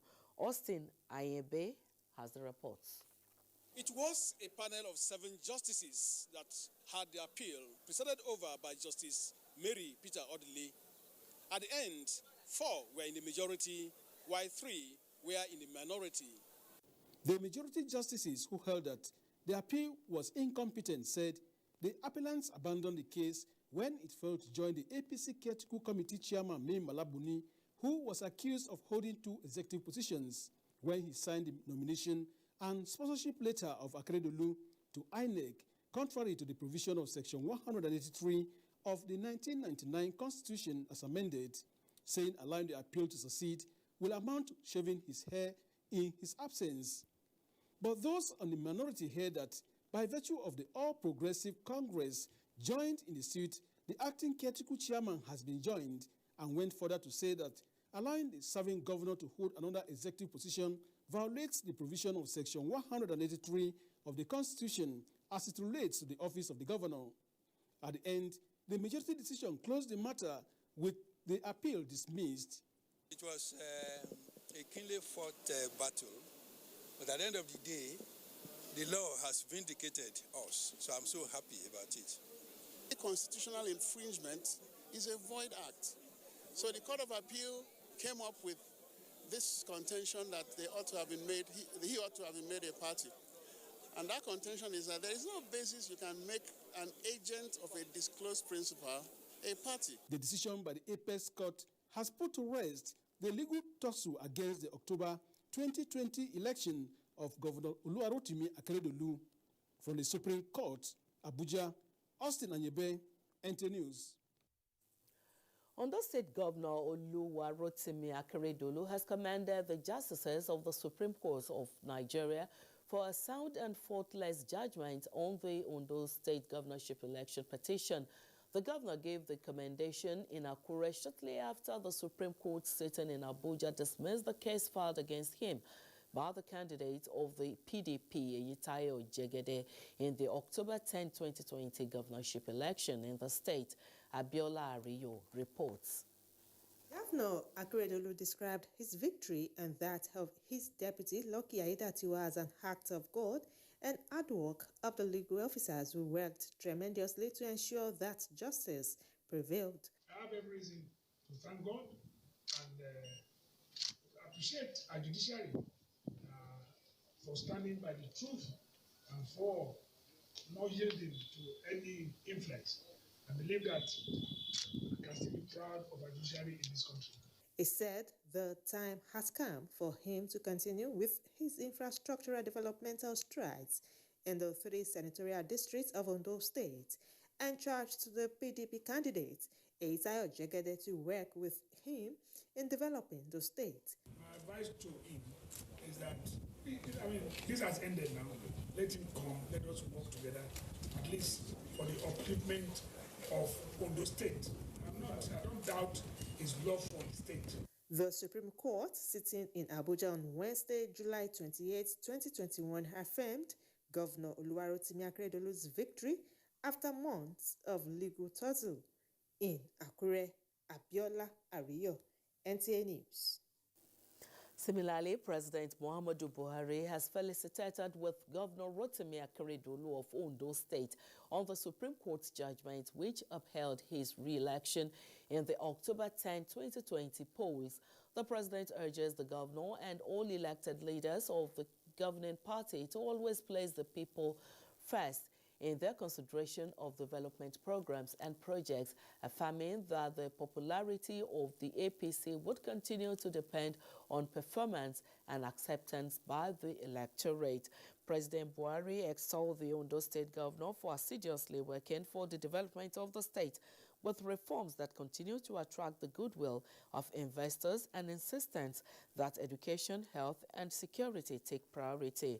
The president notes that the Supreme Court's judgment, preceded by that of the Court of Appeal, further bolsters the strength and reach of the APC and its bright chances of consolidation in coming elections. Once again, we say thank you to the Supreme Court. These are the words of the National Publicity Secretary of the People's Democratic Party, Kola Ologbondiyan, while reacting to the split decision of the Supreme Court's judgment that upheld the election of Rotimi Akeredolu as the governor of Ondo State. Correspondent Timothy Yusuf reports that the PDP, however, urges its members in Ondo State and Nigeria as large not to allow the development make them lose hope, but to remain calm and law-abiding in the general interests of the nation. Section 183 of the 1999 Constitution is very clear and unambiguous. It states that no governor should hold any other office in any capacity apart from the office of the governor. And as you know, this is the major ground upon which we went to the Supreme Court. In another news, Kaduna State High Court, presided over by Justice Gideon Kurada, has discharged leader of the proscribed Islamic movement in Nigeria, Sheikh Ibrahim Al-Zakzaki, and his wife, Zainat Aruna Mohammed, reports. Sheikh Ibrahim Azazaki and his wife Zinat have been standing trial since 2018 before the Kaduna State High Court on an 8-count charge bordering on alleged culpable homicide, illegal possession of firearms, unlawful assembly, and disruption of public peace. The court found that the charges were filed in 2018 pursuant to the penal law enacted by the state government in 2017 over an alleged offense committed in 2015. At the Wednesday sitting, which is the 27th sitting by the court, the presiding judge, Justice Gideon Kurada, says the case was not shown or proven by the prosecution. The court agreed with us that Malam Zazaki and his wife had committed no offense. The court ruled that the charge ought not to be in the first place. You cannot arraign a man for an offense that was allegedly committed, as at the time the said crime was not an offense. And the court was very emphatic in that yes, the Kaduna State government has powers to enact laws, but they cannot enact laws to prosecute an offense retrospectively. On that first ground, the court held that that charge is incompetent. The prosecution counsel could not be reached for comments. In Kaduna, Haruna Mohammed, NTA News. The administration of justice in Nigeria has continued to record successes and milestones, with the periodic addition of new legal practitioners to the number of advocates. Olabode Arewa reports that the challenges occasioned by COVID-19 could not disrupt this year's call to bar ceremony. Those are the new wigs taking the oath of allegiance to be faithful ministers in the Temple of Justice. 4,350 candidates, representing 75.11% of the total number of students who were in law school, successfully scaled through the 2021 bar final examinations. Family and friends were on hand to felicitate with them on the special occasion. For the new wigs, it is a dream come true. Wow, experience in Nigerian law school it's a memory I want to keep forever. I believe it's a privilege for one to be called to the bar. Elated. I'm happy to be here. Chairman Body of Benchers, Justice Body Rosevival, in a charge, advised them to sustain the tradition of discipline associated with the legal profession. As a lawyer, you are expected to represent or defend your client when called upon. In so doing, you are to remain committed to the best interests of your client.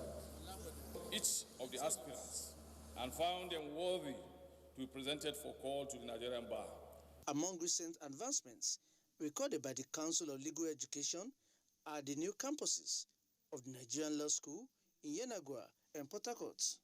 In Abuja, NTA News. The Minister of Agriculture and Rural Development, Alhaji Mohammed Sabo Nanono, has challenged stakeholders in the cocoa value chain in Nigeria to move from producers of raw materials to exporters of finished cocoa products and to add value to the diversification policy of the federal government. This was while inaugurating the National Secretariat of the Cocoa Farmers Association of Nigeria in Akure, Ondo State capital. Kayode Olorundare reports. 10 cocoa producing states in Nigeria and their partners were in attendance at the inauguration ceremony, which they say is a giant stride that will spur cocoa farmers for higher productivity. Cocoa is a significant contributor to the economic growth of Nigeria. Over the last 3 decades, cocoa alone has contributed an annual average of $313 million to the gross domestic product (GDP) of the country. The state is home to the first 100% cocoa powder beverage, the Oluji Pure Cocoa Powder. All the efforts to increase productivity and the volume of production is welcome, and we should go along that path. But the fact that we increase production does not mean that the national price of cocoa will increase, because the trade is asymmetrical. Stakeholders fingered bad weather, old cocoa trees that have not been rehabilitated, lack of improved seedlings, pest infestations and pesticide contamination, leading to low-quality cocoa beans as major factors. The only way you can expand the livelihood of our farmers and create a better prosperity is for us to do what we are doing. The minister, before leaving the state, had an interaction with Governor Oluwarotimi Akeredolu in Akure. Kayode Olorundare, NTA News. 210 years ago, the Spanish colonial rule in the present Venezuela ended, leading to the birth of an independent hero. In this report, Adebola Brooks-Lynch Sunday takes a look at Carabobo, the site of a battle that changed the destiny of Latin America. On 24th June 1821, independence fighters with Venezuelan General Simon Bolivar led the Battle of Carabobo against the Spanish royalist forces. Bolivar's decisive victory at Carabobo led to the independence of Venezuela and establishment of the Republic of Gran Colombia. 210 years after the landmark victory, the Venezuelan embassy in Nigeria is celebrating its freedom from Spain. Narrating the story to students of history and diplomatic studies of the University of Abuja, ambassador of the Bolivarian Republic of Venezuela to Nigeria said, Carabobo is not just a history, but a life of struggle and liberation. We are ready for discussion about everything, but we are not ready to say we resign to our independence, or we resign to our sovereignty, or we resign to our self-determination. 3 fundamental human values of freedom, of liberty, and of sovereignty. And it is these 3 principles of life that gives meanings and destinations for mankind and for humanity. International Center oversees international programs, exchanges, and collaborations. I would like to encourage the international community to collaborate with us to advance cutting-edge multidisciplinary research. Students were given opportunity to ask questions and seek clarification where necessary. Dr. Philip Afaha is the convener of the lecture. That strand of our curriculum, which is diplomatic history, requires us to bridge the gap between the students and the diplomatic community. This is the #1 university in Nigeria, and we have to live by that name.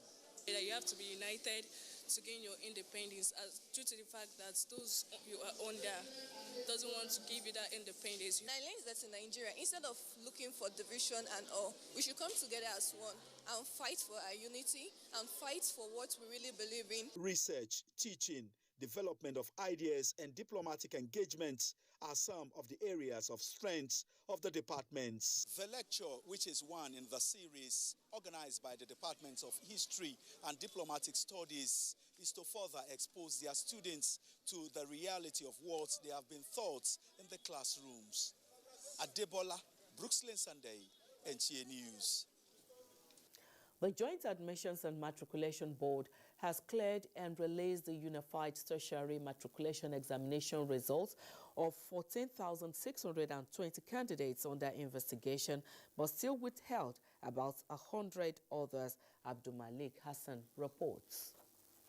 There may be little activities at the JAMB office this afternoon, but a major decision was earlier taken on the fate of about 15,000 candidates that sat for the 2021 UTME. 93 of the candidates are still in dilemma as their results remain withheld. The Public Relations Officer of JAMB, Dr. Fabian Benjamin, says the inclusion of NIN in the registration exercise has contributed to the drop in the number of cases compared to last year's 195 results withheld of the 1.8 million registered candidates. JAMB has, however, not commented on the fate of the 93 withheld results that will be re-evaluated. In Abuja, Abdul Malik Hassan, NTA News. You're still watching the news on NTA International. We'll take another break. More reports afterwards. If you travel around the world, you will find out that there is no place like Nigeria. Beautiful, peaceful, very warm and friendly climate all year round. Largest concentration of black people in the world. Hospitable, vibrant, and happy people. There is no place like Nigeria. A land of opportunities. The biggest window in the world of business and investments. Extremely rich in multicultural diversity. There is no place like Nigeria. Nigeria, good people, greater nation. Welcome back. The All Progressives Congress has inaugurated committees that will supervise the forthcoming wards, local governments and state congresses across the country. John James Akmanu Doedehe, Secretary Caretaker Committee, inaugurated the committee on behalf of Governor Maimala Boni at the Buhari House headquarters of the APC. Salihu Abdullahi Gwanara reports. It is 1 year and a month now that the Governor Maimala Boni-led Caretaker and Extraordinary Convention Planning Committee has been piloting the affairs of the APC. This event demonstrates the Caretaker Committee's readiness to carry out the task of ensuring that democratically elected leaders emerge at wards, local government and state levels as part of their primary mandates. The success of this exercise depends so much on you. The unity of our party also depends on the outcome, and the outcome essentially depends on your handling of issues. Where there are disputes, we will sit down and talk to them so that if they can be able to cooperate and understand, it is better for us to solve the problem earlier than leaving it to the admin committee. As a party going through rebuilding and rebranding processes, committee members have been urged to use the party's guideline and constitution in discharging their responsibilities, and above all, that their loyalty should be to the party. In Abuja, Salihu Abdullahi Gwanara, NTA News. Battlefronts will soon switch from the theaters of war to the track and field of sports. That is the coming attraction as Nigeria prepares to host the Sahel Military Games in October this year. Minister of Special Duties and Intergovernmental Affairs, Senator George Akume, pledged federal government support for the games when he received the organizers in Abuja. Metai Reitman tells us more. The Sahel Military Games is organized by the Organization of Military Sports in Africa, founded by Major General Ishola Williams, retired of Nigeria, and Colonel Kalkaba Maboum of Cameroon in 1994. Their vision of military sports seeks to promote unity among the armed forces of Sahel member countries to defeat common enemies of peace and security in the region.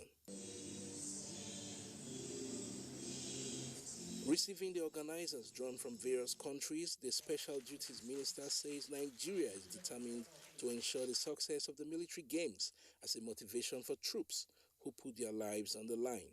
Sports, generally, is a very powerful instrument of unity. Nigeria is determined to ensure the success of the games. President of the Organization of Military Sports in Africa, Nigeria's Brigadier General Meikano Abdullahi, says the delegation is in Abuja to assess preparation for the Sahel Games. It's a game for peace and solidarity. The game will be no victor, no vanquish. We're going to compete on football, golf, and marathon race. And 8 countries in the Sahel Games, in the Sahel region, they are going to compete in that game.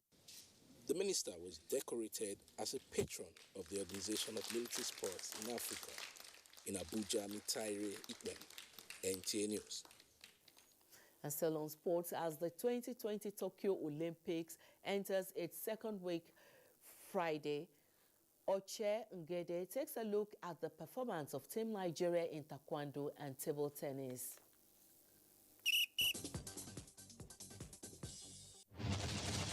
The Tokyo 2020 Olympics enters second week as from Friday, with some athletes already celebrating their victories or mourning their loss after the conclusion of their events. The Nigerian contingent is among the 206 countries and territories competing at the Games. For Team Nigeria, it is all over in rowing, gymnastics, taekwondo, table tennis, and badminton. In taekwondo, only one Nigerian athlete qualified and thus competed. 21-year-old Elizabeth Ayanacho, who debuted for Nigeria in taekwondo in the -67 kg events, was all tears after a 7-12 loss in her opening match to a more experienced and 2-time Olympic medalist, No Tata of Turkey. A lot of moves in my head to do, but I couldn't do them. I knew I could win the match, but I didn't do enough to get some points. So I feel disappointed. In table tennis, Team Nigerian captain Aruna Quadri, 7-time Olympian Funke Oshonaike, and debutant Olajide Omotayo all crashed out in the first round. From the beginning, I knew it was going to be tough, but then what I told myself is that, Funke, just go there and give your best shot. Fight with your last blow, which I did. Ranked 119 in the world, Edem Effiong defeated Hungarian Dora Madaras 4-1 to secure Nigeria's first win at the Tokyo 2020 Olympics, but failed to progress to the third round of the women's single, losing to Lily Zhang of USA 4-1. Team Nigeria's hope of a podium finish is shaky, but with the athletics and wrestling yet to get to its business end, there seems to be a light at the end of the tunnel. In Abuja, Oche Ngbedi, NTA News. Let's now take a look at weather outlook across the globe for Thursday, the 29th of July.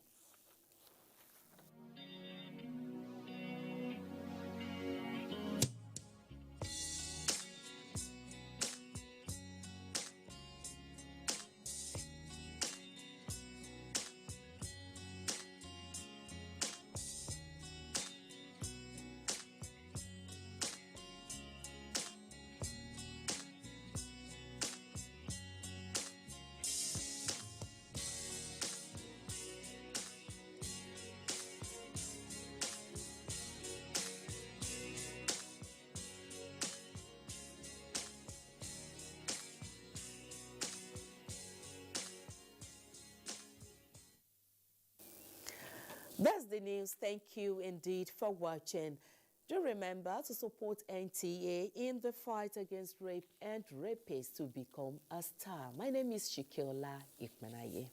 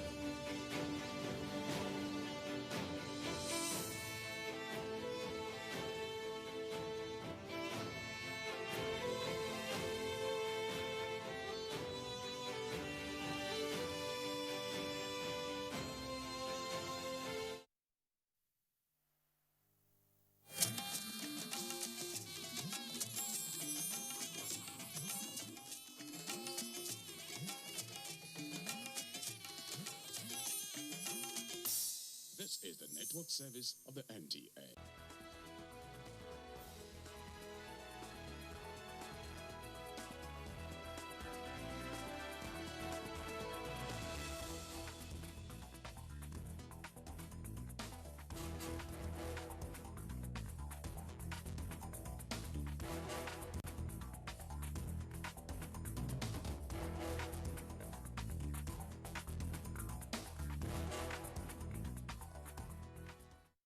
The process of higher education refines human character both in and outside of the classroom. While the tutors take the academic aspect, the social grooming of persons is dependent on associations that are found in clubs, religious affiliations, sororities and fraternities.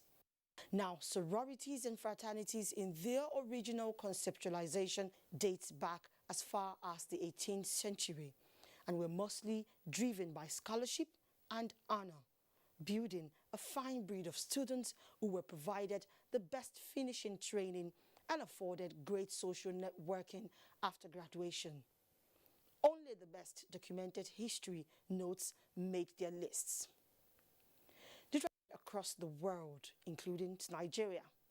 However, the practice now leaves much to be desired, as even the thought of the activities gives a depressing feeling. It is good to have you join us on Dateline 360. I am Omotola Omojola, and on this edition, we will be looking at cultism and drugs in Nigerian institutions, the extension to secondary schools, and how the trend impacts learning and our communal lives. Let's begin with Abdusalam Jibrin's report that gives us more on the origins of fraternities and sororities across the world. Symbols of fraternities and sororities are a common sight in most tertiary institutions around the world. Some experts say most of these fraternities help students harness their leadership skills as well as become global citizens. They are prominent in the United States, Canada, and the Philippines. Their origins date back to the 18th century, where the first fraternity to incorporate most of the elements of modern fraternities was Phi Beta Kappa, founded at the College of William and Mary in 1775 in the United States. By 1779, Phi Beta Kappa expanded to include chapters at Harvard and Yale universities. Over the years, experts maintain that these organizations have contributed positively to the development of individual members and the society at large. They provide lifetime membership with opportunities such as scholarships and networking. Studies in the United States reveals that university graduation rates are 20% higher among students that are members of fraternities and sororities compared to students who are non-members. A major reason for this is that these organizations require their members to maintain a certain academic standard. This has led to a high representation of former fraternity members among certain elites in the United States. While these organizations have recorded discernible success over the years, there have been criticism of them from various quarters. They have often been characterized as elitist or exclusionary, organized for the benefit of a largely white upper-class membership base. Sexual abuse, alcoholism, and drug abuse has also been associated with these organizations. In 2015, a Harvard University study found out that 4 out of 5 fraternity and sorority members are binge drinkers. There is also a high rate of alcohol-related deaths among fraternities. Abdul Salam Jibril for Dateline 360. From that global perspective, we return home where sour tales of confraternities and sororities in Nigerian higher institutions have sadly become part of living. The question is, did they begin with intention to kill, maim, and destroy? Let's hear from Mary Omani as she traces the origins of these groups in Nigeria. The commonly found groups on campuses include the Black Arts Confraternity, also known as New Black Movement of Africa or AYE, the Supreme Eye Confraternity, also called the Air Lords or the National Association of the Air Lords, and the Arrow Mates, also referred to as Vikings. Others are the National Associations of Sea Lords, also called Buccaneers Confraternity, the Pirates, sometimes called the Sea Dogs, and the Black Bra, which is the female version of the Black Axe. In most cases, these associations are formed for positive motives, though the reverse is always the case. Recent court killings in Asaba, the Delta State capital, is a typical example of such awkward activities. For instance, the Black Arts Confraternity's original ideology was to forcefully break the chains of slavery or oppression. They were traced back to the early Benin Kingdom as warriors who fought against slave masters for freedom. The Eye Confraternity has its origin from the Yorubas. In Yoruba, Eye means bird. The Vikings was said to break out from the pirates. The Pirates was created by the Nobel laureate Wole Soyinka. Pirate confraternity, from what I've read and seen, ideally, the fraternity was founded on the principles of ideologies bordering around what is good and what is bad. It bordered around the ethics of humanity. It bordered around being firm, and fighting core causes that were then eating the fabrics of the university. They have common good, common interest, but at a point it was hijacked. The security agencies are also on the lookout for the members. What we require is information. Once you have the information, we know how to handle them. To become a member of most of the confraternities require initiation ceremonies where new members are believed to be seriously tortured in order to be stronger than they were. Joining court, there's no benefit in it too, because if you look, if you say why do you want to join court, tell you just to go and fight until they kill you. These associations have their various ways of communicating with their members. Signs and symbols are often employed. Their dressings also vary. Schools, however, already have means initiated in the fight against cultism. From Dennis Osadebe University, here in Asaba, I am Rosemary Omani for Deadline 360. From Asaba, we go to Ibadan, the home of the first fraternity in Nigeria's high institutions, where Oyeyinka Omole reports that the emergence of cultism in schools in Nigeria, observers note, is a fallout of age-long tradition of secret societies and social clubs which exist among the people. Traditional society from the north, the east, to the west, to the south had their own secret societies. When you then think about it as a phenomenon of the Nigerian higher educational system, of course you will narrow it down to the University of Ibadan. And of course, all of us knew the role that Wole Soyinka, Muyiwa Awe, and several others played in this regard. And so it commenced as a social group designed to shore up the confidence of young men and for them to also battle certain ills in society.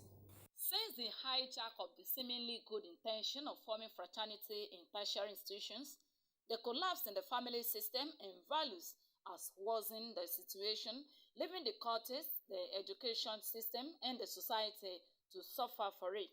Wale Muri is a bookseller right in front of the Premier University here in Ibadan.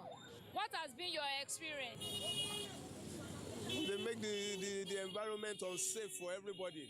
Further compounding the trend is the increasing insecurity in recent times, illegal use of drugs, and influx of unregulated content on the social media. Don't forget that members of the academic staff who had been members of such societies as students also remained, in most cases, within the organization. And so there was no knowing how such memberships were deployed. in support of career enhancement, in search of identity, in search of fulfillment. So a lot of things happened, and people began to also look for membership of such organization based on your aspirations. They carry more of guns, more than searching for what will promote their academics. And that is why you see them killing. I'm just reporting one of my daughter to one of our mother here now. The way he's behaving in the school, has secondary school student, has been a court member. What do I do? Experts call for urgent steps to stem the tide before it gets out of hands. In Ibadan, Oyeyinka Omole reporting for Dateline 360. Tales of fraternities and sororities in Nigeria are indeed unsavory, making the academic environment uncomfortable for both students and tutors. The saying that there's no smoke without fire is true in this case, as some experts opine that intake of unwholesome substances help in executing acts of terror among these groups. And this is another great challenge of the youth population in Nigeria. From Kano, Hadiza Muhammad reports on how drug abuse threatens the future of youth, as well as various efforts that are helping to stem the tide. These are some of the seizures made by the NDLEA. Youths are the most vulnerable and deeply involved group in the social menace of drug abuse. Started intoxicating myself by following bad friends, peer influence. Drug addict before, but by the grace of God, I've been rehabilitated now, and I want to go back to my studies and go and have a new life and have my bright future. The effect of consuming such illicit drugs over the years go unnoticed except in such instances where it results in mass death or a rise in social disturbances. Unfortunately, there is no reliable data on mortality and morbidity in Nigeria. Kano State over the years is the worst hit state with drug abuse incidences. This is owing to the ready-made markets that offer drug traffickers opportunity to dispose their illegal goods. Somebody can just go to any country, import drugs, and distribute it anyhow he like. The prevalent cases in Kano have stimulated governments into taking prompt action towards addressing the menace by inaugurating a task force on drug abuse. We have administered brief intervention on 1,704 persons. Government at a point has established a sports center so that youths within Kano Metropolis will be engaged in sporting activities, so their attention will be taken away from drugs. In all crimes, major 80% has in one way or the other related to drugs. Tertiary institutions like Bayero University Kano has also collaborated with the National Law Enforcement Agency, where it succeeded in curtailing cases of drug abuse, which also helps in addressing issues of cultism. In Bayero University Kano, the issue of drug abuse is not so much pronounced. Of course, we get some pockets of occurrences. So up till this time that I am talking to you, we have never received a report of an established case of cultism in the university. Drug abuse is spreading like wildfire in the society. This makes some concerned parents to encourage and support community initiatives in the crusade against the menace. Youth from other local governments in the metropolis used to come and converge and have a meeting point. As a community, we set up an association which has been very, very effective. This clear focus and determination of other stakeholders in fighting the menace of drug abuse would raise the hope of achieving the state free of illicit drugs. Hadiza Muhammad reporting for Deadline 360.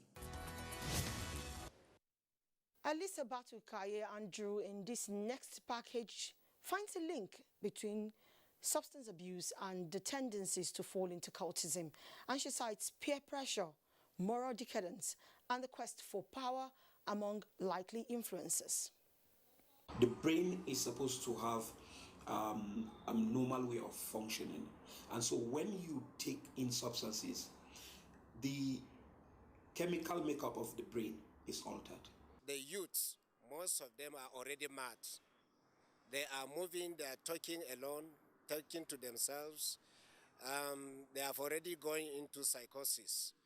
And if this is not curtailed, once they go into bipolar stage or they go into schizophrenia, their treatment is for life. In spite of government effort and other actors, illicit drug use is still prevalent without age limit, profession, or gender. Those who abuse drugs become sedative, disoriented, leading to mental disorder, fluctuating emotions, susceptible to cruelty and criminality. This heightens the activities of confraternity system in Nigeria. Wherever you see problem in this country now, it has a link with drug abuse. Cults, it has a link. And wherever you see, even these people that we normally call Sarasuka, they cannot do that, their bad habit, unless if they take drugs. The disturbing trend has been linked to decline in family value system, where parents, community, schools and society are not playing their roles effectively. There are a lot of restrictions on some prescription drugs and whatever, but the enforcement of such laws are still way behind. So these drugs are still available. People can go and buy them. And then there are still hawkers on the streets that carry all manners of prescription drugs that they are not supposed to carry. Some of them are improperly formulated. Testimonies of drug users and rehabilitated cultists raise concern for parents, family, and society to show more empathy to affected persons. I was 10 when I had my first drink. I just experimenting with my cousins. We got into alcohol, spirits at the time, and it just started that way, curiosity. I stole money, I lied, I cheated. You name it, I did. I sold my property, just to have a drink. Restricting drug availability, enforcing severe rules against confraternity, and raising of support groups for rehabilitated youths will go a long way in curbing the global epidemic. In Jos, Alisa Batukai Andrew. It is no longer news that the menace of substance abuse and cultism have crept into secondary schools and reportedly even some primary schools. To this end, Comfort IM reports that there is an advocacy in Enugu State on the need to infuse drug education in primary and post-primary schools curriculum. So tell us what you know about it. When you join cultism, you will damage and terminate your future. And when you enter, you cannot come out. One of the major challenges facing the educational sector in Nigeria in recent times is cultism, and the spread from tertiary institutions to secondary and sadly primary schools has made cultism more worrisome than ever. Look at the performance in JAMB this year, and people will be asking why low performance in JAMB. Yes, COVID played a role, but there are other issues that we ignore. Even the teachers themselves are afraid. The question is, what is the recruitment process and the link between drugs and cultism in secondary schools? Drug is an enabler. An average cultist that wants to go violent needs something to enable him to carry out the acts. How did cultism find its way to secondary schools? I think there had been a breakdown in values system in our society. Most of the things that happens in schools, in other places, are carry over. Most of them that got involved in this, originally, we are not told about the consequences of belonging to cult group. Presently, about 81% of patients on admission at the Federal Neuropsychiatric Hospital in Enugu have drug issues. Among them are an increasing number of secondary school students. Some are said to manifest as those that have group influence from school, otherwise known as shared delusion. To us, those are the most difficult ones because those people have developed any emotional cognitive, that is in terms of thinking or analytical reasoning. Now it will be difficult to get them. And most of them, later in life, in their university days, they tend to be more of the school dropout. Cutting the supply chain and the conveyor belt.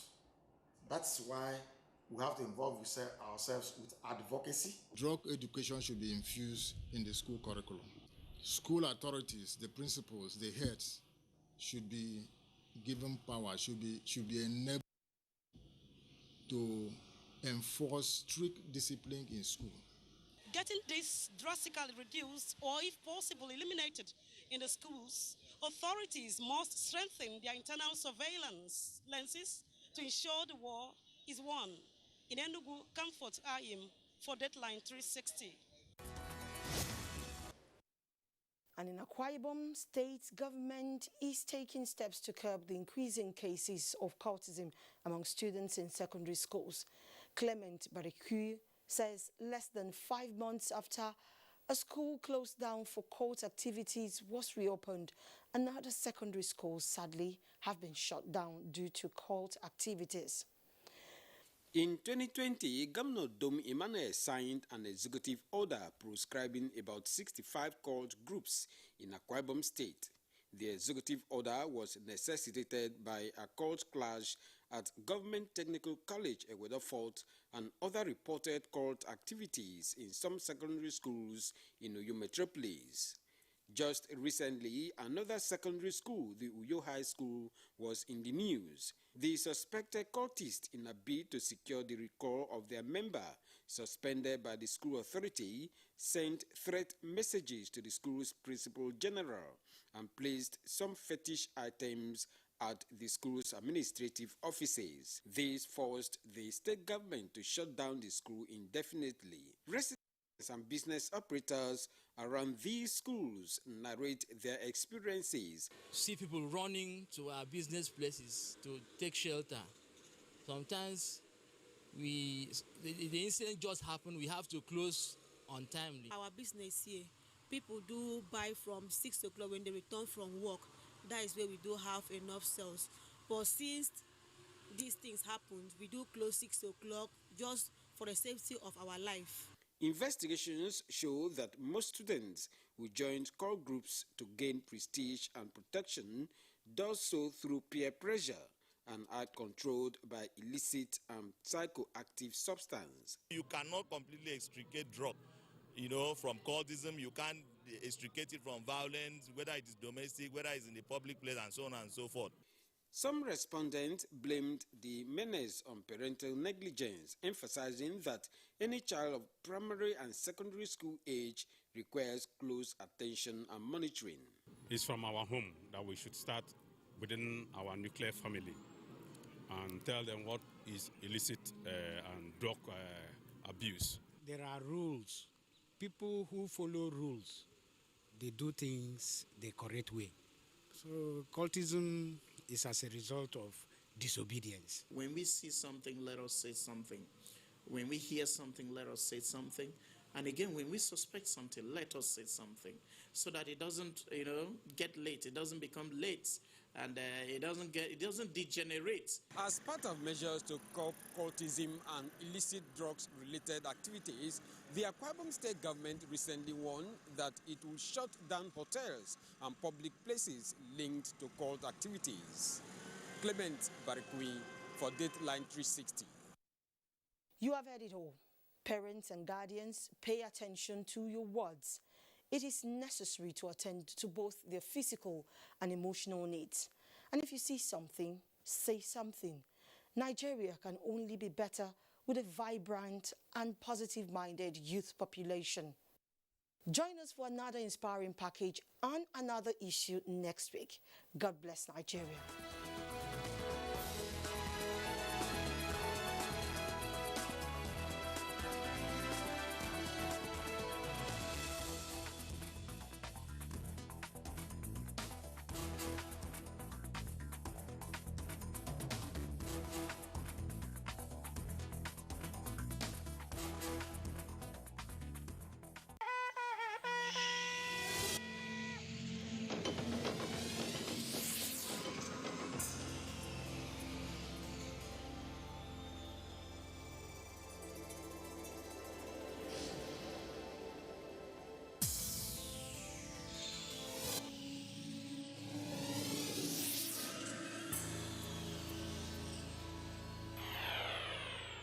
NTA, you can't beat the rich.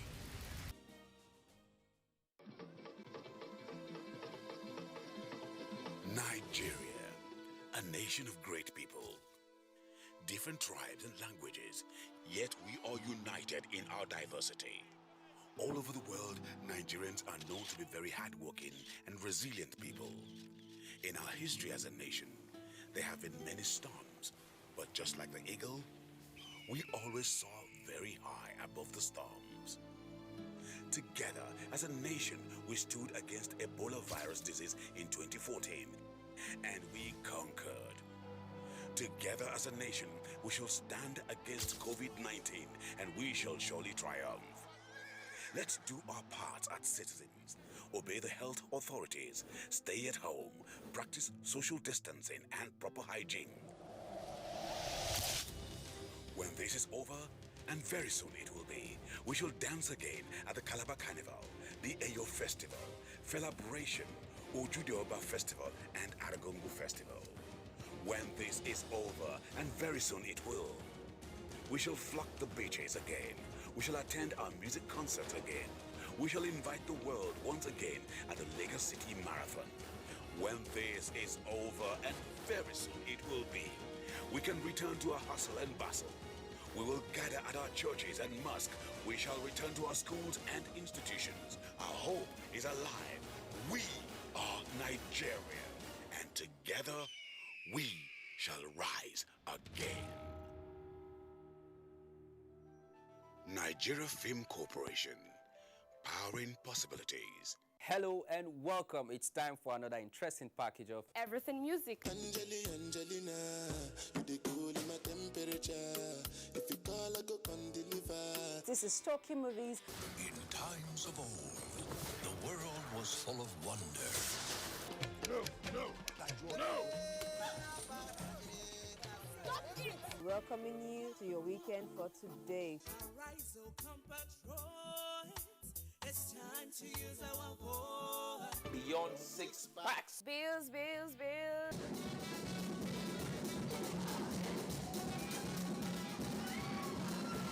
Me and my paddies. London for what? London for medicine. Medicine for what?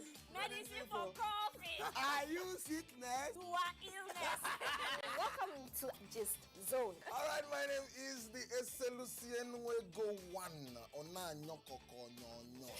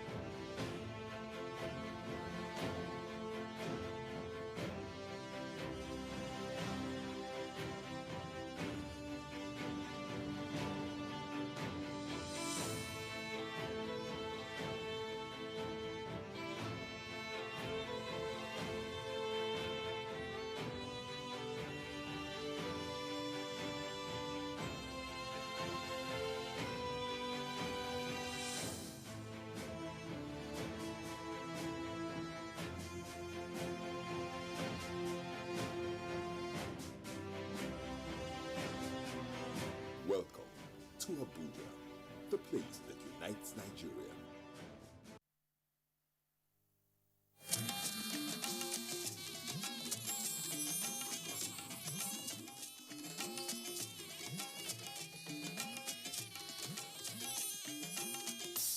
This is the network service of the NTA.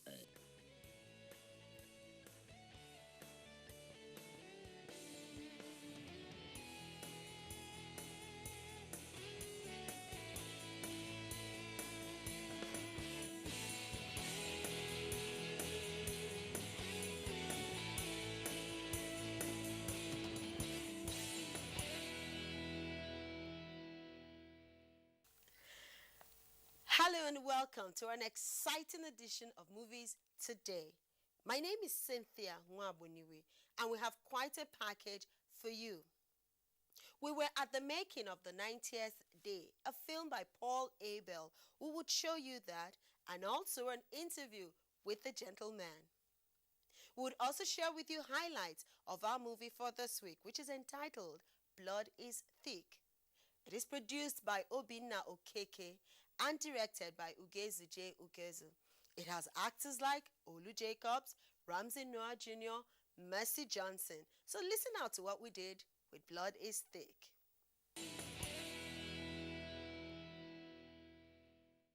Blood is Thick, produced by Obinna Okeke and directed by Ugezu J. Ugezu. Starring Olu Jacobs as Igwe Ochendu, Ramsey Noah as Gerald, Mercy Johnson as Ada. Others are Yul Edochie as the Prince and Joyce Carlo as Lolo Caroline, the Igwe's wife.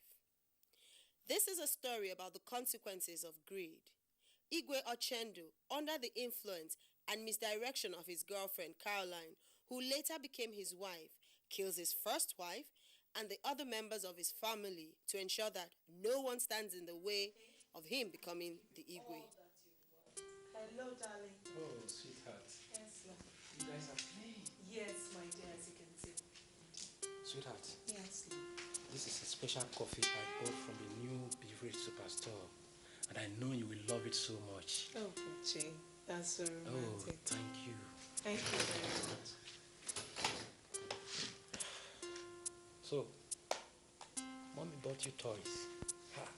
So what is this? This is hot toys? So, my love, how did the 10,000 naira go? That 10,000 naira is nothing. You know yourself now. But don't bother yourself, okay?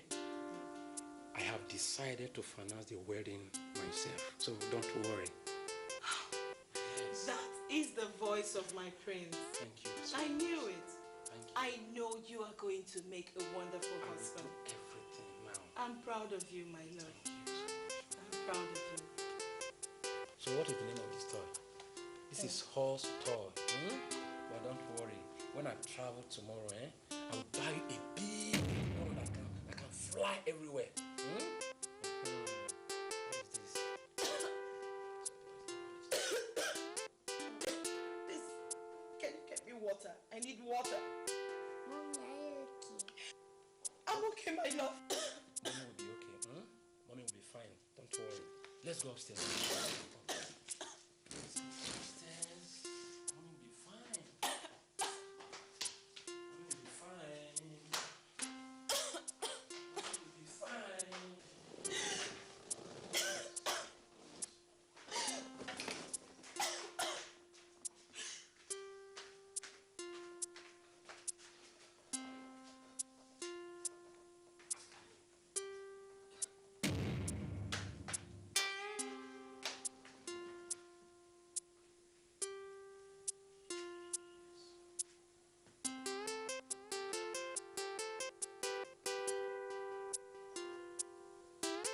To please his jealous and wicked wife, Caroline, he reduces his first son from his previous marriage, Gerald, to the role of a servant. However, still not satisfied, Caroline does everything possible to ensure he is sent away. I didn't steal all those items. I did not. How did they find their way into your bag? Your Highness, did you expect him to accept it? Please stop patronizing him. By the time the police deals with him, he will be telling them the truth. Let him take him away, this thief. Officer. Sir. Do your duty. Okay, sir. Move it. Come on, move it. I say you should move it. On the very obvious pre-arranged circumstance, a few days after he was sent away, the princess sees Gerald, who has become a laborer to survive. In the process of helping Gerald, the princess falls in love with him. Gerald? Gerald? Gerald! Ada! Oh, wait. I'm dirty. I'm so dirty. I'm sorry. How are you? When did you come back? What? Where are you going to? Why are you dressed like this? What? It's where I work. I work in a construction site as a laborer. As a laborer? Yeah, well, you know, I gotta survive somehow. Gerald. Yeah? Gerald. Yeah. Where did you live? I mean, where did you walk? Where? Oh, not far from here, just at the back of this place. Where did you live? Where I stay, about 10 kilometers from here. How do you go home? I walk. You walk 10 kilometers? Yeah, I'm kind of used to it. Gerald. What? Why? I mean, what happened? Let me drop you off. Let me take you home. Are you sure I'm not too dirty for the car? Years later, when the Queen Caroline realizes that the Igwe had left the most part of his possession to his daughter Ada, she organizes for her daughter to be raped, the Igwe and her son to be killed. She asks that she be shot on the arm to ensure that she is not suspected of the crime. Fate intervenes, however. The Queen is mistakenly killed by the hoodlums. Trouble ensues between the siblings after their parents' death over their property. The movie ends with everyone finding out that Gerald is indeed the heir to the throne. For costume, Chiamela Nwabuaso did a good job of keeping the prince and princess always looking like royalty. For continuity, however, it was disappointing that we were taken for granted in the interpretation of Blood is Thick. After the attack on the Igwe's family, one of the chiefs told the other chiefs that the gang leader had been apprehended and the prince was found in the trunk of his car. Any news yet about the prince? And what about Alolo? In fact, I am here to inform us that the leader of the gang that attacked and murdered our Igwe has been arrested. Very nice. Though his other two colleagues died during a gun battle with the police. Prince Morgan, on his own side, has been rescued. He was locked up in the boot of the car the gangs were using. Prince Morgan rescued? Oh, that's very sweet and quick of the police. 3 days later, in the same story, the prince is informed by the same chief that the leader of the gang had been captured, and this was his reaction. The leader of the gang that murdered the king and the queen has been arrested. What? The bastard has been arrested? Yes. What? Oh, God. Despite the inconsistencies, time spent showing nothing, Blood is Thick is exciting enough to hold your attention. This is not for you. Yes, you.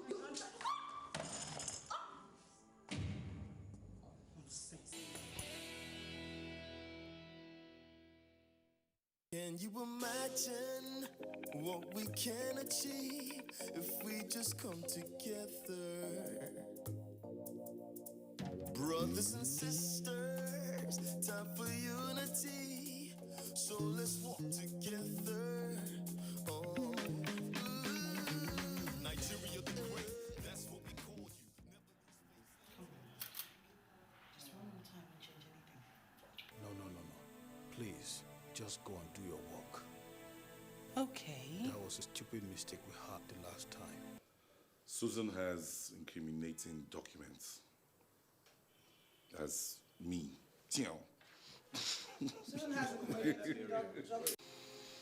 Susan has incriminating documents from when I was ECOMOC commander in Liberia.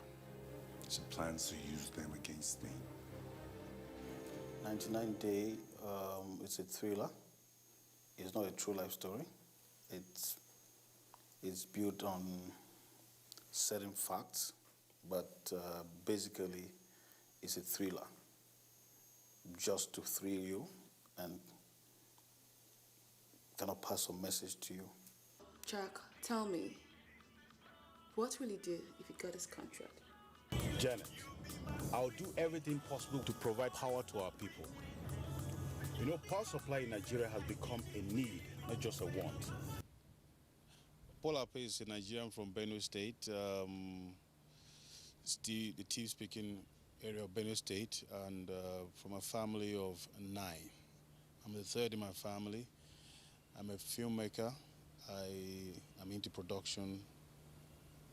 I write scripts, and I direct and I act.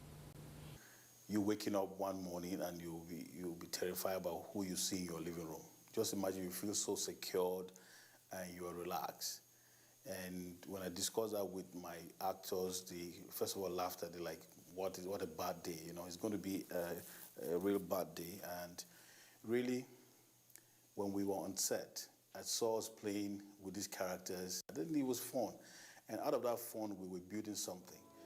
What about that your small boy? Is that your toy boy? That boy that wouldn't let me rest? That's not the point. I'm on fire and only you can quench it. I wrote a story, broke it down, and made it affordable for me with what I'm earning from my other daily works that I do. And the second step was to make somebody believe in this story. If I make them believe in the story, possibly they might be willing to even act for free. So I shopped out for them, and I looked at what they had done in the past and how serious they take their job. So I took time out to go and show them the stories, send the stories to them to read them, and then we came together and I told them, look, I don't have what to give you, but I want to make something different. So if you want to support me in my dream, just go ahead. I'm not saying it's free, but I want you to first of all buy into the project, love the project, and want to do the project. Then everything was set, and I think that's what worked for me. And it took 3 months. Then after 3 months, we began shooting. We broke the shooting into pieces because if you see on this set, I worked with 3 DOPs. I was one of the DOPs at one point. I had some other guy work with me in the first part of the movie, and I had my own staff work with me in the better end part of the movie. So all together, we were shooting and reshooting just to achieve what we wanted, and that's why it took us that long to work on this project. Like 1 year, 6 months plus, we should still work on this project. I think I had love for film right from way back. I started acting. In fact, I acted Tears by Moonlight, Winds of Destiny, and I kind of started working as a crew member. And I had love for film, but I started making film in 2007. I made my first film. I shot it and I was not satisfied with the output. I went back to the drawing board, worked on the script again, and I shot it the second time. And that one now, it's on DSTV, that's The Bond. That was the first film. And now I shot another film, 99th Day, which is built to be in the cinemas any moment from now. In post-production, we could see errors and problems, and then we go back to the set to correct a few of them. And at some time, we had to do some voiceovers, to kind of correct some of the errors we had in our shoot. And to make sure that at the end of the day, what we're giving to the public, it's nearly 98%. I would say I have learned a lot from them. They taught me a lot while we were working, how to be firm in some areas and how to stand my grounds in some areas. So morally, I learned from them. They're legends to me. They're legends. They are people who've been there, who started this whole industry in Nigeria. They didn't just want to come act and go away. KP will ask me, are you satisfied? If you're not satisfied, we'll do it again. So that tells you this guy wants a result. Bimbo, she was so tired at one point, but when I said we have to, no problem, I'm here for that. So just get your people ready, and we were walking. And I tell you, in that tiredness, once you say action, Bimbo is back into character. The experience I had with them, I tell you, it was very positive, and I have learned and I've gained more experience in working with these people. How are you doing?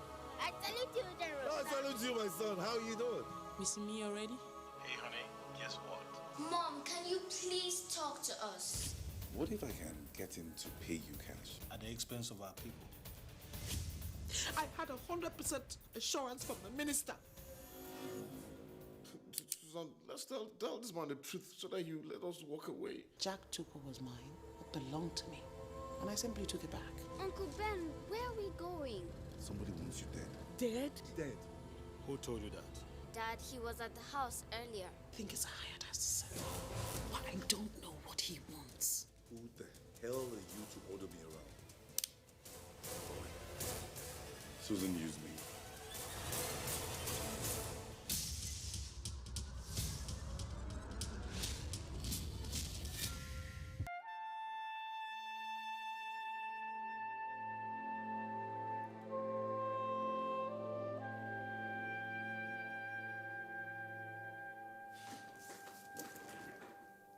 Mike, why did you tell me all this? I didn't want to get into anybody's way, sir. You tell your story with the picture, the image, the components in the picture, then the sound, then the dialogue. But in our first film, we had the dialogue explaining the film. In this film, if you don't look out for the images, things planted here and there in the image, then the sound before the dialogue, you might miss out on the story and you might not understand.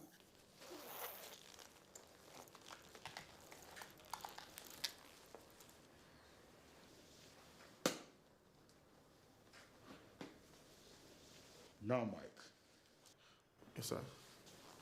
Tell me everything you know about Mr. Jack. I'm trying to do something different. Will it be acceptable? Will they accept it? Will they say it's, will they love it?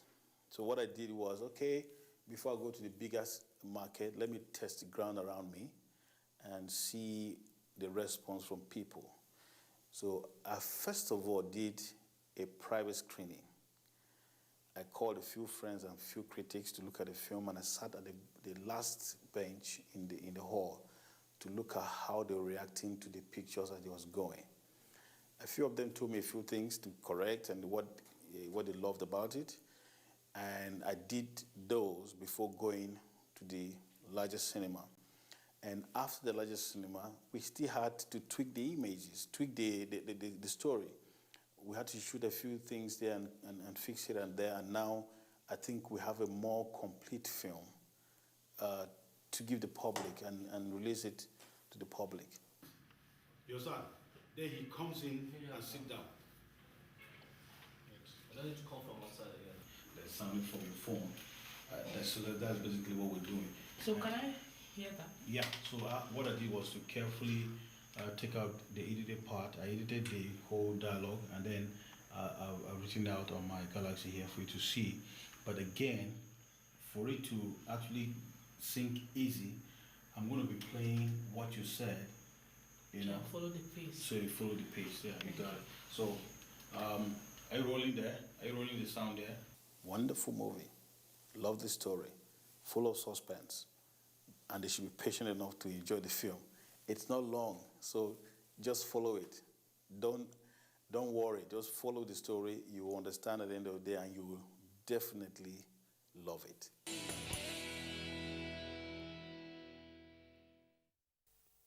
Right now, let's take you to our top 5 movies for this week.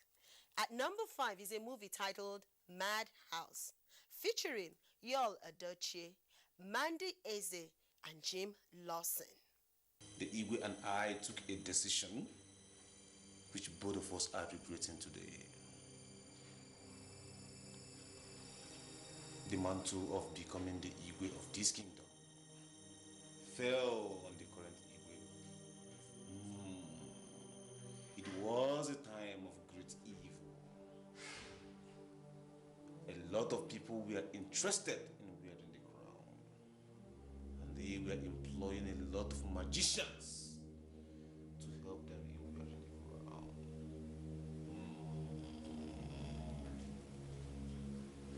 The Igwe came to me,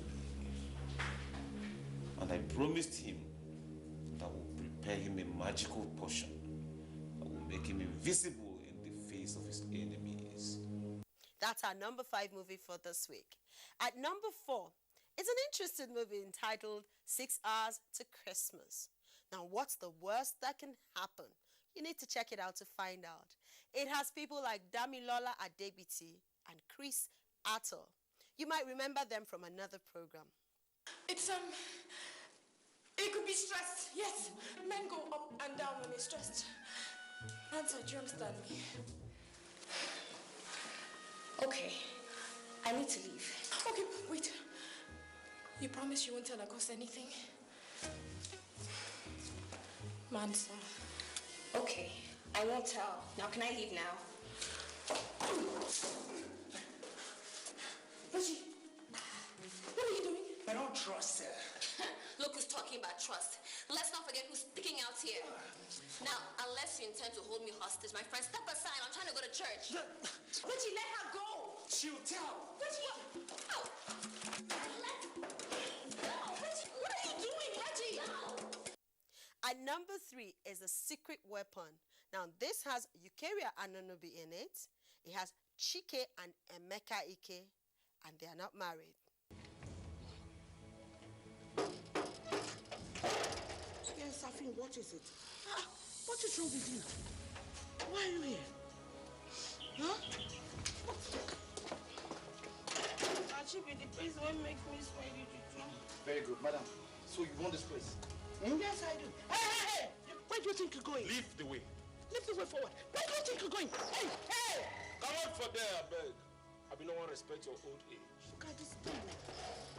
See, this place is an orphanage and a destitute home for girls. I'm just a matron here. Just a matron. Oga, now she be the person who make me swear juju say if I expose this place, I will die. Oh, this poor girl. Huh? I've never seen her in my life. Have you ever seen me before? Oga, now here I live for 5 years. They born my 2 pikin. Now here I did before this woman and Auntie B carry me come out to go work. Now I make her not stay here again. Okay. At number 2 for this week is True Passion, which is aptly interpreted by Oge Okoye, Chika Ike, plus a host of others. Where is the tape? Damn you, where is the tape? Just listen, hold it, okay? Just hold it. I found the tape. She will give the tape to the police. Damn, I want the tape. She will give it to the police. Keep plans, okay? Let's catch up in the tape. I said just get out. Damn, bring the tape. Don't even come close to me, okay? Not even a name. And let the drums roll for our number 1 movie. Before I tell you the title of this movie, let me quickly tell you that it's a movie about women. And it's a movie about a woman who no woman wants to be in her shoes. You know what I mean? When your husband is busy doing other things. Our number 1 movie for this week is entitled Every Woman. It has Ini Edo in it, John DeMelo, Atos Frank, and Ruth Kadri. Every Woman, our number 1 movie for this week. We'll be right back after this break.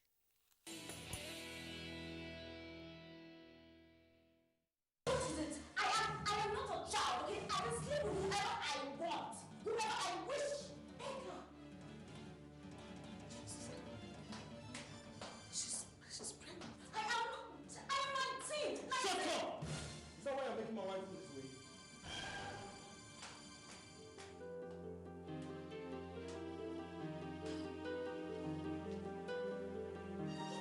Screaming as if I'm a child. What? Oh, don't even start. Can you really fly? You know what? Listen to me. I've had enough of you.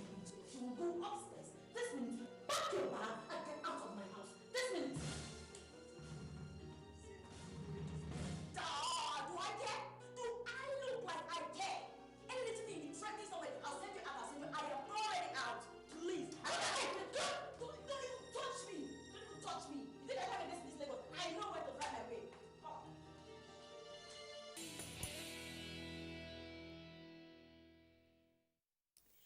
That's our package for today. I do hope you had a spectacular time watching today's program. If you did, you should join us next week. Until then, I'm Cynthia Nwabuniwe. God bless you. Bye.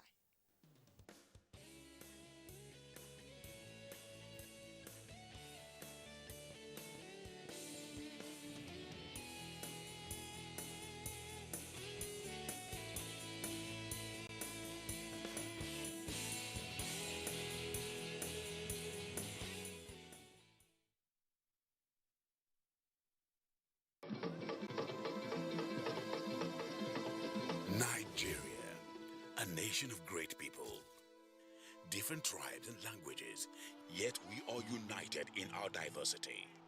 All over the world, Nigerians are known to be very hardworking and resilient people.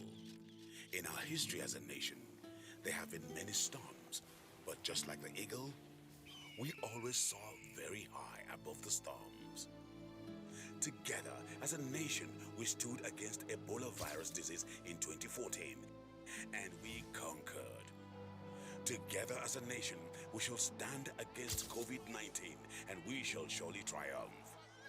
Let's do our part as citizens, obey the health authorities, stay at home, practice social distancing and proper hygiene.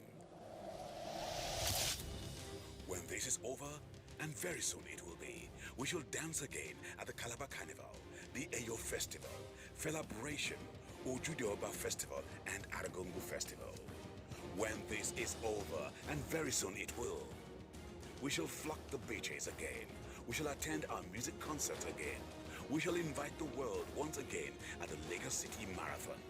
When this is over, and very soon it will be, we can return to our hustle and bustle. We will gather at our churches and mosques. We shall return to our schools and institutions. Our hope is alive. We are Nigeria, and together we shall rise again. Nigeria Film Corporation, powering possibilities.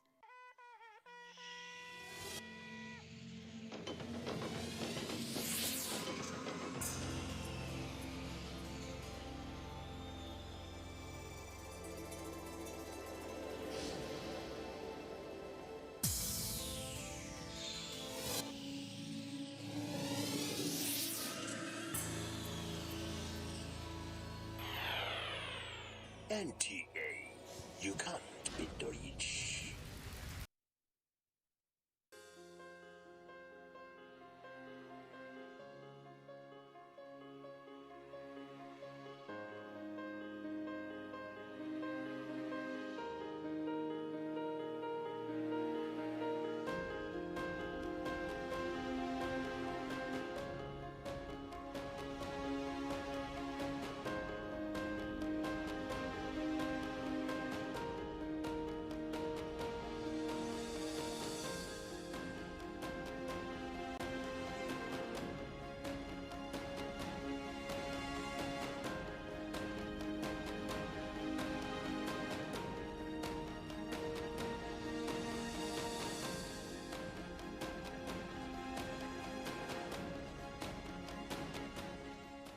This vaccine is safe, and it has been certified safe and usable by NAFTA.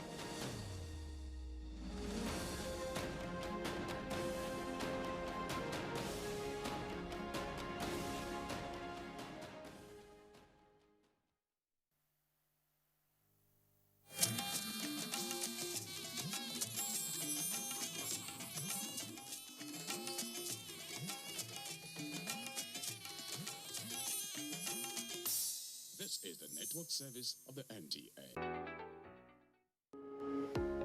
Hello and welcome to Revision Classes on Television. Today, we will be having a session in mathematics.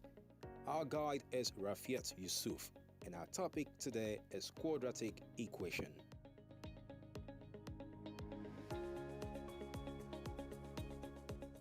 So we are still going to be treating quadratic equation today. I have some questions being picked from 2015 all through to 2019 WAEC past questions. So question number 1, I have, given that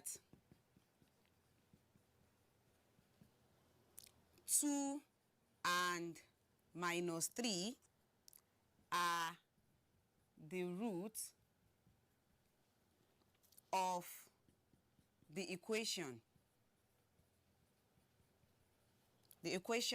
ax squared plus bx plus c equals to 0. Find the value of a, b, and c. Now we have a question like this. You know that this ax squared plus bx plus c is our quadratic equation. Our quadratic equation is always in this form. So the question says you are to find the value of a, b, and c, which means the value of a, which is the coefficient of x squared, the value of b, which is the coefficient of x, and your c, which is the constant. That is what you're asked to find. So how do we get that? We have been given the root of the equations as 2 and minus 3.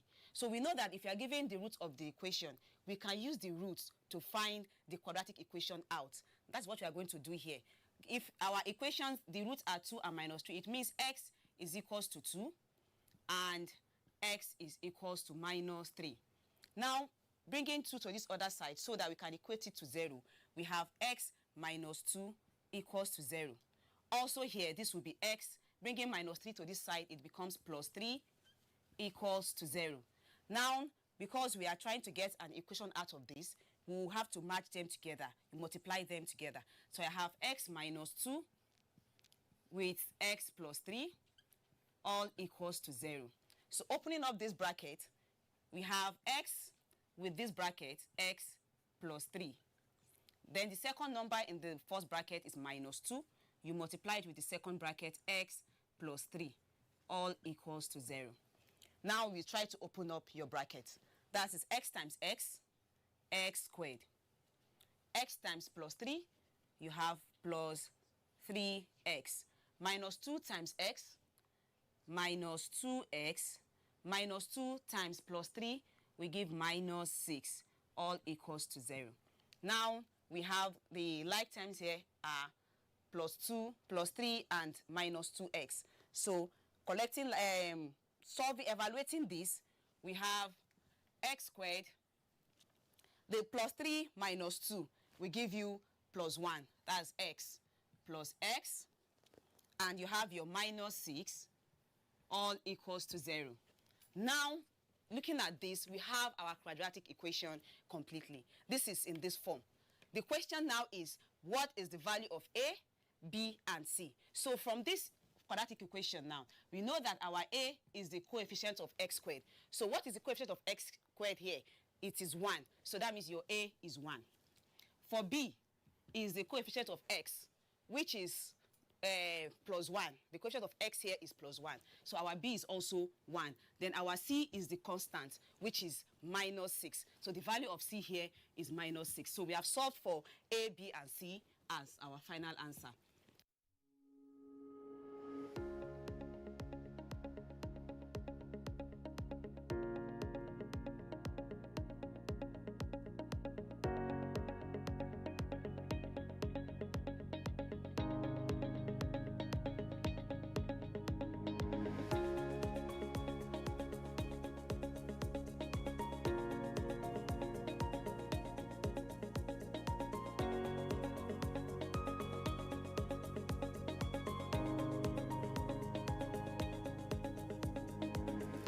Question number 2. Solve the equation.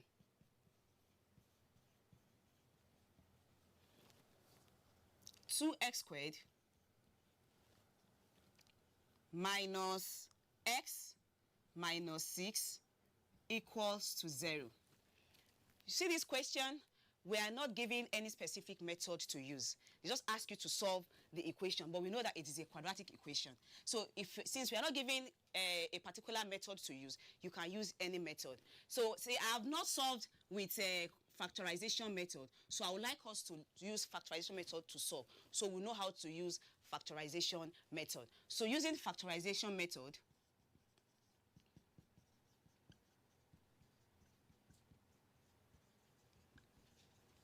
you see, the factorization method is all about factors.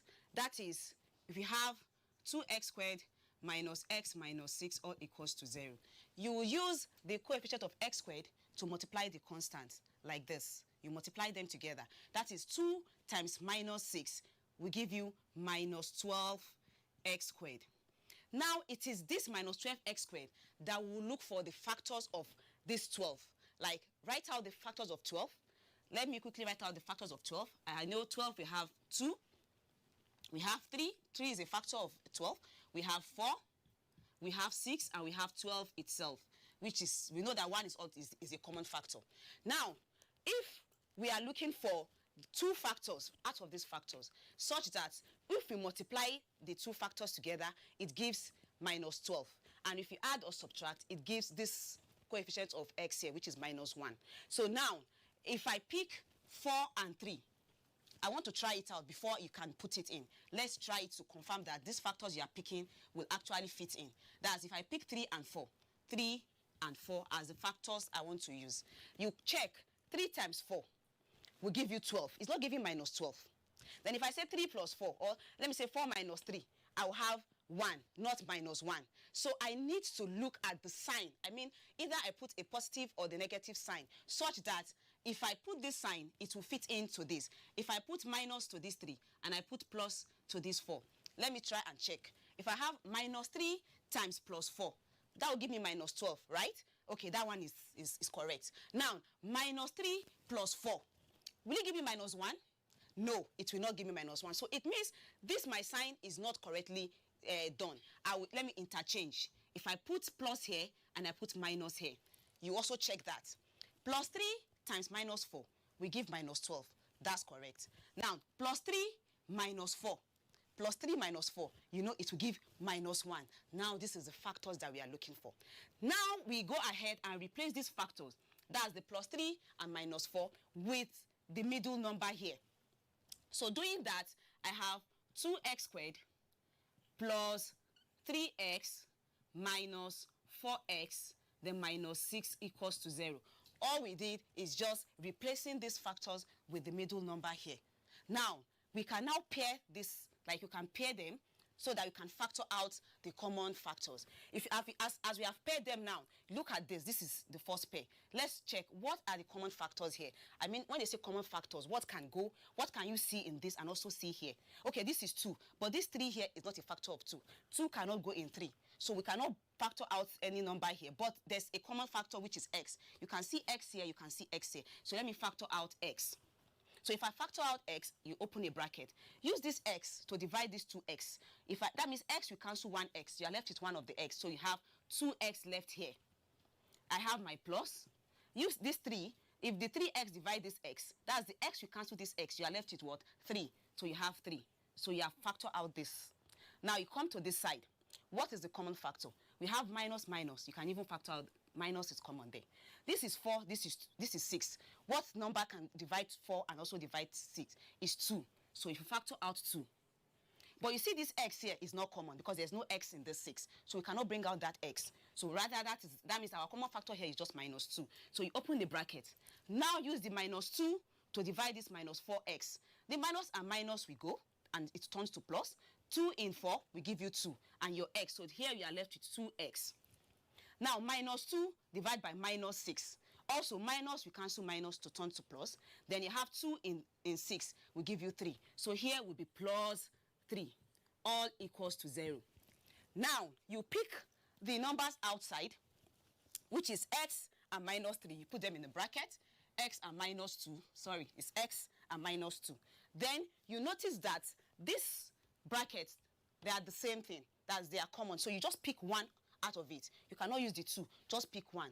When you solve and you realize that you don't have the same thing inside the bracket, you will check your working. There has to be something, maybe there's an error you have committed while you are solving. So it's very, very necessary for you. If you are factorizing and you discover that the bracket, you are getting different numbers, you check your working. So now we see that they are the same.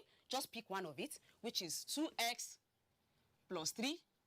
Now all equals to 0. Then you now pick them one after the other. The bracket, I have x minus 2 equals to 0. That's the first bracket. I have 2x plus 3 equals to 0. So here we can just get the value of x. That's x, bringing plus minus to the other side, it becomes 0 plus 2. That's x is equals to 2. To get the second aspect, which is the second side, we have 2x equals, taking plus 3 to the other side, you have 0 minus 3. Now we have 2x equals to minus 3. Dividing both sides by 2, divide by 2, we have x equals to minus 3 over 2. You cannot leave your final answer in improper fraction. Or it's either you leave it as a decimal or you simplify further, making it as a mixed fraction. So this is an improper fraction. If you simplify, we have minus 2 in 3 will give you 1, remainder 1 over 2.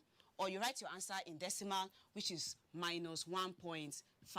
So finally, you can have your x to be, that's therefore x is equals to 2, or x equals minus 1 whole number 1 over 2, or x equals minus 1.5.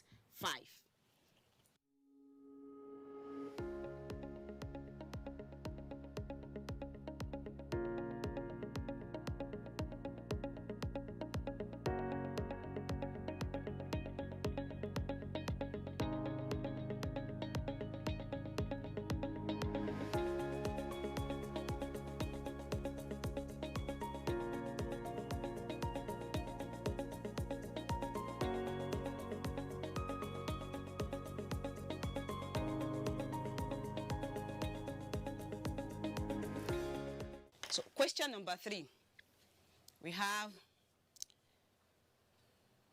using completing the square method,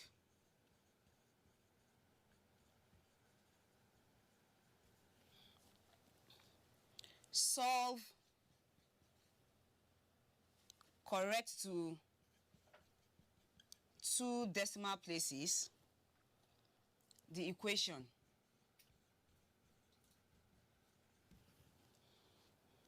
3y squared minus 5y plus 2 equals to 0.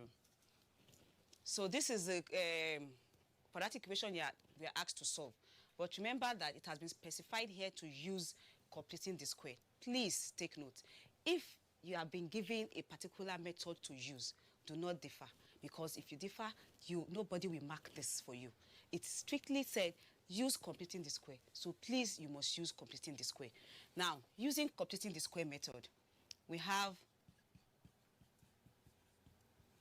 the first thing you take note when you want to use completing the square, you make sure that the coefficients of the squared part is equals to 1. So looking at this question, we find out that the coefficient of y squared here is 3. Is not equals to 1. So we have to make it to be 1.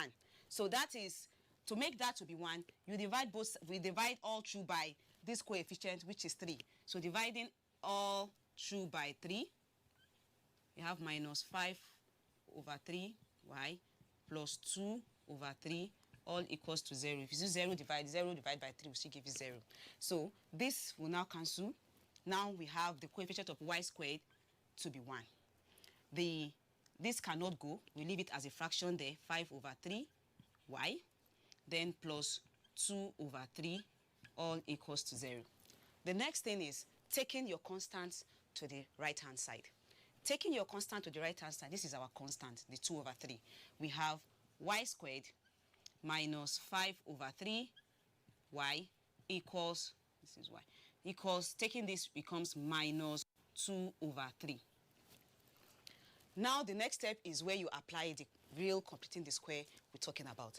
That is taking the coefficient of y, which is minus 5 over 3. That's minus 5 over 3 is our coefficient of y.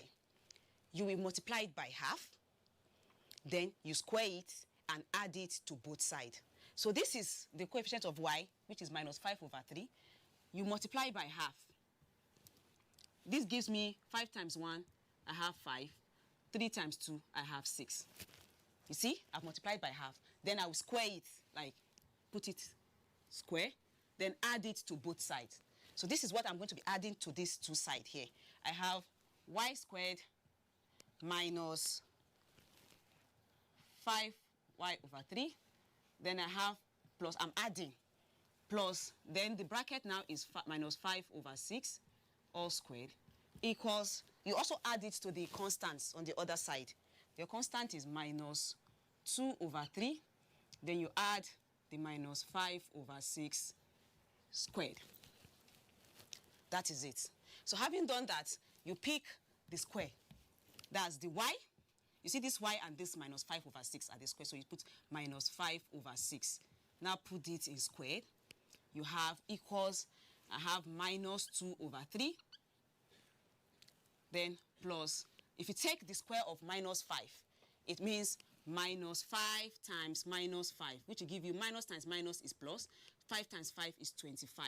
So here we have a positive now. So this is now 25 over 6 squared means 6 times 6. We know 6 squared, 6 times 6. That's minus 6 times minus 6 will also give you plus 36. So here I have 25 over 36. Now, we still leave this side and solve this fraction part. That's y minus 5 over 6 all squared. Now, you have a fraction. You know how to solve your fraction. That's, you get the LCM of your denominator. That's 3 and 36. The LCM, 3 can go in 36, so we can pick 36 as our LCM here. 3 in 36 will give you what? 12. 12 times 2. Don't forget your minus is still there. So 12 times minus 2, I have minus 24. Then 36 in 36 is 1. 1 times this 25 will give 25. Now, you have y minus 5 over 6 squared equals minus 24 plus 25 will give you 1. Just like you can write it as say 25 minus 24. That will give you 1. Though I have 1 over 36 in this side. Now, we can now take, to cancel our square, you can take square roots of both sides. Take square roots of both sides. That's, if you square roots of both sides, the square roots will cancel this square. Then if you take the square roots of this side, it becomes plus or minus square roots of 1 over 36. But the square root will cancel the square that is here, so we are left with only y minus 5 over 6. The square is gone. Is equals to plus or minus the square root of 1 over 36. Now, the square root 1 minus 5 over 6 is equals plus or minus the square root of 1 will still give you 1, and the square root of 36 is 6. So we can now take this minus 5 over 6 to the other side so that our y will become the subject of the formula here. Will become the subject. So we have 5 equals, taking minus 5 over 6 to the other side becomes plus 5 over 6. So I have 5 over 6 plus or minus 1 over 6. So now we know we are at the end we will get 2 values for your y. Getting 2 values, you use the plus, you also use the minus. So your y will become 5, let's use the plus first, plus 5 over 6 plus 1 over 6, or y equals 5 over 6 minus 1 over 6. So what is, this is the same denominator. So taking the fraction of this, you see that the denominators are the same. Just say 5 plus 1, that will give you, y here is 5 plus 1 is 6 over 6. So your y is equals to 1. Or we have y equals, the 5 minus 1 there is 4 over 6. You simplify, 2 here, 2, 2 here, 3. Now in decimal, we have 3 into, that's 0.6, still have 6, you still have 6, is a continuous recurring decimal. So, but the question says to 2 decimal places, find the value. So that means our y, this is not in decimal, so we can leave our y as 1, or y is equals to, make this to be in 2 decimal places, we have 0.67, because the number after the second, the decimal place is more than 5. It will add 1 to this and becomes 7. Now, our final answer is y equals to 1 or y equals 0.67.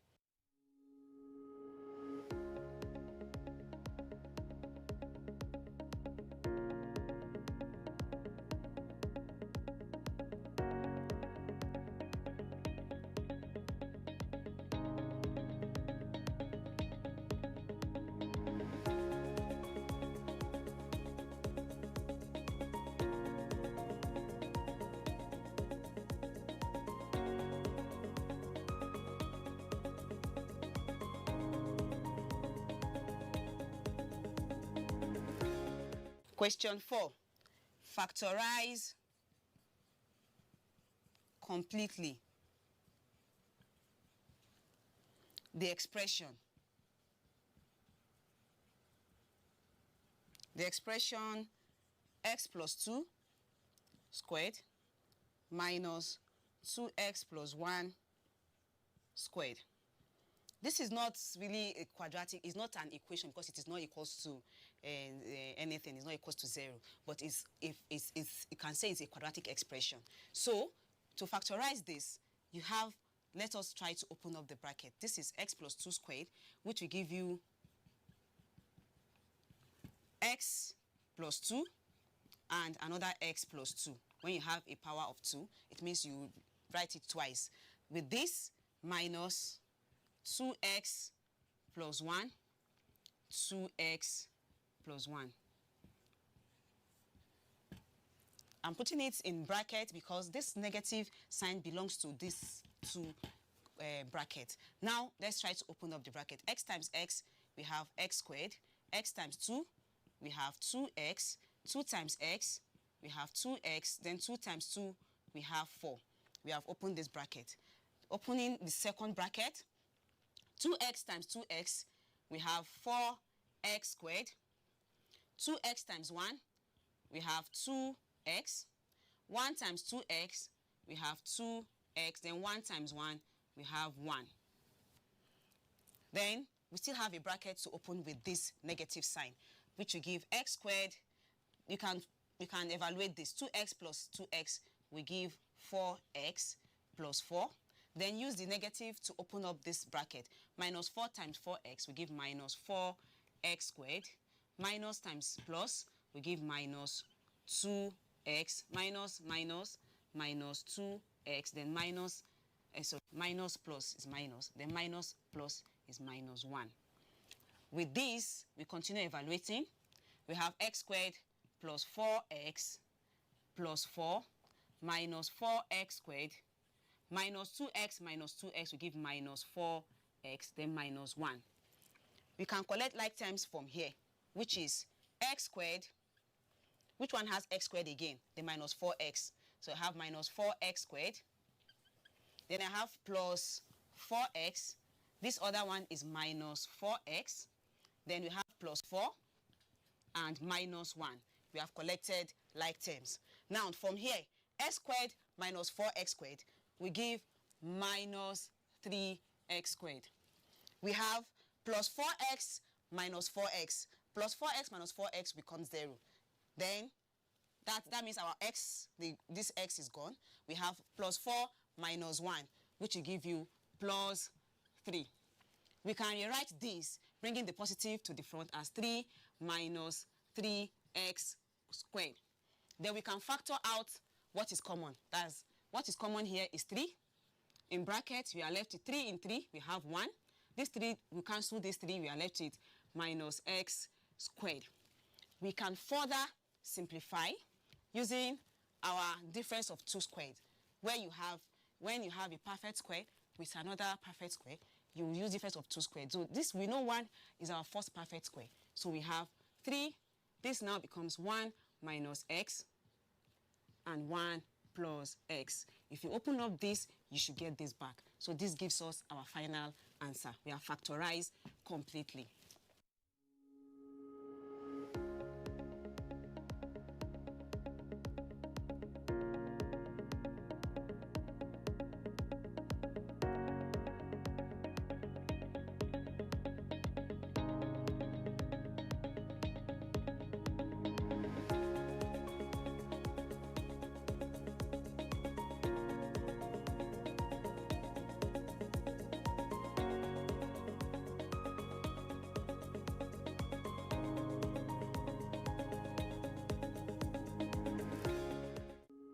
You can subscribe to NTA series on YouTube to watch or download past episodes of revision classes on television. That's the much we can take on the program today. Do join us next time for another educating session.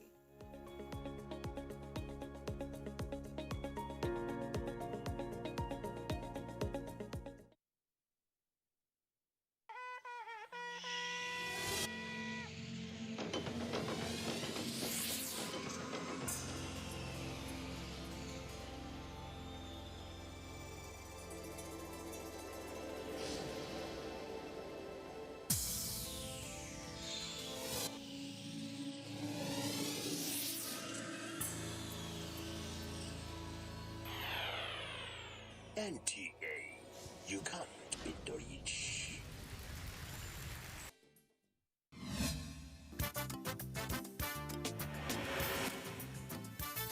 And there's the start and get.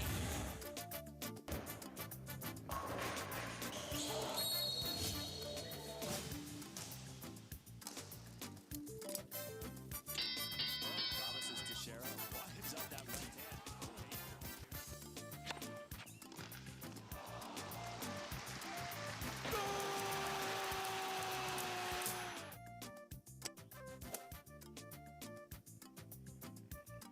Archbishop of basketball, goal! He hung on that net like a stalk up a tree.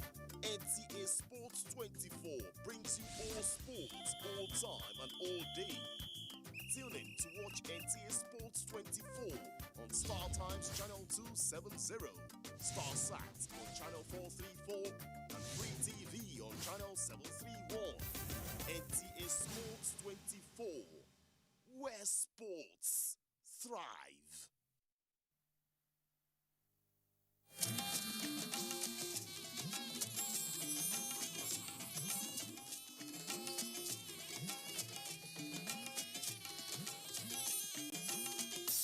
This is the network service of the NTA.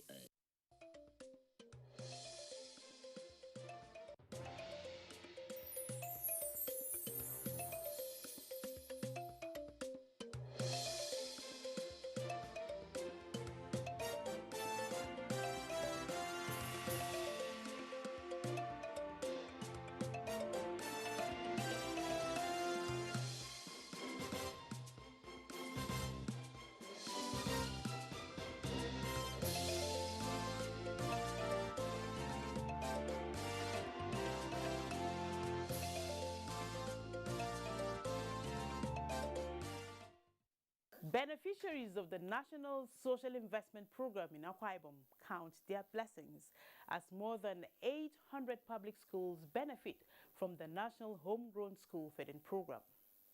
Nigeria's journey to raise climate ambitions to level of green transition.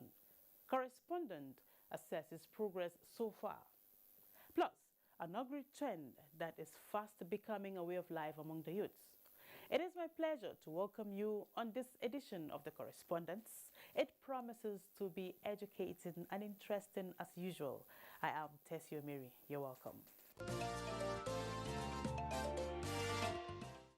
Let's begin with the social investment programs of the federal government, which was established in 2016 to tackle poverty and hunger across the country. The suite of programs under the NCIP focuses on ensuring a more equitable distribution of resources to vulnerable populations, including children, youths, and women. Correspondent Clement Barrique reports on the next step to ensure that the programs are being monitored to meet the target objectives. There are other programs that we don't even hear of, like what we call innovation hubs. We have different hubs, about 8 hubs presently running and employing over 20,000 of unemployed Nigerian youths. And then we are going to do what we call the STEM, that's science, technology, engineering, and mathematics, where we have selected some schools, some federal government colleges, and then state government colleges in all the states of the Federation. In Akwa Ibom State, we are blessed. We have 6 of such schools. Akwa Ibom State has 1,165 government primary schools, out of which 889 are enrolled for the National Homegrown School Feeding Program as at 2019. For the conditional cash transfer, the most vulnerable in 9 local government areas are already benefiting. The social investment program in Nigeria is a welcome development, and Akwa Ibom State has participated fully in it. And having said that, I want to urge everybody, all the citizens of Akwa Ibom State, to stop this blame game. The system is working very well. The President Muhammadu Buhari-led administration is working assiduously to see to it that it alleviates poverty from the lives of the citizenry. To assure the Nigerians that this program is real and it's not a scam. But our appeal as a state is that over some time, we have not been paid. For instance, we have not been paid cash transfer. The last time we paid cash transfer was in 2019. And so we are appealing to the federal government to please release money for that payment. And then school feeding, some states have collected. We have not also collected school feeding. And then the Jeep too. I know that the ministry is engaging the new consultant to that effect. They should also expedite action for the N-Power. The agitation amongst the youth are high. We are please appealing to the Honorable Minister to please expedite action, and then so that we can onboard them, so that they can deliver on these services, so that these checks and balances and the M&E can actually function properly. The engagement of these trained independent monitors is therefore to make the various schemes under the National Social Investment Program more credible and ensure transparency and accountability in implementation. In as much as the government are thinking of the less privileged, and the government are also thinking of the community-based people. So our duty is to get into the primary school and see if the foods that was sent to the pupils are being administered. So that's our duty, and any further engagement will do just that. I have the work to do for my state, and I have the work to do for the people of Akwa Ibom State, to make sure that everything that the federal government has sent to this state is being given to the people and the right people, so that they can, help them in one or two needs. The independent monitors, whose engagement is for 1 year, are expected to report on progress of the NSIP through the Social Investment Monitoring Application System. Many thanks, Clement. It is a cheering news from the beneficiaries that the program is not a scam. That's another dividend of democracy. Now, let's talk about the environment sector in the last 6 years. Nigeria's ability to provide timely early warning system to farmers, the supply of drought-tolerant crop varieties, and the determination to end gas flaring by 2030 are some of the significant achievements recorded in the environment sector in the last 6 years. Correspondent Onenge Fineface tells us that Nigeria is scaling up ambitions to ensure that the gains of the 2020 are sustained. The year 2021 is crucial for strengthening global environmental governance, recovering better from the COVID-19 pandemic, and raising climate ambition through the implementation of nationally determined contribution towards achieving net zero carbon emission. At the United Nations Climate Adaptation Summit, the United Nations Security Council meeting on climate change, the International Monetary Fund IMF Spring Meeting, and the United States Leaders Forum on Climate, heads of big global economies announced moves to reduce carbon emissions by between 30 to 50% before 2030. Nigeria's climate ambition was also articulated at various international fora. They include programs to stimulate transition to clean energy, provision of timely early warning systems to farmers, supply of drought-tolerant crop varieties, launch of the Green Bond project in 2017, and determination to end gas flaring by 2030.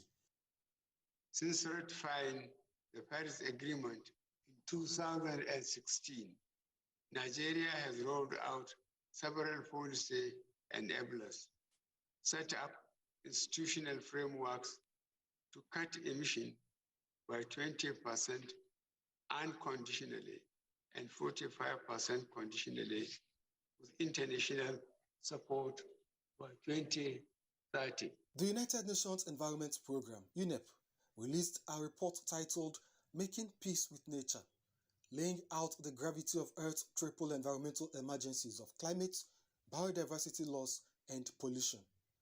The International Monetary Fund, IMF, also released a climate change indicators dashboard to provide data for financial and economic analysis of greenhouse gas emission, while the World Meteorological Organization, WMO's State of the Climate Report re-echoed the imperative for urgent action to reduce carbon emission coming from 2020, which was among the hottest years in history. In Nigeria, the 14th meeting of the National Council on Environment came up with recommendations including a shift from linear to circular economic models, robust legislation to drive environmental policies and projects implementation, and promoting nature-based approach to climate change adaptation and resilience. Minister of Environment Mohammed Mahmoud Abubakar opened an international expert meeting to create strategy and conservation plan for the restoration of mangroves in the Niger Delta region. The federal government, in collaboration with the United Nations Industrial Development Organization, UNIDO, released Nigeria's National Action Plan on Mercury in the artisanal and small-scale mining sector, alongside the national policies on solid waste management, as well as the policy on plastic waste management. 2021 to 2030 is the decade of action in the global pursuit of net zero carbon emission to reduce temperature to 1.5 degrees Celsius and save the planet from the clutches of climate change. It's a year that we are calling the time to build back better, to try and catch up on the losses of 2020. And this is one of the reasons why also the scaling up of ambition is very critical. Also, there is the COP26 that is going to take place in Glasgow. This is additional push for a lot of countries that are scaling up ambition and trying to make sure that the gains of 2020 remain and improve in 2021. COP15 in coming China and COP26 in Glasgow are opportunities for Nigeria and the international community to raise climate ambitions to levels of concrete actions, especially in terms of climate financing and green transition. Very well then, Onenge, we hope that nations play their part to make the environment safe for all. Thanks a lot. Still on the correspondence, the rising rate of crime and the get-rich-quick syndrome. Join us again. Welcome back to the correspondence. How did you get rich? This is one question that families and the society have failed to ask young people of today who are on the fast lane to make it. That is the get-rich-quick syndrome. This, in effect, has led to increase in such crime as kidnapping, ritual murder, banditry, and robbery, and the yahoo.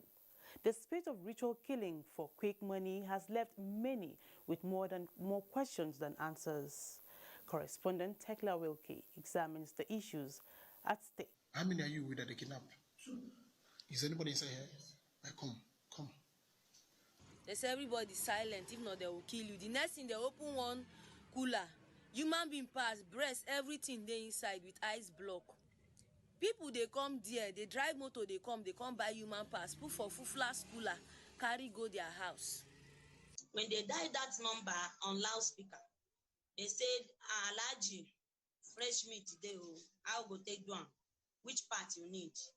The Alaji say, breast. I need her second to the last finger. I need her eye. I need her ear. These narrations may sound like script from a horror movie, but they're not. These are social media accounts of real victims who escaped death by stroke of providence, but not without physical bruises and emotional scars. The story of these victims have become a regular occurrence in some parts of the country. Sadly, not all have lived to share their experience. Ritual killing is becoming a fast-growing trend that has caught up with the young people of Nigeria. While many reasons have been adduced to the rising cases of this inhuman practice, the acquisition of power and influence and the get-rich-quick syndrome are some of the motives given for the prevailing evil practice. Interestingly, ritual killing goes way back. One classic case that I would probably say people should go and look into is the Odozi Obodo case. I think it happened before independence. There was also the case of the Otokoto killing involving Vincent Duru, alias Otokoto, in 1996 in Owerri, Imo State. He was reportedly executed in November 2016, 13 years after his conviction in 2003. There is more. Nigerians can't forget the Okija Shrine saga in Anambra State, neither has the Soka Forest horror of Oyo State blurred out of the memory of many. Disturbingly, the country is still recording cases of ritual killing, Decades after these high-profile cases were recorded, and long before the youths who are now involved in money ritual murders were even born. The big question, however, is how anyone can believe that sacrificing human parts can magically result to quick and bountiful cash without lifting a finger to work. I can't get the appropriate word to explain this. It's just, like, call it sickness, madness. To assume that individuals who kidnap and kill humans for the purpose of making money is to open the door of injustice to individuals who really have mental disorder and who deserve treatment rather than punishment. Some have questioned the position of the law in addressing crimes of this nature. All ritual murders are murders, and the penalty, once enough evidence is adduced, is also to die, for the person to be sentenced to death. With the stern punitive measures in place, one would expect a downscale in the number of money ritual murders. But that's not the case. Once people know that justice will be quickly dispensed, and they know they are going to get maximum punishment for it, it could serve as a deterrence, because you may do all sort of preaching, enlightenment. Once you don't have consequence, then you don't make people to face the maximum consequence, they will continue. The fundamental question is how society can address the root cause of this disturbing trend. Leadership must have to come up and come out decisively to be proactive, to lead by example, to institute good governance, and therefore to also get the families involved in the way and the manner in which characters are being formed, monitored, and nurtured. I was moved when I saw one time in the social media one former senior senator displaying in his house chain of vehicles and cars, and he was proudly saying, "These are all belonging to you." I said, I think some spiritual jaundice, kind of. Unless you're sick, why do you keep all the kind of things? Another question begging for answer is what the various organs of reorientation and sensitization in society are doing to curb this menace. If the media were to ignore people whose wealth cannot be explained, if the question asked every time this will show up is, how did you get rich? Then it becomes less and less attractive. As it stands, steering the attention of the young people of Nigeria in the right direction rests on all and sundry. The question, therefore, is, what are you doing in your corner to nurture and change the narrative of the future generation of this country? And joining us to speak further on the get-rich-quick syndrome among the youth is our correspondent, Tekla Wilkie. You're welcome to the program. Thank you very much. All right, Tekla, ritual killing is not actually new in the society, but you'll agree with me that it's becoming too rampant these days. Where did the society get it wrong? Well, thank you very much for that question. The truth is that we have almost lost it when it comes to values. Our values, the traditional values that defined us as a people, are beginning to, experience that devaluation, which of course we need to address. And for the young people of Nigeria, this living life on the fast lane, to some extent, the media is also responsible because we glamorize people of questionable wealth. And that in itself put pressure on the young people to want to get there. That there are familiar words like, I want to hammer, I must get rich and all of that. It's some kind of pressure. You talk about Instagram, you talk about some of these social media platforms where most of these young people, patronize, and you say all that is there is rich people with their flashy houses, flashy cars, and you don't really know the source of this wealth. So the question is, as a society, we should start interrogating the sources of wealth of some of these people. Sure. That way, people will begin to understand that, you have to, the hard work pays. You have to just do things right, because if you don't, there'll be prying eyes that will ask you that question: how did you get your wealth? Okay, Tekla, will you say that the society has failed the young people in terms of, when we talk about monitoring, you mentioned social media as one of the maybe the reasons for all this, because they see all these flashy things and they also want to be part of it. Would you say the society has failed them in terms of monitoring? Well, the society, when you talk about society, who makes up the society? You and I. The family, yes. You and I. Sure. Government, you, the doctor, and we're all human beings.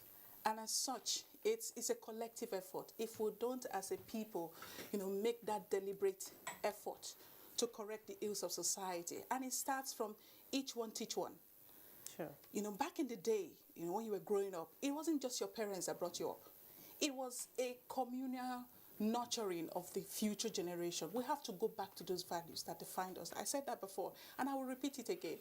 We have to go back to grooming, calculatedly grooming these young people who would hand over the baton of leadership to. We've got to do the right thing. And that is starting from you and me. You see a child going wrong, you don't say, oh, because it's not my child, I won't correct that child. No. These days, it's so difficult to correct someone else's child. It becomes a big issue. That is why I say we all need to do this thing. You talk about the government, social institutions, civil society, the media. Everybody have to, come together and address this issue. Because, as I say, if one hand is missing from the mix, there'll still be a problem. There will still be a vacuum. Okay, let's talk about penalties. If it is really yielding any result, if it's really making them not to. The penalties not strong enough. What about the justice system? Is justice quickly dispensed, Well, in the course of filing that report, of course, I asked a lot of questions in that regard. And one thing that kept coming up is the justice system. It's slow, and then corruption and the impunity, people seem to wear like a toga of some sort, is also impeding, the justice. Yeah. The justice system is impeded by some of these bottlenecks. So another thing that we need to do is the impunity can also be corrected with, deliberate effort of the justice system to ensure that justice is administered. Sure. Probably because it will help stem the tide. Yes, okay. Because if you go on, if people go on committing crimes without punitive measures in place, of course, it's a way of telling them, you can go ahead, continue, like that. So punitive measures have to put in place to deter people, prospective young people who are looking towards that route in getting rich quick.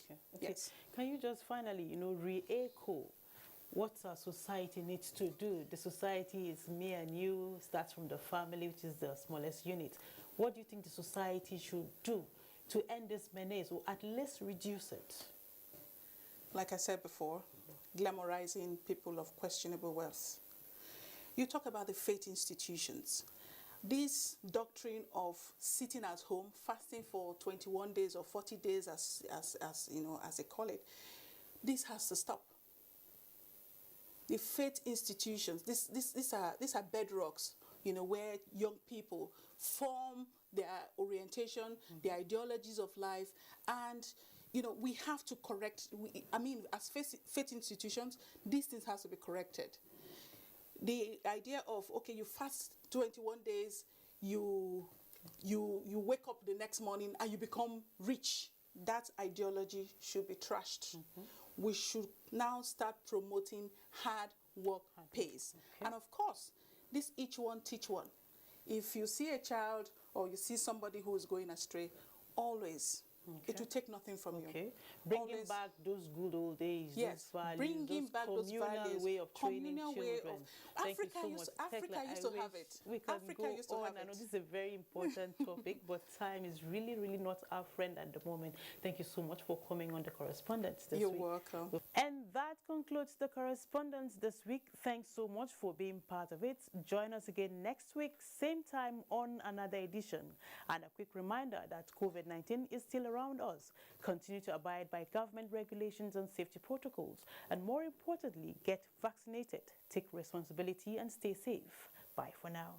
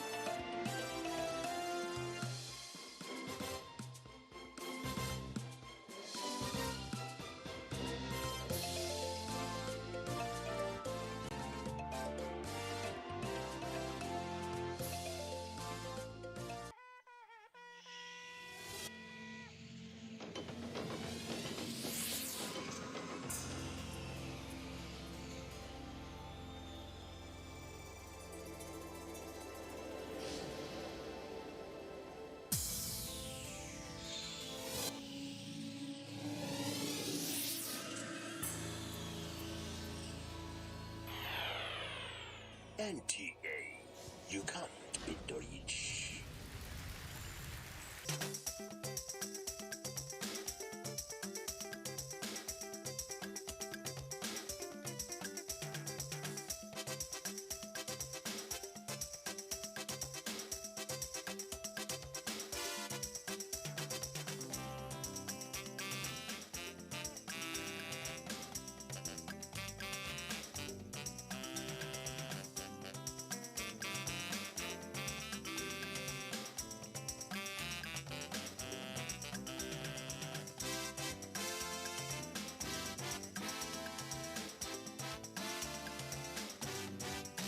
And never get this kind of thing, or I hear it. There was this broadcast on Villa Updates, which I'm part of, and I got the information there that we should apply for survivor fund. I thought it was a scam, but truly it wasn't a scam. To my great surprise, we actually got alerts of 30,000. I have 5 staff, including the making 6. We got a lot of 30,000. Like 3 weeks later, this is the first time I'm getting anything from this government. Even from past governments, I have never gotten anything from them. It was a great relief for us because during the COVID-19, things were so tough. I really thank the government for this great gesture because it has helped a lot.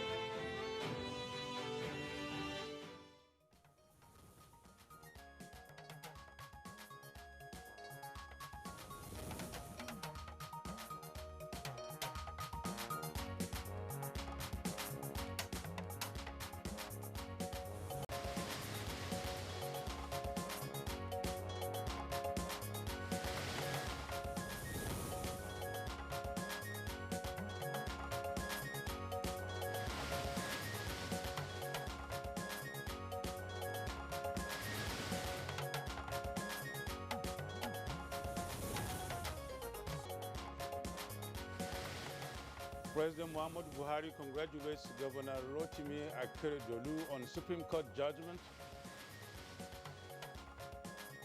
A stronger regional level regulatory regime would be required to ensure better regulation of regional roaming issues.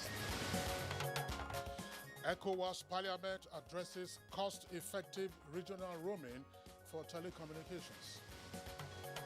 The court agreed with us that Malam Zaki and his wife had committed no offense. Kaduna State High Court discharges and acquits Sheikh Al-Zakzaki and wife Zinat. And on Good Morning Nigeria today, our focus is on new job opportunities for Nigerian youth.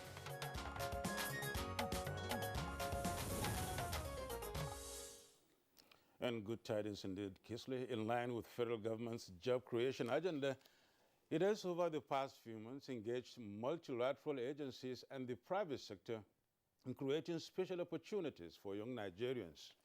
Well, another initiative between the federal government and the United Nations International Children's Fund is offering expanded education, training, and employment, as well as, of course, targeting some 20 million young Nigerians between now and year 2030. Well, it's called Generation Unlimited. That's GENU for short. Yeah, that's GENU for short. And Vice President Yemi Osinbajo, in a message delivered at the official launch of the Generation Unlimited GENU, that the program in Nigeria this Monday, said the initiative will positively impact the country's future job growth enabling programs. Well, the GENU program, as noted by the Vice President, is important as it promises to provide 20 million Nigerians with digital skills, link them to entrepreneurial and other job opportunities, and assist them in realizing their full potential. And Vice President Yemi Osinbajo also commended the private sector partners for their innovative work with young entrepreneurs throughout the country and for their commitment to GENU Nigeria, which will be implemented in 12 states distributed across the 6 geopolitical zones in the country. Well, so far, the program has impacted more than 100 million young persons globally. And this is through innovations and programs in at least 40 countries across 6 continents. Well, GENU is a global multi-sector partnership to meet the urgent need for expanded education, training, and employment opportunities. And in Africa, GENU has been launched in Kenya, Rwanda, South Africa, and Niger. And the Generation Unlimited has core interventions which include digital skills development, workforce readiness, comprising entrepreneurship and apprenticeship, and the youth engagement.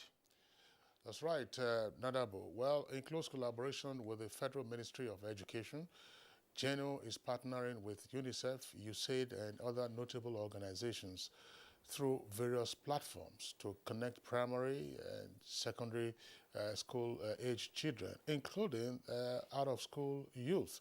And by the end of 2021, this will, of course, would have taken place across Lagos and Kano at the initial implementation stage. Yeah, Kinsley, there is a projected reach of about 25 million across Nigeria, with attention on 10 other GENU-focused states by 2023. There are plans on ground to work out the mobile network operations to support school connectivity for 500,000 children of Primary 1 to JSS 3 by fourth quarter of 2021. Well, the projections include reaching some 2,000 young persons between the ages of 13 and 24 by year 2023. Now, this will involve strengthening capacity of local and rural communities, as well as enhancing local development councils, religious and traditional leaders to adopt child-centered attitude. Through the Urban Adolescent Hubs activity, the primary goal is to improve the health and well-being of 2 million urban poor adolescents aged 15 to 19 through life skills, leadership development, and increased youth workforce readiness, job opportunities, and entrepreneurship to address socio-economic determinants of adolescent health. All right, that will be our focus in our conversation segment today on Good Morning Nigeria. On that note, we'd like to welcome you to the program. My name is Kingsley Osadolo. And I'm Mr. Nadabusmo. Welcome to the program. We shall have our complimentary segments too, which shall come your way as the program unfolds. In the meantime, we join Ms. Dan Wahab, that is, for the morning news. Very good morning, Yusuf and Kingsley. The news. Paramount ruler of Kwai Chiefdom in Kaduna State, Danladi Gate Maude, has regained their freedom after abduction at his farm along Kwai Kefi Road 2 days ago. A palace source confirmed the traditional ruler returned to his palace Wednesday evening. Now, President Muhammadu Buhari, who is joining other heads of state and government at the Global Education Summit in London, the British capital, has pledged to increase budgetary allocation to the education sector by 50% in the next 2 years. The Minister of State for Education, Chukwuemeka Nwajuba, announced this while speaking to NTA News of a strategic meeting with the President on the summit.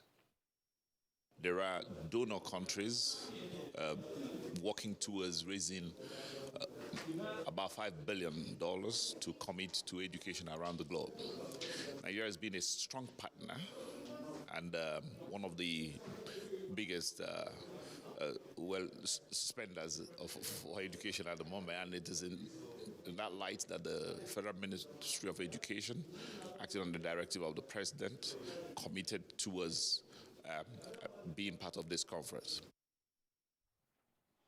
And away from that, a situation where citizens of ECOWAS community pay outrageous amount to MECO when they travel to other member states is being considered inimical to regional growth and integration. Conversations of the ongoing delocalized meeting of the ECOWAS Parliament in Ghana are focused on how to correct the situation and engage relevant stakeholders to implement the ECOWAS regulation on roaming in the respective countries. Regional level regulatory regime would be required to ensure better regulation of regional roaming issues and activities. Cross-border ICT infrastructure also needs to be implemented within the region so that our operators avoid having to exchange their traffic in hubs outside the region. I believe that this can be achieved through careful planning. And from the judiciary, the Supreme Court has dismissed the appeal filed by Eyitayo Jegede of the People's Democratic Party, PDP, who was the candidate in the October 2020 Ondo State governorship election, challenging legality of a governor's nomination by the APC Caretaker Committee Chairman, Mai Mala Buni, to stand for election. It was a keenly fought battle, but at the end of the day, the law has vindicated us. So constitutional infringement is a void act. So the Court of Appeal came up with this contention that they ought to have been made, he ought to have been made a party. And that contention is that there is no basis you can make an agent of a disclosed principal a party. Meanwhile, President Muhammadu Buhari joins members of the All Progressives Congress, APC, in felicitating with Governor Rotimi Akeredolu of Ondo State over the Supreme Court's judgments. In a statement by Femi Adesina, Special Advisor to the President on Media and Publicity, the President urges the Governor and all elected leaders of the governing party to always place the people first in their consideration of development programs and projects, affirming that the popularity of the APC would continue to depend on performance and acceptance by the electorate. President Buhari extols the Ondo State Governor for assiduously working for the development of the state with reforms that continue to attract the goodwill of investors and insistence that education, health and security take priority. President Buhari calls on the opposition to sheath the sword and work for the development of Ondo State while wishing the government and people a prosperous future. Still from the judiciary, Kaduna State High Court, presided over by Justice Gideon Kurada, has discharged and acquitted leader of proscribed Islamic movements in Nigeria, Sheikh Ibrahim Al-Zakzaki, and his wife Zinat. Now, the administration of justice in Nigeria has continued to record successes and milestones with a periodic addition of new legal practitioners to the number of advocates. Our correspondent Olabode Arewa report that the challenges occasioned by COVID-19 could not even disrupt this year's core to bar ceremony. Each of the aspirants and found them worthy to be presented for call to the Nigerian bar. I believe it's a privilege for one to be called to the bar. Wow, experience in Nigerian law school it's a memory I want to keep forever. Elated. I'm happy to be here. In view of Nigeria's commitment to the 2030 viral hepatitis elimination plan, improved community engagements and scaling up of testing and treatment are key factors. The Minister of Health, Dr. Sage Ehanire, says will help achieve a goal before 2030. The minister was speaking at a briefing on this year's World Hepatitis Day. To explore mutually beneficial partnerships with government and to invest resources in fighting viral hepatitis. Now, Bauchi State's Primary Healthcare Development Agency has begun administering oral cholera vaccine in Bauchi, in Das and Toro local government areas of the state. Governor Bala Mohammed flagged off a vaccination exercise at the Bauchi Government House.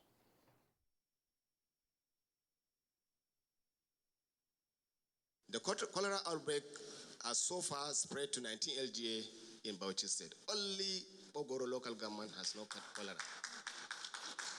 To 172 wards in Bauchi State. But certainly even the WHO and the UNICEF have done so well to give us this vaccine, being the first state to get it.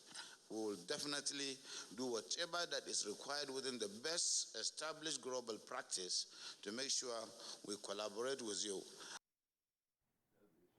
Meanwhile, the number of COVID-19 infection in the country has continued to rise, with Nigeria recording 535 new cases.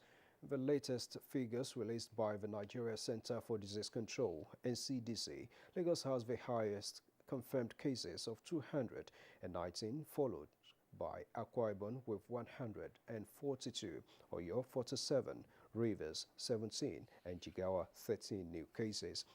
Others include Edo 13, Ekiti 11, Ondo 10, Osun 9, Plateau 8, while both Ogun and Kaduna have 7 new cases each. Kano and FCT recorded 5 new cases each, while Imo and Gombe got 4 apiece. Nasarawa recorded the lowest with 3 new cases. This brings to 172,263 confirmed cases in Nigeria, while 164,886 of them treated and discharged, while 2,139 deaths have been recorded so far. That concludes the news on Good Morning Nigeria. The program will continue after this break with Kinsley and Yusuf. Enjoy faster connectivity and amazing discounts in the Airtel HBB seasonal offer. Get a MiFi for 9,999 Naira plus up to 55 GB data, or a router for 19,999 Naira plus up to 160 GB data. Offer valid while stock lasts. More data, more you. Reliable home broadband by Airtel, the smartphone network. Mommy is ready to receive me a bundle of joy. Mommy is making my home cleaner and safer. We are Dettol, Dettol Sure. Illnesses can happen at home too. That's why Dettol and me together will make my baby's home safe and to protect from up to 100 illness-causing germs. That's why moms want to be Dettol, Dettol Sure. We are Dettol, Dettol Sure. Ankara shopping with the right place, boy. That one no fine. Nice. No, it's too dull. This one. Oh wow, it's beautiful. Omo, this fabric, it gon' fade though. Yeah. Look, make I tell you something. The new area Ankara, it go take good care of it. No time.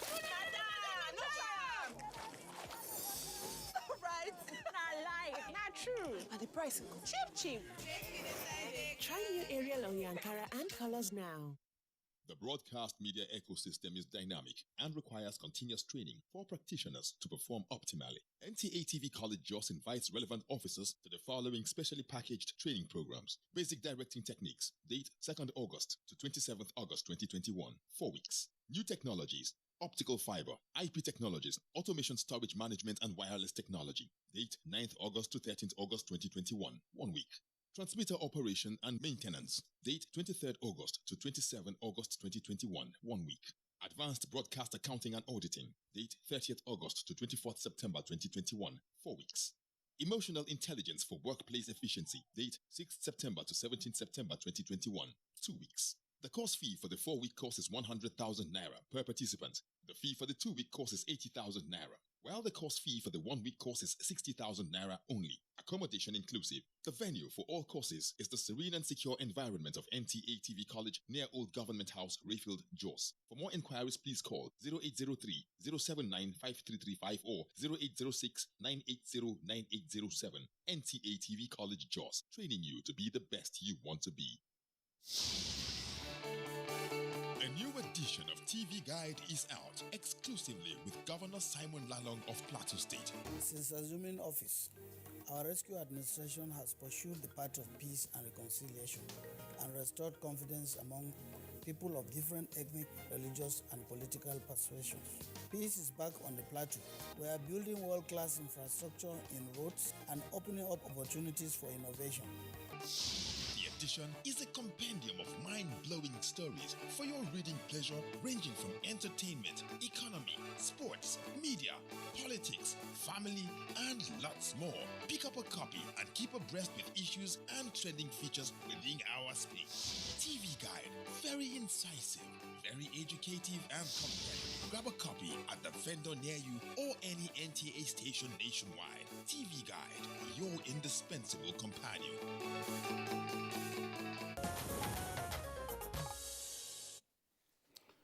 You're watching Good Morning Nigeria, reaching you from the Nigerian Television Authority. And this morning we shall be discussing new job opportunities for Nigerian youth. And for the start, let's take the business segment with Kunle Adeyeye. The state's Fiscal Transparency, Accountability and Sustainability Program for Results is to strengthen the fiscal transparency and accountability of government through the Citizens Accountability Reports. National coordinator of the program, Stephen Okon, disclosed this at the Northeast National Workshop on Citizens Accountability Report. The Accountability Report is a critical milestone in the reform journey of Nigeria, capable of increasing transparency and accountability if the opportunity it presents is well utilized by our stakeholders. Essentially, it is aimed at keeping states going by way of discipline, financial discipline. It's also intended to entrench in states common fiscal behavior that promote transparency. In another development, an entrepreneur, Love Oladele, has enjoined parents to introduce their children to entrepreneurship early in life. She says this will make them to be self-reliant. At the age of 13, a child who you have been talking to about business will naturally tend towards, starting a business. To her, this is one of the requirements needed to survive the contemporary environment. With Business News, I'm Kunle Adeyeye. Many thanks, Kunle Adeyeye, for the business package. Now, coming up next for us is Newspaper Review.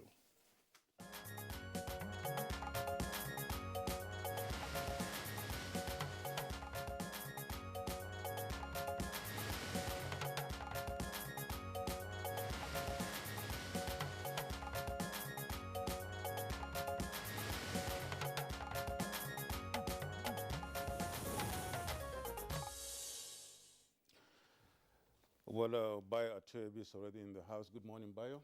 Thank you, Yusuf. Good morning. Welcome. Good morning, Kingsley. Good morning, Nigeria. Thank you. Kingsley, what do we have up there? We have the Punch. You have the Daily Trust. Well, so you want to kick off with Daily Trust? Okay, let's get going.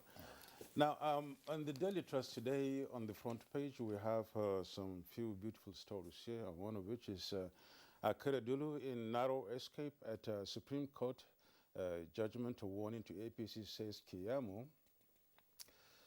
And the other story is on page 4, and that is talking about 18 million Nigerians infected with hepatitis, says the federal government. Still on page 4, Accountant General illegally withdrew 665.8 billion naira from special fund, says the Senate. The main story on the Daily Trust today is job loss, inflation loom as Bureau de Change, that is BDC operators, lament new Central Bank of Nigeria forex policy. And there are 3 riders there, one of which is Naira in sharp fall, scarcity hits market. The second one is banks ill-prepared to fill gap, says findings. And then an ex-CBN chief faults policy, says banks can't be trusted. Details of this can be found on page 5. Below, at the bottom of the page, we have on page 7, 6 herders killed in attack on Taraba Fulani community, says the police, page 7.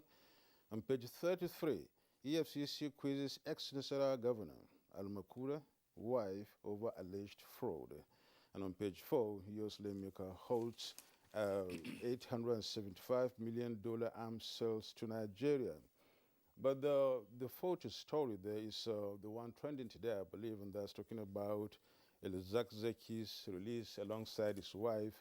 And it says leader of shared group, IMN Sheikh Ibn El-Zakzaki, leaving the court after the Kaduna State High Court discharged and acquitted him with his wife Zinat yesterday. Kingsley? Okay, let's take a look at the Punch newspaper. The front page is pretty busy, and so above the nameplate you have the following headlines. IMF kicks against adoption of cryptocurrencies as legal tender. And Senate names Jonathan and Sambo in 665.8 billion naira diversion, demands refund. Congress cites Nigeria's human rights violations, halts attack helicopters and others sale. Congress, that's the U.S. Congress, cites Nigeria's human rights violation, halts sale of attack helicopters and others. APC Congresses under threat as Supreme Court declares bonus chairmanship illegal. And an earpiece there is a special investigation by the Punch newspaper, and it's headlined, Imo's regime of bloodshed and mindless killings by troops leave parents, widows and children in agony. That's the first installment. You can find it on pages 16 and 17.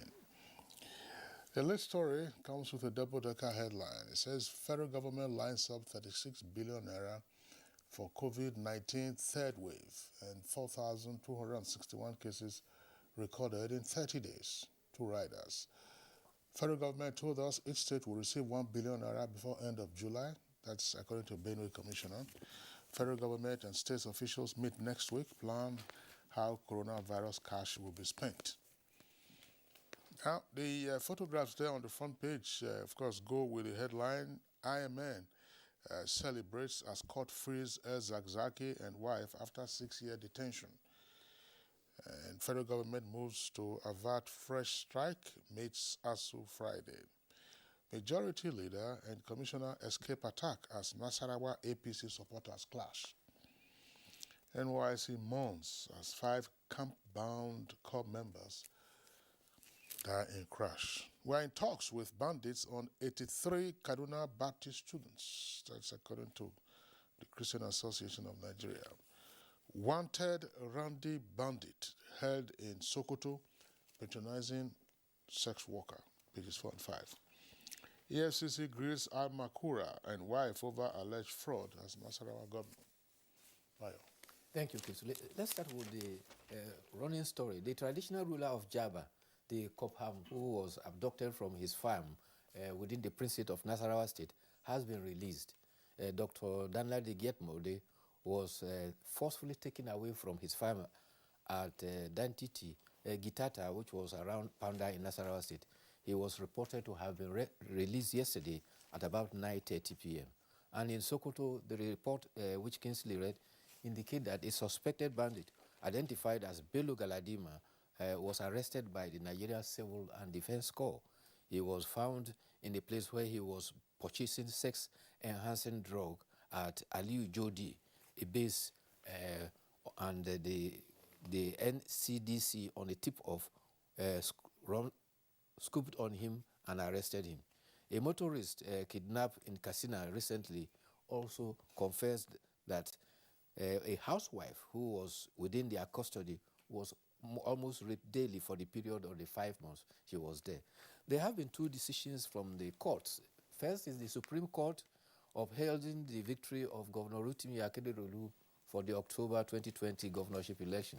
The Supreme Court, in a 4-3 split judgment, upheld the verdict of the governorship decision at the Court of Appeal, as well as the Ondo State Governorship Election Petition Tribunal. The majority judgment was delivered by Justice Emmanuel Ajim, and he dismissed the appeal by candidate Iyitayo Jegede that the People's Democratic Party lacked merit. The minority judgment was read by Justice Mary Odili that held that the appeal should have been allowed as the APC was the principal and there was no need to join May Malabuni in the suit. The appellant, Iyitayo Jegede, has accepted the outcome and has in fact congratulated Governor Rotimi Akeredolu. Governor Rotimi Akeredolu has called on Mr. Jegede to let him come over, let us work together and work for the state. Meanwhile, President Muhammadu Buhari, in a statement by Mr. Femi Adesina, has congratulated Governor Rotimi Akeredolu, and he has urged him and all leaders of the governing party to always place the people first in the state. At another court in Kaduna, Kaduna State High Court has upheld the no-case submission of Sheikh Ibrahim El-Zakzaki and his wife Zainat Ibrahim. The presiding justice, Justice Gideon Kurada, accordingly discharged and acquitted the 2 persons of culpable homicides and unlawful assembly cases they have been standing trial for since 2018. The court held that the case preferred against the leader of the Islamic movement of Nigeria lacked merit, in the sense that the court says that he was charged in the first place for an offense that was committed in the year 2017, when actually there was no such law. The law for which he was being tried was enacted in 2017, and the offense was said to have been committed in 2015, and he was arrested in 2018 and charged. And so the court held that the couple should be discharged and acquitted because there is no case for them to answer. On the side of the head count for sexual workers is going on in Bauchi State. The permanent commissioner for Bauchi State, Hisbach, revealed that they are doing the census of commercial sex workers to identify them and enable the state government plans to determine how they can be rehabilitated. According to the commissioner, he says those willing will be rehabilitated and be linked up with a family. Others will be provided empowerment skills and also seed capital to provide them to quit prostitution. The chairman of the Nigerian Hotels Association in Bauchi says that there are about 41 brothels operating in Bayangeri community in Bauchi. He commended the empowerment program, saying that that will go a long way to eradicate poverty and also reduce the rate of crime in the area and check the immorality in society. There is concern expressed by the ravaging of hepatitis in Nigeria. This was at the ceremony marking the World Hepatitis Day. The Minister of Health indicated that of all the hepatitis A, B, C, D, and E, 2 are very prevalent in Nigeria. That is hepatitis B and C. And the report indicates that about 18 million Nigerians are infected. And the danger is that most people are in fact not very conversant with hepatitis B. The hepatitis B is an inflammation of the liver tissue and it can also be very dangerous. The World Health Organization representative said that there are 90 million cases on the continent of Africa. The good news is that there is vaccination available for children, especially those under age 5. But most people either are not aware of it or don't take advantage of it. There's also the report, Yusuf, you read about the pressure on the central bank ceasing to supply bureau de change with foreign exchange. The central bank, from his meeting of the monetary policy, the governor indicated that $57 million, which was originally allocated for the bureau de change, cannot be sustained. Accordingly, it has stopped.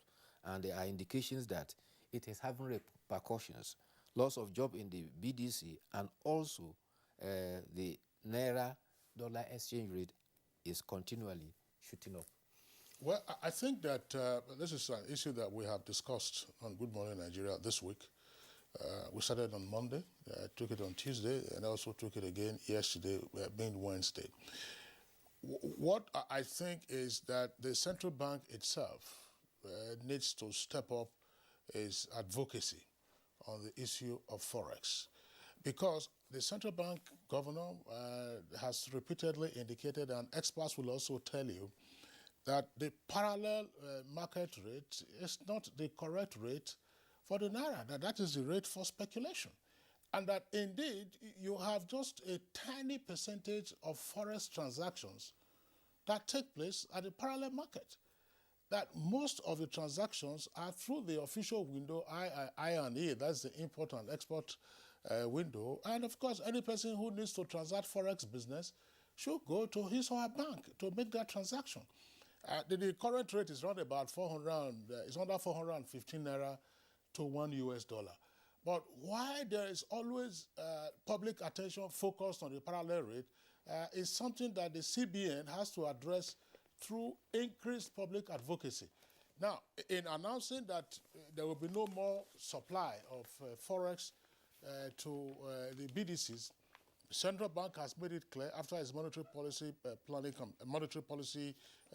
committee meeting that they are not scrapping BDCs. No. BDCs will continue to be in existence. The only thing is that fresh licenses will not be issued to BDCs. Now, how are BDCs supposed to operate? I mean, we have all had the privilege of traveling. You normally see BDCs at points of entry. That's usually at the airports, where you make quick, short transactions.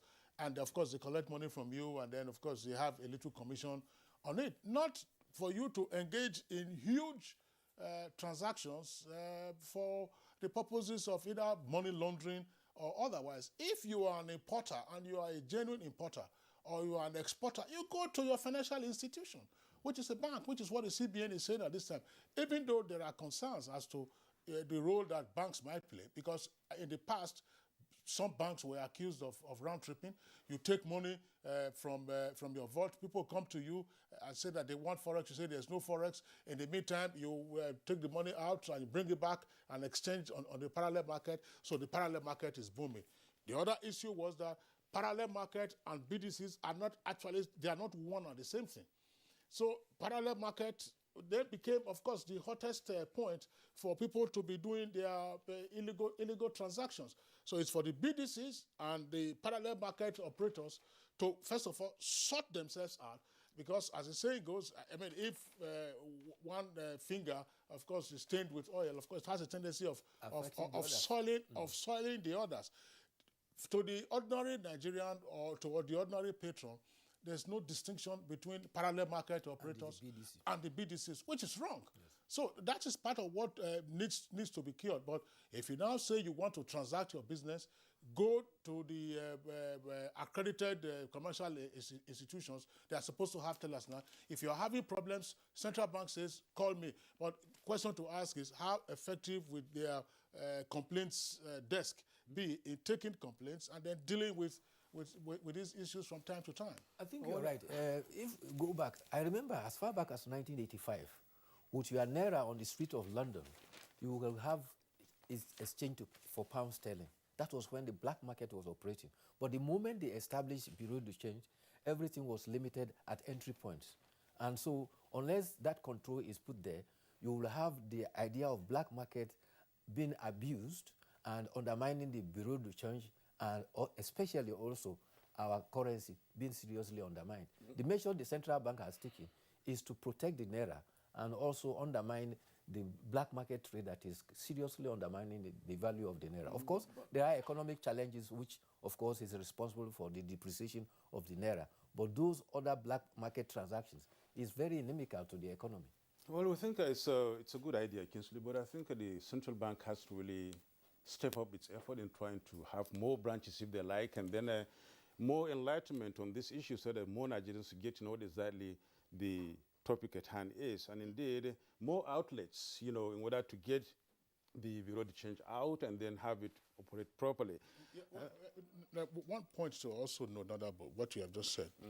Look, what do you need Forex for?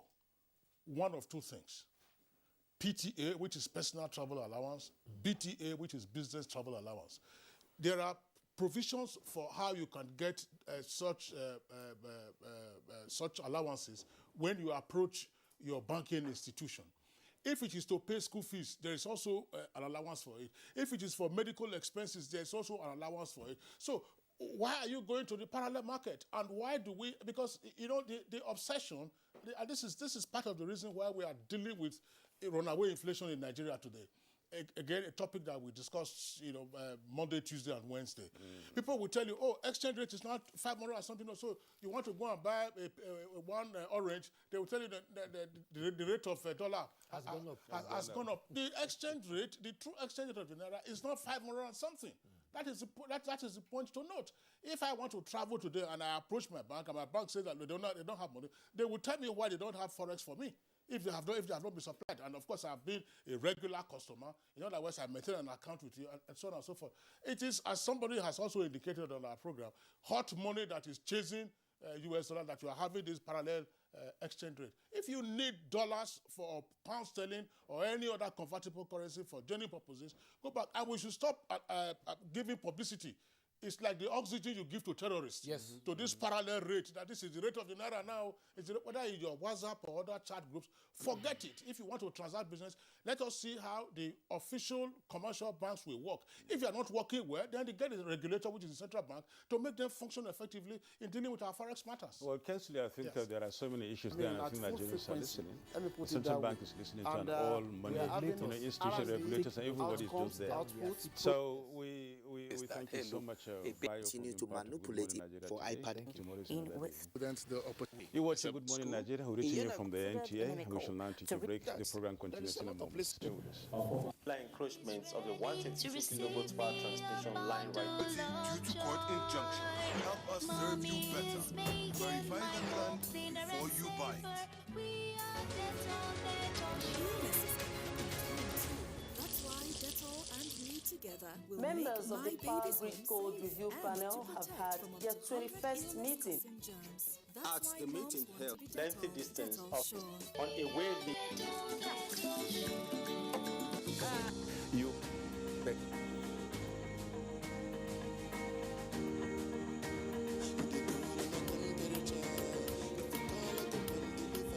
This is Talking Movies.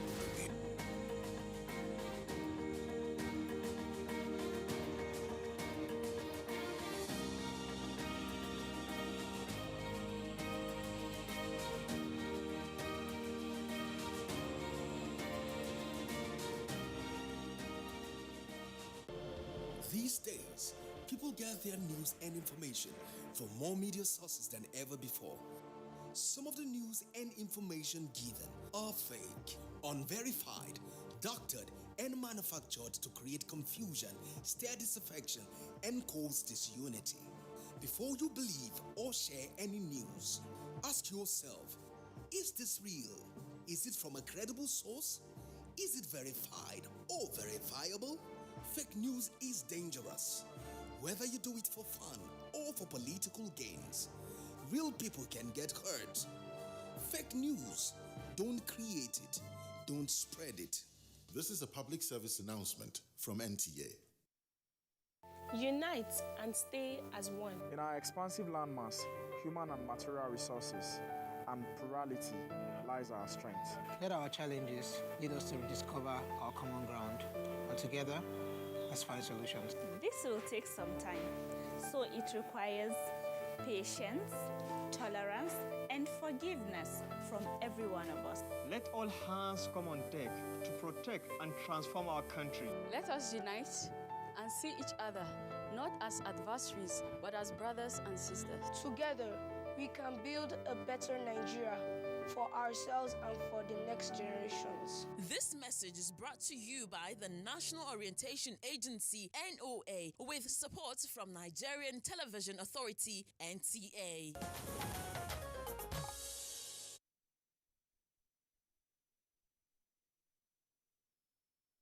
From the Nigerian Television Authority here in Abuja, that is.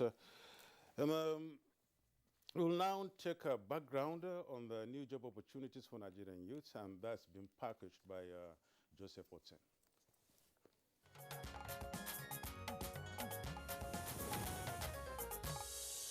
It has been an existing debate for economic experts and analysts that government do not create jobs but provide an enabling environment for the private sector to thrive and create more business opportunities. For a country like Nigeria, where unemployment continues to linger for years due to insecurity and COVID-19 challenge of late, marrying the two is crucial for the administration of President Muhammadu Buhari for sustainable development. Ease of doing business and creating direct job opportunities for youths continue to be top priority. As part of the COVID-19 recovery strategy, a 2.3 trillion naira Nigeria Economic Sustainability Plan to stimulate and diversify the economy, retain and create jobs was launched in 2020. Among its major components include skills acquisition to build more entrepreneurs. Ongoing projects under the plan, like the Artisan Survivor Fund and Skill for Job program, are aimed at thousands of beneficiaries. The latest is the federal government partnership with the United Nations International Children's Emergency Fund to provide 20 million Nigerians with digital skills between now and 2030. At the launching of the project, Generation Unlimited, hello and welcome. On Monday, Vice President Yemi Oshibajo said the initiative will positively impact the country's future job growth. The entrepreneurship program, said to have impacted over 100 million people globally, will be implemented in 12 states, distributed across the 6 geopolitical zones in the country.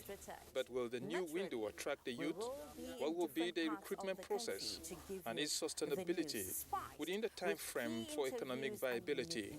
Yes, and Good Morning Nigeria are waiting to shed light on the new job opportunity for the young generation.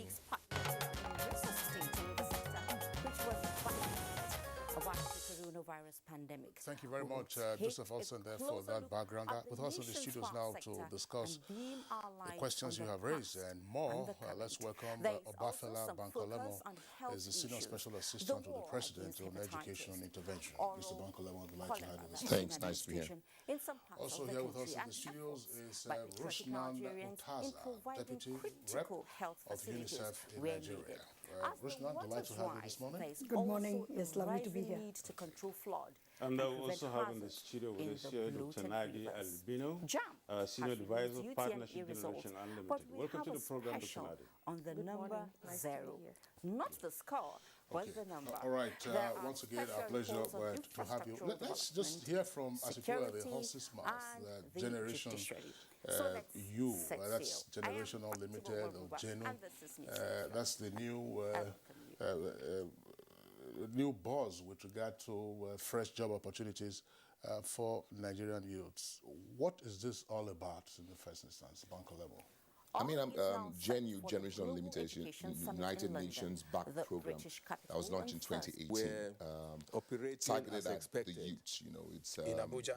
As I speak to you, and I think the UN person and Dr. Albino will speak to that well. But the beauty of GENU is the collaboration it's supposed to bring into place. United Nations, private sector organizations, government, you know, with the youths themselves at the center, trying to ensure that whatever we do speaks to the youths. You know, one of the major issues we hear from our young generation is we're not listening to them. So GenU has been created to ensure that the interventions we're doing are youth-focused, youth-centric, and the youth themselves were involved in building those interventions. So that's what GenU is supposed to be. Create for us. When you drill down to GenU Nigeria, the focus is over the next 10 years, by 2030, how can we ensure that 20 million Nigerian youths are engaged effectively? You see the numbers are huge for a country of our size. Those are huge numbers, but those are the kind of things we're trying to achieve with GenU.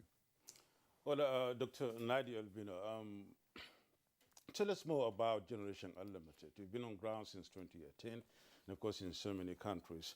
What more could you add to what the last speaker said? Yeah, thank you. And I think Fela has articulated that very, very well. As we say, Generation Unlimited, really, if you remember 1961, President John F. Kennedy in his inaugural speech said, ask not what your country can do for you, but what you can do for your country. Basically, what we're saying to young people globally, come and join us and partner with us, and let's make the difference that you want to see. Generation Unlimited really is about bringing all different stakeholders together with young people. We're seeing a demographic boom globally, but particularly on the African continent.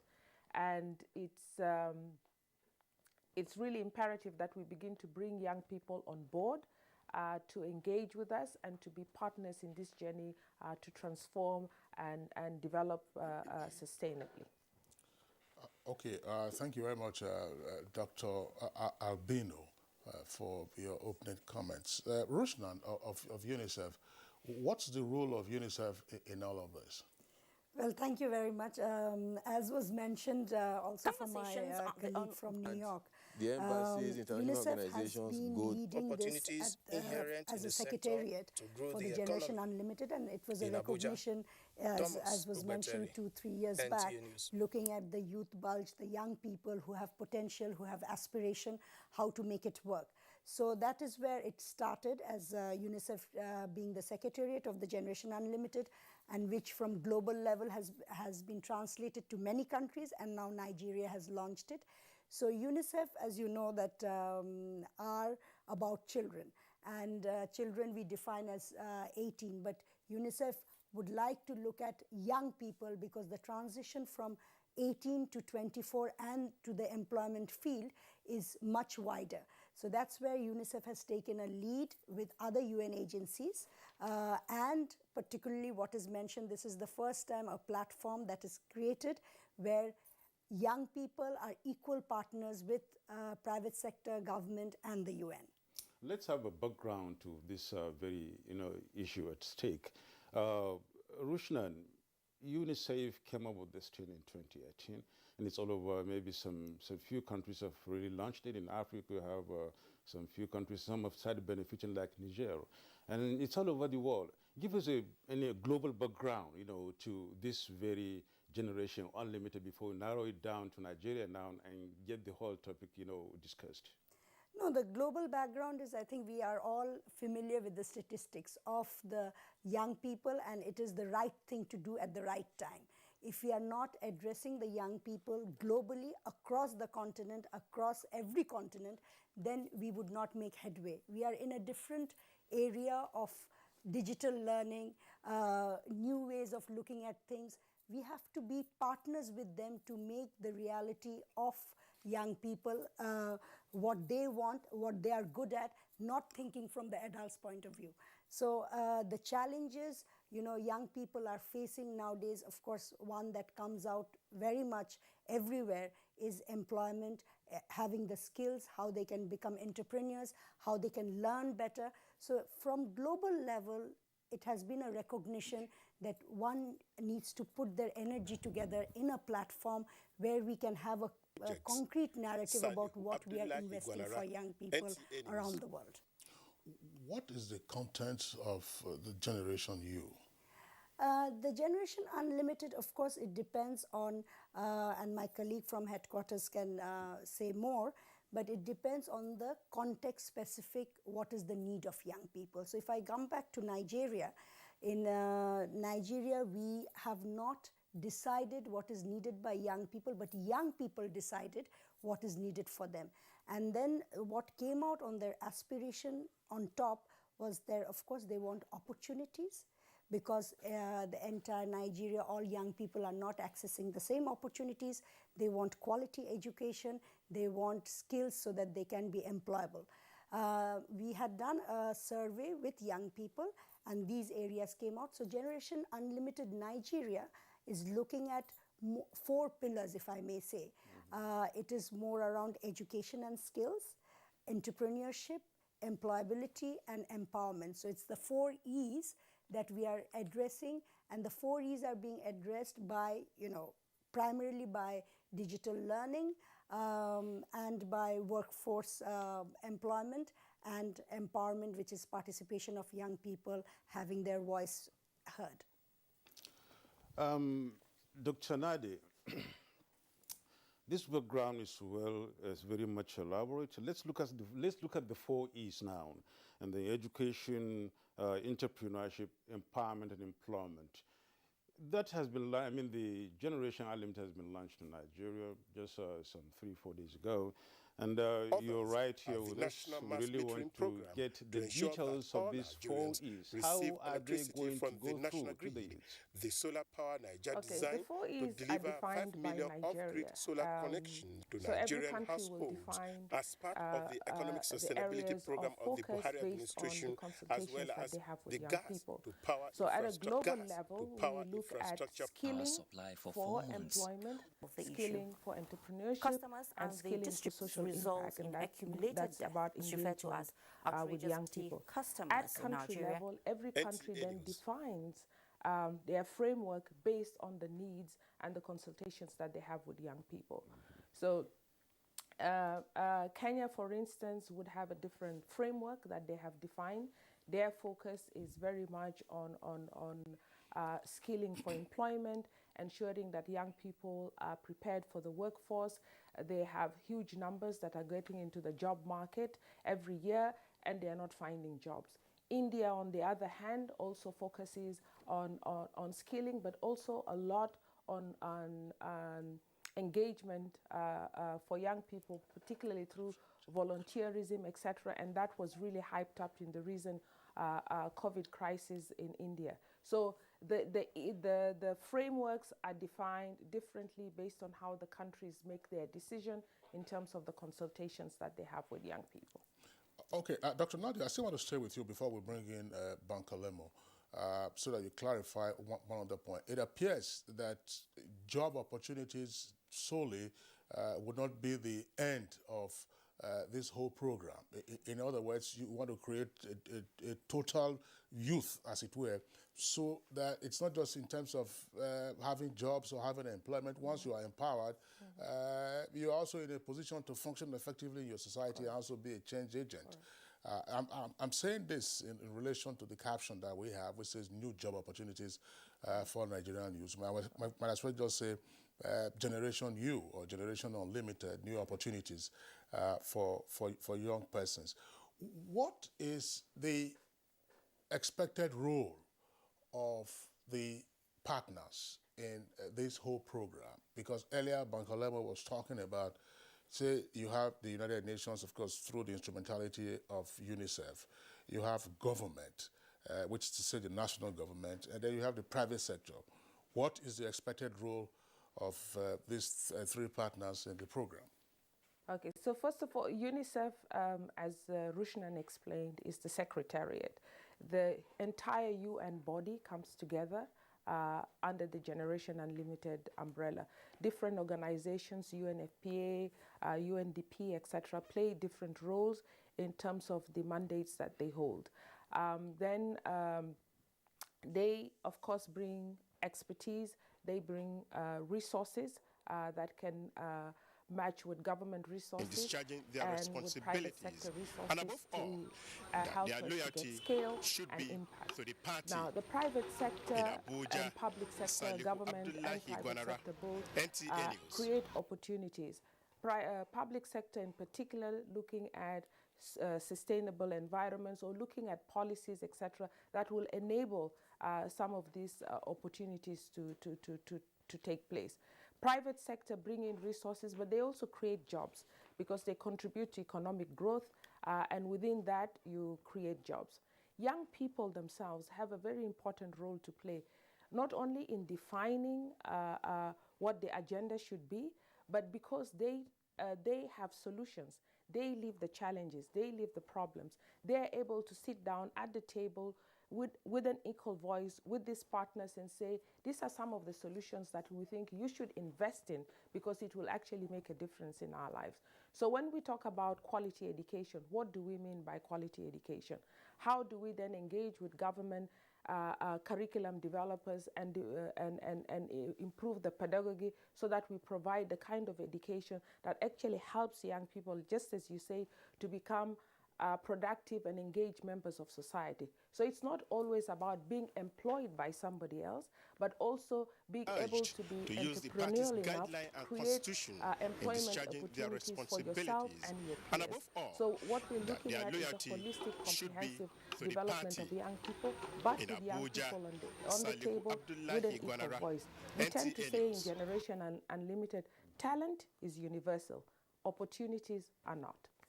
Well, thank you, Dr. Naidi. Let's hear from you, Bankolemo.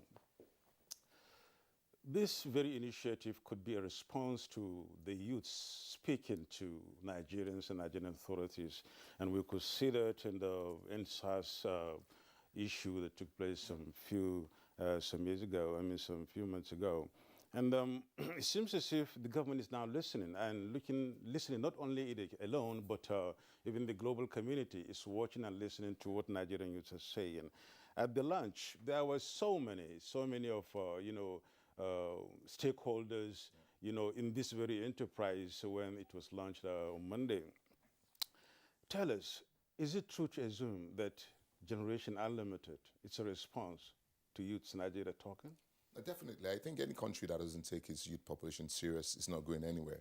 The reality of the world today is that, like we all know, we have a youth bulge, which can add value to your nation or put you in big trouble. The NSAS protest in itself speaks to that. The recent protest we saw in South Africa was also an eye-opener. The reality is that we have to engage our youth population in a pragmatic way, and they must feel that they're involved in doing that. So for us, for the federal government of Nigeria and also all the state governments, is that reality we're trying to engage in different things. You know very well that, for this administration, it's been a deliberate effort to engage our youths, but whatever partnership we can get, is fully welcomed.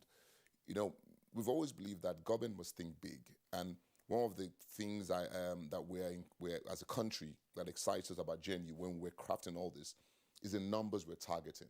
Listen, we can't solve big problems with small ideas, and we can't solve big problems with trying to tweak the system. Sometimes you have to rewrite the system itself, and it's a deliberate effort to do that.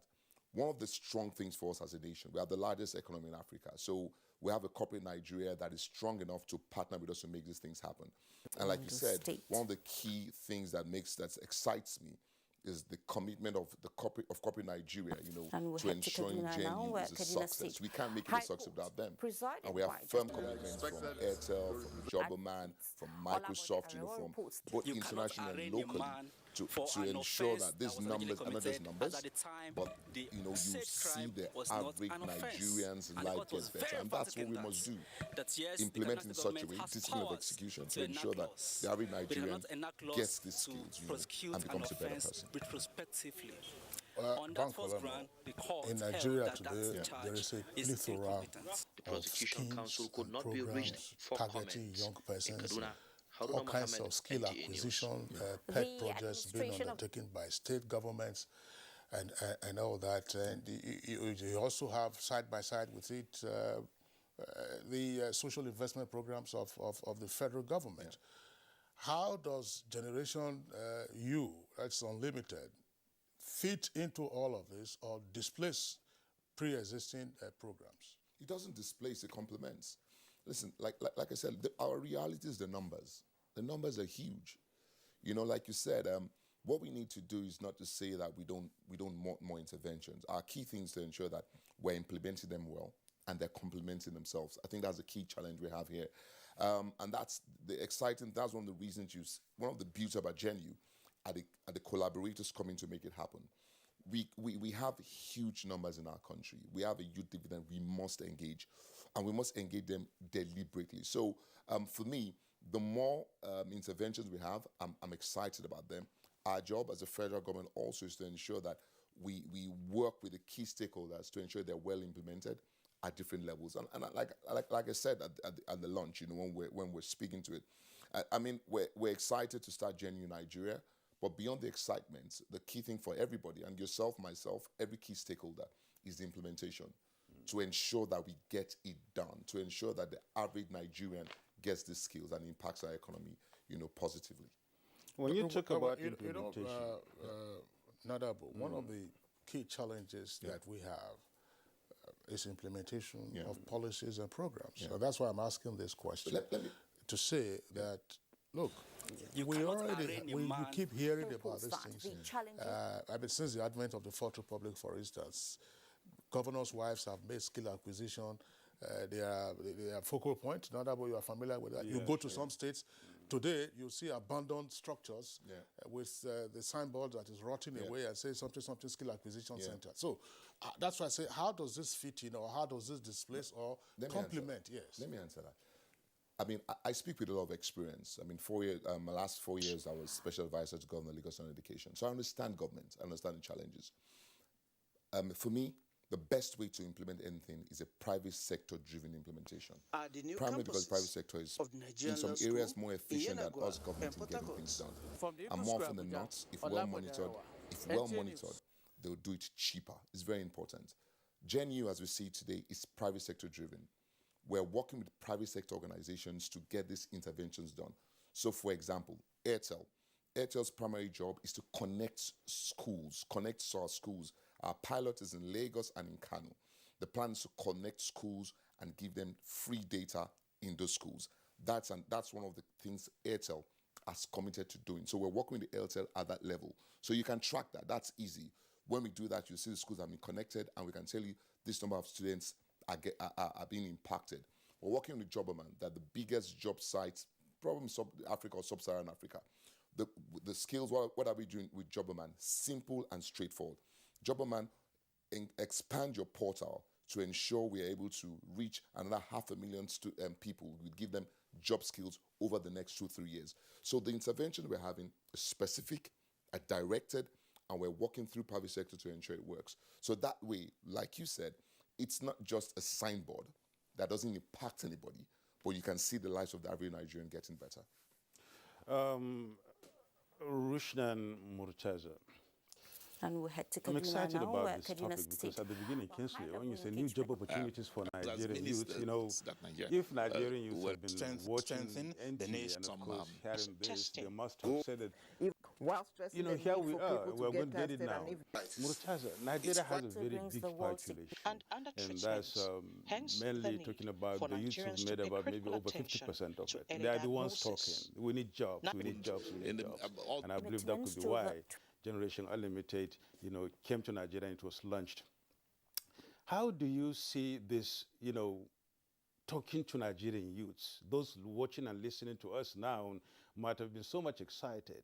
Now, what would you tell them that Generation Unlimited is here? Here you are, new jobs are around. You're absolutely right, because the whole Generation Unlimited, and as was mentioned by Fela and others, is that we are bringing all the resources and the energy together towards what the aspirations of young people are, which is not only job, it's also about their own skilling. It's about the opportunities that they get also to access soft skills. So these are all building blocks for them to become employable or to start entrepreneur businesses themselves. So I would say that there is good time ahead, and what is happening, and I would not say that it is the first time that is happening. It is bringing all the energy and having a concrete narrative for young people together, where we see 20 million young people in 10 years' time will get either quality learning, either will get skills to become employable. So it is also up to them, and that's why this platform is so unique, that it's a partnership with them so that they also take charge and also keep us on track, that whether this is happening for them. So I find that of course, it takes a longer time to find a solution, and we have invested a lot, and what was mentioned, private sector has full energy behind it, young people have full energy behind it, and it is good time ahead. But also I would say that, you know, no interviews actually finishes here without talking about COVID.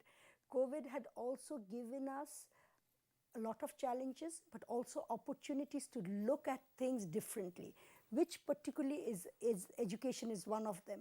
It's not only education within the boundaries of a school. We have learned that that would not work.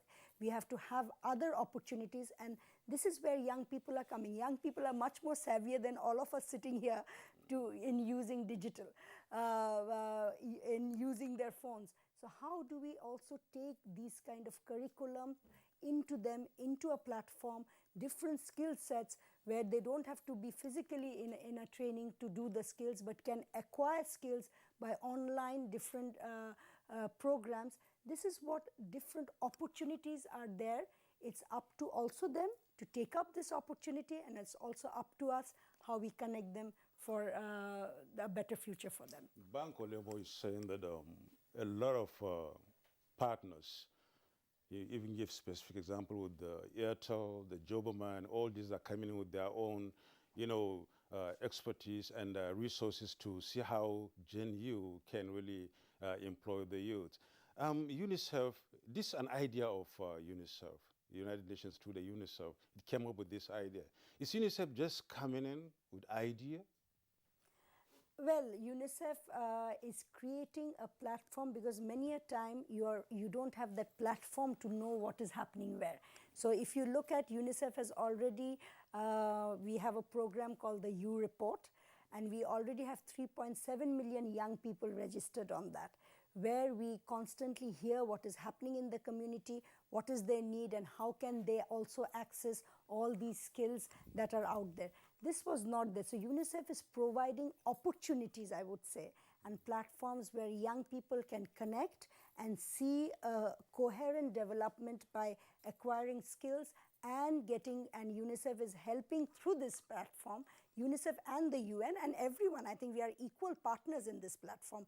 While we are the secretariat, but we are equal partners that how then if they've got the skills, there's a platform called YOMA, where supported by UNICEF globally and here, where we will look at the young people getting all that skills and how Joberman can be connected with them so that they can be, you know, where they need to be placed, they can bring that information.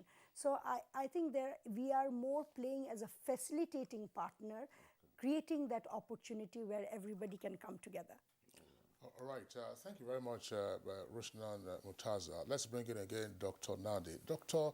Nadi, even at the pilot stage that we're kicking off here in Nigeria, who qualifies to participate in the program? And if many more are qualified, what then will be the criteria for selection? Well, every young person qualifies to be a part of the program. I think the important thing, as mentioned earlier, is the partnership. The coming together of the United Nations organs, the coming together of other development partners, the coming together of the private sector, and with the young people at the center themselves. So we say for the sake of tracking and for the sake of accountability, 20 million. However, this is a program that should benefit all 65 million young people in Nigeria. I'll just share a few examples from the global stage. And then just to also clarify one thing, that UNICEF is a secretariat to Generation Unlimited. UNICEF is not the conceiver of the idea. It's a secretariat to Generation Unlimited. It was launched in 2018 by the UN Secretary General himself, Antonio Guterres. So it's a UN propelled platform, so to speak. At the global level, it is chaired by two private sector captains of industry, Unilever and PricewaterhouseCoopers. And that infiltrates also down to country level. So India, for example, 300 million young people what can Generation Unlimited do in a context like that, just to give you an idea of what Nigeria could possibly do. So together with partners such as PricewaterhouseCoopers, they're building a digital platform and working with young Indians in tech to try and reach young Indians in rural and difficult to reach areas with different offerings. So whether it's skilling opportunities, whether it's entrepreneurial opportunities, or whether it is placement in jobs, etc., doing an analysis of what is required in the job market. What are the kind of jobs that exist, and where are the vacancies, and where are the skills that are lacking in young people, because we always hear about mismatch of skills, and then upskill young people so that they can be placed into those jobs. Brazil is another country that has created a similar platform. They are targeting 1 million young people. So everything is based on the population size of a country and how much the country can do. But I think the beauty of Generation Unlimited really is that young people have a voice and their agency is taken into account very seriously. President Kenyatta just said recently that the issues of young people are a defining agenda of our time. If we don't address them, we will see what the consequences are, things that we cannot live with. So for us, most importantly, is that because we work with young people and they are bright, they are quite engaged, and technology is helping them look at solutions in different places. They come together and say, these are the kind of solutions that we can put together.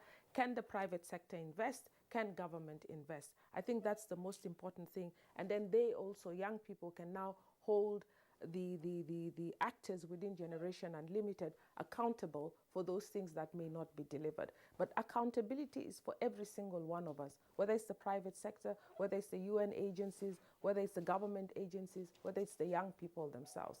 And we have to create that mechanism together. Dr. Nadi, you are an advisor to Generation Unlimited. You're in Nigeria, and then we want to believe that as a partnership, as an advisor in that regard, what did you come with to Nigeria, to people like Bank Olemo, and of course the implementing agencies, entrepreneurs, and the rest of them? What did you come with for them to work with, so that we can now get the youth a little bit excited about your role? Okay, so I am an advisor globally, not to Nigeria. I advise for Generation Unlimited on partnerships globally. What I have come with, we started working with Olubankole and them in 2019 when I first came. And the first thing was to say, how do we bring different stakeholders together? So my role was to work together with them in terms of engaging the private sector and convincing the private sector that this is a viable opportunity that we all need to work together on. And I think it has already been mentioned, the huge participation and really quite successful participation of private sector partners at the launch, and already programs that have started since 2020 in terms of some of the offerings that the private sector can give. Government has been mentioned, Airtel has been mentioned. We had Unilever in Nigeria. We had PricewaterhouseCoopers. All the meetings we had this morning, everybody's excited at the president here, and we've gotten just by him being here, and a number of other partners that have come together to say, we are invested in this, and we believe that we have to invest in our young people. What are the solutions that we can invest in? So based on what each sector can do. So when you look at a private sector company like Unilever that has a net income of over 7 billion already in Nigeria, and look at the products that they are giving out to the country. What are the kind of opportunities that we can create within this sector? We can look at a young professionals program where they can skill young people, upskill them, and help in partnership with government, ensure that they are placed into jobs.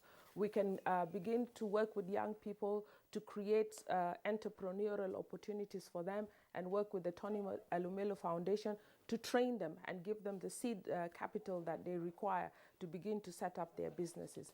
At the launch, we heard the story of a young lady called Jomoke who started her business from the seed money that was provided through an entrepreneurial enterprise with the Tolim Lumelo Foundation, and is now basically a multi-million naira millionaire from the business that she had done. She started with one customer. She now has 4,000 customers. She's employing over 22 young people herself. So those are the kind of opportunities that we're trying to create, where not only young people are employed, but within the public sector or private sector, but where young people themselves are entrepreneurial enough to create businesses where they can employ other young people. Nigeria is renowned on the African continent for technology. You have one of the most tech-savvy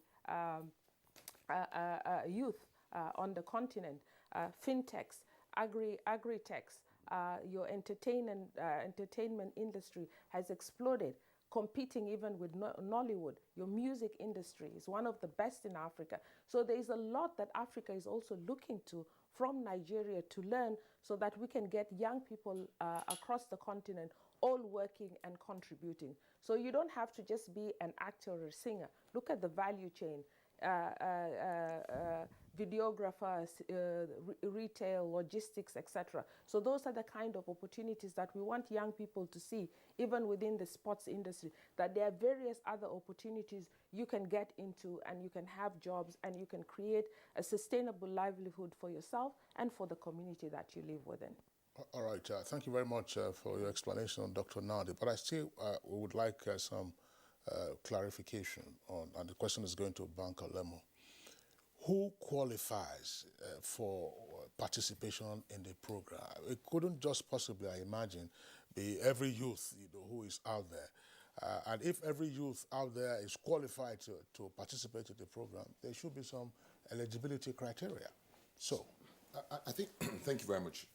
I mean, I think now depends on what intervention you're looking at. So like I said, one of the key things we're working on, working with the telcos, is to connect as many schools as possible, and increase access to knowledge, access to the internet, better learning. So to do that, we're mapping schools. We're starting with Lagos and Kano, and we're mapping schools. So what we've tried to do, so how do we pick those schools? How are you eligible? So we've tried to map schools based on looking at Airtel, and we asked Airtel, where, based on your mass around the country, around the state, where is it easy for you to provide internet access to the schools? And they've showed us that. And based on that, we're mapping those schools.